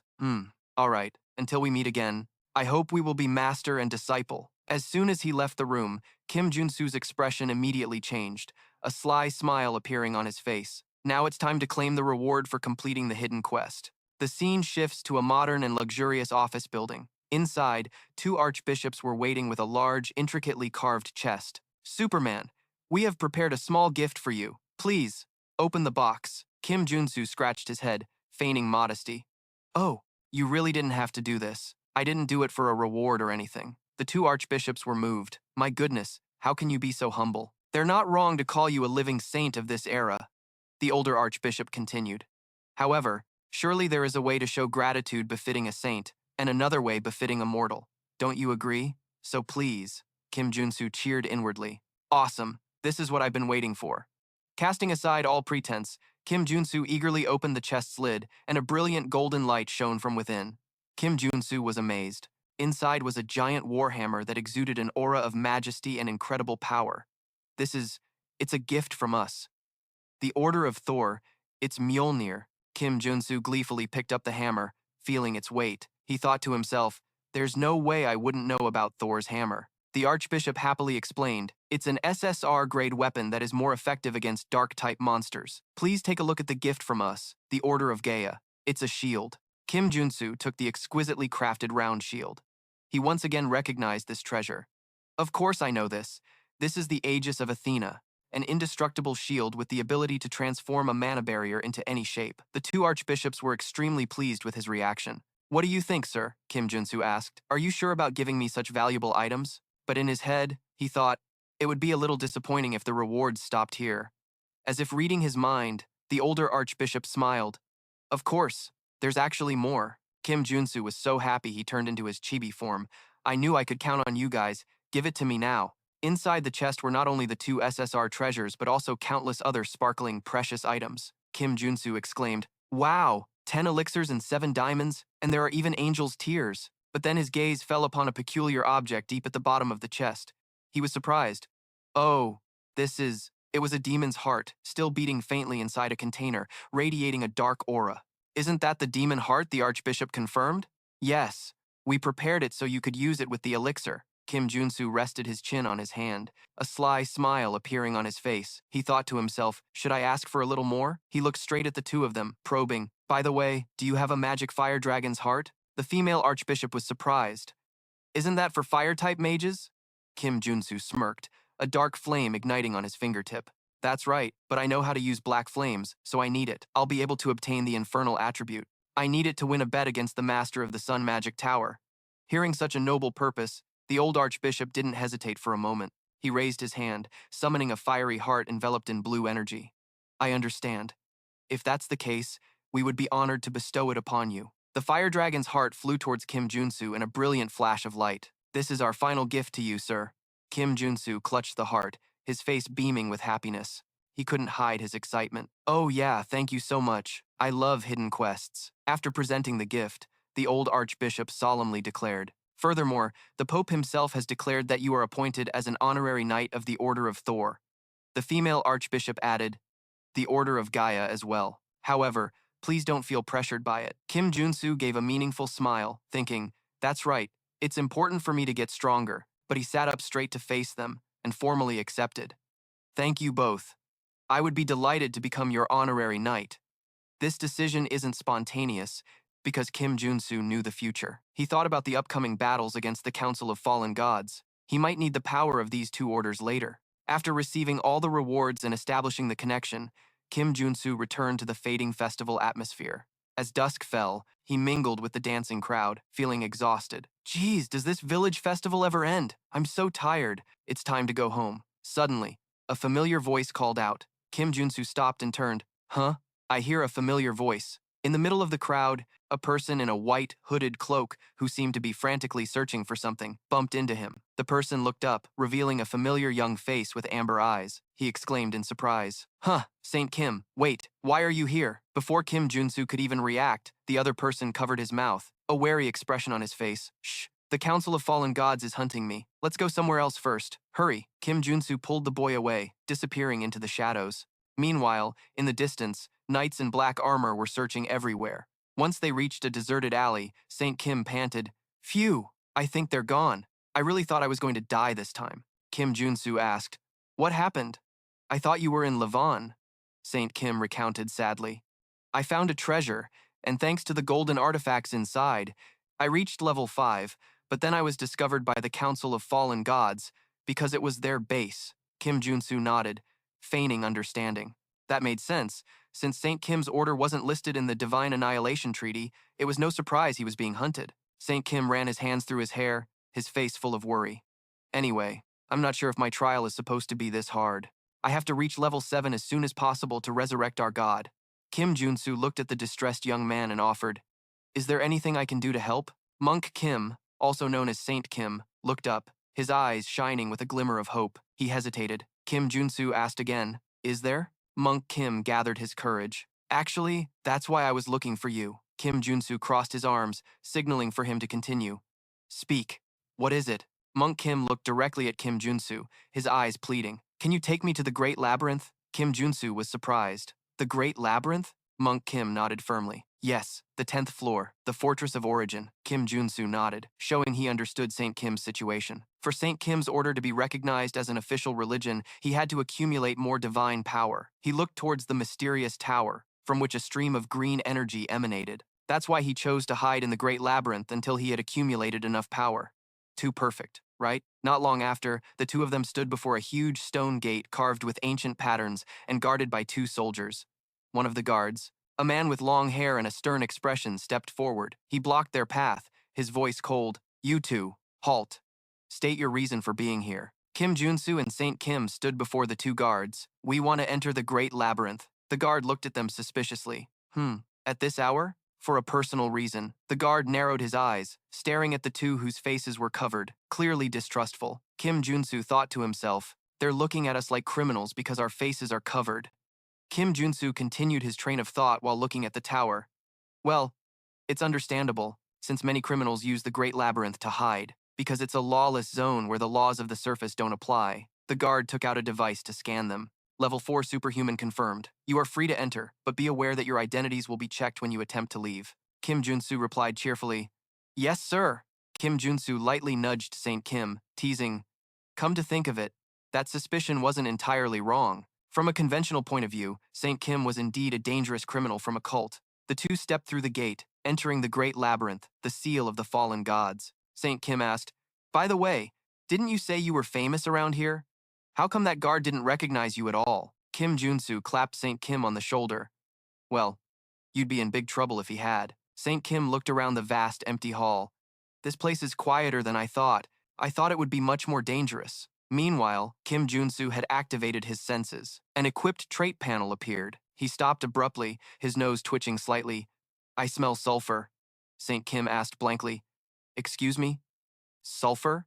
Kim Junsu stared into the deep darkness ahead. There are demons lurking out there. Ah, no, let me correct myself. Instantly, from the darkness, countless winged monsters and ferocious one-eyed demons rushed out like a flood. The demons are pouring out! St. Kim immediately took a stance, shouting, "Oh, Holy One, please bless my weapon!" Kim Junsu, with his shield and hammer at the ready, was enveloped in a brilliant golden energy. Perfect timing, he thought, his eyes filled with excitement.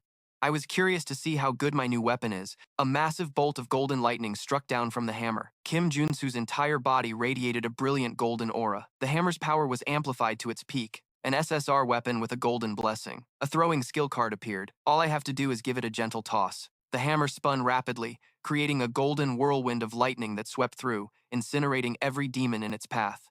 After the hammer flew back into Kim Junsu's hand, St. Kim stared at the devastated scene before him in astonishment. Johia, you're really something else. I can't believe it wiped out so many demons. Your blessing played a huge role. It doubled the weapon's power, just as expected from a level 5 saint. St. Kim sighed in relief. Hey, I was actually afraid the Church of the Old Gods would chase me all the way here, but the 9th floor is just behind this door, so I can relax now. Kim Junsu looked towards the door, his expression suddenly turning serious. He said, looks like things aren't going to go the way you hoped. Heavy footsteps echoed from behind the door. As the door burst open, an army of black-armored knights led by a female commander with pink hair marched in. There are a lot of them. You took longer than I thought, Savior. St. Kim hid behind Kim Junsu in fear. The judges of the old gods. How did they know we were here? Kim Junsu recalled the scene at the festival. It's actually quite simple. To have chased St. Kim all this way. A tracking trait card appeared next to the female commander's image. She has the same tracking trait I do. That's how she was able to pursue him like this. The female commander gave a wicked smile, her red eyes glowing. Finally, this tedious chase will come to an end, and you, Savior, will join our church. Kim Junsu scoffed at the offer. Join your church? What nonsense are you spouting? The female judge remained calm, declaring, the saintess has issued a holy decree. If you join our church, she promises you will be treated as her equal. But the promise held a dark meaning, symbolized by a scene of a giant shadow devouring a small figure. And your body and soul will belong to the old god. Kim Junsu immediately stood in front of St. Kim, raising his hammer defiantly. They're openly declaring they'll eat me alive. Are you guys insane? How the hell is that supposed to happen? The female judge raised an armored hand, her voice full of confidence and arrogance. Ah, but you don't need to worry, because right here in this place, she bowed dramatically to her army. Your ascension will be prepared. Kim Junsu smirked, having completely figured out their intentions. They want to subdue me, imprison me here, and offer me as a sacrifice. He questioned, so what about the Treaty of Westphalia? If you act so recklessly, won't that put you at a disadvantage? The female judge covered her mouth, laughing mockingly. I'm sure you already know. She spread her arms wide and declared arrogantly, this is the great labyrinth. Unbound by the laws of the surface, there are no restrictions here. She pointed at Kim Junsu and St. Kim, ordering her army. So, knights, kill the wicked believer who is deceiving everyone in the name of a false god, and bring the savior to this place. Her armored hand pointed directly at Kim Junsu. St. Kim anxiously tugged on Kim Junsu's sleeve. That's right, this place isn't bound by the laws of the surface. Kim Junsu turned to look at St. Kim, a brutal and excited smile spreading across his lips. That also means there's no problem if I rip those bastards to shreds. St. Kim was still hesitant. Are you sure this will be okay? There are 2 SS rankers, and the rest are at least rank 3 or higher. Kim Junsu gripped his hammer tightly, summoning a holy grenade that glowed with blue light in his other hand. He raised the grenade high, shouting, St. Kim, bless me. St. Kim immediately replied, all right, Kim Junsu, go on. I can do this, because I have the high-level traits and weapons I worked so hard to get. He threw the blessed grenade toward the enemy. It spun through the air, trailing brilliant golden streaks of light. The grenade exploded on impact. A blinding explosion of light engulfed the old god's army. But when the smoke and dust cleared, the female judge and her troops were standing firm behind unscathed shields. Useless tricks. You can't harm us with a toy like that. The moment the explosion ended, Kim Junsu immediately leaped backward. While still in midair, he quickly switched tactics. A marksman trait window appeared as he fired off countless blue energy orbs. The female judge and her mages raised their hands to the sky in prayer. Oh, old god, protect your children. Feudal resistance. A massive magic shield appeared, blocking all the attacks. The energy orbs vanished as they touched the shield. St. Kim exclaimed in horror. This is the power of the old god, the savior. Kim Junsu landed, skidding to a stop. He stood up, dusted himself off, a confident smile playing on his lips. I mean, that was just a greeting shot. The real battle starts now. He activated the Siga's cultivation technique, and blue lightning began to spread across his arm. His blood vessels glowed brightly under his skin. My blood starts to boil as my mana surpasses its limits. An intense sensation spread throughout his body. It feels like my mind is on fire. In this new state, the world around him seemed to slow down. He effortlessly swung his sword, shattering the enemy's defense. His eyes flashed with blue light. His heightened senses perceived every detail of the world with absolute clarity. The enemy's movements appeared as after-images in his vision. Spotting an opening, he placed his hand on the hilt of the Black Fox sword. He drew the blade, a brilliant crescent moon appearing along with his slash. Moon slash. The old god's knights panicked as their defensive formation was utterly shattered by a single strike. The formation had collapsed. Get back to your positions, a soldier screamed in utter panic. Wait, something's wrong. But it was too late. Kim Junsu was already in the middle of their formation. Brilliant golden energy radiated from his body, his razor-sharp gaze locked onto his target. Now that I've severed the weakest defensive line, a giant tiger made of golden energy materialized behind him. It's time to wreak havoc before they can reform their ranks. He swung his sword, creating two massive, cross-shaped sword auras. The Tiger King's twin slash. The female judge screamed, trying to rally her soldiers. Hold your ground! The old god is watching us! She commanded her elite guard. Shadow Blade Knights form a defensive barrier, Kim Junsu roared, swinging his sword with unstoppable force. Not a chance! He unleashed another powerful sword aura technique as brilliant golden streams of energy swept through the enemy's defensive formation. Tiger King's fierce strike. The remaining knights reported in a panic. Your Honor, the enemy is pushing us back. What should we do? We need your orders. The female judge stood still, her face cold and emotionless. She turned her back on her soldiers and gave a cruel command. Accept a glorious death. Her soldiers were stunned. Excuse me? She spread her arms wide, her face showing a crazed fanaticism. Your deaths will please the old god in heaven. You must accept your fate, for this is his will. Kim Junsu continued to slaughter the remaining ones, giving them no chance, Saint Kim exclaimed in amazement. The difference in numbers and levels is meaningless before our savior. It's truly an overwhelming difference in power. He leaped into the air, unleashing a downward slash that created a destructive whirlwind of sword aura. Soaring Tiger King. After wiping out the minions, Kim Junsu stood in the middle of the battlefield, with golden streams of energy still lingering around him. The female judge watched the scene without a hint of fear. On the contrary, she even licked her lips with excitement. Oh my God. Her face twisted in sick pleasure, her eyes wide with fanaticism. This sight is so beautiful, Savior. It is such an honor to witness true light. Kim Junsu looked at her with disgust. So you finally decided it's time to bring out the strong ones? The female judge smiled as her two most elite knights stepped out from behind her. That's right. I'll send you a few very loyal ones, but you must be careful. The two SS rank knights charged toward Kim Junsu, their speed like lightning. Try your best not to die. The head-on confrontation began. Kim Junsu raised his Ys shield, blocking a direct attack from one of the two knights. The knight was stunned as he felt a wave of recoil force transmitted back to him. Internal damage. From a single clash with his shield, the recoil force was so strong it sent the knight flying, smashing him into a wall and shattering it. Kim Junsu calmly faced the remaining knight, who was charging forward, easily dodging his slash and counterattacking with a powerful slash of sword aura. He swung his hammer up, a wide, arrogant grin spreading across his face. Is this all you've got? I haven't even warmed up with this yet. The last knight looked at Kim Junsu in horror. How can a savior be like this? That's impossible. He must be an apostle of the devil. He charged at Kim Junsu in a final effort. Begone, demon. Kim Junsu looked at him coldly. Still alive, huh? Kim Junsu rushed forward, swinging his sword lightly. His speed far surpassed his opponent's. Unfortunately for you, stalling for time isn't my style. So, you're the only one left? The female judge watched the scene, her face flushed with excitement. Aha, you still have more new powers to show off? Kim Junsu stood before her as a new attribute panel appeared, showing that his power had reached a new level. The female judge exclaimed in sick admiration. Just as expected from the prophesied savior of our church, Kim Junsu raised his sword, pointing it at her. Are those your last words? The female judge replied without a trace of fear. Do I need to say anything more? She closed her eyes, her face full of anticipation. All I have to do now is wait for your soul to arrive in the Holy Land. A brilliant golden light erupted from Kim Junsu's sword, finishing her off. The female judge and her last soldiers collapsed to the ground, and the battle was over. As the battle ended, Saint Kim walked over, looking at the devastated battlefield with an astonished expression. Whoa, you really took them all down by yourself. Great job. Heh, Kim Junsu replied modestly.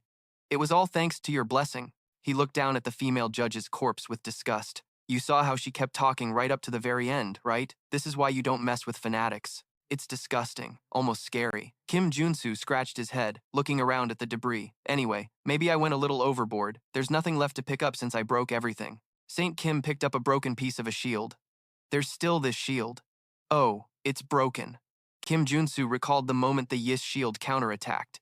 That's unfortunate, but thanks to that last battle, a series of system notifications appeared. Destruction. You have acquired a trait. Massacre. You have acquired a trait. Fierce attack. You have acquired a trait. Kim Junsu licked his lips in satisfaction. I've obtained the necessary material to create a high-level trait, 1 against 1,000. After cleaning up, the two continued their journey and finally reached the entrance to the 10th floor, the Fortress of Origin, the 10th floor of the Great Labyrinth. Saint Kim joyfully raised his hands to the sky. We've finally reached the 10th floor. Kim Junsu crossed his arms and smiled. Congratulations, mission complete. Saint Kim turned around, his face full of gratitude. I couldn't have made it here without you, brother. I'd still be stuck in that Qigong therapy. At least he knows it. Kim Junsu replied, It was all thanks to you. I didn't do much. Saint Kim suddenly became serious. He took out a necklace with a sparkling green gem and gave it to Kim Junsu. Here, this is the Heart of Prosperity. Heart of Prosperity, SSR, increases all stats, possesses the luck trait. Kim Junsu took the precious gift, his eyes sparkling. An SSR-grade artifact. What a sweet reward. Saint Kim explained, I found it in the Levant's treasure you told me about. It's clearly a very valuable artifact, and I thought it would suit you well. Kim Junsu happily patted Saint Kim's head like a puppy. Thanks, buddy. You sure know how to pick a gift. While still patting Saint Kim's head, Kim Junsu asked, By the way, where are you headed now? Kim Junsu smiled brightly in anticipation. I've received a lot of good stuff, so it's time to return to Korea to find the last item I need to become level 5. The scene shifts to a dense forest in Korea. Kim Junsu, now in sportswear, spread his arms wide. I've missed the air of my homeland so much. He looked around, trying to pinpoint the location. I think the location is somewhere around here. Maybe I should go deeper. Suddenly, a cloaked figure wearing a gas mask with glowing green eyes pressed a large knife to his neck from behind. The stranger spoke, their voice muffled through the mask. What brings an outsider here? Kim Junsu glanced at the attacker. This guy was hiding his body, but an analysis screen popped up. He was Skoten Snake, an SR-grade character. Looks like I've found the mutant's hideout. Skoten Snake growled, pressing the knife closer. I said, What brings you here? Kim Junsu calmly replied, I have some business to take care of. The mutant ordered, This area is restricted. Turn back. Kim Junsu smirked, showing no fear. Wait, but I thought this was the way to the Village of Hope, isn't it? Hearing that name, Skoten Snake was startled. How do you know that name? Kim Junsu thought to himself, The place I've come to is the Monster Village. However, the mutants call this place the Village of Hope. Someone who knows the true name of the village. It's like a password I can use to enter the village. Skoten Snake lowered his knife. I will lead you there. Follow me. Kim Junsu happily followed. Thanks, he thought to himself. It's lucky that the one on patrol today is Skoten Snake, because he's a pretty flexible guy for a mutant. Along the way, they passed by drawings on the rocks, depicting a harmonious life among different creatures. They finally arrived at a hidden valley where many mutant creatures were living. They whispered when they saw Kim Junsu. Huh, a human? Why is he here? This is the Monster Village. It's the place with the item I need to find. A giant creature, half human and half deer, blocked their path. Skoten Snake, why did you bring a human into our village? Skoten Snake reported, He knows the true name of our village. He said he came here to see you, sir. The leader growled, moving closer to Kim Junsu. But I've never met him before. What's your business? Kim Junsu began to explain the situation. The obstacle was that most mutants were ostracized by society. He got straight to the point. I came here to make a request. The village chief asked. A request? Kim Junsu stated his purpose clearly. That's right, I need a mutant's mana core. He knew this wouldn't be easy, because they were reclusive and hostile. Kim Junsu asked cautiously, Could I possibly get one from? Before he could finish, a blazing red energy blast shot towards him, forcing him back. These things made them unfriendly towards humans. Kim Junsu hastily erected a mana shield to defend himself. He thought to himself, if it weren't for these defensive traits, I would have passed out. The village chief roared, Not bad. Humph, good. Now you can feel what it's like to be crushed. I'll kill you, Kim Junsu hurriedly explained. Wait, why are you doing this? I didn't come here to poach people or anything. In fact, I know the reason for this unreasonable rage. Because a monocore comes from the dead body of a mutant. He roared in anger, his claws igniting. If it were you, would you sell your family's body for a few silver coins? Kim Junsu was astonished. A bear using an aura blade. Are you serious? Kim Junsu raised his hands, trying to de-escalate the situation. Whoa, please calm down. I'll pay a fair price, okay? The village chief roared in refusal. I already told you I don't need your money. Kim Junsu smirked as a plan formed in his mind. No, I won't be paying with money. He thought about the fastest way to earn their trust. Instead, I'll pay with this. He threw a glowing object toward the village chief. The village chief frantically caught the object. What is this? Kim Junsu knelt, presenting a cup of instant noodles. I'll pay with this, he continued to think, by filling their hungry stomachs. The village chief was furious. Are you messing with me? How could this possibly help? Kim Junsu remained unfazed. He calmly poured hot water into the cup. Oh, don't be like that. Just have a taste. He placed chopsticks on top of the steaming cup of noodles. It won't be too late to talk afterward. By the way, this isn't just an ordinary cup of noodles. The village chief was still furious. I don't need it. If you don't get lost right now, I'll tear you to shreds.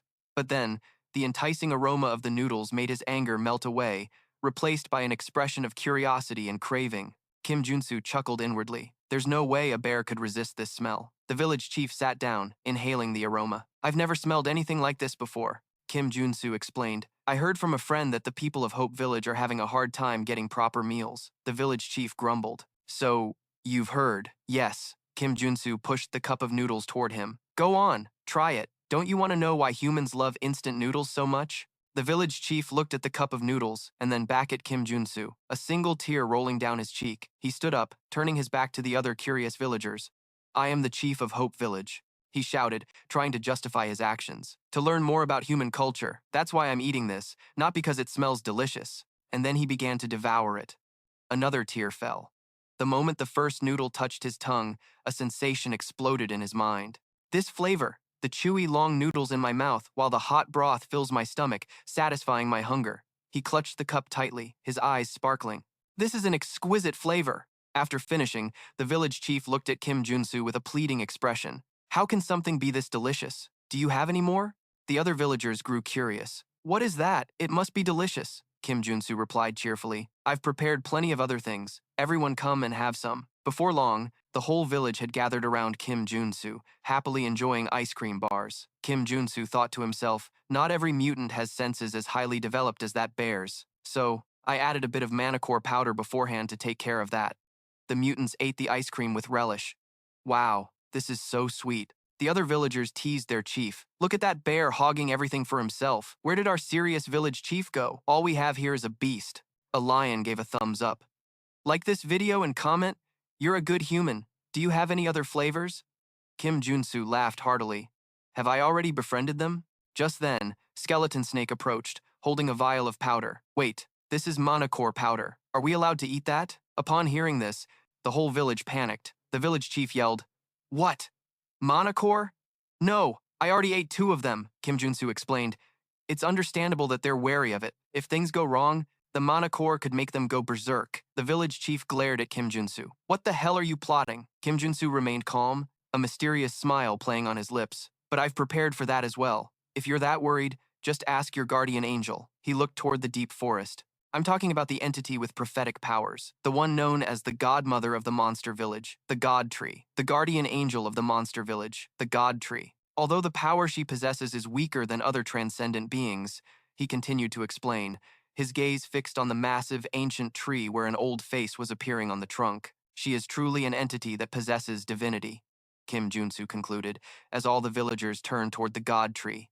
And that is why all important decisions are made by her. The village chief, still holding a phone that was playing a cooking video, asked anxiously, Is that true? Godmother. A gentle and ancient voice echoed from the God Tree. That's right. What that child used was zero-grade monocore powder purified by holy water. He has given you children a wonderful source of nourishment. Hearing the confirmation, the villagers cheered with joy. Thank God. Does that mean we can eat more? I mean, it won't have any bad effects on our bodies. The godmother has given her permission. Is that true? Can we eat more? The entire village bowed before the God Tree.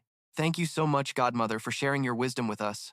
Kim Junsu turned to Skoten Snake, patting him on the shoulder. With this, the suspicion has been cleared. It seems I made a fuss for nothing. I'm sorry, Skoten Snake replied. It's all right, I understand.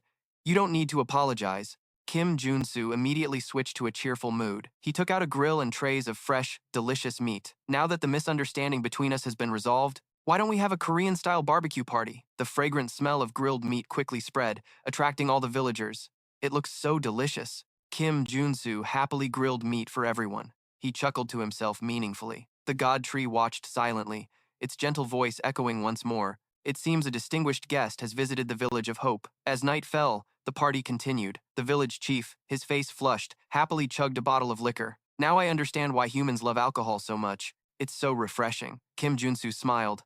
I'm glad you like it. Kim Junsu suddenly became serious. By the way, why do you refer to me as a human, but not yourself?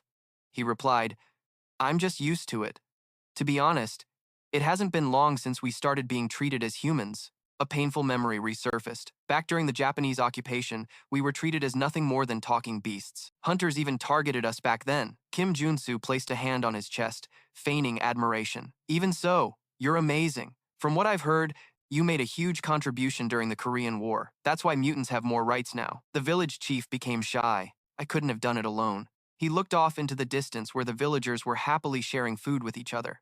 It's been a long time since the whole village enjoyed the company of others. A tear rolled down his cheek as he saw the villagers' laughter. I've always wanted to hear them laugh like this. While the village chief was lost in emotion, Kim Junsu saw the scene with completely different eyes. A sly smile appeared on his lips. Such a naive village. I shouldn't get emotional like this. I just need to give them what they want and my reputation will skyrocket. After the party ended, the village chief had calmed down and remembered Kim Junsu's original purpose. That's right, you said you needed a monocore. He held out his hand, and 4 blue monocores, pure and sparkling, appeared. Here, please take them. Kim Junsu's inner voice screamed wildly. The reputation building is done. Come to daddy, monocores. But on the outside, he maintained a humble expression. Thank you. Kim Junsu left the village in the dead of night, feeling smug.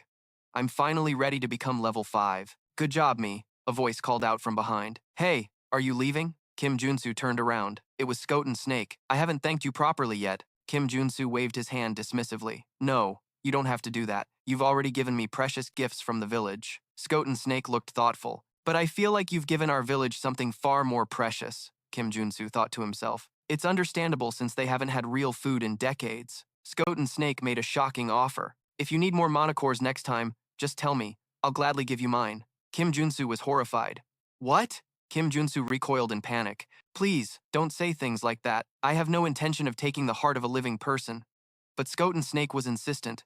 But I really mean it. He looked up at the moon, his voice filled with solemnity. Because I received a prophecy from our godmother. She said that I am destined to give a part of my body to someone who will return it to me as blood and flesh. Kim Junsu broke out in a cold sweat. Okay, the Korean barbecue wasn't worth this much. I knew Skoten Snake's quest was about that, but I never heard about the monocore part. Kim Junsu tried to de-escalate the situation. Maybe it's just a metaphor. She might be talking about something other than your monocore, but then he gave up. Sure, I'll know when the time comes. You can go now. Sorry for taking up your time, Kim Junsu replied awkwardly. Ah, yes. Skoten Snake turned and walked into the night. Take care. I look forward to the day we meet again. He quietly watched Kim Junsu's retreating back with Hope. After leaving the village of Hope, Kim Junsu returned to the city and stood before a luxurious, modern mansion. He couldn't hide his excitement. Yes, what's finally in front of me now is the large, single-family home that will be mine from now on. He admired his new property with a look of satisfaction. The entire estate was over 7,100 square feet and even had a swimming pool. Not only that, the real reason I came here, he stepped into the elevator. The elevator doors opened in the basement, revealing a vast, high-tech space, is because of this high-quality and secure secret training facility. Director Choi, who had arranged for this place, walked over. Are you happy? Sir, Kim Junsu was overjoyed.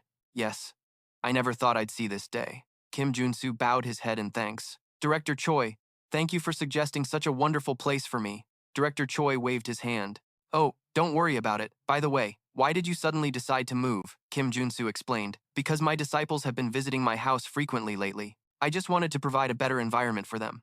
I also needed a little more space. He looked at Director Choi with a meaningful expression. And since I brought it up, about that matter, Director Choi immediately understood. I've prepared it, of course. He pointed towards a complex machine in the center of the lab. Please use it to your heart's content to reach level 5.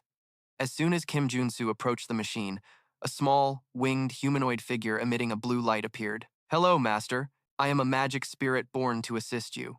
Master, what can I help you with today? Kim Junsu replied. First, an accurate measurement, he thought to himself. Leveling up from now on requires a complex process. To get the best results, I need the help of a spirit. The spirit raised its hand, beginning the precise measurement. A series of Kim Junsu's parameters and stats appeared, from his level and class to his combat skills. But then, countless red error message windows popped up, obscuring the stats. The spirit panicked. Master, there was an error in measuring your mana circuit, Kim Junsu calmly replied. Ah, that's probably my fault. I can switch my mana circuit in real time. By the way, this is a top secret. The spirit was stunned. Is that even possible? That's not recorded in my data, Kim Junsu pointed at her. You just witnessed it yourself. Therefore, I want to concoct a level 5 elixir that's suitable for me. The spirit pondered for a moment, then chirped. A regular elixir won't work, but it might be possible if it's custom made. Kim Junsu smiled. Really? The performance is worth its high price. Yes, please tell me all of your abilities. Kim Junsu replied. Certainly. First, I have 11 high-grade characteristics. A series of his skill cards and items appeared. The spirit flew into the data stream. Input successful. The master's total number of abilities is 136. The design has been completed with reference to the Heavenly Emperor's elixir. Kim Junsu was surprised. The Heavenly Emperor? The spirit explained. I referenced an elixir that only exists in theory. Is everything prepared for the elixir's production? Kim Junsu smiled confidently. That's not the kind of elixir I was expecting, but it's fine. I trust that the spirit has found the right elixir for me. Of course, Kim Junsu commanded. Then, the machine began to start up, beginning the production of the level 5 elixir. 4 mana core stones flew into the machine. Night fell, and outside the mansion, it was quiet under the moonlight. Suddenly, 2 beautiful girls appeared at the door, holding bags of fruit. Congratulations on reaching level 5.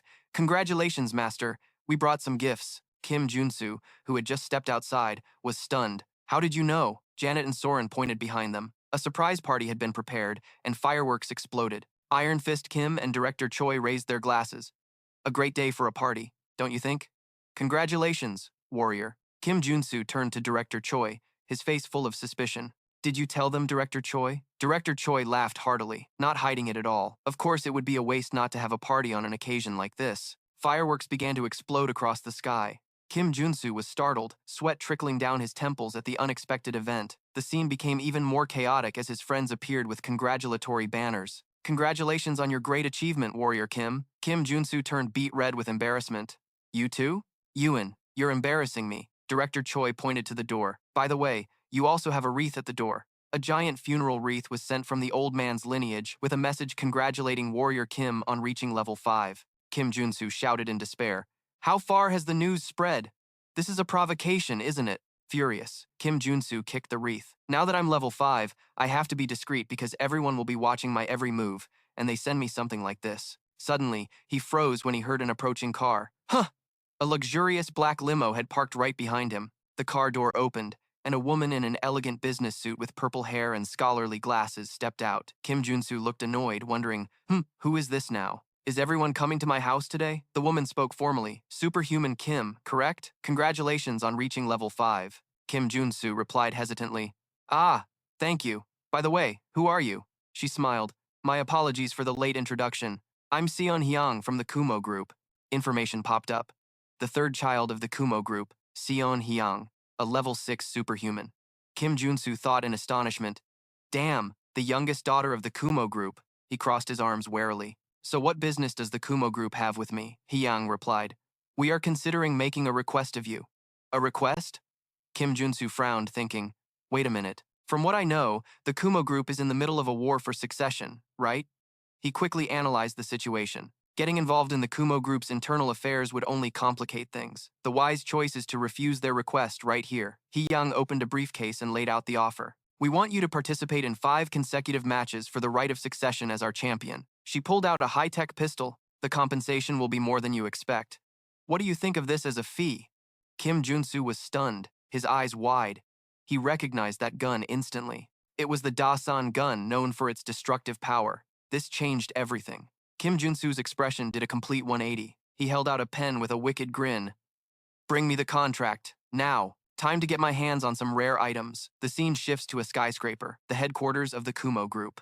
In a luxurious office, Hyang sat opposite Kim Junsu. It was generous of her to think of offering the Dasan gun. She smiled confidently. You already own 2 guns from the Dasan series. I knew you would accept the offer. Kim Junsu leaned back on the sofa. Since you're willing to pay so much just for a participation fee, I can't help but wonder what you'll give me if I win the match. Hyang replied. We'll give you another Dasan series gun with restraining capabilities. Kim Junsu cheered internally. What's this? A buy one get one free deal? Awesome. Hyang added. If you can win consecutively, we'll offer you even more. But don't get too greedy, because all of your opponents will be level 6. Kim Junsu rested his chin on his hand, looking thoughtful.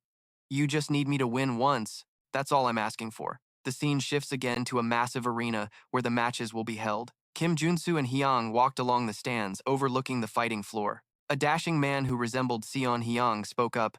You're here, my dear little sister. Seon Hyang replied coldly. I thought you wouldn't show up, but here you are. Hyang walked over to her 2 older brothers who were seated. The eldest brother, Seong Hun, a level 6 superhuman, remarked sarcastically, How rude. The second brother, Seong Hun, also a level 6 superhuman, waved it off. Leave her be. This is a fight between you and me. Kim Junsu sat down next to Hyang, realizing the 2 brothers didn't consider their sister a threat. Hyang explained, The first match is between the champions of my eldest and second brothers. Kim Junsu nodded. Yeah, they're both very strong opponents. The first champion was introduced, the SLR Armored Warrior, a man in a full suit of silver-white armor. His opponent was the SR Fire Fiend, a warrior with a body of fire. Kim Junsu muttered, a level 6 cyborg and a level 6 fire-type mutant. Yeah, Kim Junsu remarked. Being a major corporation, they have a lot of enhanced warriors. Hyang reminded him, please pay close attention to this match. The Armored Warrior, Captain Kim, was hired by my second brother. The 2 warriors stood opposite each other on the vast arena floor, ready for battle. The Armored Warrior charged forward at a terrifying speed, considered the most formidable contender in this tournament. The Fire Fiend cracked a savage smile, the flames on his face flaring violently. He unleashed an attack, a solar flare. A fiery punch slammed into the Armored Warrior, sending him flying backward. The Pyromancer continued to gather a massive fireball. Hia screamed in terror. Wait! A horrific explosion engulfed the entire arena, its heat and blinding light consuming everything. Inside the fireball, the Armored Warrior's heart-wrenching screams echoed as his state-of-the-art armor melted in the immense heat. As the ferocious flames gradually died down, the arena was nothing but a pile of rubble. The Pyromancer stood there, wisps of fire still dancing around his body, like an evil god who had just descended upon the world. In the stands, Hia was stunned into silence, while her second brother, Han, clutched his head in panic, unable to believe his eyes. She could only let out a faint whisper, He's dead. In stark contrast, the eldest brother, Hjun, wore a malicious and satisfied smile. His eyes glinted with cruelty. Amidst the chaos, Kim Junsu remained strangely calm. He rested his chin on his hand, his sharp eyes analyzing the situation. That fire just now. He's not an enhanced warrior, but a mage who can use the solar flare spell. A thought flashed through his mind. His eyes flashed with a blue light as his clairvoyant skill activated. But killing is forbidden in the solar magic tower, right? Through his clairvoyant eyes, Kim Junsu clearly saw a special aura enveloping his opponent. Isn't that the eclipse buff? Realizing something, he immediately turned to Hia, his gaze filled with hidden meaning. Could that be Chairman Song's man? Are we next? Hia was startled and seemed to hesitate. That's right. But before she could finish her sentence, Kim Junsu stood up decisively. I'll go first. Please complete the preparations. Hia hurriedly tried to stop him, her expression filled with worry. Are you sure? That pyromancer is shrouded in mystery, so I couldn't gather any information on him. I think it's best to leave him for another level 6. Kim Junsu just smirked confidently, lightly touching his lips with one hand. I can win, because I think I know who that is. In his mind, the image of a rogue mage appeared vividly. It was the mage who had been expelled from the Solar Magic Tower, Bak Hyung-do. He had finally joined the Kumo Megacorp. From the VIP area, the 2 brothers continued to watch the events unfold with different attitudes. Hai Dun sneered smugly, his tone dripping with sarcasm. I wonder if the person our little sister brought can defeat that pyromancer? Ignoring the taunts, Kim Junsu strode confidently into the ruined arena to face Bak Hyung-do head-on. Seeing the weapon Kim Junsu carried, Han was slightly surprised. Is that the Black Tiger sword? But his surprise quickly faded, replaced by a contemptuous smirk. But even the Black Tiger sword can't stand up to a solar flare. In the middle of the arena, Kim Junsu spoke, his voice calm but heavy with meaning. Another body to take care of. I never thought we'd meet again like this. Bak Hyung-do smirked, the flames on his face dancing as he laughed. You recognize me? Kim Junsu replied with certainty. I do, because you're mimicking the techniques of the Eclipse School. Kim Junsu's voice suddenly turned cold and steely, his eyes darkening. How dare you use a solar flare so ruthlessly? Does Elder Do, your master, know about this? In response to the accusation, Hyungdo just gave a mysterious laugh. Ha ha, my master knows everything. Those words immediately triggered a flashback in Kim Junsu's mind. He recalled his conversation with Director Choi. Before I left, I received some information from Director Choi. Before the succession war for the Kumo Megacorp began, Director Choi had said with a grave expression, "The media is deliberately ignoring this case," but his heart was burned to a crisp. Huh?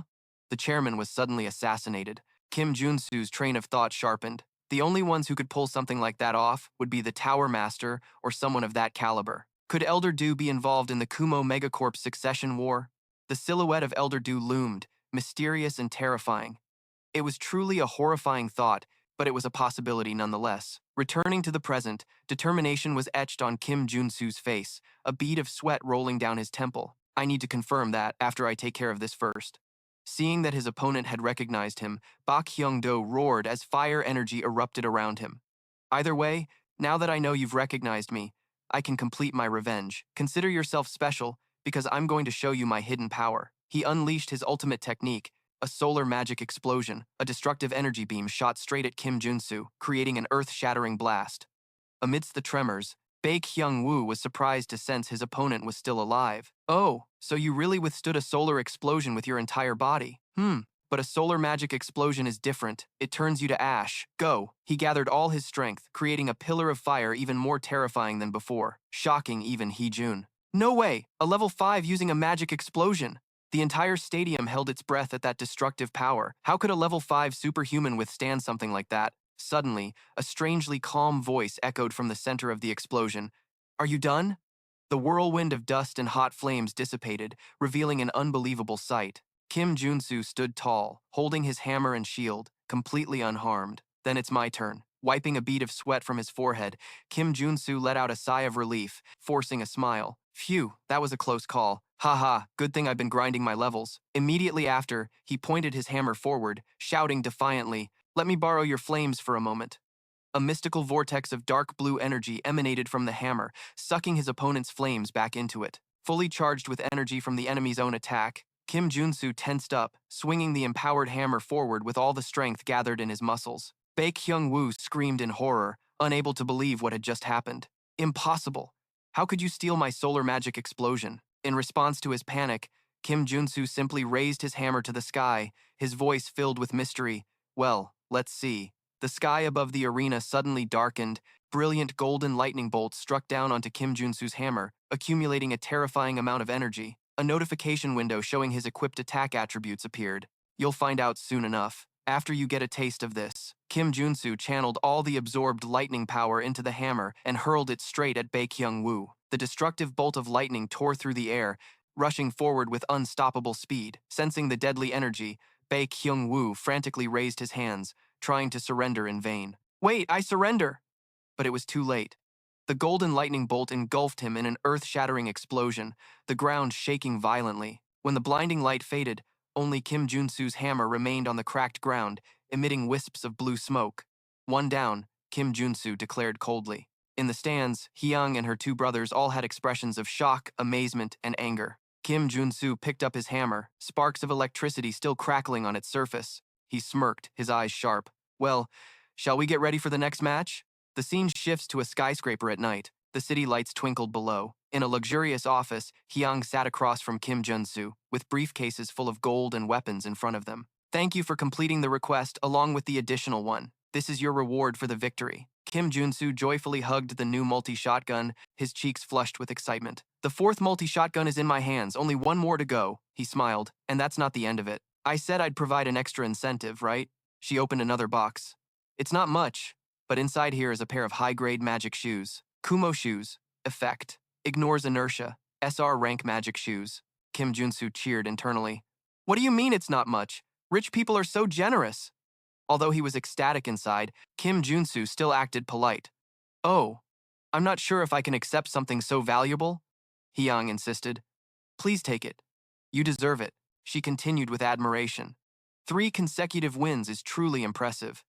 A flashback image appeared, showing another defeated warrior. Kim Junsu explained. After that, I won 3 more times in a row, and then withdrew. Hee-young sat with her legs crossed, looking powerful. The other champions finished the tournament, and it ended with Seon Hee-jang as the winner. Kim Junsu reflected, I could have fought more opponents, but I didn't want to show everything I have in this tournament, because the whole world is focused on the succession war for the Kumo group. He asked directly, so does this mean you're now the frontrunner in the succession war? Hee-young shook her head. Of course not. The match was just an excuse to persuade the council. My brothers were sure they would win, but their plan failed, yet they won't give up easily. Kim Junsu looked out the window, his expression thoughtful. I see. It's true you're at a disadvantage for being the youngest. The only thing the Kumo group trusts isn't morality or law, but overwhelming power. Hia clenched her fists, her eyes flashing with determination. That's right, but I have no intention of letting them do whatever they want. And so she looked straight at Kim Junsu, her gaze filled with solemnity. I want to give you a new request. Kim Junsu clutched his gun, his eyes shining brightly. What kind of request is it? He thought to himself. She's offering me such generous rewards. There's no reason for me to refuse. Hia raised her hand to touch her earring. There's a way to turn this situation around. A 3-dimensional image of a raven was projected from the earring. The image zoomed in to show the details of the raven and a microchip. The Raven chip. This chip contains a mutant gene that only reacts to our family's DNA. Hia clenched her fist, her voice filled with longing and determination. If we can get it, I can reach level 7 and overturn everything. Kim Junsu pondered. So she's willing to accept the risks of the mutant gene's danger. He smiled and replied decisively, Sure, I'll give it a shot. Hia was surprised. Really? Kim Junsu grinned widely. Of course. A sinister smile appeared on Kim Junsu's face. He thought, I'd be a fool to turn this down. At the same time, at the Kumo headquarters, a mechanical raven was silently observing everything through its sophisticated camera eyes. The raven's operator said over the phone, Chairman Song, I've found it. I already know where it's located. Back to the conversation in the office, as Hia made an offer he couldn't refuse. If you manage to bring me the raven chip, she pushed a stack of gleaming gold bars towards Kim Junsu, the precious metal reflecting in his eyes. I'll give you double this amount. Kim Junsu gulped when he heard the enormous figure, worth about 10 billion won. Hia continued with an even more enticing reward. Her eyes gleamed sharply. And if I can secure the chairman's position, I promise to grant you the KO helmet and belt that my brothers have. Hearing about the legendary gear, Kim Junsu couldn't contain his excitement. His face flushed, his nostrils flared, and steam puffed out. Hia paused, a bit flustered. Warrior! Kim Junsu quickly waved his hands, trying to hide his emotions. Oh, sorry, my nose was just a little itchy. Please continue. He thought to himself. The gear that the 3 of them possess will eventually go to the chairman. He was lost in his imagination, picturing himself wearing the legendary set. Does that mean the Kumo set, with effects equivalent to SSL rank, will be mine? Returning to reality, Kim Junsu leaned forward, his eyes shining with greed. An amazing quest. Heh, Hia reminded him seriously. Anyway, my brothers can't know about this, so please keep it a secret. If you need anything for this request, please let me know. Hearing that, a glint appeared in Kim Junsu's eyes. He smiled brightly. Oh, in that case, could I have some diamonds? The scene shifts to a skyscraper rooftop. Kim Junsu was standing there, looking out over the panoramic night view of the city. Whoa, I can see all of Gangnam from here. He was wearing a dark action suit, a hood, and a mask, with a diamond floating next to his raised thumb. Money really is the best. With the provided diamonds, Kim Junsu crafted a series of powerful magic items. A detection helmet, super speed boots, a berserker necklace, and a crisis detection ring. He stood in the middle of a circle of the items, arms outstretched, beginning the absorption process. Time to absorb the properties from these magic items. Streams of blue energy from the items surged into his body. A series of movement skills appeared before merging into a new trait, airstrike. Kim Junsu smirked confidently under his hood, feeling the new power surging through his body. I've got a movement skill. Looking down at the bustling streets below, he knew it was time to act. Now the preparations are complete. Without a moment's hesitation, Kim Junsu launched himself off the edge of the building, soaring into the night. It's time to begin. The mechanical raven guide flew into the main lobby of the Kumo building. Kim Junsu landed gently, his new boots emitting a sparkling light. Wow, as expected from Kumo shoes, I can feel the difference. Now it's time to report to the client. He pulled out his phone, his voice efficient. Chairman Seong, I've found it. From the other end of the line, Hai Trang's voice sounded surprised. You're done already? Where is it? Kim Junsu replied. Right in front of the crow statue in the lobby. Hai Trang was silent for a moment, then said, "But there's a small problem," Kim Junsu asked. "A problem?" Kim Junsu gripped his hammer, his tone challenging. "I'll have to make a little noise to get the chip, so you'll have to take responsibility for what's about to happen, Chairman." With that, he roared and brought an earth-shattering hammer blow down on the statue. The statue shattered into pieces, and from within, a solid gold crow soared up. Its talons were holding the raven chip. Kim Junsu immediately jumped up and neatly snatched the chip. "Got the chip. Where do I need to go now?" "Hi," Trang urgently instructed. "Go to the body modification facility on the second floor. I'll be there right away too. My brothers have definitely noticed. You have to hurry." Kim Junsu thought with determination. "Don't worry. I've always hated being born after them, so this time I'll be faster." The high-tech door of the laboratory appeared before him. Hai Trang had already arrived. A startled researcher asked in confusion, "Huh, youngest chairman, what brings you here at this hour?" Hai Trang ordered decisively. "The modification room is empty, right? Start it up right now."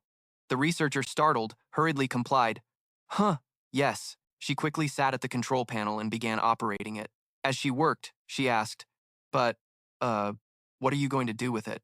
Hai Trang looked toward the door, smiling in relief. He had made it in time. The door opened, and Kim Junsu walked in, ready for a fight. "I'm ready. The warrior and the chip are too. Let's start immediately." The researcher saw the golden crow in Kim Junsu's hand and exclaimed, "Huh, don't tell me. That's the raven chip." Hai Trang stepped into the modification chamber, turning back to say to Kim Junsu, "So I'll leave the rest to you, warrior." Kim Junsu replied reliably, "Yeah, don't worry." Her feet slowly sank into the solution inside the chamber. She said with a firm voice, "I'll be right here." Hai Trang's eyes shone with steely determination as the chamber door closed, ready to see everything through to the end. Just then, a terrifying crash echoed as the laboratory door was blown open, and an enraged shout reverberated, "Seong Hai Trang!" Her two older brothers burst in, their faces filled with rage. Heejun roared, "You cunning witch! You dare to work behind my back!" Heechae said urgently, "Brother, I think she's already started the process." Just as the two brothers were about to charge forward, Kim Junsu moved quickly,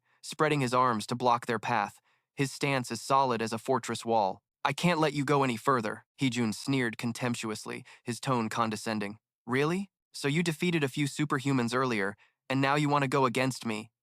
Don't you know who I am?" Heech stood beside him, crossing his arms and watching with amusement. Kim Junsu replied casually, "Of course I know. You're the chairman of Kumo Electronic. Or should I call you the former chairman?" Kim Junsu's provocation immediately enraged Heejun. Veins popped on his temples as he ground his teeth. Heejun's anger exploded. "You little brat!" Heech raised a hand to stop his brother, trying to restrain his anger, but his own gaze was just as cold as he looked at Kim Junsu, the owner of the Black Fox sword. The two brothers stood side by side, creating an invisible pressure. Heesh spoke in a tone that was both enticing and threatening. "No matter how great a warrior you are, you can't fight me and my brother, two level 6 superhumans, at the same time. We'll guarantee you a reward equivalent to what Hai Trang promised you. So why don't we make a deal instead of fighting?" "Okay." Heejun glanced toward the lab chamber where his sister was inside, then made an offer. "If you'd like, I can give you the position of Kumo's vice director of security." Kim Junsu stood silently for a moment, seemingly considering the offer. "How about it?" The two brothers awaited his answer, but then he scoffed disdainfully, his tone sarcastic. My, what a terrible idea, asking me to betray my defenseless client." He looked straight at the two of them, his gaze unwavering. "That's the kind of thinking I'd expect from some old fossils. Maybe it's your age?" He crossed his arms and shrugged nonchalantly. "And you offer me an equivalent reward? But I would at least consider it if you offered double or triple that amount. But of course, I value trust above all else, so I won't be taking the offer. Siding with trash just makes me trash too." "I can't stand this humiliation." He charged forward to attack. Dark red feathers shot out from his body, sharp as daggers. The attack was so fast and powerful, Kim Junsu could only manage to raise his shield to block, but the impact still pushed him back and dealt damage. He staggered back, feeling the pain. He thought to himself, "This hurts more than I thought. So this is the power of a level 6? Maybe I shouldn't have provoked them." He continued to analyze the situation while defending. Just as they said, "I can't handle both of them at once." But just then, Heechi was stunned, fresh blood spewing from his mouth and chest. When did Kim Junsu appear not far away, the sword in his hand still crackling with energy? "Ah, I was a little off," he chuckled, raising his shield and sword. "That was my moon slash skill, but it was a close one. Haha. It only worked because they have no real combat experience." Seeing his brother injured, Heejun became enraged and drew 2 energy pistols. "How dare you!" He furiously fired at Kim Junsu. Kim Junsu raised his shield to block the barrage of bullets. A notification window appeared. Blocked with shield. You have obtained a trait. He thought to himself, I was wondering why my shield felt sturdier. He smirked defiantly. Shoot all you want. I won't budge an inch. Hiche shouted, Brother, now's our chance. Heejun charged from behind, but Kim Junsu had anticipated this. He used one hand to activate the Dasan gun hidden behind his back. Hiche was stunned to see his gun suddenly disabled.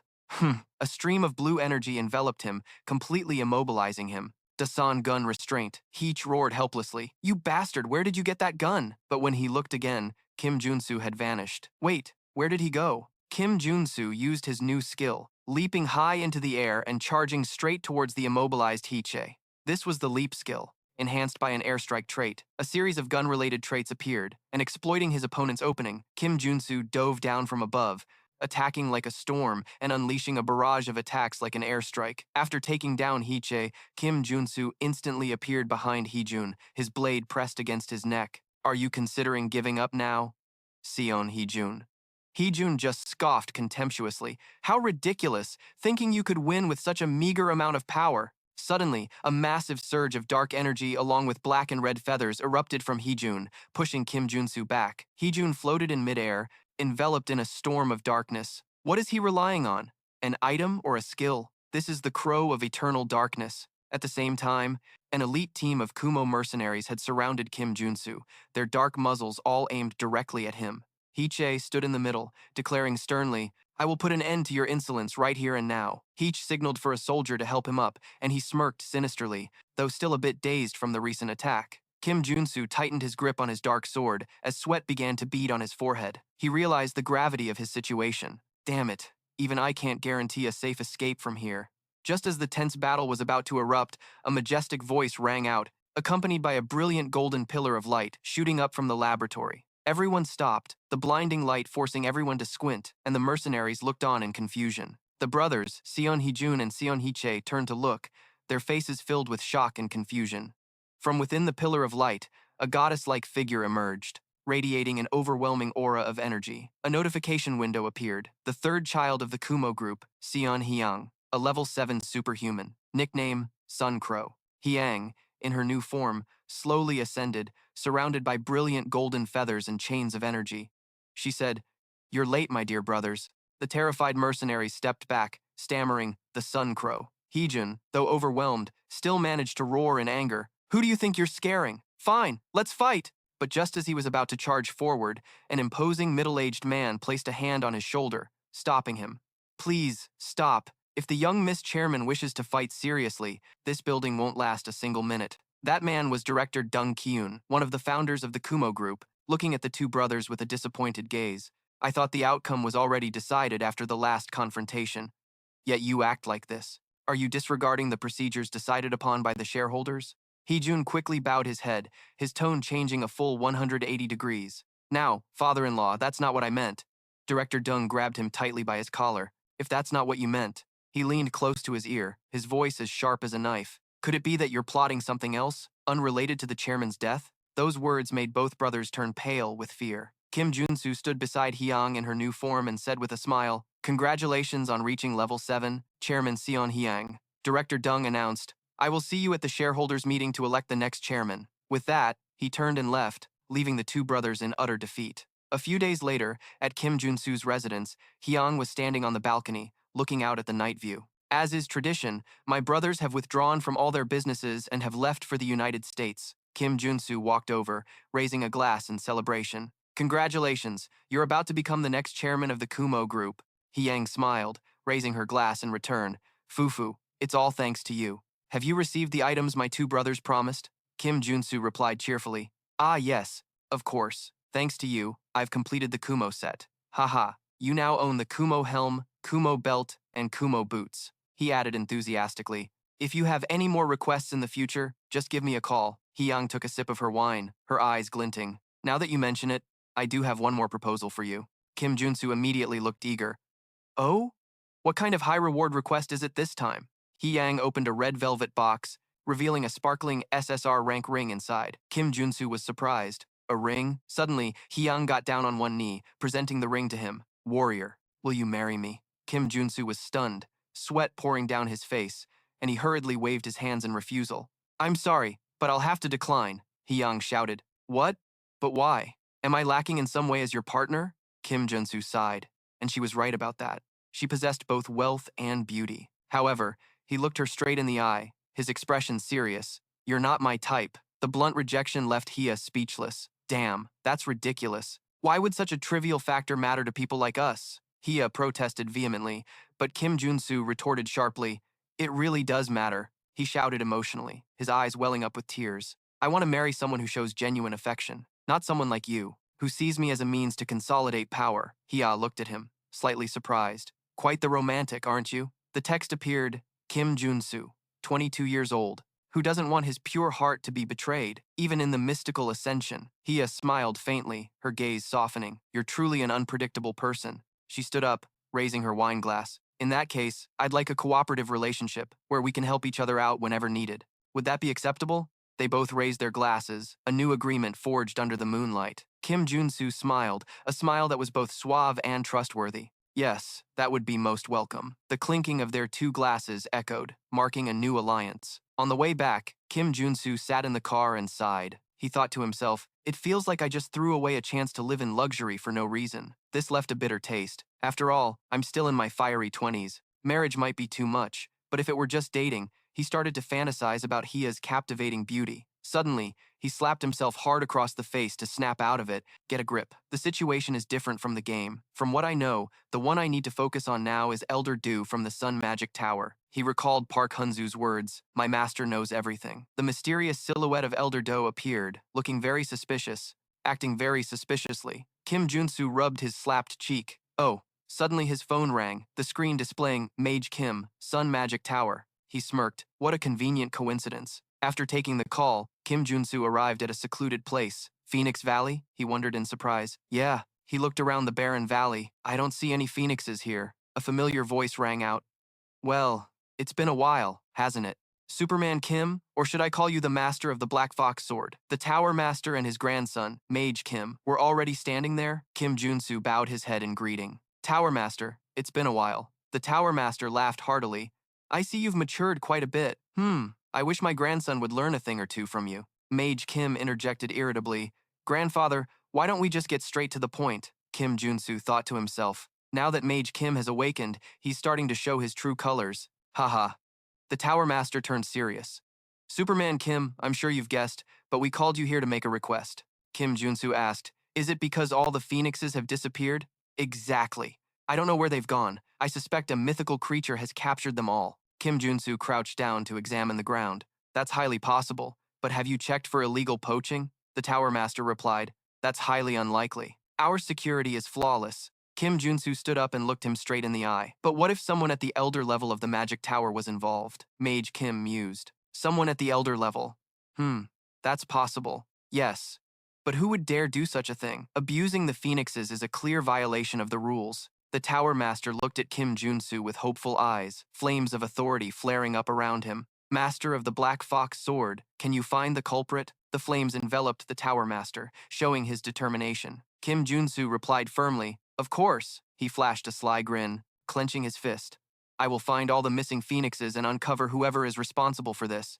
But you have to promise me a reward fee. Shortly after, a red sports car sped across the water, creating huge waves. Mage Kim shouted, what do you think of this red car? Kim Junsu shouted back, it's an incredible sports car and it's so fast. He thought, if I entrust the driving system to a spirit, autonomous driving is possible? The spirit appeared. Me? Mage Kim said loudly.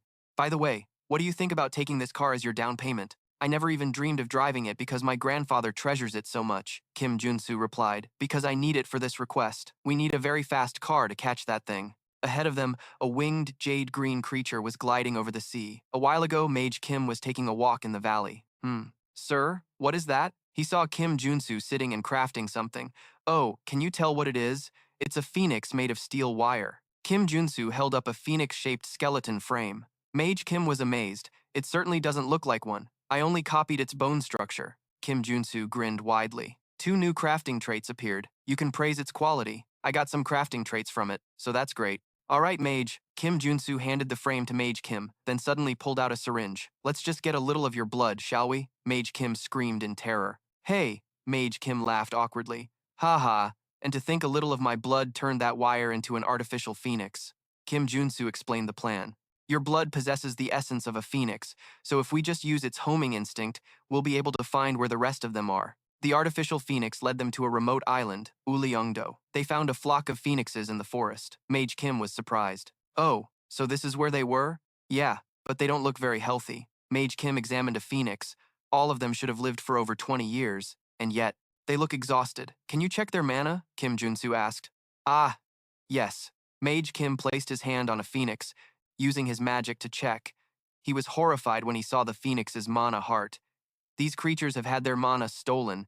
From the heart to the blood vessels, everything was burned dry. Wait, this traces... He recognized a familiar energy signature. Kim Junsu thought, yes, Mage Kim, I believe you can figure out who did this. Mage Kim was stunned, his arms crossing in front of his chest reflexively. He immediately recognized that energy signature. The School of the Eclipse. Kim Junsu nodded in approval. Yes, that's right, very clever. Kim Junsu placed a hand on his shoulder, his expression turning serious. Contact the Tower Master immediately. The culprit is none other than Elder Do of the School of the Eclipse. Hearing that name, the Tower Master couldn't contain his rage. He roared, flames of authority erupting violently around him, scorching the ground. Do Mudbrain, that crazy witch! Mage Kim hurriedly tried to stop his grandfather. Grandfather, please calm down! But the Tower Master's anger did not subside. She was caught trying to capture all the phoenixes for herself. I swear to God, if I get my hands on her, I'll... Kim Junsu interrupted his fury. So you mean Elder Do has also disappeared from the tower? The Tower Master turned back, his anger still blazing. That's right, I went to her office. A flashback begins. The Tower Master storms into an empty room where only an elderly woman in a robe was sitting, motionless, and she disappeared after leaving behind her clone. The Tower Master roared, What? Is she mocking me? I swear I'll... Kim Junsu asked curiously. A clone? Mage Kim explained. It's a spell that creates a body identical to the user, but it dies after a certain amount of time. The Tower Master muttered, his eyes narrowing in thought. Is she just trying to buy time? His train of thought connected the events. The death of the Kumo Corporation's chairman with a scorched heart, the exiled mage who returned as an enhanced warrior, the phoenixes being overexploited for their power and Elder Do in hiding. Kim Junsu thought, he already has so many clues. Now, Kim Junsu looked directly at the Tower Master. Tower Master, doesn't anything come to mind? The Tower Master and Mage Kim were both stunned as they realized the connection. Don't tell me, could it be that Do Mudbrain has gotten her hands on that? The forbidden ritual of the School of the Eclipse. An image of a giant cosmic black hole absorbing energy appeared. Kim Junsu frowned. But this is before the polarization research began. It's the butterfly effect. A different turn of events has occurred because I got involved with Elder Do's disciple, Mage Kim asked in confusion. What is that? Kim Junsu explained. She's using the power gained from the phoenixes to erode solar magic. And not only that, across the sky, land, and sea, she is absorbing mana from all living things. The Tower Master worried. She's performing such an evil ritual in an era like this? What if our magic tower is ruined because of it? We have to find Elder Do quickly. If she reaches level 8 with that power, we don't know what she'll do, Mage Kim asked desperately. But how are we going to find her? Kim Junsu looked into the void, sensing a massive source of energy. I can feel a connection to a huge mana pool from a distance. The blue energy streams are leading the way. Follow me. I think I know where that woman is. They followed the energy trail and returned to Kim Junsu's own mansion, where a dimensional gate was swirling violently in the basement laboratory. This is a sub-dimensional labyrinth, so you're saying she's hiding in there while the ritual is taking place? The Tower Master explained. That's right, but the labyrinth is very sturdy, so we can't destroy it instantly. It's designed to withstand the force of a solar flare. The Tower Master was about to enter. You guys stay here and I'll take care of everything. Mage Kim quickly stopped him. You can't. Grandfather, there's no way Elder Do hasn't prepared some kind of countermeasure against the Tower Master. Kim Junsu also agreed. He's right. That's too dangerous. Leave this to me. The Tower Master was surprised. You're going in there? Kim Junsu replied. Yes. Wouldn't it be better to have an outsider intervene to catch her off guard? The Tower Master sighed. It seems I owe you again. In that case, take this. He handed Kim Junsu a ring and a pair of magic dice. SSR rank, Great Escape Ring. SSR rank, magic dice. It's the Great Escape Ring. Use it if you're in danger. Kim Junsu accepted the precious gift, filled with gratitude. Thank you, he thought to himself with new resolve. The Great Escape Ring. I just got an extra life. In that case, I can risk my life without worrying. He stepped into the dimensional gate, an important thought crossing his mind. Because Elder Du has one of the tower's 8 magic treasures. Inside the labyrinth was a desolate scene of a ruined city. Mage Kim, who had followed him, shouted in horror, "Hey, what is all this?" Kim Junsu sighed. "Why did you follow me into the labyrinth? You know you can actually die, right?" Mage Kim stammered. "Well, this is the magic tower's responsibility." He held out a pair of dice identical to Kim Junsu's, and I thought 2 would be better than 1. It would be a big problem if you ran into an enemy while setting up these dice to neutralize the subdimension. Kim Junsu nodded. You have a point, Kim Junsu asked Mage. Kim, by the way, does that entity with you from the Eclipse School like this kind of atmosphere? An image of Eclipse appeared, Mage Kim explained. Ah, yes, the Eclipse School originates from black magic. Suddenly, monsters with sharp teeth emerged from the shadows. A monster lunged to attack Mage Kim. Kim Junsu quickly drew his sword and blocked the attack. You would have been bitten if I were a second slower. I think they've sniffed us out. He tightened his grip on the black tiger sword. Stay behind me. He stood in front of Mage Kim, ready to fight. Dozens of them will attack us at once from now on. A horde of monsters rushed in like a flood, and Kim Junsu swung his sword, creating slashes of blue light that annihilated the monsters. The weakness detection skill activated. Attacking an enemy's weak point deals additional damage. He created a massive explosion, wiping out the monsters. Mage Kim was astonished. All those monsters were just... A voice echoed from above. Stop! Elder Du appeared on a cliff. She roared in anger. How dare you set foot in this place? The crime of obstructing a great cause will not be taken lightly. She launched a powerful dark attack, destroying the cliff below. Kim Junsu thought, Elder Du is indeed a tough opponent, but I won't die in a little game like this. He grabbed Mage Kim, holding him tight. Mage Kim panicked. What? Because I've experienced this pattern many times in the game. I can see through everything. A series of his cognitive traits appeared. He quickly dodged the energy streams. After getting through the barrage, Mage Kim coughed. He put Mage Kim down. Are you okay? He replied. Ah, yes, I think so. By the way, where is this? Kim Junsu explained. This is where the mana flow converges. Install the neutralizer, please. Mage Kim ran to the designated spot. Elder Du stood nearby. Okay, I'll be done in a second. Elder Du smirked.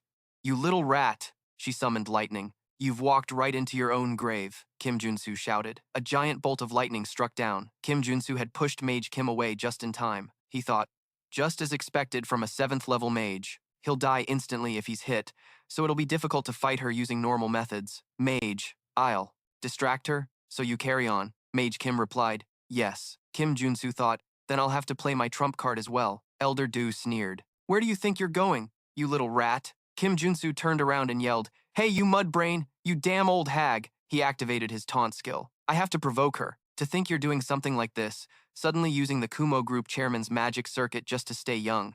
Or have you just gone crazy because you're so damn old now? Elder Du growled, her eyes flashing with a deadly glint. I wanted to obtain the Sun Crow through my disciple, but you ruined everything. It doesn't matter. Kim Junsu charged into battle, confronting Elder Du head-on. She screamed, Because the crow of eternal darkness will suffice. Streams of dark energy shot from her hands, fiercely attacking Kim Junsu. Do you really think you can keep dodging the power of the Eclipse School? But Kim Junsu just scoffed in reply. Laugh my ass off. Yeah, right. Your school is nothing but a third-rate loser faction. Have your eyes gone bad too? You can't seem to land a single hit, you old fossil. Kim Junsu's provocation infuriated Elder Du. She gritted her teeth and roared in fury. You damn brat! While Kim Junsu was stalling for time, Mage Kim had completed his task. He placed the last magic die on the ground. Magic dice installation complete. Activating. Pillars of white light shot straight up from the dice, forming a network of energy. Elder Du turned around in shock. He's already set up the neutralizer? Mage Kim looked up, sensing his grandfather's presence from outside. Grandfather, now's our chance. An explosion of energy from the outside began to shatter the subdimensional space. Good. The subdimensional space's power is weakening. Time for me to show a bit of my power. The Tower Master attacked from the outside with all his might, and cracks like shattered glass began to appear all over the labyrinth space. Mage Kim yelled, Warrior, the labyrinth is falling apart. Kim Junsu looked up, smiling in satisfaction. Yeah, looks like the Tower Master did his part. Elder Du's ritual was interrupted, and the black hole started to collapse. She screamed in despair. No, this can't be happening. My magic, my power, and my world. Dark energy poured from her body, causing her to fall apart. She collapsed, her body turning into a skeleton. Ah, it would have been finished in just a few more seconds. This is all because of you. It's all your fault. In a final burst of fury, She poured all her remaining power into her staff, creating a huge energy blast. Kim Junsu quickly equipped his iron gauntlets and parried the blow. Damn, I blocked it with my steel fists, but that's some terrifying power. Nevertheless, Elder Du kept firing orbs of dark energy, and Kim Junsu charged forward, dodging the attacks. I won't be outmatched when it comes to speed. Elder Do grew frantic as her attacks repeatedly missed. Damn it, why can't my attacks land? She grabbed her artifact. D! She unleashed one final, devastating attack. After the explosion, she peered into the smoke, wondering, huh? But Kim Junsu was gone. He had activated his weakness detection skill. Found your weak spot. He appeared from behind and landed a critical hit, piercing through her body. Elder Do collapsed as the dark energy vanished. No, it can't end like this. With her last ounce of strength, she tried to reach for Kim Junsu. At the very least, I'll drag you down with me with these hands. But another hand stopped her. The Tower Master had appeared, his face like ice. You piece of trash, it's time to die. He incinerated Elder Du with his flames. The scene changes to the magic tower, shining brilliantly under the sun. You were magnificent. The Tower Master praised Kim Junsu. I thought you were a magic-resistant warrior, but today you fought like a true swordsman. Kim Junsu scratched his head in embarrassment. Thank you for the praise. The Tower Master added, it makes sense. That must be why that old tiger entrusted you with the black tiger sword. I believe people call that a celestial star. Kim Junsu was surprised. That sounds like what the spirit said. What is a celestial star? His spirit appeared. The Tower Master explained. It refers to people with infinite talent and 1,000 kinds of supernatural abilities. Doesn't that sound perfect for you? Haha. Anyway, I should reward you for this incident. He handed Kim Junsu a ring. SSR Eclipse Ring. It's a treasure I found from Elder Du. Kim Junsu was overjoyed, thinking, I got it. One of the 8 treasures of the Magic Tower and the strongest item from the Eclipse School. He put on the ring. The trait imbued in the ring is Eclipse. This is unbelievable. It combines the properties of absorbing, devouring, and storing mana. He tested the ring's power. Time passed, and autumn arrived. At his residence, Kim Junsu was watching his disciples train. Borin was practicing her Savior Star trait, and Janet was practicing her Innate Energy trait. He smiled with satisfaction. Borin would soon reach level 5, and it wouldn't be long until she learned the Mars sword style. Meanwhile, elsewhere, Iron Fist Kim, who had far surpassed level 4, was in the process of expanding his territory nationwide. And so, time passed. The Super Yunnan Mystic entered December 24th. Under a snowy night sky, the flags of South Korea and India fluttered in the cold wind in front of the magnificent white building of the Indian Embassy in South Korea. As soon as she got out of the car, Janet excitedly hugged B. Soren, her eyes sparkling with curiosity. Wow, so this is where a meeting of the honorary paladins is being held? I wonder what it looks like inside. B. Soren, a bit shy, thought joyfully, this is the first time I'm celebrating God-slaying day with other people. Kim Junsu appeared with a mischievous smile, patting Janet's head while teasing his 2 disciples. Make sure you enjoy today. Then he leaned in and whispered playfully in their ears, because tomorrow, you're going right back to training, which made Janet jump in alarm. With youthful excitement, Janet dashed inside first. I'm going in ahead. B. Soren could only laugh and call after her. Ah, Janet, wait for me. The narration began, revealing the deep meaning of the day over a dark scene. December 24th, God-slaying day. It is the day the Old Father was officially killed and the day to commemorate the Peace of Westphalia. Inside the magnificent, sparkling hall, distinguished guests were gathering. That is why it is celebrated like Christmas all over the world, because this world has no Christmas. Janet and B. Soren were immediately drawn to a handsome blonde man. Janet exclaimed, Janet, look, it's Paladin Chajun. B. Soren couldn't hide her admiration either. Wow, he's so handsome. The narrator explained, and on every god-slaying day, Paladin meetings are held in many countries. Kim Junsu stood by, observing quietly, his sharp eyes revealing a clear objective. I was invited as an honorary paladin of the Thor and Gaia lines, but that's not the real reason I'm here. An elegantly dressed, middle-aged man approached with 2 women. He spoke up. Oh, if it isn't the master of the Black Fox sword, then politely introduced himself. I am Aim Kuras, the Indian ambassador. Kim Junsu shook the ambassador's hand with a polite smile. I am Warrior Kim, a level 5 superhuman. Thank you for the invitation. He thought to himself, I came here because he's the one hosting this meeting. Ambassador Kuras gestured towards his wife and daughter. This is my wife and my daughter. Kim Junsu's gaze immediately focused on the young woman, his one and only child. The girl, with her gracefully braided hair and a distinctive mole on her forehead, smiled and greeted him. It's a pleasure to meet you, superhuman Kim. Kim Junsu recognized her instantly. It was Kali, the last of the 3 strongest warrior units in the game. A powerful image of Kali in her battle armor appeared, firmly gripping the SSR rank curved sword. Kali Kuras, the narrator confirmed, she will be the future master of Kalaratri. Kim Junsu immediately pulled his 2 disciples forward, trying to create an opportunity. He thought, let's use these 2 as an excuse to talk to her, then said aloud, these are my disciples, and, coincidentally, my second disciple is. His words were cut off by a surprised voice from the crowd. Huh? Aren't you the master of the Black Fox sword? Murmurs arose. What? The master of the Black Fox sword? Instantly, a crowd of fans swarmed around Kim Junsu, everyone's face filled with excitement. Really? Wow, I'm a huge fan. I never thought I'd get to meet you in person. Kim Junsu was startled. What? He was lifted up and carried away by the enthusiastic crowd, only managing to look back desperately at Kali. No, this was the perfect chance to befriend Kali. Meanwhile, Kali could only stand and watch with a surprised and curious expression. Kim Junsu was dragged away, only managing to scream in his head, the rest is up to you guys. The girls, Janet and B. Soren, stared at each other blankly and then at Kali, not knowing what to do. A while later, Kim Junsu managed to escape outside. He was panting heavily, leaning against a pillar. I escaped safely. He looked inside and saw his 2 disciples happily chatting with Kali. He sighed, comforting himself. I couldn't even talk to Kali for a second because of them, but at least the girls made friends with her, so I guess it's okay. Kim Junsu stepped out onto a deserted balcony, watching the snowflakes gently fall. Watching the snow fall really gives you that end-of-the-year feeling. He closed his eyes, enjoying the peaceful moment. I wish life could always be this peaceful. But the peace was quickly shattered by a strange voice. Hello, a beautiful woman in a seductive, high-slit evening gown approached. Do you mind if we talk for a moment? Kim Junsu's narration revealed her identity. She was the saintess of the Old Father's sect. A brief image showed her in terrifying black armor, exuding an evil aura. Kim Junsu and the woman walked outside in the snow. He asked, what brings you here? You must be very busy since today is God's Annihilation Day. She turned back, her eyes sharp and cold, correcting him. It's not God's Annihilation Day, it's Resurrection Day. Kim Junsu was a bit flustered. Ah yes, of course, you're right. They continued walking. Kim Junsu crossed his arms, feigning confidence. I'm sure you know that I'm showing great restraint, she asked back. Restraint? What are you talking about? Kim Junsu laughed mysteriously. Aha, have you never thought it was strange? The woman stopped, her beautiful face breaking into a dangerous smile. That you're still alive after killing one of our inquisitors. Kim Junsu froze, a cold sweat trickling down his temple. He thought in horror.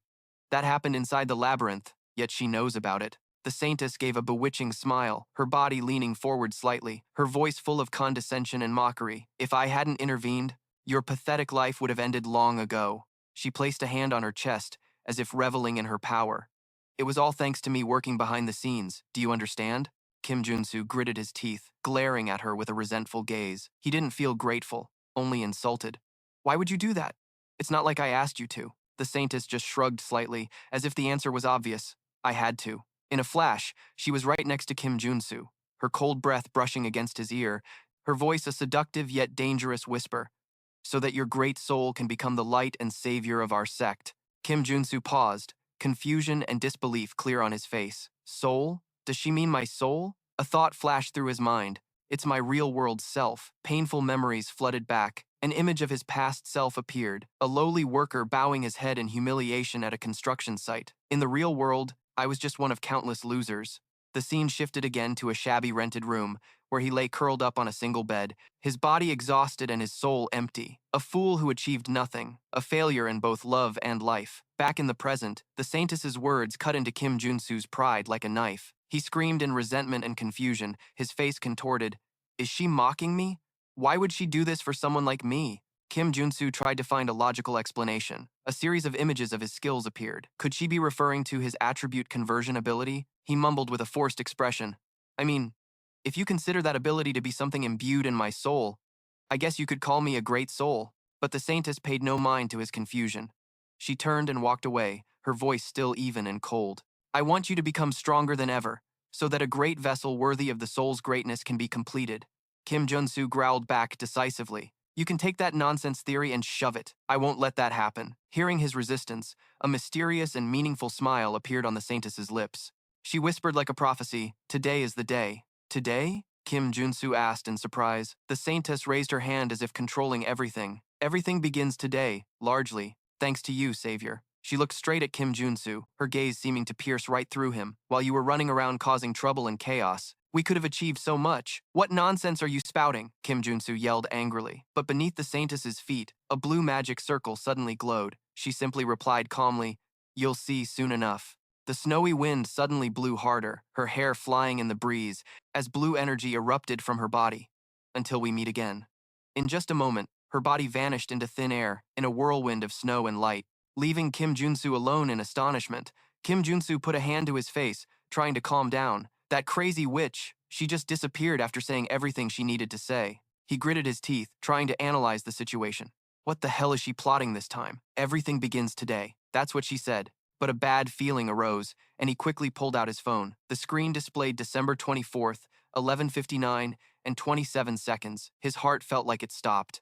Today is the day of divine destruction, the same day that Act 1 begins. Memories from the game flooded back, images of the Saintess with her cryptic words from the past. Back in the game, the Saintess's mysterious words had marked the beginning. Kim Junsu was horrified. Could it be? Just then, the time on his phone screen and on a giant virtual clock began to count down the final seconds. 11:59 and 31, 11:59 and 49, 11:59 and 59. 12 o'clock! Boom! As soon as the clock struck midnight, a horrific explosion occurred in the distance, lighting up the night sky. He stood stunned, the flames reflecting in his horrified eyes. Inside the grand hall, chaos erupted, with terrified screams echoing everywhere. What was that? What's happening? From outside, Kim Junsu looked down at the chaotic scene below, the Saintess's words echoing in his head. He gritted his teeth and clenched his fists. Damn it, it started. All over the streets, explosions went off one after another. The entire city was engulfed in a sea of flames. The fateful words appeared, Act 1, the Soul Terror Incident. From beneath the ground, grotesque snake-like monsters with human arms emerged, charging at the guests. A man immediately drew his sword, let out a yell, and rushed into battle. Suddenly, a volley of bullets from a distance pierced through the snakes. In the nick of time, a figure landed from above, holding a rifle. It was Kim Junsu. Another paladin recognized him, the master of the Black Fox sword. Kim Junsu shouted an order, "Protect this side with the other paladins." The other paladin turned to Kim Junsu. "Understood. But what about you, sir?" Kim Junsu didn't answer, his gaze fixed firmly on the embassy building. "Where the ambassador's family is, there are people I must protect." With that said, he dashed off like a phantom. He swung the Black Fox sword, cutting two monsters, blocking his path in half with a single slash. Inside, Boren and Janet were bravely fighting to protect Ambassador Kuret's family. Boren shouted worriedly, "Mr. Ambassador, are you all right?" The dark memories from the game surfaced once again. The Soul Terror incident had struck the entire city of Seoul. Kim Junsu recalled a horrifying truth. In the game, Callie's parents ended up dying in this very terrorist attack. In that memory, the ambassador and his wife were holding Callie tightly. Right behind them, a giant monster appeared. Callie screamed in despair. "Father!" A tragic memory from the game world revealed Callie's original fate. With this as a turning point, a grief-stricken Callie had tears streaming down her cheeks. The young girl gripped her sword tightly, her eyes filled with hatred and determination, resolved to become a superhuman. Just as the monster was about to devour the ambassador's family in a splash of crimson blood, a terrified scream seemed to seal their fate, but a figure shot forward faster than a lightning flash. Kim Junsu swung the Black Fox sword, his eyes burning with willpower. Callie and her parents could only scream, "Master!" In his mind, Kim Junsu roared an oath. "I will not let that timeline happen in my timeline." Kim Junsu had appeared just in time, using his own body to shield her and her parents. Callie's eyes widened, in both astonishment and gratitude at her master's protection. Kim Junsu turned and yelled at the swarming monsters, "Bring it on, the rest of you!" Meanwhile, his two disciples were also fighting with all their might. Janet and Boren's sword strikes were as fast as lightning, taking down one monster after another. Kim Junsu fought while shouting, "I'm a busy man, you know." In the midst of the fiercest part of the battle, a bright yellow sports car suddenly dove down from the night sky, its engine roaring over the sound of explosions. A call came through in the car. "Hello, Commander-in-Chief." On the other end, the urgent voice of Iron Fist Kim came through amidst the sounds of wind and explosions. "Ah, if it isn't Superhuman Kim, sorry, but I'm swamped with the terrorist attack in Ascension. I'll call you back later." Kim Junsu cut him off firmly. "No, I have to tell you this right now." Kim Junsu spoke in a serious tone, revealing some earth-shattering information. "This terrorist attack is causing chaos throughout the Ascension area, but there's only one real target." He emphasized every word. "The president is in danger." Iron Fist Kim, on the other end of the line, was stunned. What? Is that true? But I received reports that the Blue House is still secure. That's right, but the president isn't there. Kim Junsu revealed the secret hideout, apparently where the president was headed on the night of God's fall. He looked at a high-rise building engulfed in a sea of flames. I'll send you the location. I'll meet you there. The target was clear. It was the building owned by the president's secret lover. The flying car quickly approached the top of a high-rise building. We've arrived at the location. Should we land on the rooftop? There's no time for that, Kim Junsu said decisively. He opened the door and stood on the edge of the vehicle. He knew the situation was urgent. Wherever the president was, even temporarily, would have tight security. To bypass security procedures and get inside immediately, he decided on the most daring option. Kim Junsu leaped from the car, his body plummeting like a meteor, blue energy gathering around him. His face shone with a mix of determination and madness as he hurtled straight toward the glass window of the top floor. I'll have to shatter this specially made glass. Crash! The reinforced glass shattered into 1,000 pieces, and Kim Junsu burst inside. The president and his lover were still in shock. The man stammered, "Are you the master of the Black Fox sword?" Kim Junsu turned around, calmly asking if they were all right. Suddenly, a blade glowing with red light appeared behind him. But the woman had already seen the danger behind him. She let out a blood-curdling scream. Behind you, a figure in red had appeared out of nowhere. His sword blocked her surprise attack. He was pushed back, letting out a slight grunt. The attack created a crimson energy explosion, blowing away everything nearby. Kim Junsu's eyes turned cold. He recognized that enemy. The final boss of Act 1, the Ascension Terrorist. The enemy was a woman with her hair in a high bun, blood-red eyes, and toned abs. Her title appeared menacingly, Level 7 Queen of Slaughter. She glanced at Kim Junsu, the corner of her lip curling into a contemptuous smile. Oh, the master of the Black Fox sword. Huh, what a big catch. She swung her flaming sword, her voice filled with cruelty and arrogance. I'll tear you to pieces and hang you at Gwangwamun Gate. That old tiger will love it. Kim Junsu recognized her weapon, the Japanese sword Masamune. It was a weapon that inflicted a random curse with every successful hit on an enemy. Unfazed, Kim Junsu summoned another weapon, a blue warhammer appearing in his other hand. The Queen of Slaughter raised an eyebrow. Dual wielding? Heh, all right then. Let's see how much you've learned from that old man. The Queen of Slaughter lunged forward, unleashing a massive slash of red energy. Kim Junsu raised both his weapons to block, but his opponent's power was overwhelming. He was sent flying, fresh blood spraying from his mouth. He staggered as he landed, coughing up a mouthful of black blood. He thought in horror, just one attack caused this much damage, even after I blocked it? The Queen of Slaughter licked her blade, her smile growing even more sinister. Not bad. Yeah, but can you block this? She continued her assault with a flurry of slashes, not giving Kim Junsu a second to breathe. Kim Junsu was sent flying once again, his body slamming hard onto the floor. He gritted his teeth in pain, quickly analyzing the situation. The Queen of Slaughter prioritized offense over defense.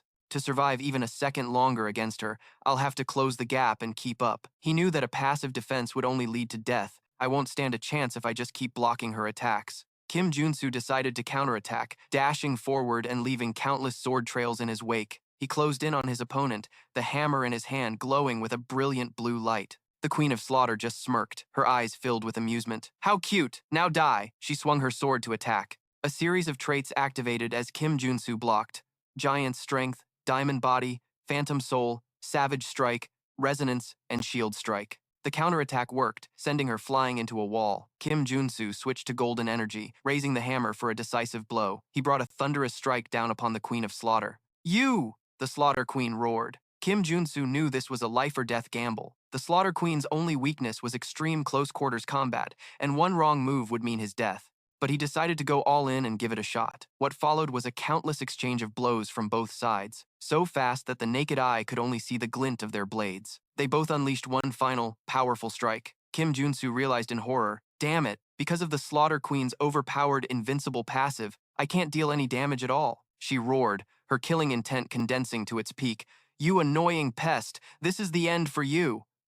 With that said, she lunged forward like a crimson storm, swinging her sword, Ma Samon, for a fatal blow at Kim Junsu. She stood there, her sword still smoking, and let out a soft breath.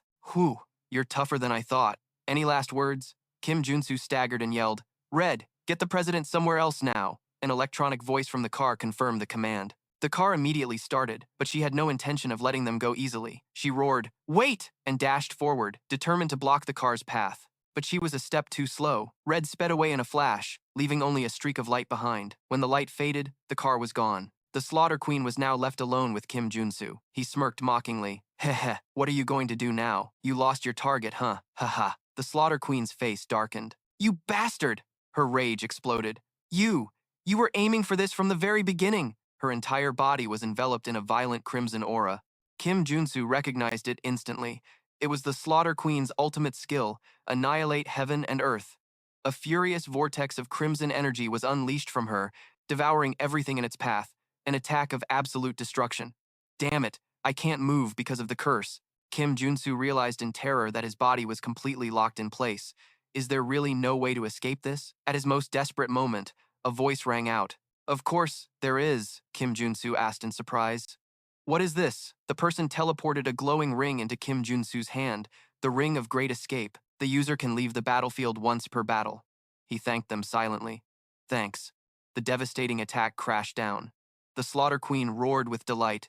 Thanks for being so stupid. But when the smoke cleared, only a deep crater remained, with no trace of Kim Junsu. The Slaughter Queen was stunned, then let out a heaven-shaking roar of fury. That damn bastard. Meanwhile, Kim Junsu had been teleported home. He emerged from a large bathtub, panting heavily. Ha!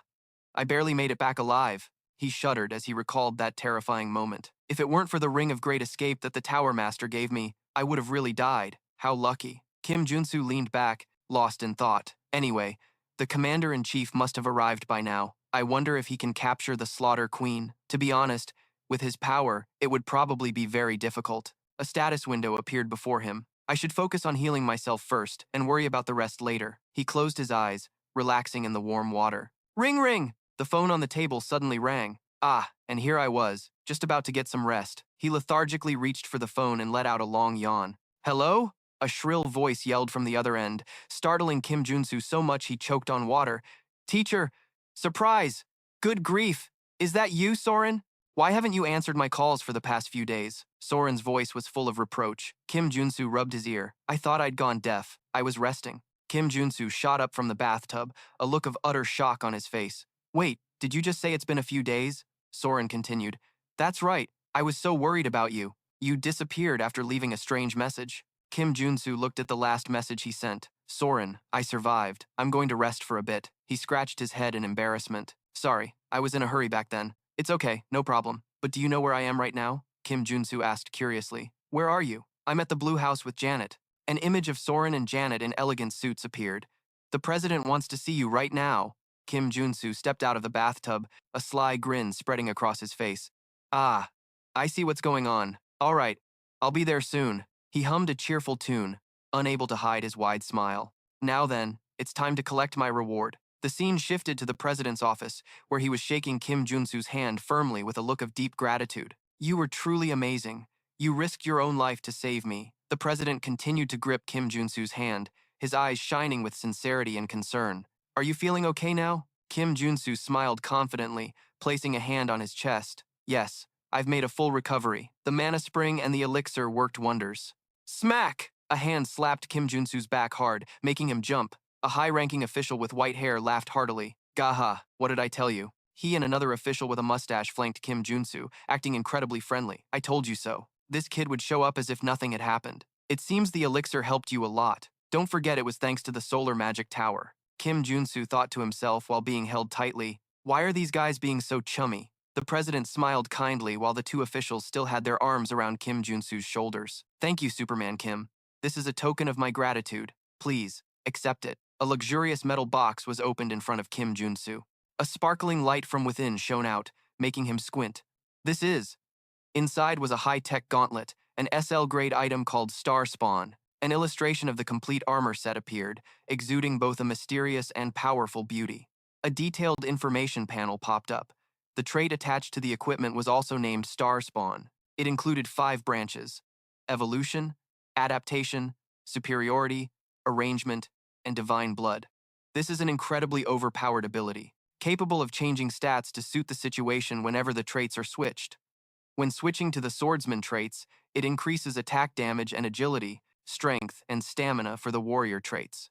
And for the marksman traits, it increases attack speed and movement speed. Kim Junsu was ecstatic, his greedy expression unconcealable, practically drooling. It's literally perfect for me. He hurriedly took the box, bowing his head in thanks. Thank you, sir. I will make good use of it. As soon as he finished speaking, a hand rested on his shoulder. The president spoke in a serious tone. Now that Warrior Kim has received his reward, it's time to get to work. The two officials from before once again flanked Kim Junsu and dragged him away. He panicked. What? The white-haired man said with a laugh. That's right. If you want to become a Legion commander, it's good to have this experience first. The scene changes. Kim Junsu was brought to a high-tech command room. The president stood before a giant 3D map and began to brief them on the situation. We are currently hunting the leader of the terrorist group, Shin Yarin. His voice hardened with hatred, also known by the title Queen of Slaughter.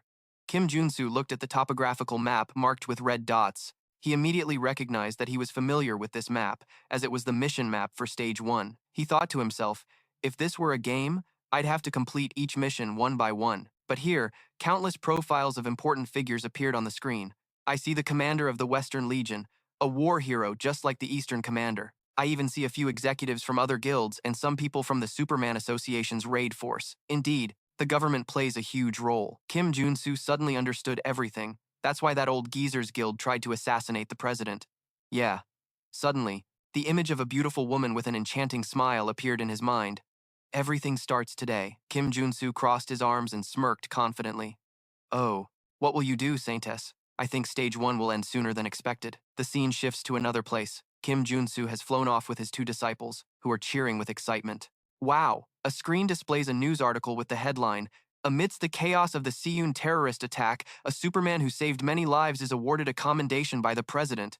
In a red supercar speeding along, Soren excitedly tells Kim Junsu, the entire online community is talking about you, master. Someone filmed you fighting at the Indian embassy, Kim Junsu thought to himself. It seems Stage 1 will end without much trouble. I'll focus on building up my character a bit. Screech! The car suddenly braked hard. Janet, sitting in the front seat, exclaimed in surprise, Huh, in front of the car is the ambassador's family. Is that the ambassador and Callie? Kim Junsu suddenly remembered. That's right, Callie. I completely forgot about her. The ambassador, along with his wife and daughter, approached Kim Junsu, bowing formally. Greetings, master of the Black Fox Sword. We've come to express our gratitude. Kim Junsu nodded slightly. Yes, I understand. He thought to himself, this is a golden opportunity. This is the perfect chance to get on Callie's good side. I have to say something. Suddenly, Callie took a step forward, her clear but determined voice ringing out. Master! The little girl looked up at Kim Junsu. Her eyes shone with urgency and hope, her hand tightly gripping the hem of his coat. I want to become your disciple. Kim Junsu was a bit surprised by the girl's directness. Getting straight to the point, are we? He asked. What do you mean by that? Callie explained, her voice full of determination. After what happened, I realized that I need strength. Then, the girl bowed at a 90-degree angle, an act showing absolute respect. Please, I want to receive your guidance. Her parents stood behind her, their faces filled with worry. The father spoke up, his voice trembling. Callie, are you sure? You won't regret this decision, will you? Can't we think about this a little more? The reason for their anxiety stemmed from a deep family secret, because Callie's grandmother, who was once the master of Kalarachi, had been transformed into an otherworldly entity during a rift expedition. The ambassador's family line manifests the fate of the goddess Kali upon reaching adulthood, and if they reject that fate, death follows. For that reason, the girl had no other choice in the matter. Kim Junsu thought to himself, but look at the era we're living in. Kim Junsu called out directly to the ambassador. Mr. Ambassador. He turned to face them. No, Kali's father. This is a once-in-a-thousand-year opportunity when the final warrior of the three united entities has come to us on her own. Kim Junsu's gaze sharpened. He continued with deep understanding. I am well aware of your family's dedication to protecting humanity and the fate passed down through the generations of your lineage. The ambassador and his wife were stunned, unable to believe their ears. How? How could you possibly know that? Kim Junsu reassured them, I understand your concerns, but Callie has the talent to protect herself. The wife asked hastily, her voice full of hope. Does that mean you know a way for Callie to escape her suffering? Yes. And to do that, Callie must become a superhuman, Kim Junsu said with a firm voice, his eyes burning with determination. If you entrust that task to me, I will make it a reality. He told himself he couldn't miss this opportunity. The ambassador sighed, rubbing his troubled forehead. This child has never held a sword in her life, and she needs to become a superhuman. Perhaps there's another way? His wife placed a hand on her husband's shoulder, gently advising, But my love, you know that Callie doesn't have much time left. Let's entrust this to him. The father turned to his daughter, Callie.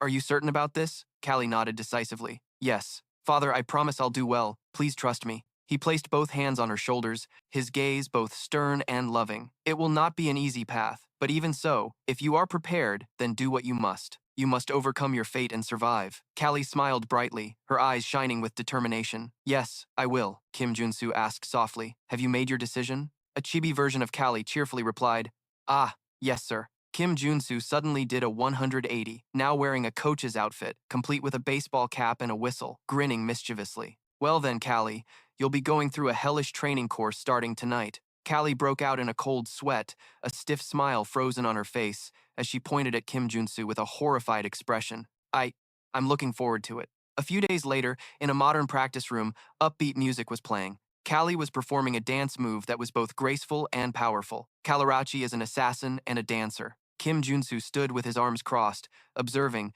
thinking to himself that she had unlocked the stealth characteristic a while ago, so now she had to unlock the dancer characteristic. It's time for her to unlock it. Suddenly, a brilliant golden energy erupted from Callie. The image of a divine dancer appeared behind her. Her three characteristics appeared: divine blood, stealth, and the newly unlocked characteristic, dancer. Callie was panting, drenched in sweat, but her eyes were shining brightly. Kim Junsu nodded in satisfaction. Just as expected, she's talented. Now we've built the foundation for her to challenge her fate. All she needs to do is level up. He walked over and said loudly, Great job, you've reached level 3. Callie replied shyly. Ah, thank you, master. Take a rest. Kim Junsu handed her a towel. Your stamina is still a bit weak, so I suggest you don't overdo it. But Callie shook her head, brushing off her fatigue. No, I'm fine. Let's start the next lesson. I have to become as strong as Soren and Janet. Kim Junsu understood, because Soren had reached level 5 and Janet was level 4. She was overworking herself without realizing it due to her growing impatience. He looked at Callie, who was panting, her face flushed from the exertion. Kim Junsu gently placed his hand on her shoulder. Callie, you also have a God-given talent just like those two. He smiled and gently patted the back of her neck. All you have to do is train consistently at your own pace. So don't be too hasty, and if you overtrain, it could slow down your progress. His advice was like a flash of light that awakened Callie. Her eyes sparkled. Oh, okay, I'll keep that in mind. Ring. Kim Junsu's phone rang. He signaled to Callie. Oh, I have a call. You can take a break. Hello. On the other end of the line was a familiar and somewhat booming voice. Mr. Kim, the owner of the Black Fox sword? It's me, Kim Chun-bok, Kim Junsu replied. Long time no see. So, what's the matter? I just wanted to let you know that you have another challenge at the Colosseum. Remember the King of Destruction? Kim Chun-bok's voice was full of hidden meaning. Kim Junsu frowned slightly. Does he want to fight to get his steel fist back? He answered firmly into the phone. Yes, I remember. Kim Chun-bok's voice continued over the phone, revealing some shocking information. This time, he's offered to bet a few diamonds and the demon statue. Kim Junsu's pupils contracted slightly, and a drop of cold sweat trickled down his temple. His mind immediately started racing. The image of a legendary treasure appeared. The demon statue, a memory from the game, came flooding back. The image of a war god standing on a sea of corpses, bathed in the light of a blood moon. That's the divine statue with the demon sword skill sealed inside it. Kim Junsu's face broke into a cunning smile. He had to suppress the urge to cheer out loud. So this is the quest to get the demon sword skill, Kim Chun-bok continued. The match will take place in 2 weeks, in the form of a 4 versus 4 team battle. Will you accept? Without a moment's hesitation, Kim Junsu answered decisively. Of course. I'll see you then. He turned his back, his finger decisively pressing the end call button. Click. He pondered. I have 2 weeks to form a team. He knew his opponent was no pushover. The King of Destruction would prepare thoroughly for this match. I need a team that can guarantee victory. Kim Junsu thought of his current teammates. I know a few strong people, but I'm still a bit worried about fighting a real match with them, since I've never used them in a multi-person battle. He picked up his phone, a glint in his eye. Then, a confident and somewhat sinister smile appeared on his lips. I think that team will do. 2 weeks later, at the Octagon Arena, brilliant stage lights shone down on the octagonal fighting floor. A commentator in a white suit and sunglasses shouted into a microphone, hyping up the crowd. Today's main event. The fighters are entering now. This is the captain of the Destruction team, the King of Destruction himself. He stepped out, grinding his teeth with a provocative expression. And here are the King of Weapons, the King of Shadow Demons, and the King of Angels. 3 other veteran fighters appeared, an overwhelming aura radiating from them. The King of Weapons, a middle-aged man with shoulder armor and mechanical weapons, smirked. Haha, hello you youngsters. I may look old, but I'm still young enough to take you down. Try your best. The King of Shadow Demons growled. Old or not, everyone is equal before violence. Kim Junsu, standing in the corner of the ring, frowned slightly. I thought he would bring some high-level fighters, but I didn't expect him to bring 6 top-tier veteran fighters. But he quickly regained his confidence. There's no need to worry, though. And in the opposite corner, the captain of the warrior team, Iron Fist Warrior Kim, a man with bulging muscles, transformed into a ferocious werewolf and roared, "I will do my best with the power you have given me." Priest Kim, a young man in clerical robes, raised his glowing scepter. "Even our Lord will welcome your call." "Brothers," Mage Kim, a young man with glasses and messy hair, a magical flame erupted in his hand. "I will give my all for the honor of my grandfather and the Magic Tower. This is the team I use the most in the game, also known as the Kim Clan team." Kim Junsu let out a sinister smile, his eyes gleaming. "Although they are all different players, I know exactly what strategy to use with this lineup. Thanks in advance for the demon statue." A few days earlier, in a meeting room, Kim Junsu sat with his 3 new teammates. "Thank you for gathering at my invitation," Priest Kim replied cheerfully. "If it's an invitation from you, of course I had to come. This is my chance to repay you." Iron Fist Warrior Kim, Mage Kim, sitting next to his father, Iron Fist Warrior Kim, also added, "I would have rushed over even if I was in the middle of a meal." Kim Junsu began his analysis. A traditional party was formed with a warrior, a tank, a mage, and a healer. "I'm very familiar with it, but there's a drawback to using this formation." He stood up to point out the problem. "First, our biggest issue is defense." Priest Kim raised his hand. "Brother, don't worry, I have support abilities." Mage Kim waved his hand, humming softly, "It seems the fault lies with me. It's okay, no need to be so hard on yourself. Ultimately, we're fighting against arena veterans. It'll be tough to win if we face them head-on." Iron Fist Kim asked, "So what's your plan?" Kim Junsu smirked, his hand gliding over the chess pieces. "You all must remember 2 things," he said, pushing the white pawns forward. "The first is to attack. The second thing is..." Kim Junsu finished his instructions with a single command: brawl. As soon as the bell rang, the arena floor turned into a chaotic brawl. The members of Kim's team didn't use any skills. They just rushed in, punching, kicking, and grappling with their opponents in the most primitive way. One of the veteran gladiators was grabbed by the collar by Mage Kim and pummeled relentlessly. The old man shouted in frustration, "You're all just fighting like a pack of dogs!" Mage Kim just snorted contemptuously. In another corner, Priest Kim was tightly gripping the long beard of the Heavenly King and yanking it hard. The old man screamed pitifully as he was lifted into the air. "Not my hair, please." This whole illogical tactic had only one purpose: to disrupt the opponent's specialties. Taking advantage of the chaos, Kim Junsu broke away and charged straight for the King of Weapons. The King of Weapons, an aerial combat specialist, roared in anger as he was dragged into a messy close-quarters fight. His mechanical wings glowed with energy. "You dare mock us with such a low-class tactic? Have you no respect at all?" Kim Junsu gracefully dodged an attack, a subtle smile playing on his lips. "Everything is going according to plan. They underestimated us and let their formation be broken." Looking down from above, the veteran gladiator's entire formation was torn apart, with each member caught in a separate brawl. The King of Weapons couldn't take it anymore. He soared into the air, the cannon on his arm beginning to gather energy. "Fire!"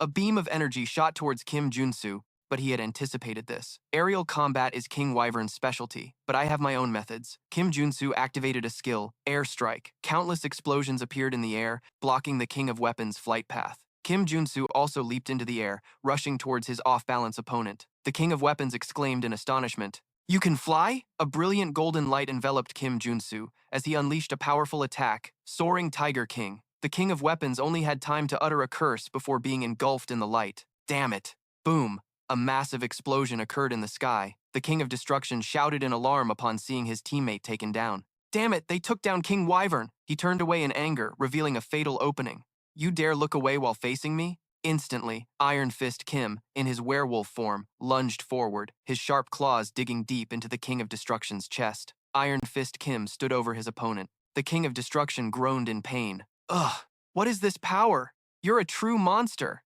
Kim Junsu smiled with satisfaction.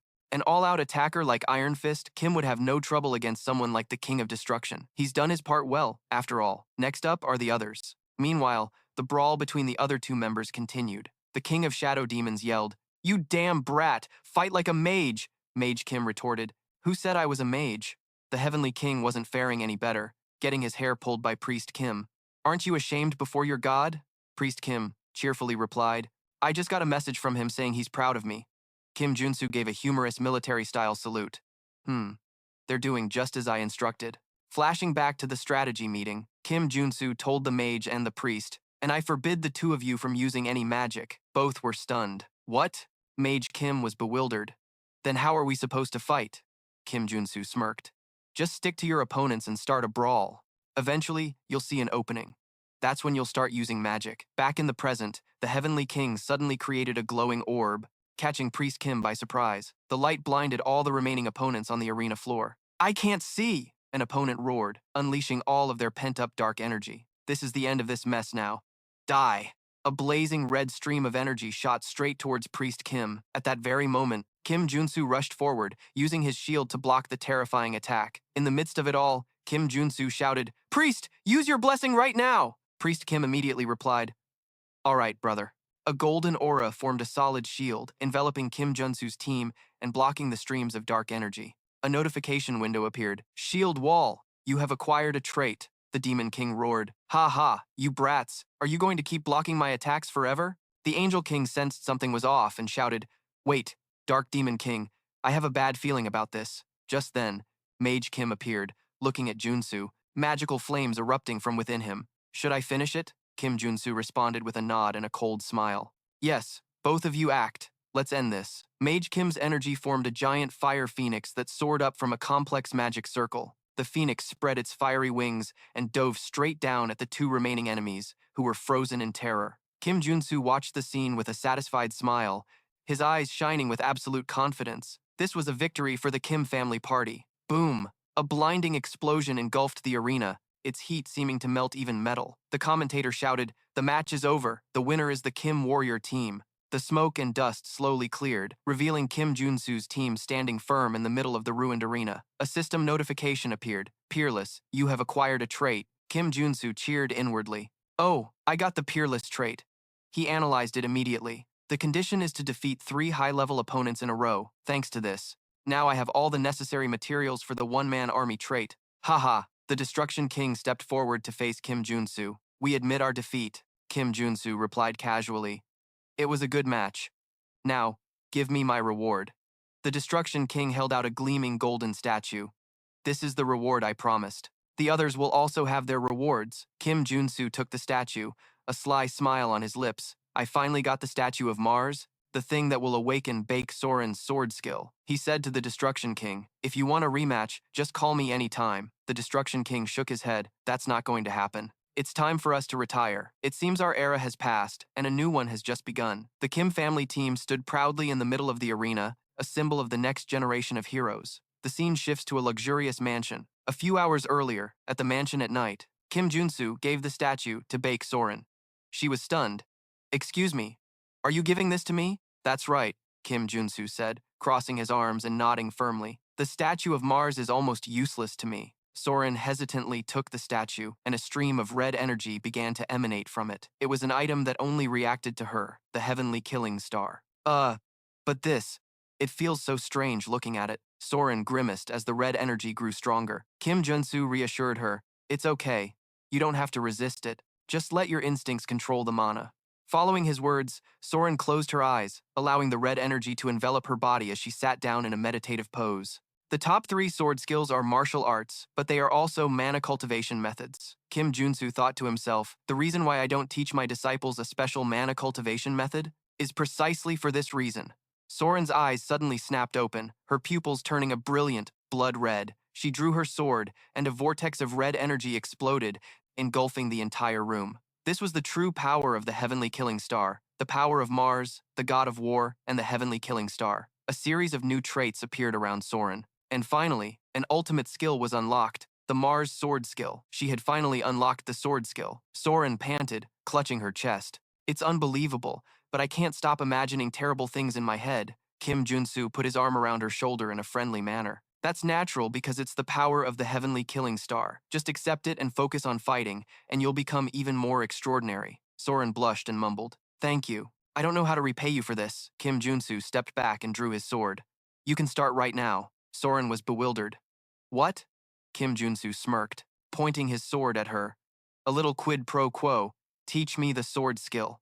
Without another word, the two lunged at each other, their red and white sword paths weaving together into a deadly symphony. Kim Junsu analyzed as he parried her blows. She's fast and strong, and not only that, she's also recovering her stamina and mana quickly. A blazing red, star-shaped sword strike flew towards Kim Junsu, forcing him to back away. He admired it silently, just as expected from a powerful sword skill. If Kali's dance was a magnificent sword dance, then Soren's was the dance of a wild warrior. The two blades clashed, sending sparks flying. Kim Junsu smirked. I can slowly start to feel it now. Soren let out a small gasp of surprise. The world was beginning to turn a blood-red color. Their sparring match grew more and more intense. Blazing red sword slashes filled the space. Soren was hit by a powerful attack from Kim Junsu, sending her flying backward. Boom! A blazing red energy explosion engulfed Soren. When the light faded, Kim Junsu stood there, his entire body enveloped in a faint red aura. A system notification appeared. Demonic sword skill. You have acquired a new trait. He breathed a sigh of relief. Phew. So, this is the Zen state. A groan was heard. Kim Junsu turned around in surprise. Whoa, Soren, are you okay? Soren was sprawled out amidst a pile of rubble, her clothes tattered. She spoke weakly. Do I look like I'm okay to you?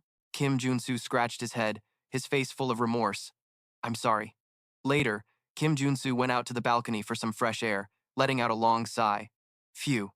I'm about to reach level 6, but he gazed thoughtfully into the night. Something was still missing. I feel like I could reach it if I just gained a little more experience. He picked up his phone, a sly smile playing on his lips.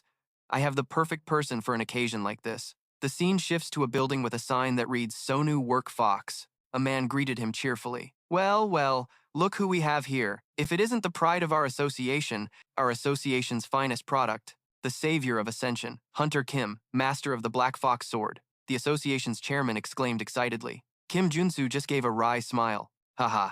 You're the same as ever, Mr. Chairman. Anyway, I heard you have a big request pending. Director Choi spoke up. You called at just the right time.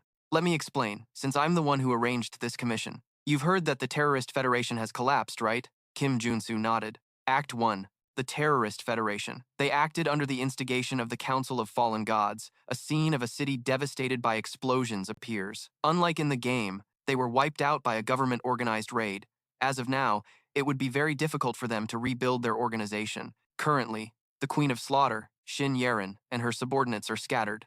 The chairman sighed. So, at the request of the National Army, the Hunters Association, who are experts in tracking, have been pursuing the terrorists, but one of them decided to hide in an awkward location that we can't handle. Kim Junsu was curious. An awkward location? The monster village, the chairman explained further. There's a mutant among the terrorists. Ah, that's right, because any mutant is considered family by the monsters in the monster village. But a terrorist is still a very dangerous individual, and it's been difficult because that mutant bear has been protecting the other mutant. The chairman burst out laughing. Haha, but to think you have a connection with the monster village. This is almost like fate, Kim Junsu thought to himself. I see, but I can't just accept this request. To reach level 6, I can't go against the monster village. But flatly refusing this request is a bit. Director Choi presented a photo. This is his picture. A chameleon mutant who has gone into hiding in the monster village. Just look at him. This guy is basically screaming that he's a terrorist. Kim Junsu took the photo, a suspicion rising in his mind. This guy is a mutant? Director Choi asked. Yes. Is there a problem? Kim Junsu stared at the photo. This guy isn't a mutant. A memory from the game surfaced. The image of a chameleon monster with a long tongue. The sub-boss of Act 1, the SL rank chameleon. He's a bio-enhanced warrior. Kim Junsu shot to his feet. The terrorist has deceived the bear. I'll accept this request. He rushed out of the office. Once he finds out the truth, he'll cooperate. I don't know if he'll listen to me, but I'll have to try and convince him. As Kim Junsu neared the forest, a huge explosion erupted from the direction of the monster village. An explosion in the monster village. The chameleon, he started to make his move. From a distance, a column of black smoke billowed into the sky, dyeing a section of the forest red. On the ground, the mutants were writhing in agony, their bodies convulsing unnaturally. Their leader, a giant mutant bear, clutched its throat, gasping for air. What just happened? Kim Junsu rushed in like the wind, shouting a warning. It's an exploding magic bomb. The bear was stunned. Master of the Black Fox sword, why are you here? I heard a chameleon from the terrorist organization came here. It must be him. He's a criminal disguised as a mutant. What? Disguised? Just as the bear was still in shock, another mutant ran up frantically. General Bone Snake has disappeared! The chameleon, the one who was with Bone Snake, has also vanished. The bear roared. Kim Junsu shouted, This is no time to panic! At this rate, Everyone is going to turn into a bomb and explode. He pointed to a mutant clutching its chest and writhing. Please, put up a barrier right now. The bear saw the seriousness in Kim Junsu's eyes and broke out in a sweat. All right. The bear collapsed to the ground, facing an ancient tree. Mother tree, please protect us. The ancient tree suddenly emitted a brilliant golden light, which spread out to form a massive energy barrier, enveloping the entire village. The mutants inside the barrier breathed a sigh of relief. Ah, I'm alive, pant pant, Kim Junsu said to the bear. Please maintain the barrier. I'll go find the terrorist and Bone Snake, the bear asked worriedly. Are you sure you'll be okay going alone? Kim Junsu activated a series of tracking traits. I'll find them quickly and come back. He followed the lingering traces of energy deep into a dark, damp cave. He thought to himself, they must be somewhere around here. A familiar voice called out from behind. Teacher? Kim Junsu turned around, startled. It was Bei Soren. She was smiling and waving at him amidst a hazy purple mist. Bei Soren, why are you here? She stepped closer, a smile still on her lips. You called me, saying you needed my help. Kim Junsu was bewildered. Huh, I did? He frowned slightly, trying to remember. Ah, that's right, I see, you came to help. Suddenly he staggered, a wave of dizziness hitting him. Soren quickly caught him. Teacher, are you okay? Kim Junsu clutched his head. That's strange. Why does my body feel so tired? I think you need to rest a bit. I'll take over the search from here. She helped him to a rock ledge. Kim Junsu asked, Are you sure you can handle it? She replied, Of course. As she spoke, she drew a dagger, her smile turning sinister. Just leave the rest to me and get some rest. But Kim Junsu just smirked. Rest forever? Don't make me laugh. His eyes glinted sharply, completely unaffected. Who would fall for an illusion like this? He suddenly pulled out a vial of holy water. Soren cried out in panic. That's holy water! The vial emitted a brilliant golden light, injecting it straight into the fake Soren. It's too late, the illusion screamed, Gah, and then vanished in a burst of purple energy. Kim Junsu's eyes widened. A drop of cold sweat trickled down his temple as he realized the horrifying truth behind the purple smoke. Inside the cave, Bone Snake was suspended in the air, his body connected to countless wires and tubes. Dark energy was being pumped into him. Kim Junsu roared, Bone Snake! The chameleon emerged from the shadows, a gruesome smirk on his face. You crazy bastard, you used a mutant's body to create a bomb? The terrorist casually replied, Those mutants are so easy to exploit. Thanks to them, I was able to prepare for a perfect terrorist attack. Heavily armed subordinates appeared behind him, surrounding Kim Junsu. And now, I've even lured the annoying master of the Black Fox sword. The queen will surely be pleased. Ha, you think this is enough to take me down? Kim Junsu summoned the Black Fox sword and his warhammer, his spirit unwavering. He thought to himself, this is a good opportunity to test this out. I recently completed the trait set of Rage, Fighting Spirit, Fierce Assault, Destruction, Peerless, and Slaughter. A status window appeared, displaying 6 pure offensive traits, forming a destructive combination of power. With this set, I now have the combination of Master Swordsmanship and One-Man Army. A blazing red sword aura carrying furious lightning bolts erupted from Kim Junsu, sweeping through the entire cave. The chameleon only had time to let out a gasp of astonishment. He stared in horror at the terrifying energy rushing towards him. What is this? Kim Junsu's eyes blazed blood red, a cruel smile playing on his lips. You guys messed with the wrong person, not giving them a second to react. Kim Junsu rushed into the encirclement, swinging his sword and hammer, creating a dance of destruction. Phew. When the dust settled, only Kim Junsu was left standing amidst a battlefield littered with the corpses of the underlings. He looked at his still smoking sword. So this is swordsmanship? He smirked, feeling the power surging through his body. A truly terrifying power. Kim Junsu quickly carried the Bone Snake out of the cave. The bear leader and the other mutants rushed over. Bone Snake, what happened? Kim Junsu explained urgently. The Bone Snake has been exposed to mana for too long. At this rate, he'll soon lose control. Please ask the Mother Tree for help right now. The bear quickly replied. All right. He knelt before the Mother Tree. Oh, Mother Tree, please save the Bone Snake. An ancient and majestic voice echoed from the tree, but it carried a tone of helplessness. It's too late. There's nothing I can do now. The bear looked up, his eyes filled with despair. How? How can this be? A weak, bony hand reached out and touched the bear. Bear? The bear shouted. Snake! He gently shook his friend. Are you okay? Are you conscious? The Bone Snake whispered. Bear, please kill me. The bear was stunned, unable to believe what he had just heard. What? What are you saying? You're asking me to kill you? Kim Junsu stood beside them, his expression hardening. That might be the better option. If his mana core goes out of control, the explosion could wipe out the entire monster village. The bear roared, his eyes welling up with tears. I can't do it. Even if I have to die, I can't do it. In the midst of their despair, Kim Junsu spoke up. I think I have an idea. The bear's head snapped up. Is that true? But the failure rate is over 90%, and if things go wrong, I could be in danger. However, Kim Junsu recalled something. The bone snake had once told him, because I received a prophecy from the mother tree. She said I was destined to give a part of my body to someone who would return it to me in flesh and blood. Those words made me think in a strange way. Since the bone snake helped me so much to get here, this is worth risking my life for. The bear clasped his hands together and begged, I don't care, as long as it can save the bone snake. Even if there's only a 1% chance, please, do something. Kim Junsu nodded. I understand. Please prepare a bathtub. The mutants quickly replied, We'll bring it right away. Kim Junsu continued, and the Hunter Association should be waiting outside the forest right now. Please allow them to enter. A moment later, the chairman and members of the Hunter Association were present. They brought the items Kim Junsu had requested. From a distance, the chairman called out, Hunter Kim, here are the things you requested. Do you need anything else? Kim Junsu replied, No, Mr. Chairman. All enhancement class warriors here. I need you to extract the mana cores and lubricant from my prosthetic arm. The chairman was alarmed. How much do you need? Kim Junsu sat down in front of a series of prepared ingredients. All of it. I need every last drop. He began to pour all the various liquids into the bathtub. The only way to save the bone snake is to get him a human body. The bone snake was placed in the tub, and he writhed in agony. In other words, I have to transform a mutant. Kim Junsu thought to himself. This method only appeared after the nuclear war, but it's worth a try. He turned to the mother tree. Mother tree, may I have some of your blood to save the bone snake?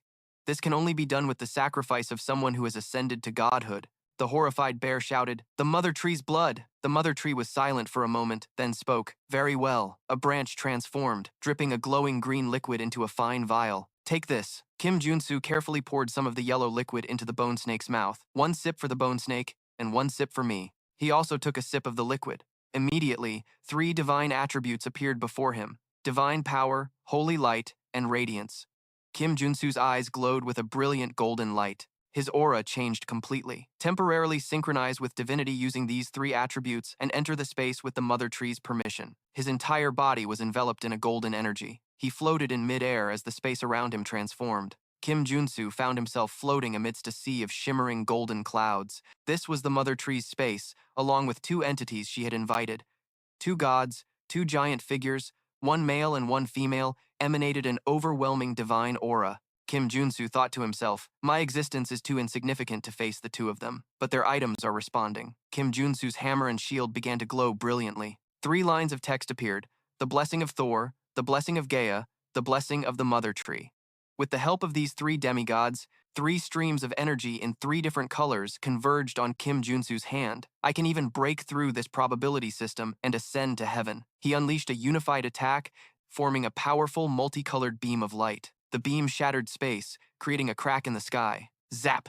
3 bolts of yellow, green, and white lightning descended from the sky, striking the bathtub where the bone snake was lying.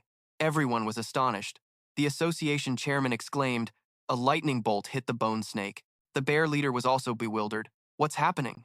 Kim Junsu's eyes also emitted a dazzling golden light as he focused all his strength on controlling the ritual. Countless energy beams of various colors continuously bombarded the bathtub. Everyone had to step back from the terrifying power. Kim Junsu looked at the smoke rising from the tub, a faint smile playing on his lips. Bone snake, it's time to wake up. A slender, fair hand gripped the edge of the tub. From within the hazy steam, a woman with long, golden hair and a stunning figure slowly stood up. It was a success. The bone snake had taken human form. The bear leader and the association chairman gaped in astonishment. My God, is this even possible? Kim Junsu smiled and explained. To be more precise, she's an android. The girl stepped out of the bathtub, her fair skin gleaming under the moonlight. She looked up at the night sky, her emerald green eyes filled with emotion. Kim Junsu draped a shawl over her. Congratulations on your new body, the girl replied softly. Ah, thank you. Honestly, this feels like a dream. The sensation of the wind enveloping me, the smell of grass, and even the humidity. It's been so long since I felt any of this. It feels unreal. I really have a body now. She suddenly collapsed, burying her face in her hands and sobbing. The bear leader panicked. Hey, Snake, are you okay? Master of the Black Tiger Sword, did something go wrong? Kim Junsu was also a bit confused. That's strange. I'm sure it was a success. The girl suddenly gagged. A sparkling silver, snake-shaped ring fell from her mouth. Kim Junsu was stunned. Wait, That's the treasure you get after completing the Bone Snake's personal quest, the Prophet's SSL ring. Kim Junsu sighed, so that's where it came from. The girl, now calm, looked at the ring. So this is what my foster mother's prophecy spoke of. The bear scratched its head. A prophecy? What is it? The girl gently took the ring and placed it on Kim Junsu's hand. To the one who would return my flesh and blood, I was destined to give a part of my body. She smiled gently, her eyes shining with infinite gratitude. The Prophet's ring. Kim Junsu smiled as he looked at the ring on his hand. Just as its name suggests, this is a device that outputs all information from the previous game. For example, it can display the rewards inside a treasure chest, or reveal the map of a randomly generated dungeon. I absolutely didn't expect this reward. It's like hitting the jackpot. Snake, now in human form, held out a glowing green gem. And take this, too. Kim Junsu was surprised. Huh? This is a mana core, isn't it? Even if you're no longer a mutant, you'll still need it. But the girl shook her head. No, it's okay. So you can reach level 6. A leaf from the mother tree gently floated down, and the girl caught it. You need my mana core. That's what she told me. Ancient characters that looked like a blueprint appeared on the leaf. My foster mother has given us a level 6 blueprint. Kim Junsu was stunned. According to what's written here, you'll also need mana cores from other mutants. Kim Junsu asked again, mana cores? Hearing that, the bear leader and the other mutants stepped forward in unison. You are our village's benefactor, so it's nothing. I'll give you all the mana cores I've saved up. That's right, you can have mine too. You can take our species' mana cores. Me too. Me too. Take ours too. Kim Junsu smiled warmly, thinking to himself, everyone. These must be mementos from their teachers, parents, or friends, yet they're so willing. He bowed deeply before their generosity. Everyone, thank you so much. The scene shifts to a modern skyscraper, sparkling in the sun. Kim Junsu and his 3 disciples strike a cool pose in front of the building. Janet and Callie's eyes sparkled with admiration. Wow, it's so big and shiny, Soren asked blankly.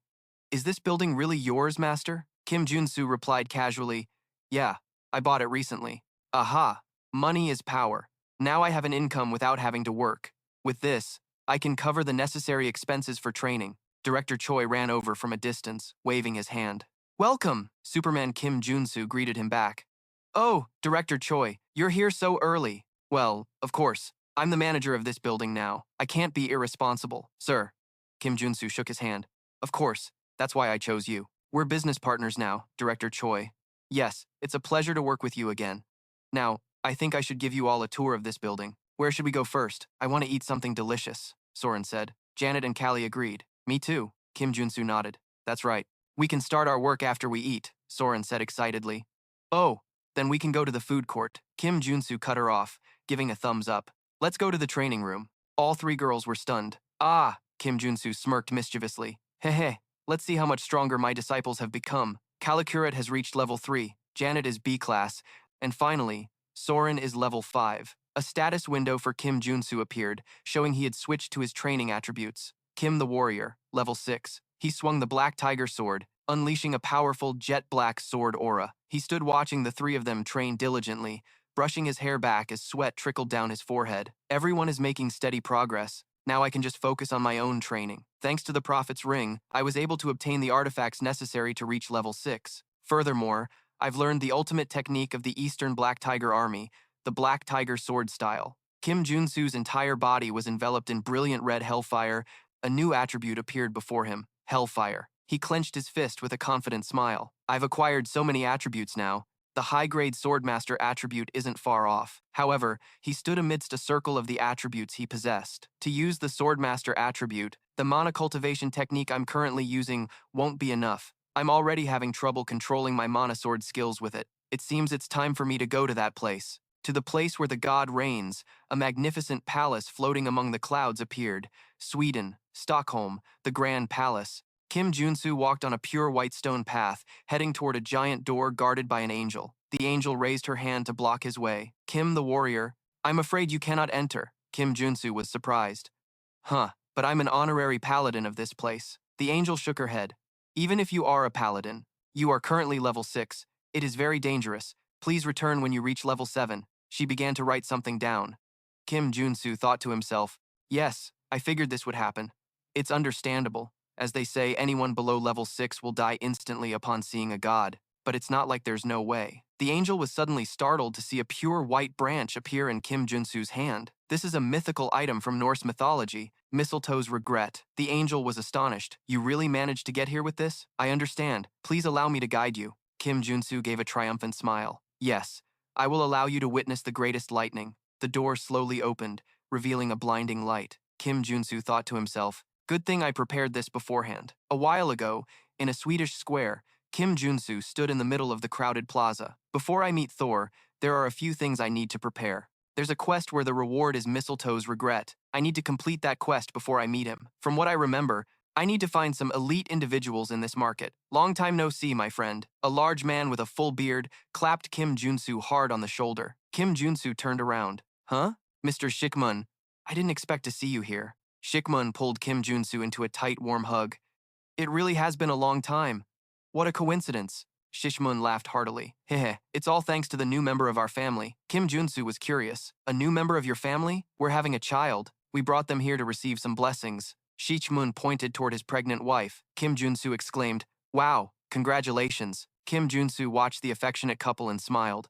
Still, such a loving couple. Now that I think about it, this is the holy land of the Norse. Wait, the deity who blesses newborns in Norse mythology is... Wait, did you two come here to receive Frigg's blessing? But I heard she's already dead. The wife smiled. That's right, but there's a prophecy. In the castle, floating in the sky, and in the lowest place, seek the ancient rune that holds the twilight, bring the ancient script to the vast field, board the celestial ship, and bring order to the world. Only then will the goddess smile. Kim Junsu mumbled, deciphering the prophecy. The castle, floating in the sky, must be the grand palace, and the lowest place should be here. Shikmun said, we've also found the ancient script. Do you want to see it? Kim Junsu took out a scroll. This is the ancient script. Well, ancient script can also mean secret or knowledge. He opened the scroll and was stunned. Huh? Xichmun asked. Is something wrong? Is there a problem? Kim Junsu stared at the drawing on the scroll. This is the birth of the most innocent and pure god, the birth story of Miss Tan. Kim Junsu had an epiphany. I get it now. The elite individuals I must meet are them. I have to help them receive Freak's blessing to complete the mission. He placed his hand on his chest and bowed. My brothers, may I join you on your journey? The scene shifts to a yellow sports car speeding through a battlefield. Kim Junsu muttered, is this the field mentioned in the prophecy? Sheikh Mun, sitting next to him, replied, that's right. And that is the celestial ship from the prophecy. Two giant golden warships appeared in the sky. It is a legendary ship built by the ancient dwarf king. Kim Junsu gritted his teeth, his face filled with excitement. Skidbladnir, it's a mobile fortress that can be placed in your pocket after being folded. A flying mobile aircraft carrier. Shichmun smiled. It looks amazing with your own eyes, doesn't it? Kim Junsu screamed internally. I want it so bad. I couldn't get it in the game. This is the sorrow of a free-to-play player, Kim Junsu said. So according to the prophecy, we have to take Skidbladnir and defeat those giants, right? Shishmun said with a worried expression. Yes, but many have died trying to covet that ship. It won't be easy at all. Kim Junsu tightened his grip on the steering wheel. A sinister smile appeared on his lips as he glanced at his companion in the rearview mirror. Not easy, he says. Then that smile turned into a maniacal laugh, not hiding his extreme excitement at all. No, it's extremely easy for me. Ha ha ha! Immediately, the giant cannons on the flying fortress Skidbladnir swiveled in unison, locking onto the sports car that was charging forward like a bullet. Boom, boom, boom. A rain of cannonballs poured down, heading straight for Kim Junsu's car. A 3D display screen appeared on the dashboard. Cannonballs incoming from the front. Confirmed. Finally, it's time to show what I can do. A cold, calculating glint appeared in Kim Junsu's eyes. He activated a series of driving assistance and sensory enhancement traits, and his hands on the steering wheel began to glow. All right, it's time. He slammed on the gas. The car's system engaged, unleashing a powerful blue energy stream to go all out. Kim Junsu yelled. The car sped through the heart of the bullet storm, masterfully dodging the projectiles. The car's AI system warned as a new barrage of cannonballs surrounded them. Danger. Numerous projectiles incoming. There are too many projectiles. Evading all of them may be difficult. Before the AI could finish, Kim Junsu roared, flooring the accelerator. Xich Moon, sitting in the back, screamed in terror. What? The car executed an impossible turn, skimming past an explosion by a hair's breadth. Executing command. Caution. Impact. Shich Moon and his wife were now safely on the ground, looking up in horror. Shich Moon yelled, Dude! His wife pointed to the sky. Honey, look! From within the thick smoke, two mysterious blue lights flashed. From the heart of the whirlwind, Kim Junsu's car shot out spectacularly. Kim Junsu's entire body was enveloped in a stream of blue energy. He and the car had completely merged. A notification appeared. Become one with the vehicle. You have acquired a trait. This trait allows me to become one with my vehicle. Now it's mine. Next, Kim Junsu controlled the car, now as agile as a part of his body, swooping down to attack the enemy's ground units. He suddenly jumped out of the car, summoned his hammer, and swung a devastating blow down on the enemy, creating a terrifying chain explosion. The Paladin guards on the deck of Skidbladner were horrified by the furious assault. What is this? One Paladin recognized Kim Junsu as he landed on the deck. Why would a Paladin of Thor do something like this? Kim Junsu casually shrugged, gripping his warhammer tightly. I don't believe in gods. The Paladin roared in anger. Oh, Odin, why did you send that bastard to this place? Kim Junsu smirked as the hammer in his hand began to gather lightning. Calling on your god is useless now. He charged forward like a demon, making the enemy tremble before the SK blade.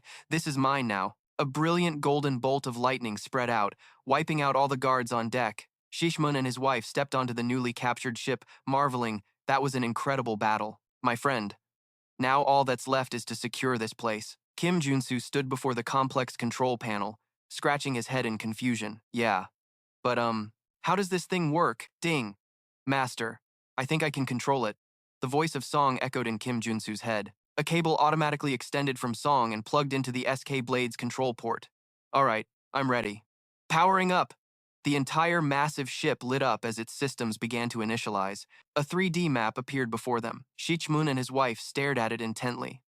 To receive Freck's blessing, we have to find Fenrir here. Hearing Shichmun mention finding Fenrir, Kim Junsu flashed a confident smile, his pearly white teeth glinting with an arrogant challenge. I can do it. Immediately, he took control, and the SK Blade's massive cannon swiveled in unison, aiming directly at a target beneath the ground with a decisive command. All right, let's go.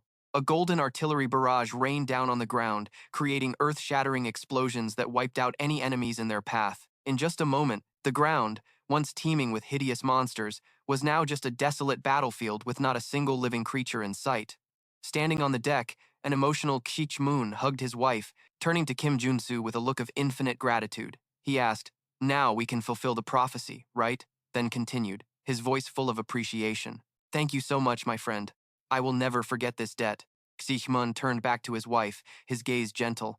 Come on now. His wife smiled, unfurling an old goatskin scroll inscribed with ancient characters. As the scroll was opened, a pure white light emanated from it, forming the giant silhouette of a goddess, majestic and beautiful. Shichmun and his wife exclaimed in amazement, Oh, the goddess Frick! The goddess Frick gently closed her eyes, her delicate hand reaching out, emitting sparkling rays of light, and placing it on his pregnant wife's belly. The divine light faded, returning the SK Blade's deck to tranquility.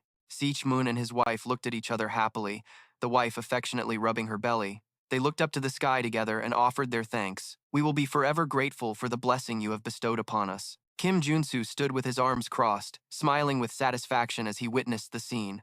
He muttered, Phew, so this quest is over.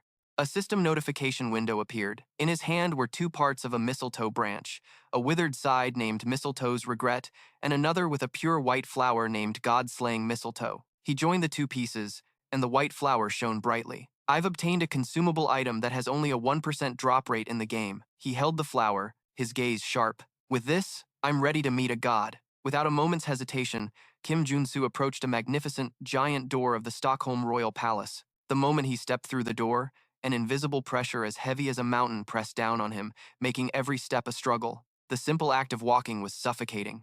But he raised the flower, activating Mistletoe's Regret. The flower emitted a gentle, cool blue light that enveloped him. I brought a single-use item that allows me to withstand a god's pressure, even if I lack the proper rank. The golden layer of pressure was pushed back. Kim Junsu walked steadily on the red carpet, advancing deep into the great hall. I finally get to meet him. At the end of the hall, on a majestic throne, sat Thor, the god of thunder with long silver hair and a majestic beard. He looked straight at Kim Junsu and spoke in a deep, powerful voice. A pleasure to meet you. Thor then said something that shocked Kim Junsu. You are from another world.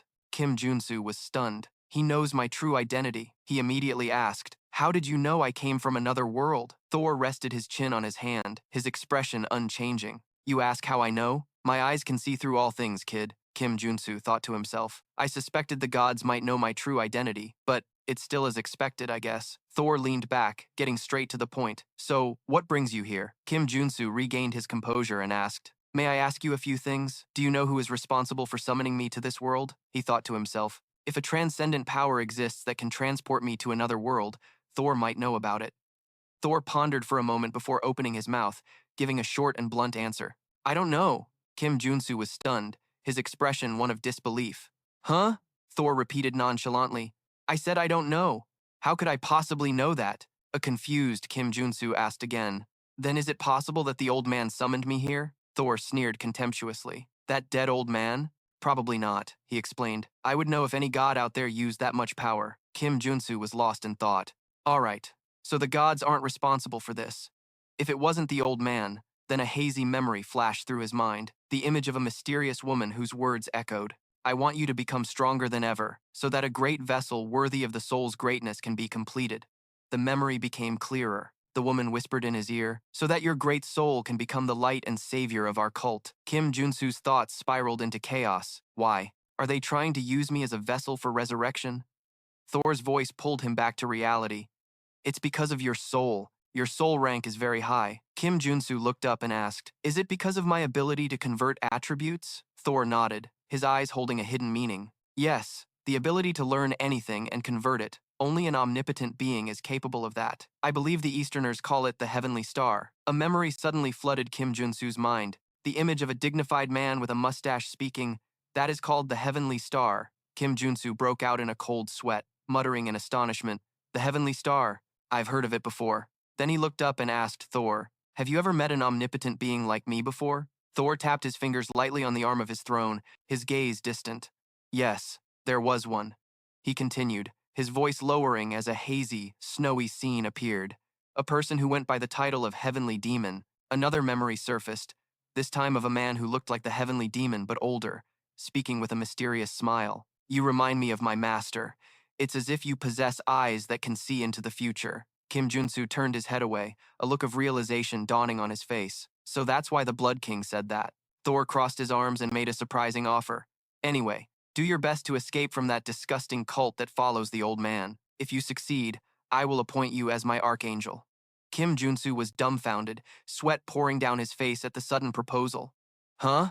Archangel, you say? I don't really feel like dying, he muttered. This is escalating way too fast, Thor replied casually. I mean, after you die? Of course, kid. Thor sighed, leaning back on his throne with a look of boredom, sighing but speaking honestly. I think it would be fine if he were resurrected. Kim Junsu, who was turning to leave, stopped and asked skeptically, Are you serious?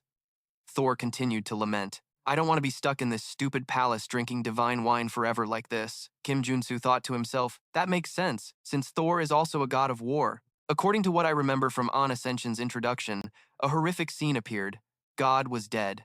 The image of a god being executed before a crowd during the god-slaying war. Where the old man died, all the defeated gods were annihilated, but the victorious gods were all imprisoned. Thor gritted his teeth, his face filled with frustration. Kim Junsu thought he must be itching for a fight, being imprisoned like this. But war is a bit much. Thor clicked his tongue, his gaze sharpening. Tisk. In the end, the god-slaying pact was for the sake of humanity. Whatever, but I'll be rooting for you. With that, Thor suddenly extended his hand, and a sphere of energy enveloped the bewildered Kim Junsu. My bad, you must be looking for a power that will allow you to escape the old man. The image of Thor's hand was reflected in Kim Junsu's twitching eyes. That power? Thor smirked, as golden lightning began to spark around his hand. I shall grant it to you. A massive bolt of golden lightning struck Kim Junsu directly. Gah! Kim Junsu screamed in pain, his entire body convulsing violently in the storm of lightning. Ah! Thor watched the scene calmly, lightning still dancing on his fingertips. Use it well. A system notification appeared.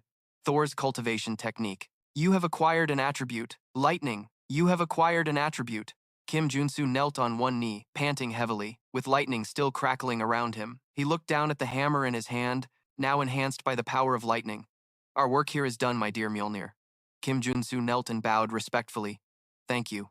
God of Thunder. Thor smiled with satisfaction. You may go now. As Kim Junsu stood up, Thor muttered to himself, An omnipotent alien. The scene changes. Kim Junsu was now standing on the deck of Skidbladnir, floating in the night sky over a modern city. He ran a hand through his hair, sighing in relief. Whew, it was a long trip, but it was worth it. I didn't plan for this. he thought. The image of the god-slaying mistletoe came to mind, but I actually obtained the god-slaying mistletoe, which removes the properties of invulnerability. He spread his arms wide, looking down at the giant golden ship. I even got Skidbladnir. He sat on the edge of the ship, gazing into the distance and smiling. Maybe I should take a trip with my disciples. Janet and Callie would love it. He. Suddenly, he narrowed his eyes. What's that, siren? In the distance, a skyscraper suddenly exploded violently, engulfed in a sea of flames. Kim Junsu recognized it instantly, his face paling. Wait, that's... He clutched his head and screamed in panic as he realized the burning building was his. My building. The scene shifts to a crowded hospital, ambulances and medical staff rushing back and forth. Inside the hallway, a nurse shouted as Kim Junsu sprinted past. Please don't run in the hospital hallway. He threw open the curtain of a hospital room, shouting, Director Choi. Inside, Iron Fist Kim stood by the bed, where Director Choi lay, completely wrapped in white bandages. Iron Fist Kim said, Sir, you're here. Kim Junsu stared in shock at the scene before him. Director, He turned to Iron Fist Kim, his voice hardening. Which bastard did this? Iron Fist, Kim replied. We're investigating, but it was most likely the Terrorist Federation. Kim Junsu gritted his teeth. A furious smile appeared on his lips. The Terrorist Federation. They've crossed the line. He looked at Director Choi lying motionless on the bed. Director Choi. He wasn't just a business partner, he was so much more. A flashback begins, showing that in the cruel, selfish society of Seoul, it was Director Choi, the man he had carried on his back, who was the first person to treat him with kindness. Kim Junsu's smile back then and Director Choi's tears were deeply etched in his mind. He was my right-hand man. Back in the present, Kim Junsu gripped the bedrail tightly, his face etched with anger and deep self-blame. Damn it, this is all because I asked him to manage the building. Suddenly, a weak, whispering voice called his name from behind.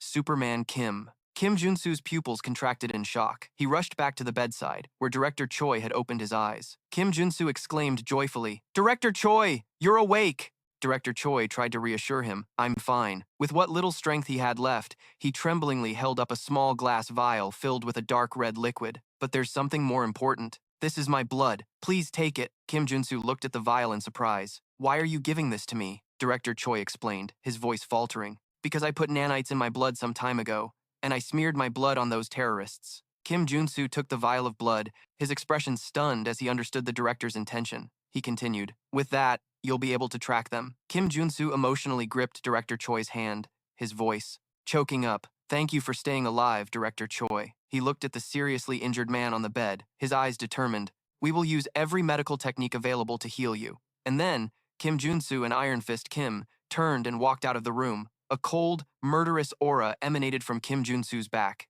I will make sure to annihilate every last one of them. The scene shifts to a rundown neighborhood with old concrete buildings packed closely together. This is the Guro stronghold. Iron Fist Kim was tracking the enemy, reporting back to Kim Junsu. Sir, I've tracked Director Choi's nanites. These are the results. This is where they've been hiding, Kim Junsu replied coldly. Their trail ends right here. So this is it? Iron Fist, Kim replied. Yes. Should I destroy this place? Destroy it? What are you talking about? Yes. Most of the people living here are homeless or criminals. My Iron Fist gang will take care of it. Kim Junsu was lost in thought, his hand on his chin, contemplating. That's the right choice. In Kim Junsu's thoughts, the image of the Bloodlust Queen appeared, shrouded in a deadly red aura. This time, I plan to defeat the leader of the Terrorist Federation, the Bloodlust Queen, at all costs. But a memory surfaced. An image of passionate young people holding banners. The Terrorist Federation began as the Rights Federation, their faces bright and full of hope. It was an organization founded to reclaim the rights of those marginalized by society until they came into contact with the Old Father's cult. If I just destroy this place without much thought, it could end up strengthening their cause. Back in the present, Kim Junsu turned his back and crossed his arms. Violence isn't always the answer to everything. It could harm innocent lives.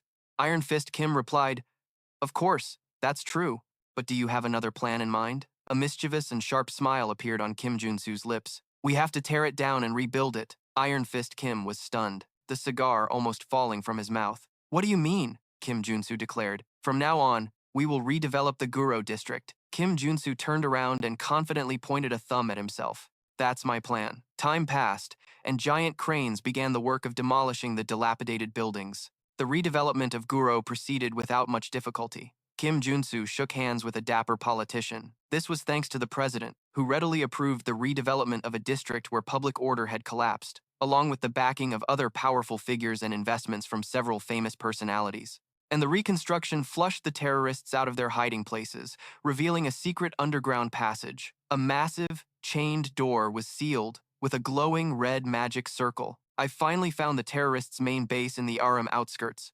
Before the giant steel door, sealed by countless chains and magic, a cracking sound echoed, as the glowing red magic chains shattered into pieces under an invisible force. One of his disciples, Se U-in, turned back with a confident smile, his hand still on the vault door's wheel. "It's unlocked, Master." Kim Junsu gave a thumbs up in approval, grinning widely. Heh heh, just as expected from the #1 security expert, he thought proudly.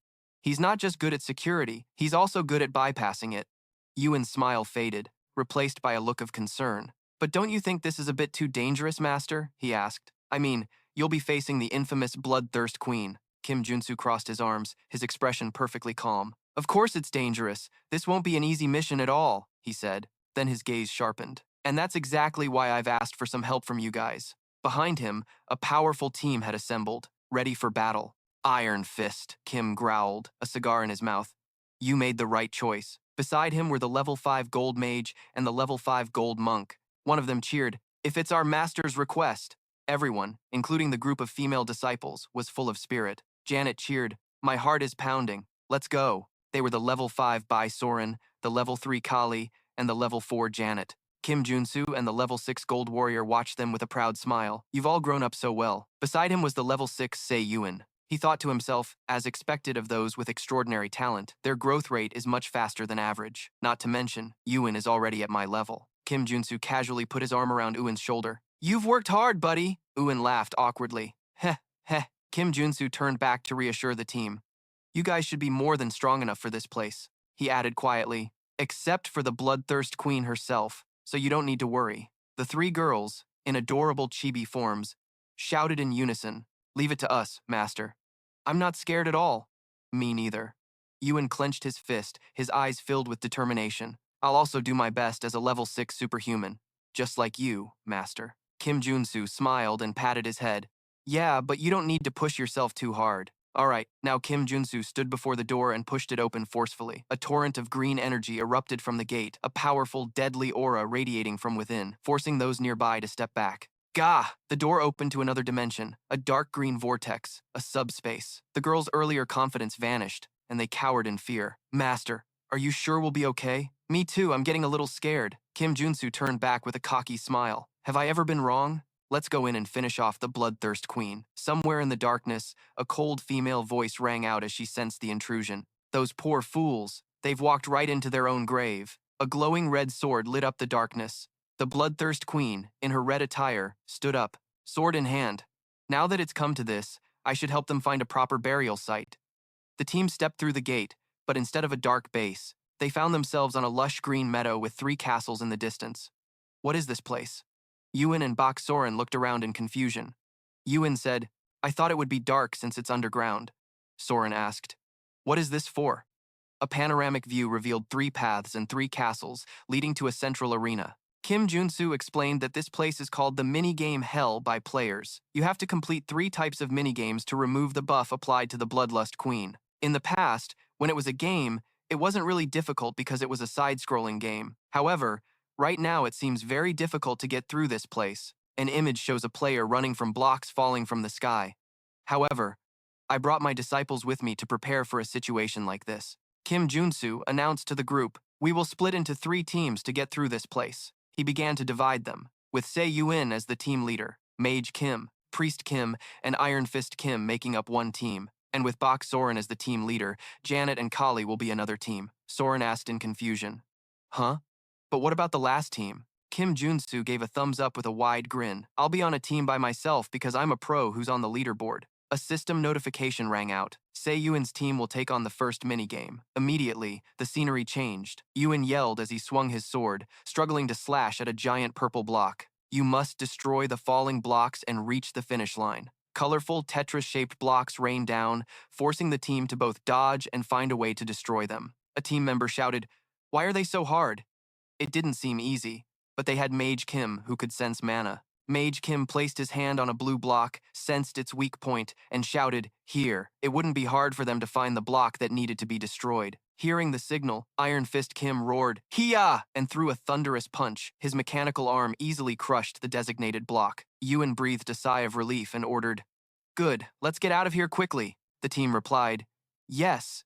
But while everyone was hurrying, Yuan paused for a moment, his face showing an indescribable pensive expression. Bak Soren's team would take on the second minigame. Their challenge took place in a clear blue sky amidst clouds and a swarm of hideous winged monsters. You have to find a solid cloud step to cross the sky and reach the finish line.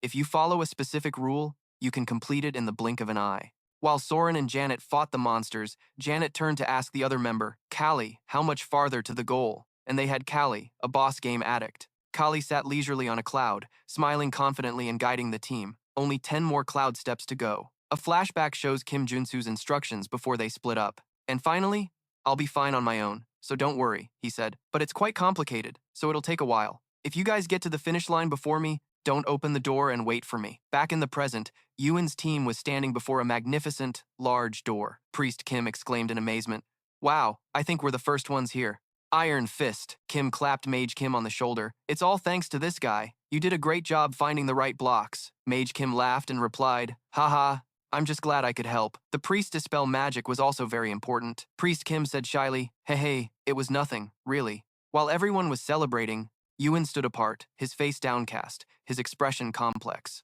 Shortly after, a clicking sound was heard as Soren's team also arrived. The three girls jumped for joy and high-fived each other. "We did it!" Bak Soren hugged Kali proudly. "Our Kali is so smart," Kali replied. "You two were amazing too. You took care of all the traps flying at us." The two groups laughed and chatted, happily celebrating their victory. But in their midst, Uin just stood silently, feeling completely out of place. He lowered his head, clenched his fists, his heart filled with torment. "I wanted to show my master how much I've grown. What am I even doing now?" His face flushed with shame and determination. "I can't go on like this." With that thought, he turned and walked straight towards the large door. "I'm the only level 6 warrior here. I will fight the Bloodlust Queen by myself." Bak Soren realized his intention, surprised. "Huh?" Yuan placed his hand on the door, determined to prove himself. "Prove myself and become today's main character." Bak Soren shouted in panic. "What are you doing? Get over here now!" The others also rushed over. "You can't go in!" But it was too late. The door slammed shut, trapping Yuan inside a dark, cold space. His teammates' words still echoed in his ears. The gold warrior hadn't arrived yet. Yuan tried to act calm, drawing his sword. "Haha, it's okay, everyone," he declared confidently. "I'm a level 6 superhuman, so I'll be able to handle her." So he charged forward, but suddenly a powerful wave of dark energy washed over him. Not only him, but also his teammates, trying to open the door from the outside, were affected, all of them thrown backward. Yuan stabbed his sword into the ground to steady himself, his whole body trembling. What is this overwhelming pressure?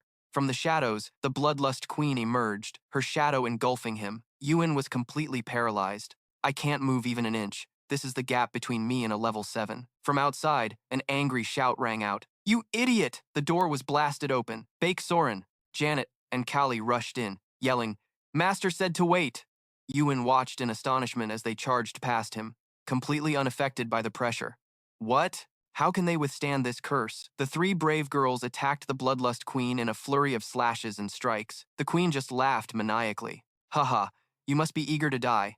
Very well, as you wish." She swung her sword, creating countless razor-sharp ribbons of blood. All three girls were instantly sent flying, without any resistance. Yuan clutched his neck in horror, realizing the harsh truth. Damn it, withstanding the curse isn't enough to defeat her. She wasn't someone we could face in the first place. The queen slowly approached the motionless Bake Soren, raising her sword. Yuan screamed in despair, "Run, Bake Soren!" The Bloodlust Queen smiled wickedly as her blade descended. "Farewell, little lady." Just as the Bloodlust Queen's blade was about to finish Bake Soren, a deafening clang rang out. A massive burst of energy erupted, blocking the fatal blow. A voice, both casual and challenging, echoed, causing the queen to freeze in shock. "Hey, Bloodlust Queen, long time no see, huh?" The Bloodlust Queen was stunned to see her blade blocked by another longsword. The newcomer was none other than Kim Junsu, wearing his familiar smirk. "It's been about a month, hasn't it?" "I think so," Bake Soren called out in amazement. "Master!" The Bloodlust Queen roared in fury, her crimson killing intent exploding. "No need to waste time, I'll kill you all!" Yuan screamed in despair. believing that even his master couldn't stand against this overwhelming power. No, not even you, master. His words caught in his throat as he witnessed an unbelievable sight. His pupils contracted. Huh? Kim Junsu charged in, his sword moving at blinding speed, easily parrying the Bloodlust Queen's storm of attacks. Yuan was stunned. He's evenly matched with the Queen? After a series of clashes, the Bloodlust Queen was pushed back, her feet carving a long trench in the ground. Ugh! She was furious, her entire body radiating dark energy. You! I swear I'll kill you! She lunged forward with an all-out attack. Yuan had a realization. I was wrong. I had the protagonist of this battle all wrong. He realized the weapon in Kim Junsu's hand was no longer a sword but a golden warhammer. Kim Junsu was now enveloped in brilliant golden lightning, raising the hammer majestically. The one who will die today is you, Gold Warrior. All the students cheered with hope. Our master, Kim Junsu, swung his hammer, unleashing a terrifying storm of lightning at his foe. The Bloodlust Queen easily sliced through the lightning bolts. You think you can stop me with something like this? Kim Junsu looked at her with cold, unsurprised eyes. I know.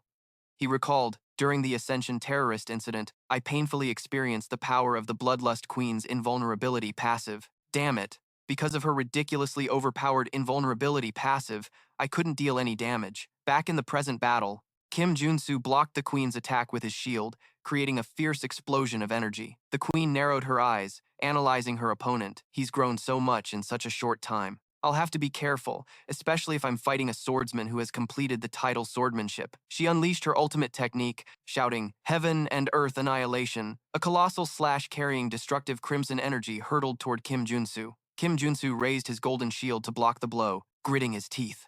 Damn it, he muttered as he struggled against the terrifying energy. That move is definitely fearsome, no matter how many times I see it. The sword pierced through his shield arm, but he held his ground. She looked directly into Kim Junsu's eyes, her voice low. It's time to end this, master of the Black Fox sword. But since when was the Godslayer already embedded in her, leaving her utterly astonished? Huh? Quickly, the item began to glow brightly. A notification window appeared. Item name, Godslayer. Effect, nullifies the opponent's immortality effect. A malicious and calculating smile appeared on Kim Junsu's lips. Now that the item has taken effect, you're finished. A golden light enveloped the Bloodshed Queen, shattering her defensive layer. She exclaimed in shock. What is this? Kim Junsu explained. Item, Godslayer nullifies immortality. He tightened his grip on his sword. The reason I was playing defensively was for this moment. The Queen's impenetrable aura shattered, a decisive slash landed, and fresh blood splattered everywhere. It was the Bloodshed Queen's. She stared in shock at the wound on her shoulder. Kim Junsu stood there, his entire body enveloped in a red-black aura, his hand outstretched. He growled out one word, Hellfire. A massive torrent of crimson energy erupted from his hand, engulfing the Bloodshed Queen. She was sent flying and burned within the flames of hatred. She growled through her teeth. To get this one chance, this is nothing, just an attack from a level 6 punk. Though heavily injured, she struggled to her feet, tightening her grip on her sword. With a crazed look in her eyes, she charged forward, determined to take him down with her. Even if I die here, I'm taking you with me. But Kim Junsu was no longer there. He had already moved behind her, unleashing countless slashes. He whispered to the disciples who were watching the battle in awe. Can you all feel it? This was a scene that unfolded in their minds, where swordsmanship transcended all limits, a battle that surpassed levels. He looked at his gradually weakening enemy and smirked. You deserve this. The Bloodshed Queen collapsed, barely breathing in a pool of her own blood. She looked at him, her eyes filled with resentment. Finish me. A notification appeared. Final boss of Act 1. Kim Junsu raised his sword. I won't refuse. He swung his sword, and blood splattered one last time. The Bloodshed Queen was completely dead. The entire subspace began to collapse. Iron Fist Kim was astonished, unable to believe he had defeated the Ultimate Warrior. The whole group ran over to praise Kim Junsu. What an amazing achievement. Incredible, man. At this rate, you'll go down in history. Kim Junsu smiled. I'm just glad to see everyone is okay. Sign stepped forward, his voice full of regret. He bowed his head, not daring to look Kim Junsu in the eye. I'm sorry. I almost ruined your plans, sir. Kim Junsu lightly punched his shoulder, smiling encouragingly. It's fine, because we got her. Chin up, man. Kim Junsu bent down and picked up the Queen's sword, Masamune, the demon sword of the Bloodshed Queen. He gave it a few test swings. Baeksoren said in awe, that looks like an amazing sword, doesn't it? As expected of the sword the Queen used, Kim Junsu thought it had pretty good attack stats. And not only that, it never misses and inflicts a random curse upon hitting. He suddenly offered the sword to Baeksoren. You can have it. Soren was surprised. Excuse me? Why aren't you going to use it, sir? Kim Junsu explained. I'm better suited for straight swords than curved blades. He smiled. Take it. I think it'll be perfect for you. Soren blushed and took the sword. Yes. Well, thank you, sir. Kim Junsu thought to himself with a sly expression. Heavenly slaughter paired with a demon sword, huh? This is going to be great. Ha ha. It'll be an interesting sight to see. He. Kim Junsu turned towards the large door behind the throne. Now let's see what the queen was protecting. He gave a cunning smile, his entire body emitting a purple aura. Let's go. To claim the reward, the door opened to reveal a huge treasure trove. The girl's jaws dropped in amazement. Whoa! Janet and Callie rolled around on the pile of gold coins. So many coins and they're so shiny. Iron Fist Kim was also in awe. There's so much money in this treasury. She must have plundered a lot from her terrorist attacks. Huh? Iron Fist, Kim asked. Man, what do you plan to do with all this gold and treasure? Kim Junsu replied. Well, we'll probably use it to restore the damage caused by the terrorism, along with restoring my building. Amidst the piles of gold and jewels, Kim Junsu said, except for this, of course. He suddenly pulled a huge, shiny assault rifle from under the pile of gold. He hugged the gun with a look of pure joy, his cheeks blushing. I've found the last piece of the Dasan series. Now I have the complete Dasan gun set. Time passed. Kim Junsu's destroyed building was now rebuilt, taller and more modern than before.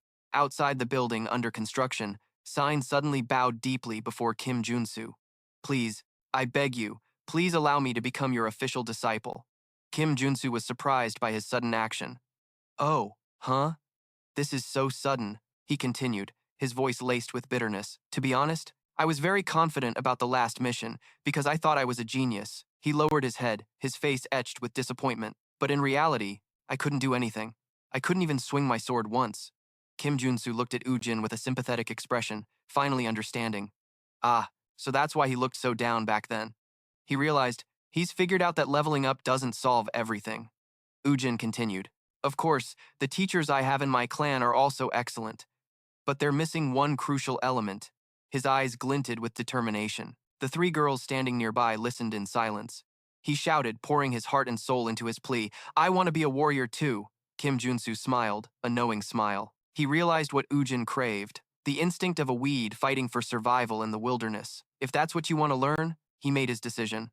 All right, I'll accept you. Ujin's head snapped up, his face flushed with shock and joy.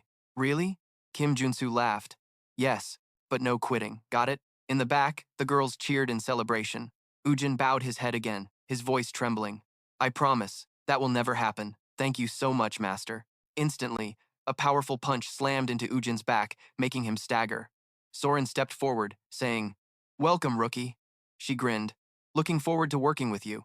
Ujin pointed at her indignantly. I met him before you did. You're the junior here. Meanwhile, Janet and Callie just sighed in exasperation. Soren put her hands on her hips and retorted, What do you mean? We have to go by the order we joined. Don't you agree? See, disciple? The two girls whispered. Her old hag personality is showing again. Soren spun around angrily. Hey! She yelled, Don't mess with your senior! And a playful chase began. As she ran, Janet looked back and stuck her tongue out. Stop right there! Suddenly, a cold voice rang out, causing Janet to freeze. Janet. A man in a white, face-concealing robe was standing right behind her. There you are. You have no idea how much trouble I went through to find you. He grabbed her arm. Let's go. Now, Janet cried out in alarm. Ah, wait. The stranger's hand was suddenly stopped by another. Kim Junsu had appeared from nowhere, gripping the man's wrist tightly, his eyes as cold as ice. What brings you here? The stranger gestured toward Janet. To reclaim our property. Kim Junsu's brow furrowed. Your property? You can't possibly be talking about Janet, can you? That's exactly what I mean. As you can see from this contract, he presented a piece of paper. This girl belongs to us, so we're taking her back. Kim Junsu glanced at the paper. I see who these people are. A horrific memory surfaced. The ones who murdered Janet's parents and sold her. The little girl was left at the mercy of human traffickers, the mages of the Ilyang Magic Tower. Kim Junsu thought to himself, I guess it's time for Janet's personal quest. He stood protectively in front of the girl. She is my disciple. You can't take her. What are you talking about? This girl is our property. Look at this contract. The mage brandished the paper again. Ridiculous. Kim Junsu's sword flashed, shredding the contract to pieces. He leveled the tip of his blade at the man. Where is her consent on that damn piece of paper, huh? He continued. If you really insist, I'm willing to send Janet to your magic tower. However, He placed a hand on Janet's trembling shoulder. His eyes flashed with a golden light. I'll be going with her, he thought. With this quest, the Sword of Nephilim can finally be inherited. The scene shifts to a high-tech, sky-piercing tower, the Gashon Iliang Magic Tower. Kim Junsu and his disciples infiltrate the tower. They are in the techno-magic bio-experimentation lab. Inside is a horrific sight. Ugh, what the hell is this? It was a place where humanity's disgusting greed was laid bare. Countless grotesque, malformed creatures were trapped inside glowing tubes. Janet stood frozen amidst the scene. Kim Junsu looked at Janet, who was standing motionless in the middle of the lab. Master. Janet turned, her deep blue eyes shimmering with a faint glimmer of hope. Do you think I can become strong enough to stop all the horrific bio-experiments in the world? Soren looked at Janet with concern. Janet, Kim Junsu answered resolutely. Yes, but only if you obtain the Sword of Nephilim. Janet was taken aback, her face flushing. Then we should go right now. But there's something I must do first. Kim Junsu's gaze turned serious. Avenge your parents. Janet was stunned. A bright light enveloped her, her eyes glinting with cold determination. I almost forgot something I should never have forgotten. Master. The scene shifts to a luxurious room filled with dead bodies. Janet stood amidst a sea of blood, sword in hand. A surviving mage begged, I'm sorry, please spare me, your parents. Janet turned around, covered in blood, one eye obscured, the other filled with resentment. Master of the Yang Magic Tower, you dare mention my parents? He was terrified by the girl's killing intent. She snarled, I don't even want to talk to you.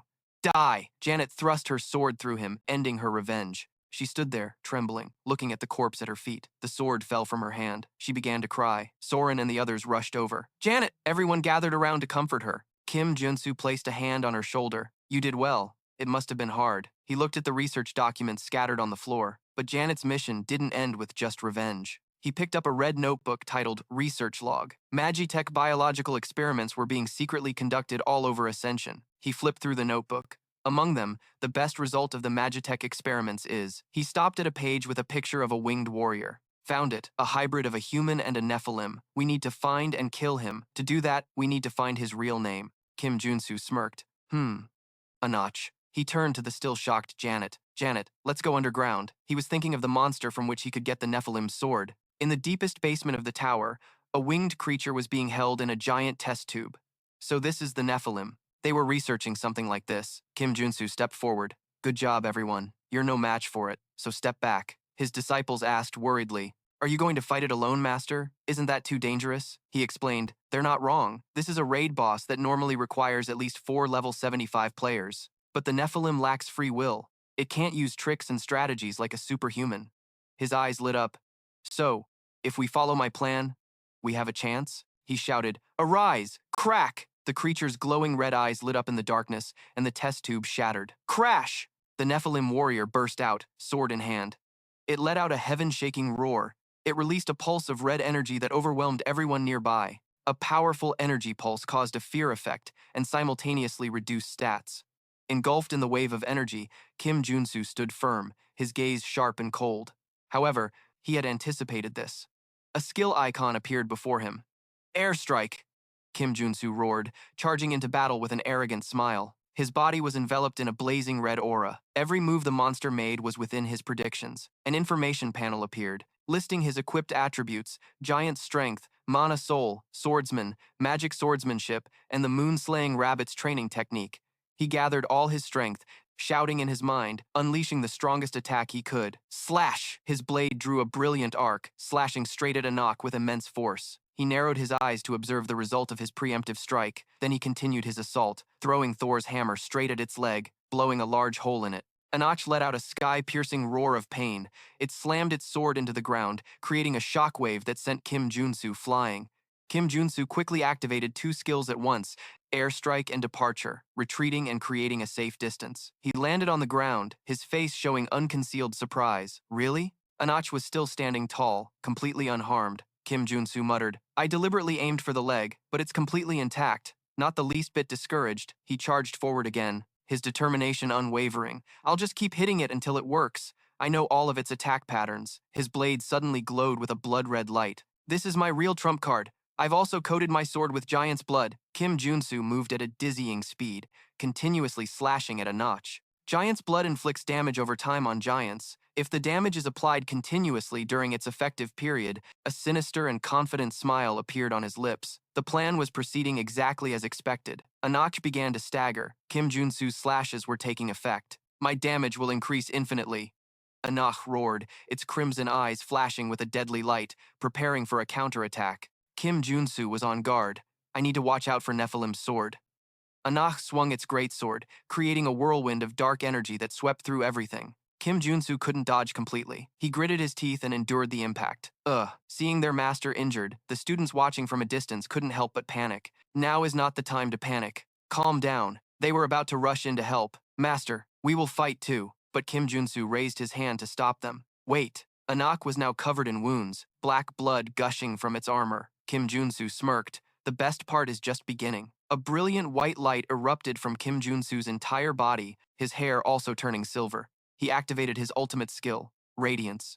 I can't miss this finishing blow. He shot forward like a meteor, piercing through the darkness. Dark attribute damage over time, the white light converged, forming a pure lotus flower that bloomed on Anak's chest, blossoming into a white flower. I see it. That's its fatal weakness, Kim Junsu shouted. His weak point. Anak let out a final roar, unleashing a powerful wave of dark energy to fight back. Kim Junsu faced the attack head-on, bracing himself with his sword. And finally, during the struggle, a massive torrent of sword energy erupted from Anak's body, causing it immense pain. A huge amount of sword energy is pouring out. Everything is going according to plan. Kim Junsu gripped the hilt of his sword tightly and said softly, "Now, return to death." As he finished speaking, a blinding light from Kim Junsu's sword slashed down vertically, cleaving Anak decisively in two. From inside the helmet, blood-red tears flowed out. A final groan was heard, not of a monster, but of a sentient being. I was wronged. Crash! Anak's massive body collapsed, split into two pieces. Janet and the others could only stare silently at the scene before them, completely astonished by their master's power. In the middle of the battlefield, Nephilim's greatsword lay there, still emitting a sinister dark aura, the sword of Nephilim, still radiating mana. Kim Junsu suddenly bent down and struck the sword with a powerful blow from his hammer. The outer shell of the sword finally shattered, revealing a pitch-black sword. A system window appeared. SSL grade, pitch-black sword. Kim Junsu grabbed the sword, a satisfied smile on his face. Finally got the pitch-black sword. From a distance, one of the students exclaimed in admiration. What an amazing battle! The group hurried over, some excited, others worried. But what if you're hurt, Master? Kim Junsu turned to Janet. Are you still stunned, Janet? He handed her the dark sword. Try holding this. Janet hesitated a little. The sword. Yes, sir. As soon as she touched it, an explanatory text appeared. Only Janet, who was once a test subject, can unleash the sword's full potential. This is an essential step to complete this quest. Immediately, a burst of dark energy erupted from the sword, enveloping Janet. She panicked as she felt the violent energy invading her body. What is this? Kim Junsu remained calm, his voice full of confidence. Don't worry, just do as it says. Janet closed her eyes, trying to endure the pain. The sword, a pitch-black empty eye opened in her mind. As if controlled, she raised the sword high. On its command, her friends screamed in horror. The sword suddenly changed direction, stabbing straight into Janet. Everyone screamed, Janet! Master! But Kim Junsu just raised his hand to stop them. Wait! He looked at Janet, who was engulfed in a vortex of dark energy, his eyes full of anticipation. It will begin soon. The pitch-black sword, a new skill icon, appeared above Janet's head, innate energy. Reacting to Janet's innate energy trait, a massive energy vortex formed, pulling everything in. In the end, the students could only watch in utter amazement. The entire basement shook from the power of the vortex, one of the strongest. All the dark energy focused on a single point, then suddenly converged into the sword in Janet's hand. She opened her eyes, a mystical purple aura surrounding the blade. The system window announced, Sword of Nephilim, pitch-black energy has been completed. The scene shifts to a modern skyscraper under the bright sun. Wow. Inside, the team was cheering over the brand new facilities. All the damaged areas had been repaired, and we even got brand new training grounds, which is perfect for our training. Amid the cheerful atmosphere, Janet approached Kim Junsu with a troubled look. But, teacher, Kim Junsu replied. What's wrong? Janet said awkwardly. This Nephilim sword. I don't know how to give it to you. Kim Junsu laughed. Of course you don't. The sword only reacts to you. The one with the innate energy trait, Janet asked blankly. It only reacts to me? Then what am I supposed to do? Kim Junsu confidently declared. Don't worry. I will acquire a similar trait. When that happens, you'll naturally understand how to transfer it to me. Janet was still confused. You'll learn that trait, but how? Kim Junsu turned to Ujin with a mischievous smile. I'll learn refined energy first. I plan to learn Ujin's man-sword unity skill. He proudly boasted about his ability. I've seen it enough times that my body can easily replicate it. Janet's eyes sparkled. Copying another person's trait. I've heard of such a feat, but I've never witnessed it myself. I'm so excited to see it. Kim Junsu pointed toward a door. Then, shall we begin? Moments later at the shooting range, Ujin and Janet were relentlessly firing at Kim Junsu, who was desperately dodging. Janet yelled in concern while shooting. Sir! Amid a hail of bullets and sword strikes, they screamed, How much longer do we have to keep this up? Kim Junsu yelled back, trying to encourage his students as he dodged. Not much longer. Just keep at it, Ujin yelled in desperation. You're going to get yourself killed, sir. Ignoring the warning, bullets still tore into him, and blades relentlessly struck him, leaving countless wounds. He gritted his teeth, enduring the pain as shock bullets ravaged his body and the death attribute cut him down. Though drenched in blood, he stood his ground amidst the hail of gunfire. In the midst of that storm of attacks, Kim Junsu's eyes suddenly flashed with a spark of enlightenment. He could feel it, but even so, he was still just tracing its flow. He swung his sword, cleaving an incoming bullet in two. Finally, a torrent of pure white energy erupted, enveloping Kim Junsu. A system notification immediately appeared. Energy has enveloped you. Man-sword unity. You have acquired a new trait. Kim Junsu wiped a trickle of blood from his lip, a vicious yet satisfied grin spreading across his face. But this isn't the end. Now that I have the final piece, a status window appeared, listing his traits: Swordsman, Lightning Flash, Moon Slash, Sword Key, Sword Domain, and the final piece, Man-Sword Unity. Finally, the traits for the Ultimate Warrior class were complete. Janet and Ujin stared in awe at the brilliant blue light emanating from Kim Junsu's sword. It was a blue light that enveloped the pristine blade. A new notification appeared. Trait: Master of Swords. You have acquired a high-level trait. Kim Junsu smiled triumphantly, his entire being exuding the aura of an absolute powerhouse. This marked the advent of an extraordinary 6th-level swordmaster. After his breakthrough was complete, he turned to face Janet. All right then, before we begin the real lesson, he asked an unexpected question. Janet, what do you think aura is? Janet was a little flustered. Aura is. She tried to explain it based on her understanding. It's the light of your soul. Kim Junsu was surprised. The light of the soul? Janet nodded firmly. Yes.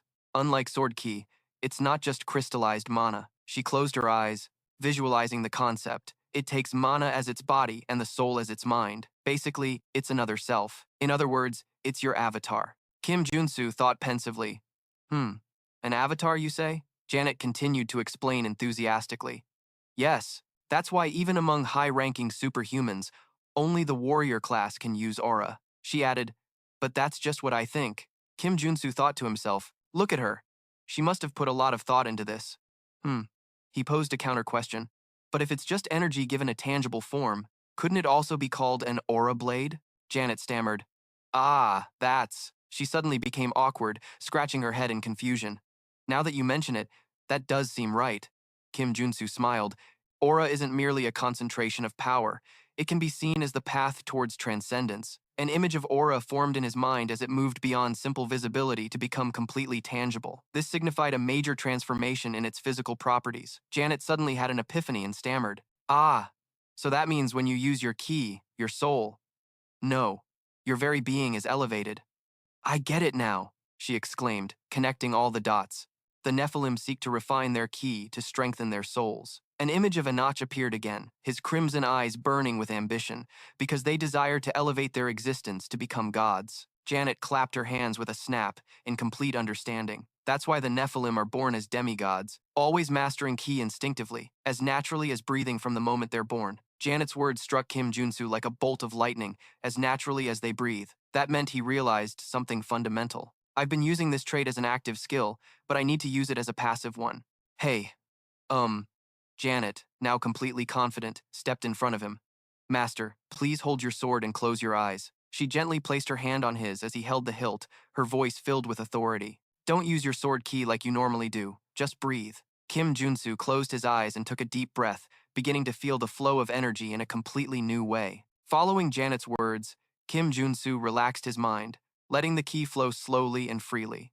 Inhaling and exhaling, his consciousness sank into an endless white space. In this place, a pure white staircase appeared before his eyes, stretching straight up into a starry sky. This was the space of the Nephilim, those who yearn to become gods. So this is the key, to understand their desire. He realized this wasn't just about learning a skill, but about understanding an entire ideology. The starlight stretched out before me, the staircase ascending towards the constellations and the light of the soul. Kim Junsu looked up, completely immersed in this fantastical space. Pitch-black constellations began to form and connect, like the letters of the universe. All of this was a truth that couldn't be described with words. He gritted his teeth as an intense emotion coursed through his body. Gulp! The heat, the excitement, and the feeling of euphoria are surging through my entire being. His body floated in the silent black space. Only now do I truly feel it. Boom! Back in reality, Kim Junsu's hand tightened on the hilt of his sword as energy began to pour out. In a sudden moment of enlightenment, a vortex of dark purple energy erupted from him, spreading throughout the training room. Janet felt a familiar energy, but it was many times stronger. She smiled, her voice filled with pride. He succeeded. Kim Junsu stood there, the sword in his hand enveloped in a mystical purple aura. The system announced his achievement. Nephilim's sword trait. You have acquired a trait. Janet cheered joyfully. Congratulations, Master. The other students also ran over to celebrate. Wow, you did it, Master? Congratulations. Kim Junsu smiled in response. Thanks. Heh. He affectionately patted Janet's head. You did a great job, Janet. The young girl smiled shyly. No, it was all thanks to you, Master. The cheerful atmosphere was suddenly shattered by a man who rushed in breathlessly. Hunter Kim, there's big trouble! Kim Junsu recognized the man. Director Choi, what's wrong? Director Choi was out of breath. Chairman Song of the Kumo Group, she's in critical condition. Kim Junsu was stunned. You mean Chairman Song Hyang? How could a level 7 hunter fall into critical condition? Director Choi said with a desperate look. She's been poisoned. The elixir isn't working and her condition is getting worse. Hearing the word elixir, Kim Junsu's expression immediately turned serious. The elixir isn't working. There's only one poison that can do that. He muttered the name he never wanted to hear again. Poison blood. And it was only used once in the game. Act 2. In a luxurious hospital room, a woman with purple hair lay dying on the bed, her body convulsed, dark marks spreading from her neck. An omen of a zombie pandemic. Beep, beep, beep. The heart monitor blared. Cardiac arrest. Prepare for CPR. The doctors panicked. What happened? If the chairman dies, you're all dead. A doctor collapsed in helplessness. Damn it. She was fine just a moment ago. At the most desperate moment, a cold voice rang out from the door. Stop. The doctor looked up in astonishment. Hunter Kim Junsu stepped in, his gaze sharp as a blade. That's sickness. He looked at the dying woman on the bed, dark red veins popping up all over her body.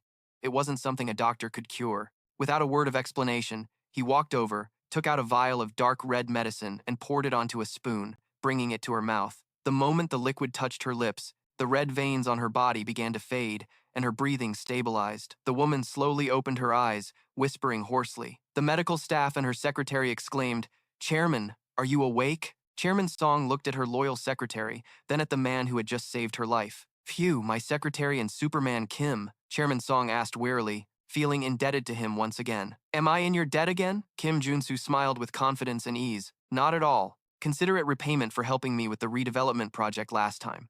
She sat up, holding her head, still feeling dizzy. I don't know what happened. I suddenly felt sick and passed out. The secretary bowed worriedly. Chairman, I apologize. Hearing this, her eyes turned sharp and cold. It seems there was an assassination attempt by poison from an outside source. She pointed, her voice full of authority, an assassination. But when? Kim Junsu got straight to the point. Have you been in contact with any animals recently? Chairman Song was surprised. Animals? A memory flashed back. The secretary exclaimed in alarm. She did. She touched a stray cat before she collapsed. An image of Chairman Song petting a black cat in the rain appeared. Kim Junsu confirmed. Yes, that must be it. Another image appeared, showing a stranger's hand infusing the cat with a stream of green, poisonous energy. It was a shapeshifter who had turned into a cat. The black cat with glowing green eyes walked through the darkness. Someone must have received a request for the assassination. Chairman Song looked directly at Kim Junsu, her gaze probing. If you know the truth, does that mean you've caught the culprit? Kim Junsu smirked. Of course, since I already knew the method he used. He thought to himself, this is nothing for a pro player like me. The scene shifts to a dark, moonlit forest. Bang! An injured man with curly hair was sitting on the ground as Kim Junsu pointed a gun at him. Tell the truth, shapeshifter. The man groaned. Damn it. Kim Junsu asked, Did the Black Panther Guild order you to assassinate Chairman Song, you stubborn assassin? I don't know what you're talking about. Kim Junsu leaned in close, his voice threatening. Then repeat after me. The Black Panther is a pitiful snake swallowed by a winged serpent. The assassin roared in anger. You bastard. He tried to lunge, but Kim Junsu was one step ahead. No need to ask further, your reaction says it all. He pressed the gun to the assassin's head. If you want to live, hand over the blood heart. The man was terrified. I don't have it on me, Kim Junsu replied coldly. Then I have no reason to keep you alive. The man quickly begged. Wait. I'll give you this, so please spare me. He tremblingly held out a necklace with a glowing stone pendant. Kim Junsu was surprised. A dragon's necklace? Kim Junsu snatched the necklace. Good. I'll take it. He thought happily to himself. Easy money. Awesome. The assassin stammered. So, can I go now? I promise I'll never return to Korea. Kim Junsu said casually. Sure, get lost. The assassin was overjoyed and scrambled to his feet to run away. But as soon as he turned his back, Kim Junsu launched himself into the air, pouncing from above. He said in an ice-cold voice, If you can, of course. Back in the hospital room, Kim Junsu recounted casually, I also got the antidote from him by splitting his body in two. Of course, Chairman Song took the news calmly. I see. Who was the mastermind behind this pathetic assassination attempt? The Black Panther Guild? Kim Junsu explained further. To be more precise, the Council of Fallen Gods is behind them. An image of knights in silver armor appeared. They tried to paralyze the government using a terrorist association as a front, and this time, their target was to assassinate the head of a corporation. Chairman Song frowned. Isn't that a foreign organization? Why are they after me? Because your corporation contributed to the fund for subduing the terrorist association. Kim Junsu thought to himself, the Saintess must be annoyed, but I can't say the Council of Fallen Gods is behind this since I don't have proof yet. He replied, I don't know. However, I've found the location of the Black Panther Guild's hideout. Hearing this, a determined glint appeared in Chairman Song's eyes. She stood up and looked directly at Kim Junsu. Then allow me to make this request officially. Find the ones who tried to assassinate me. Ah, a terrifying killing intent radiated from her. Her eyes glowed with a deadly yellow light. Tear them to shreds. The scene changes once again. This time, it's a bridge over the Han River. Kim Junsu and Chairman Song, who was in a power suit, were looking down at the river. We have prepared everything you requested. Below, a crowd of reporters and citizens was gathering. Chairman Song asked, but is there a reason to make such a big scene? We're just trying to gather evidence, right? Kim Junsu looked into the distance. There must be other ways. But recalling the two zombie pandemics, the image of a horrific zombie apocalypse flashed through his mind. To ensure such a terrible incident doesn't happen in Ascension, this is the only way. We have to make an example of them and warn them, as well as those who might be hiding behind the Black Panther Guild. She wondered. Hiding behind them? Kim Junsu smiled mysteriously. You'll see when you see. Let's start now. He signaled for a large-scale water evaporation spell. A massive pillar of light shot down into the middle of the river, causing the water to boil violently. The river water began to swirl powerfully, forming a fierce vortex, which would reveal the entrance to the forbidden zone they had set up at the riverbed. An ancient structure emerged from the center of the whirlpool. And next, the crowd above gasped in astonishment. What is that? Take pictures! Hurry! The stage was set. A giant golden flying fortress descended from the sky, hovering right above the vortex. Kim Junsu commanded, Let the operation begin. Inside the fortress, the weapon systems activated. Initiate exospace shell bombardment. A system message confirmed. Preparing exospace shell bombardment. Kim Junsu sat in the pilot's seat, a crazed and excited smile plastered on his face. Meanwhile, Chairman Song in the back could only watch in horror. A control panel displayed his traits. Traits equipped to the vehicle. Unified control with the vehicle. Mana burst. Mobile airstrike. 3, 2, 1, fire, he roared. I'll crush every last one of them. The flying fortress unleashed a devastating rain of energy bombs, tearing apart the water's surface and the secret base below. Amidst the bombardment, a series of system messages appeared. You have acquired a trait. Commander. You have acquired a trait. Command. Chairman. You have acquired a trait. A barrier was detected around the target, a purple energy shield materializing to envelop the entire underwater base.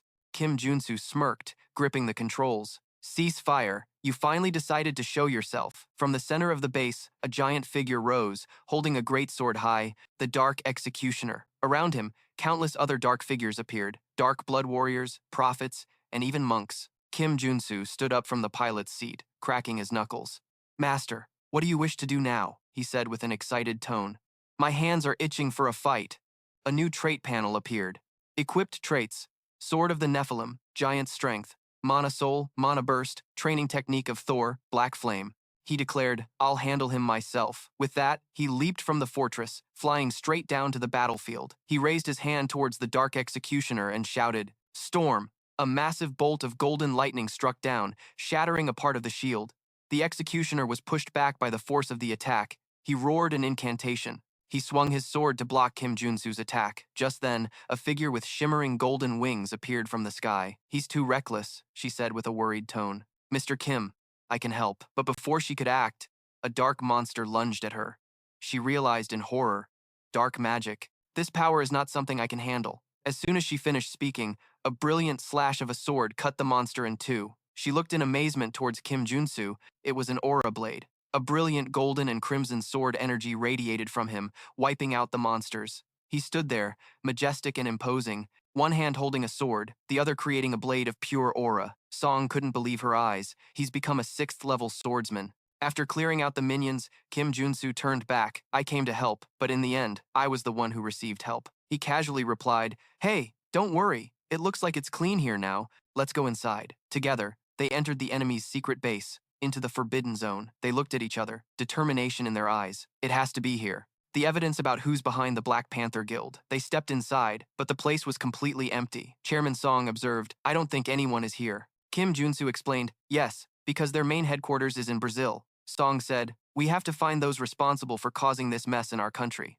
Song replied, "Those responsible? You mean the ones behind them?" They both stood before a giant stone wall covered in a black mist. The evidence should be behind this. Song was worried. The entire wall was engulfed in black flames. Kim Junsu smiled confidently. "I'll take care of it." He stepped forward and placed his hand on the wall. The black flame was instantly absorbed into his palm. Boom! Kim Junsu used the black flame to shatter the stone wall, revealing a completely different space inside. Chairman Song could only let out a gasp of astonishment. Before them was a massive vault with thousands of neatly arranged safes. Such a place existed within the restricted area.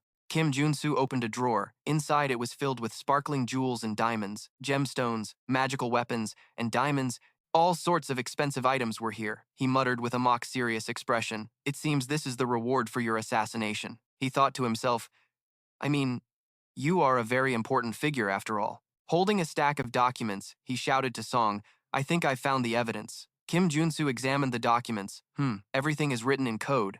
Chairman Song also looked them over. "It will take some time to decipher this. We'll need the help of an expert." She cursed inwardly. "Damn it. You guys really went to great lengths to keep this a secret, didn't you? The Council of Fallen Gods. Leave this to the Kumo security team. We will try to decipher it as quickly as possible." Kim Junsu nodded with a hint of regret. "Yes, I'll leave it to you." He consoled himself. "Can't be helped, but I'll have to be satisfied with making the Kumo Corporation my ally." Later, in Chairman Song's office, she expressed her gratitude. "Thank you for helping us once again, Swordsman Kim Junsu." Kim Junsu was baffled by the new title. He asked in surprise, "Swordsman?" Chairman Song explained, "Oh, so you didn't know. Your story has spread far and wide. Everyone is already calling you a swordsman." An online article appeared with the headline, "The Master of the Black Tiger Sword has earned the title of swordsman." Kim Junsu scrolled through his phone, his face turning slightly red. All the headlines are," he read silently. "The 23-year-old swordsman what? This is how to use an aura blade. It's easy, right? Warrior Kim teaches how to use an aura blade." Song placed a bag on the table. "And this is a gift from me." Kim Junsu was curious. "Oh, a golf bag? I noticed you always use a golf bag, so I prepared a good one for you." Kim Junsu was touched. I thank you for your consideration." But when he opened the bag, inside weren't golf clubs but a stash of gold and cash. He grinned from ear to ear. "My only worry is that I'm receiving too much." Chairman Song smiled brightly. "It's only natural. After all, you did save my life." Kim Junsu cheered inwardly. "Yes, I knew I could trust her. She's completely different from her brothers." "Then we will contact you immediately after deciphering the Black Panther Guild's secret documents." Kim Junsu hurriedly stuffed the money into the bag. She asked, "May I ask what your next plan is?" Kim Junsu replied while counting the money. "Well, I'm planning to." He zipped the bag shut. "I'm going to try to reach level 7, just like you did." He slung the bag over his shoulder, a determined smile on his face. "To stop the second act, I must become stronger." The scene shifts to a divine land, floating among the clouds. The world of the gods, Thessalia. A crowd is jostling in front of a giant gate, guarded by 2 warriors. Kim Junsu pushed through irritably. "Hey, no shoving. Get in line, buddy, he muttered. As crowded as I expected, but it makes sense. The only way to get to Olympus is through the great temple of Gaia. He looked up at the ancient temple. When Olympus fell, this is where the final battle took place. The reason I'm here is to meet one of those gods. An image of a majestic goddess appears. The ancestor of the giant titans, the goddess Gaia, has summoned me. But to enter this place with my body intact, I must first complete a certain quest. He was jostled by the crowd. Then, if I offer my reverence to the god, I will become a spiritual being and gain the privilege of immortality. People started whispering, "Is that a crest? He's a paladin. Why is a paladin walking?" Kim Junsu continued his train of thought. He pouted and muttered, "Go ahead and ride your Pegasus. Geez, I don't like riding a Pegasus. They're just pretty pieces of trash. If I'm going to ride something, it has to be a wyvern at the very least." He walked straight up to the two guards, who immediately raised their spears to block him. One of the two guards lowered his weapon, his voice full of respect. "It is an honor to meet you, Paladin Kim.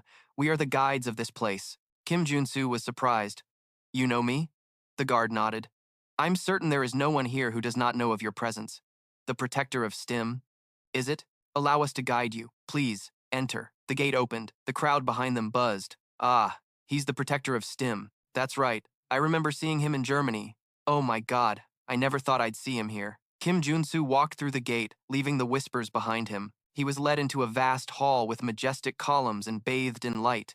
He marveled at the beauty of the place. It was magnificent and stunning. It has a different atmosphere than Thor's temple in Stockholm. I'm getting the most value out of being an honorary paladin of the Gaia Order. The paladin badge on his chest flashed. At the end of the hall, a priestess in white robes was standing by a fountain. "We have been waiting for you, sir." She gestured for him to come closer. "The parchment above has your mission written on it. That mission is a random quest I have to complete to meet the god." He prayed silently as he reached for the fountain. "Please, give me an easy one, please." A parchment emerged from the water and flew into his hand. The priestess spoke in a gentle voice.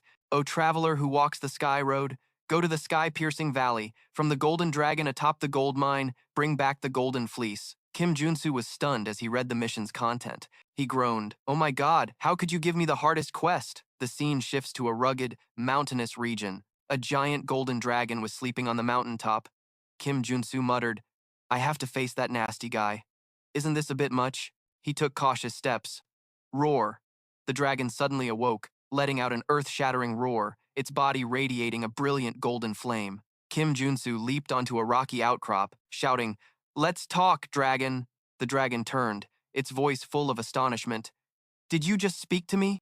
Kim Junsu grabbed the necklace around his neck, the dragon pendant. Its wearer can speak the dragon language when equipped. He silently thanked his lucky stars that he got this from that shapeshifter. "You are a strange one. What do you want to say?" the dragon asked. Kim Junsu calculated silently. "I've beaten a golden dragon in the game before. If I have to do it again, I can. But I can't damage the golden fleece, so I have to keep this conversation calm." He said, "I've come to advise you." The dragon growled, flames leaking from the corners of its mouth. "What? You dare advise me? A superior being? Calm down." Kim Junsu held out his hand, and a status window appeared behind him. "I believe I have something to talk to you about. Just take a look." The dragon was stunned. "You? That power? Very well, go on." The dragon reined in its anger. Kim Junsu began his plan. "You know, no matter how many years you stay here, you'll never become the Dragon King." The dragon was deeply shocked. "What?" Kim Junsu crossed his arms with a worldly expression.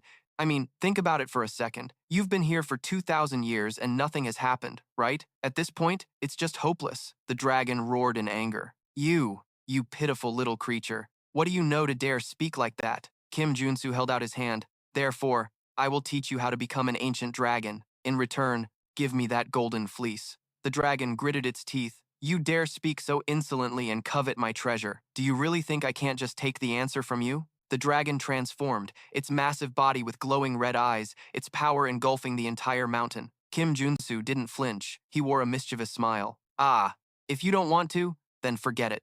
The dragon's eyes blazed with anger. "I've heard your last words. Now die." It lunged forward, swinging its flaming claws straight at Kim Junsu. "Geez, you're a dragon, for God's sake." Kim Junsu calmly activated his skill, Airstrike. He easily dodged the attack and snatched a piece of the golden fleece from the dragon's hoard. "You're so easy to deal with mentally." The dragon panicked. "My fleece!" Kim Junsu quickly made his escape with the loot. "Give it back right now!" The dragon frantically breathed fire at Kim Junsu, but he used the fleece as a shield. Boom! The stream of fire died out in its mouth. The dragon was stunned. You despicable creature, you dare take my treasure hostage? Kim Junsu draped the fleece over himself, grinning widely. How about it? You can't burn it, can you? The confrontation had now turned into a tense negotiation.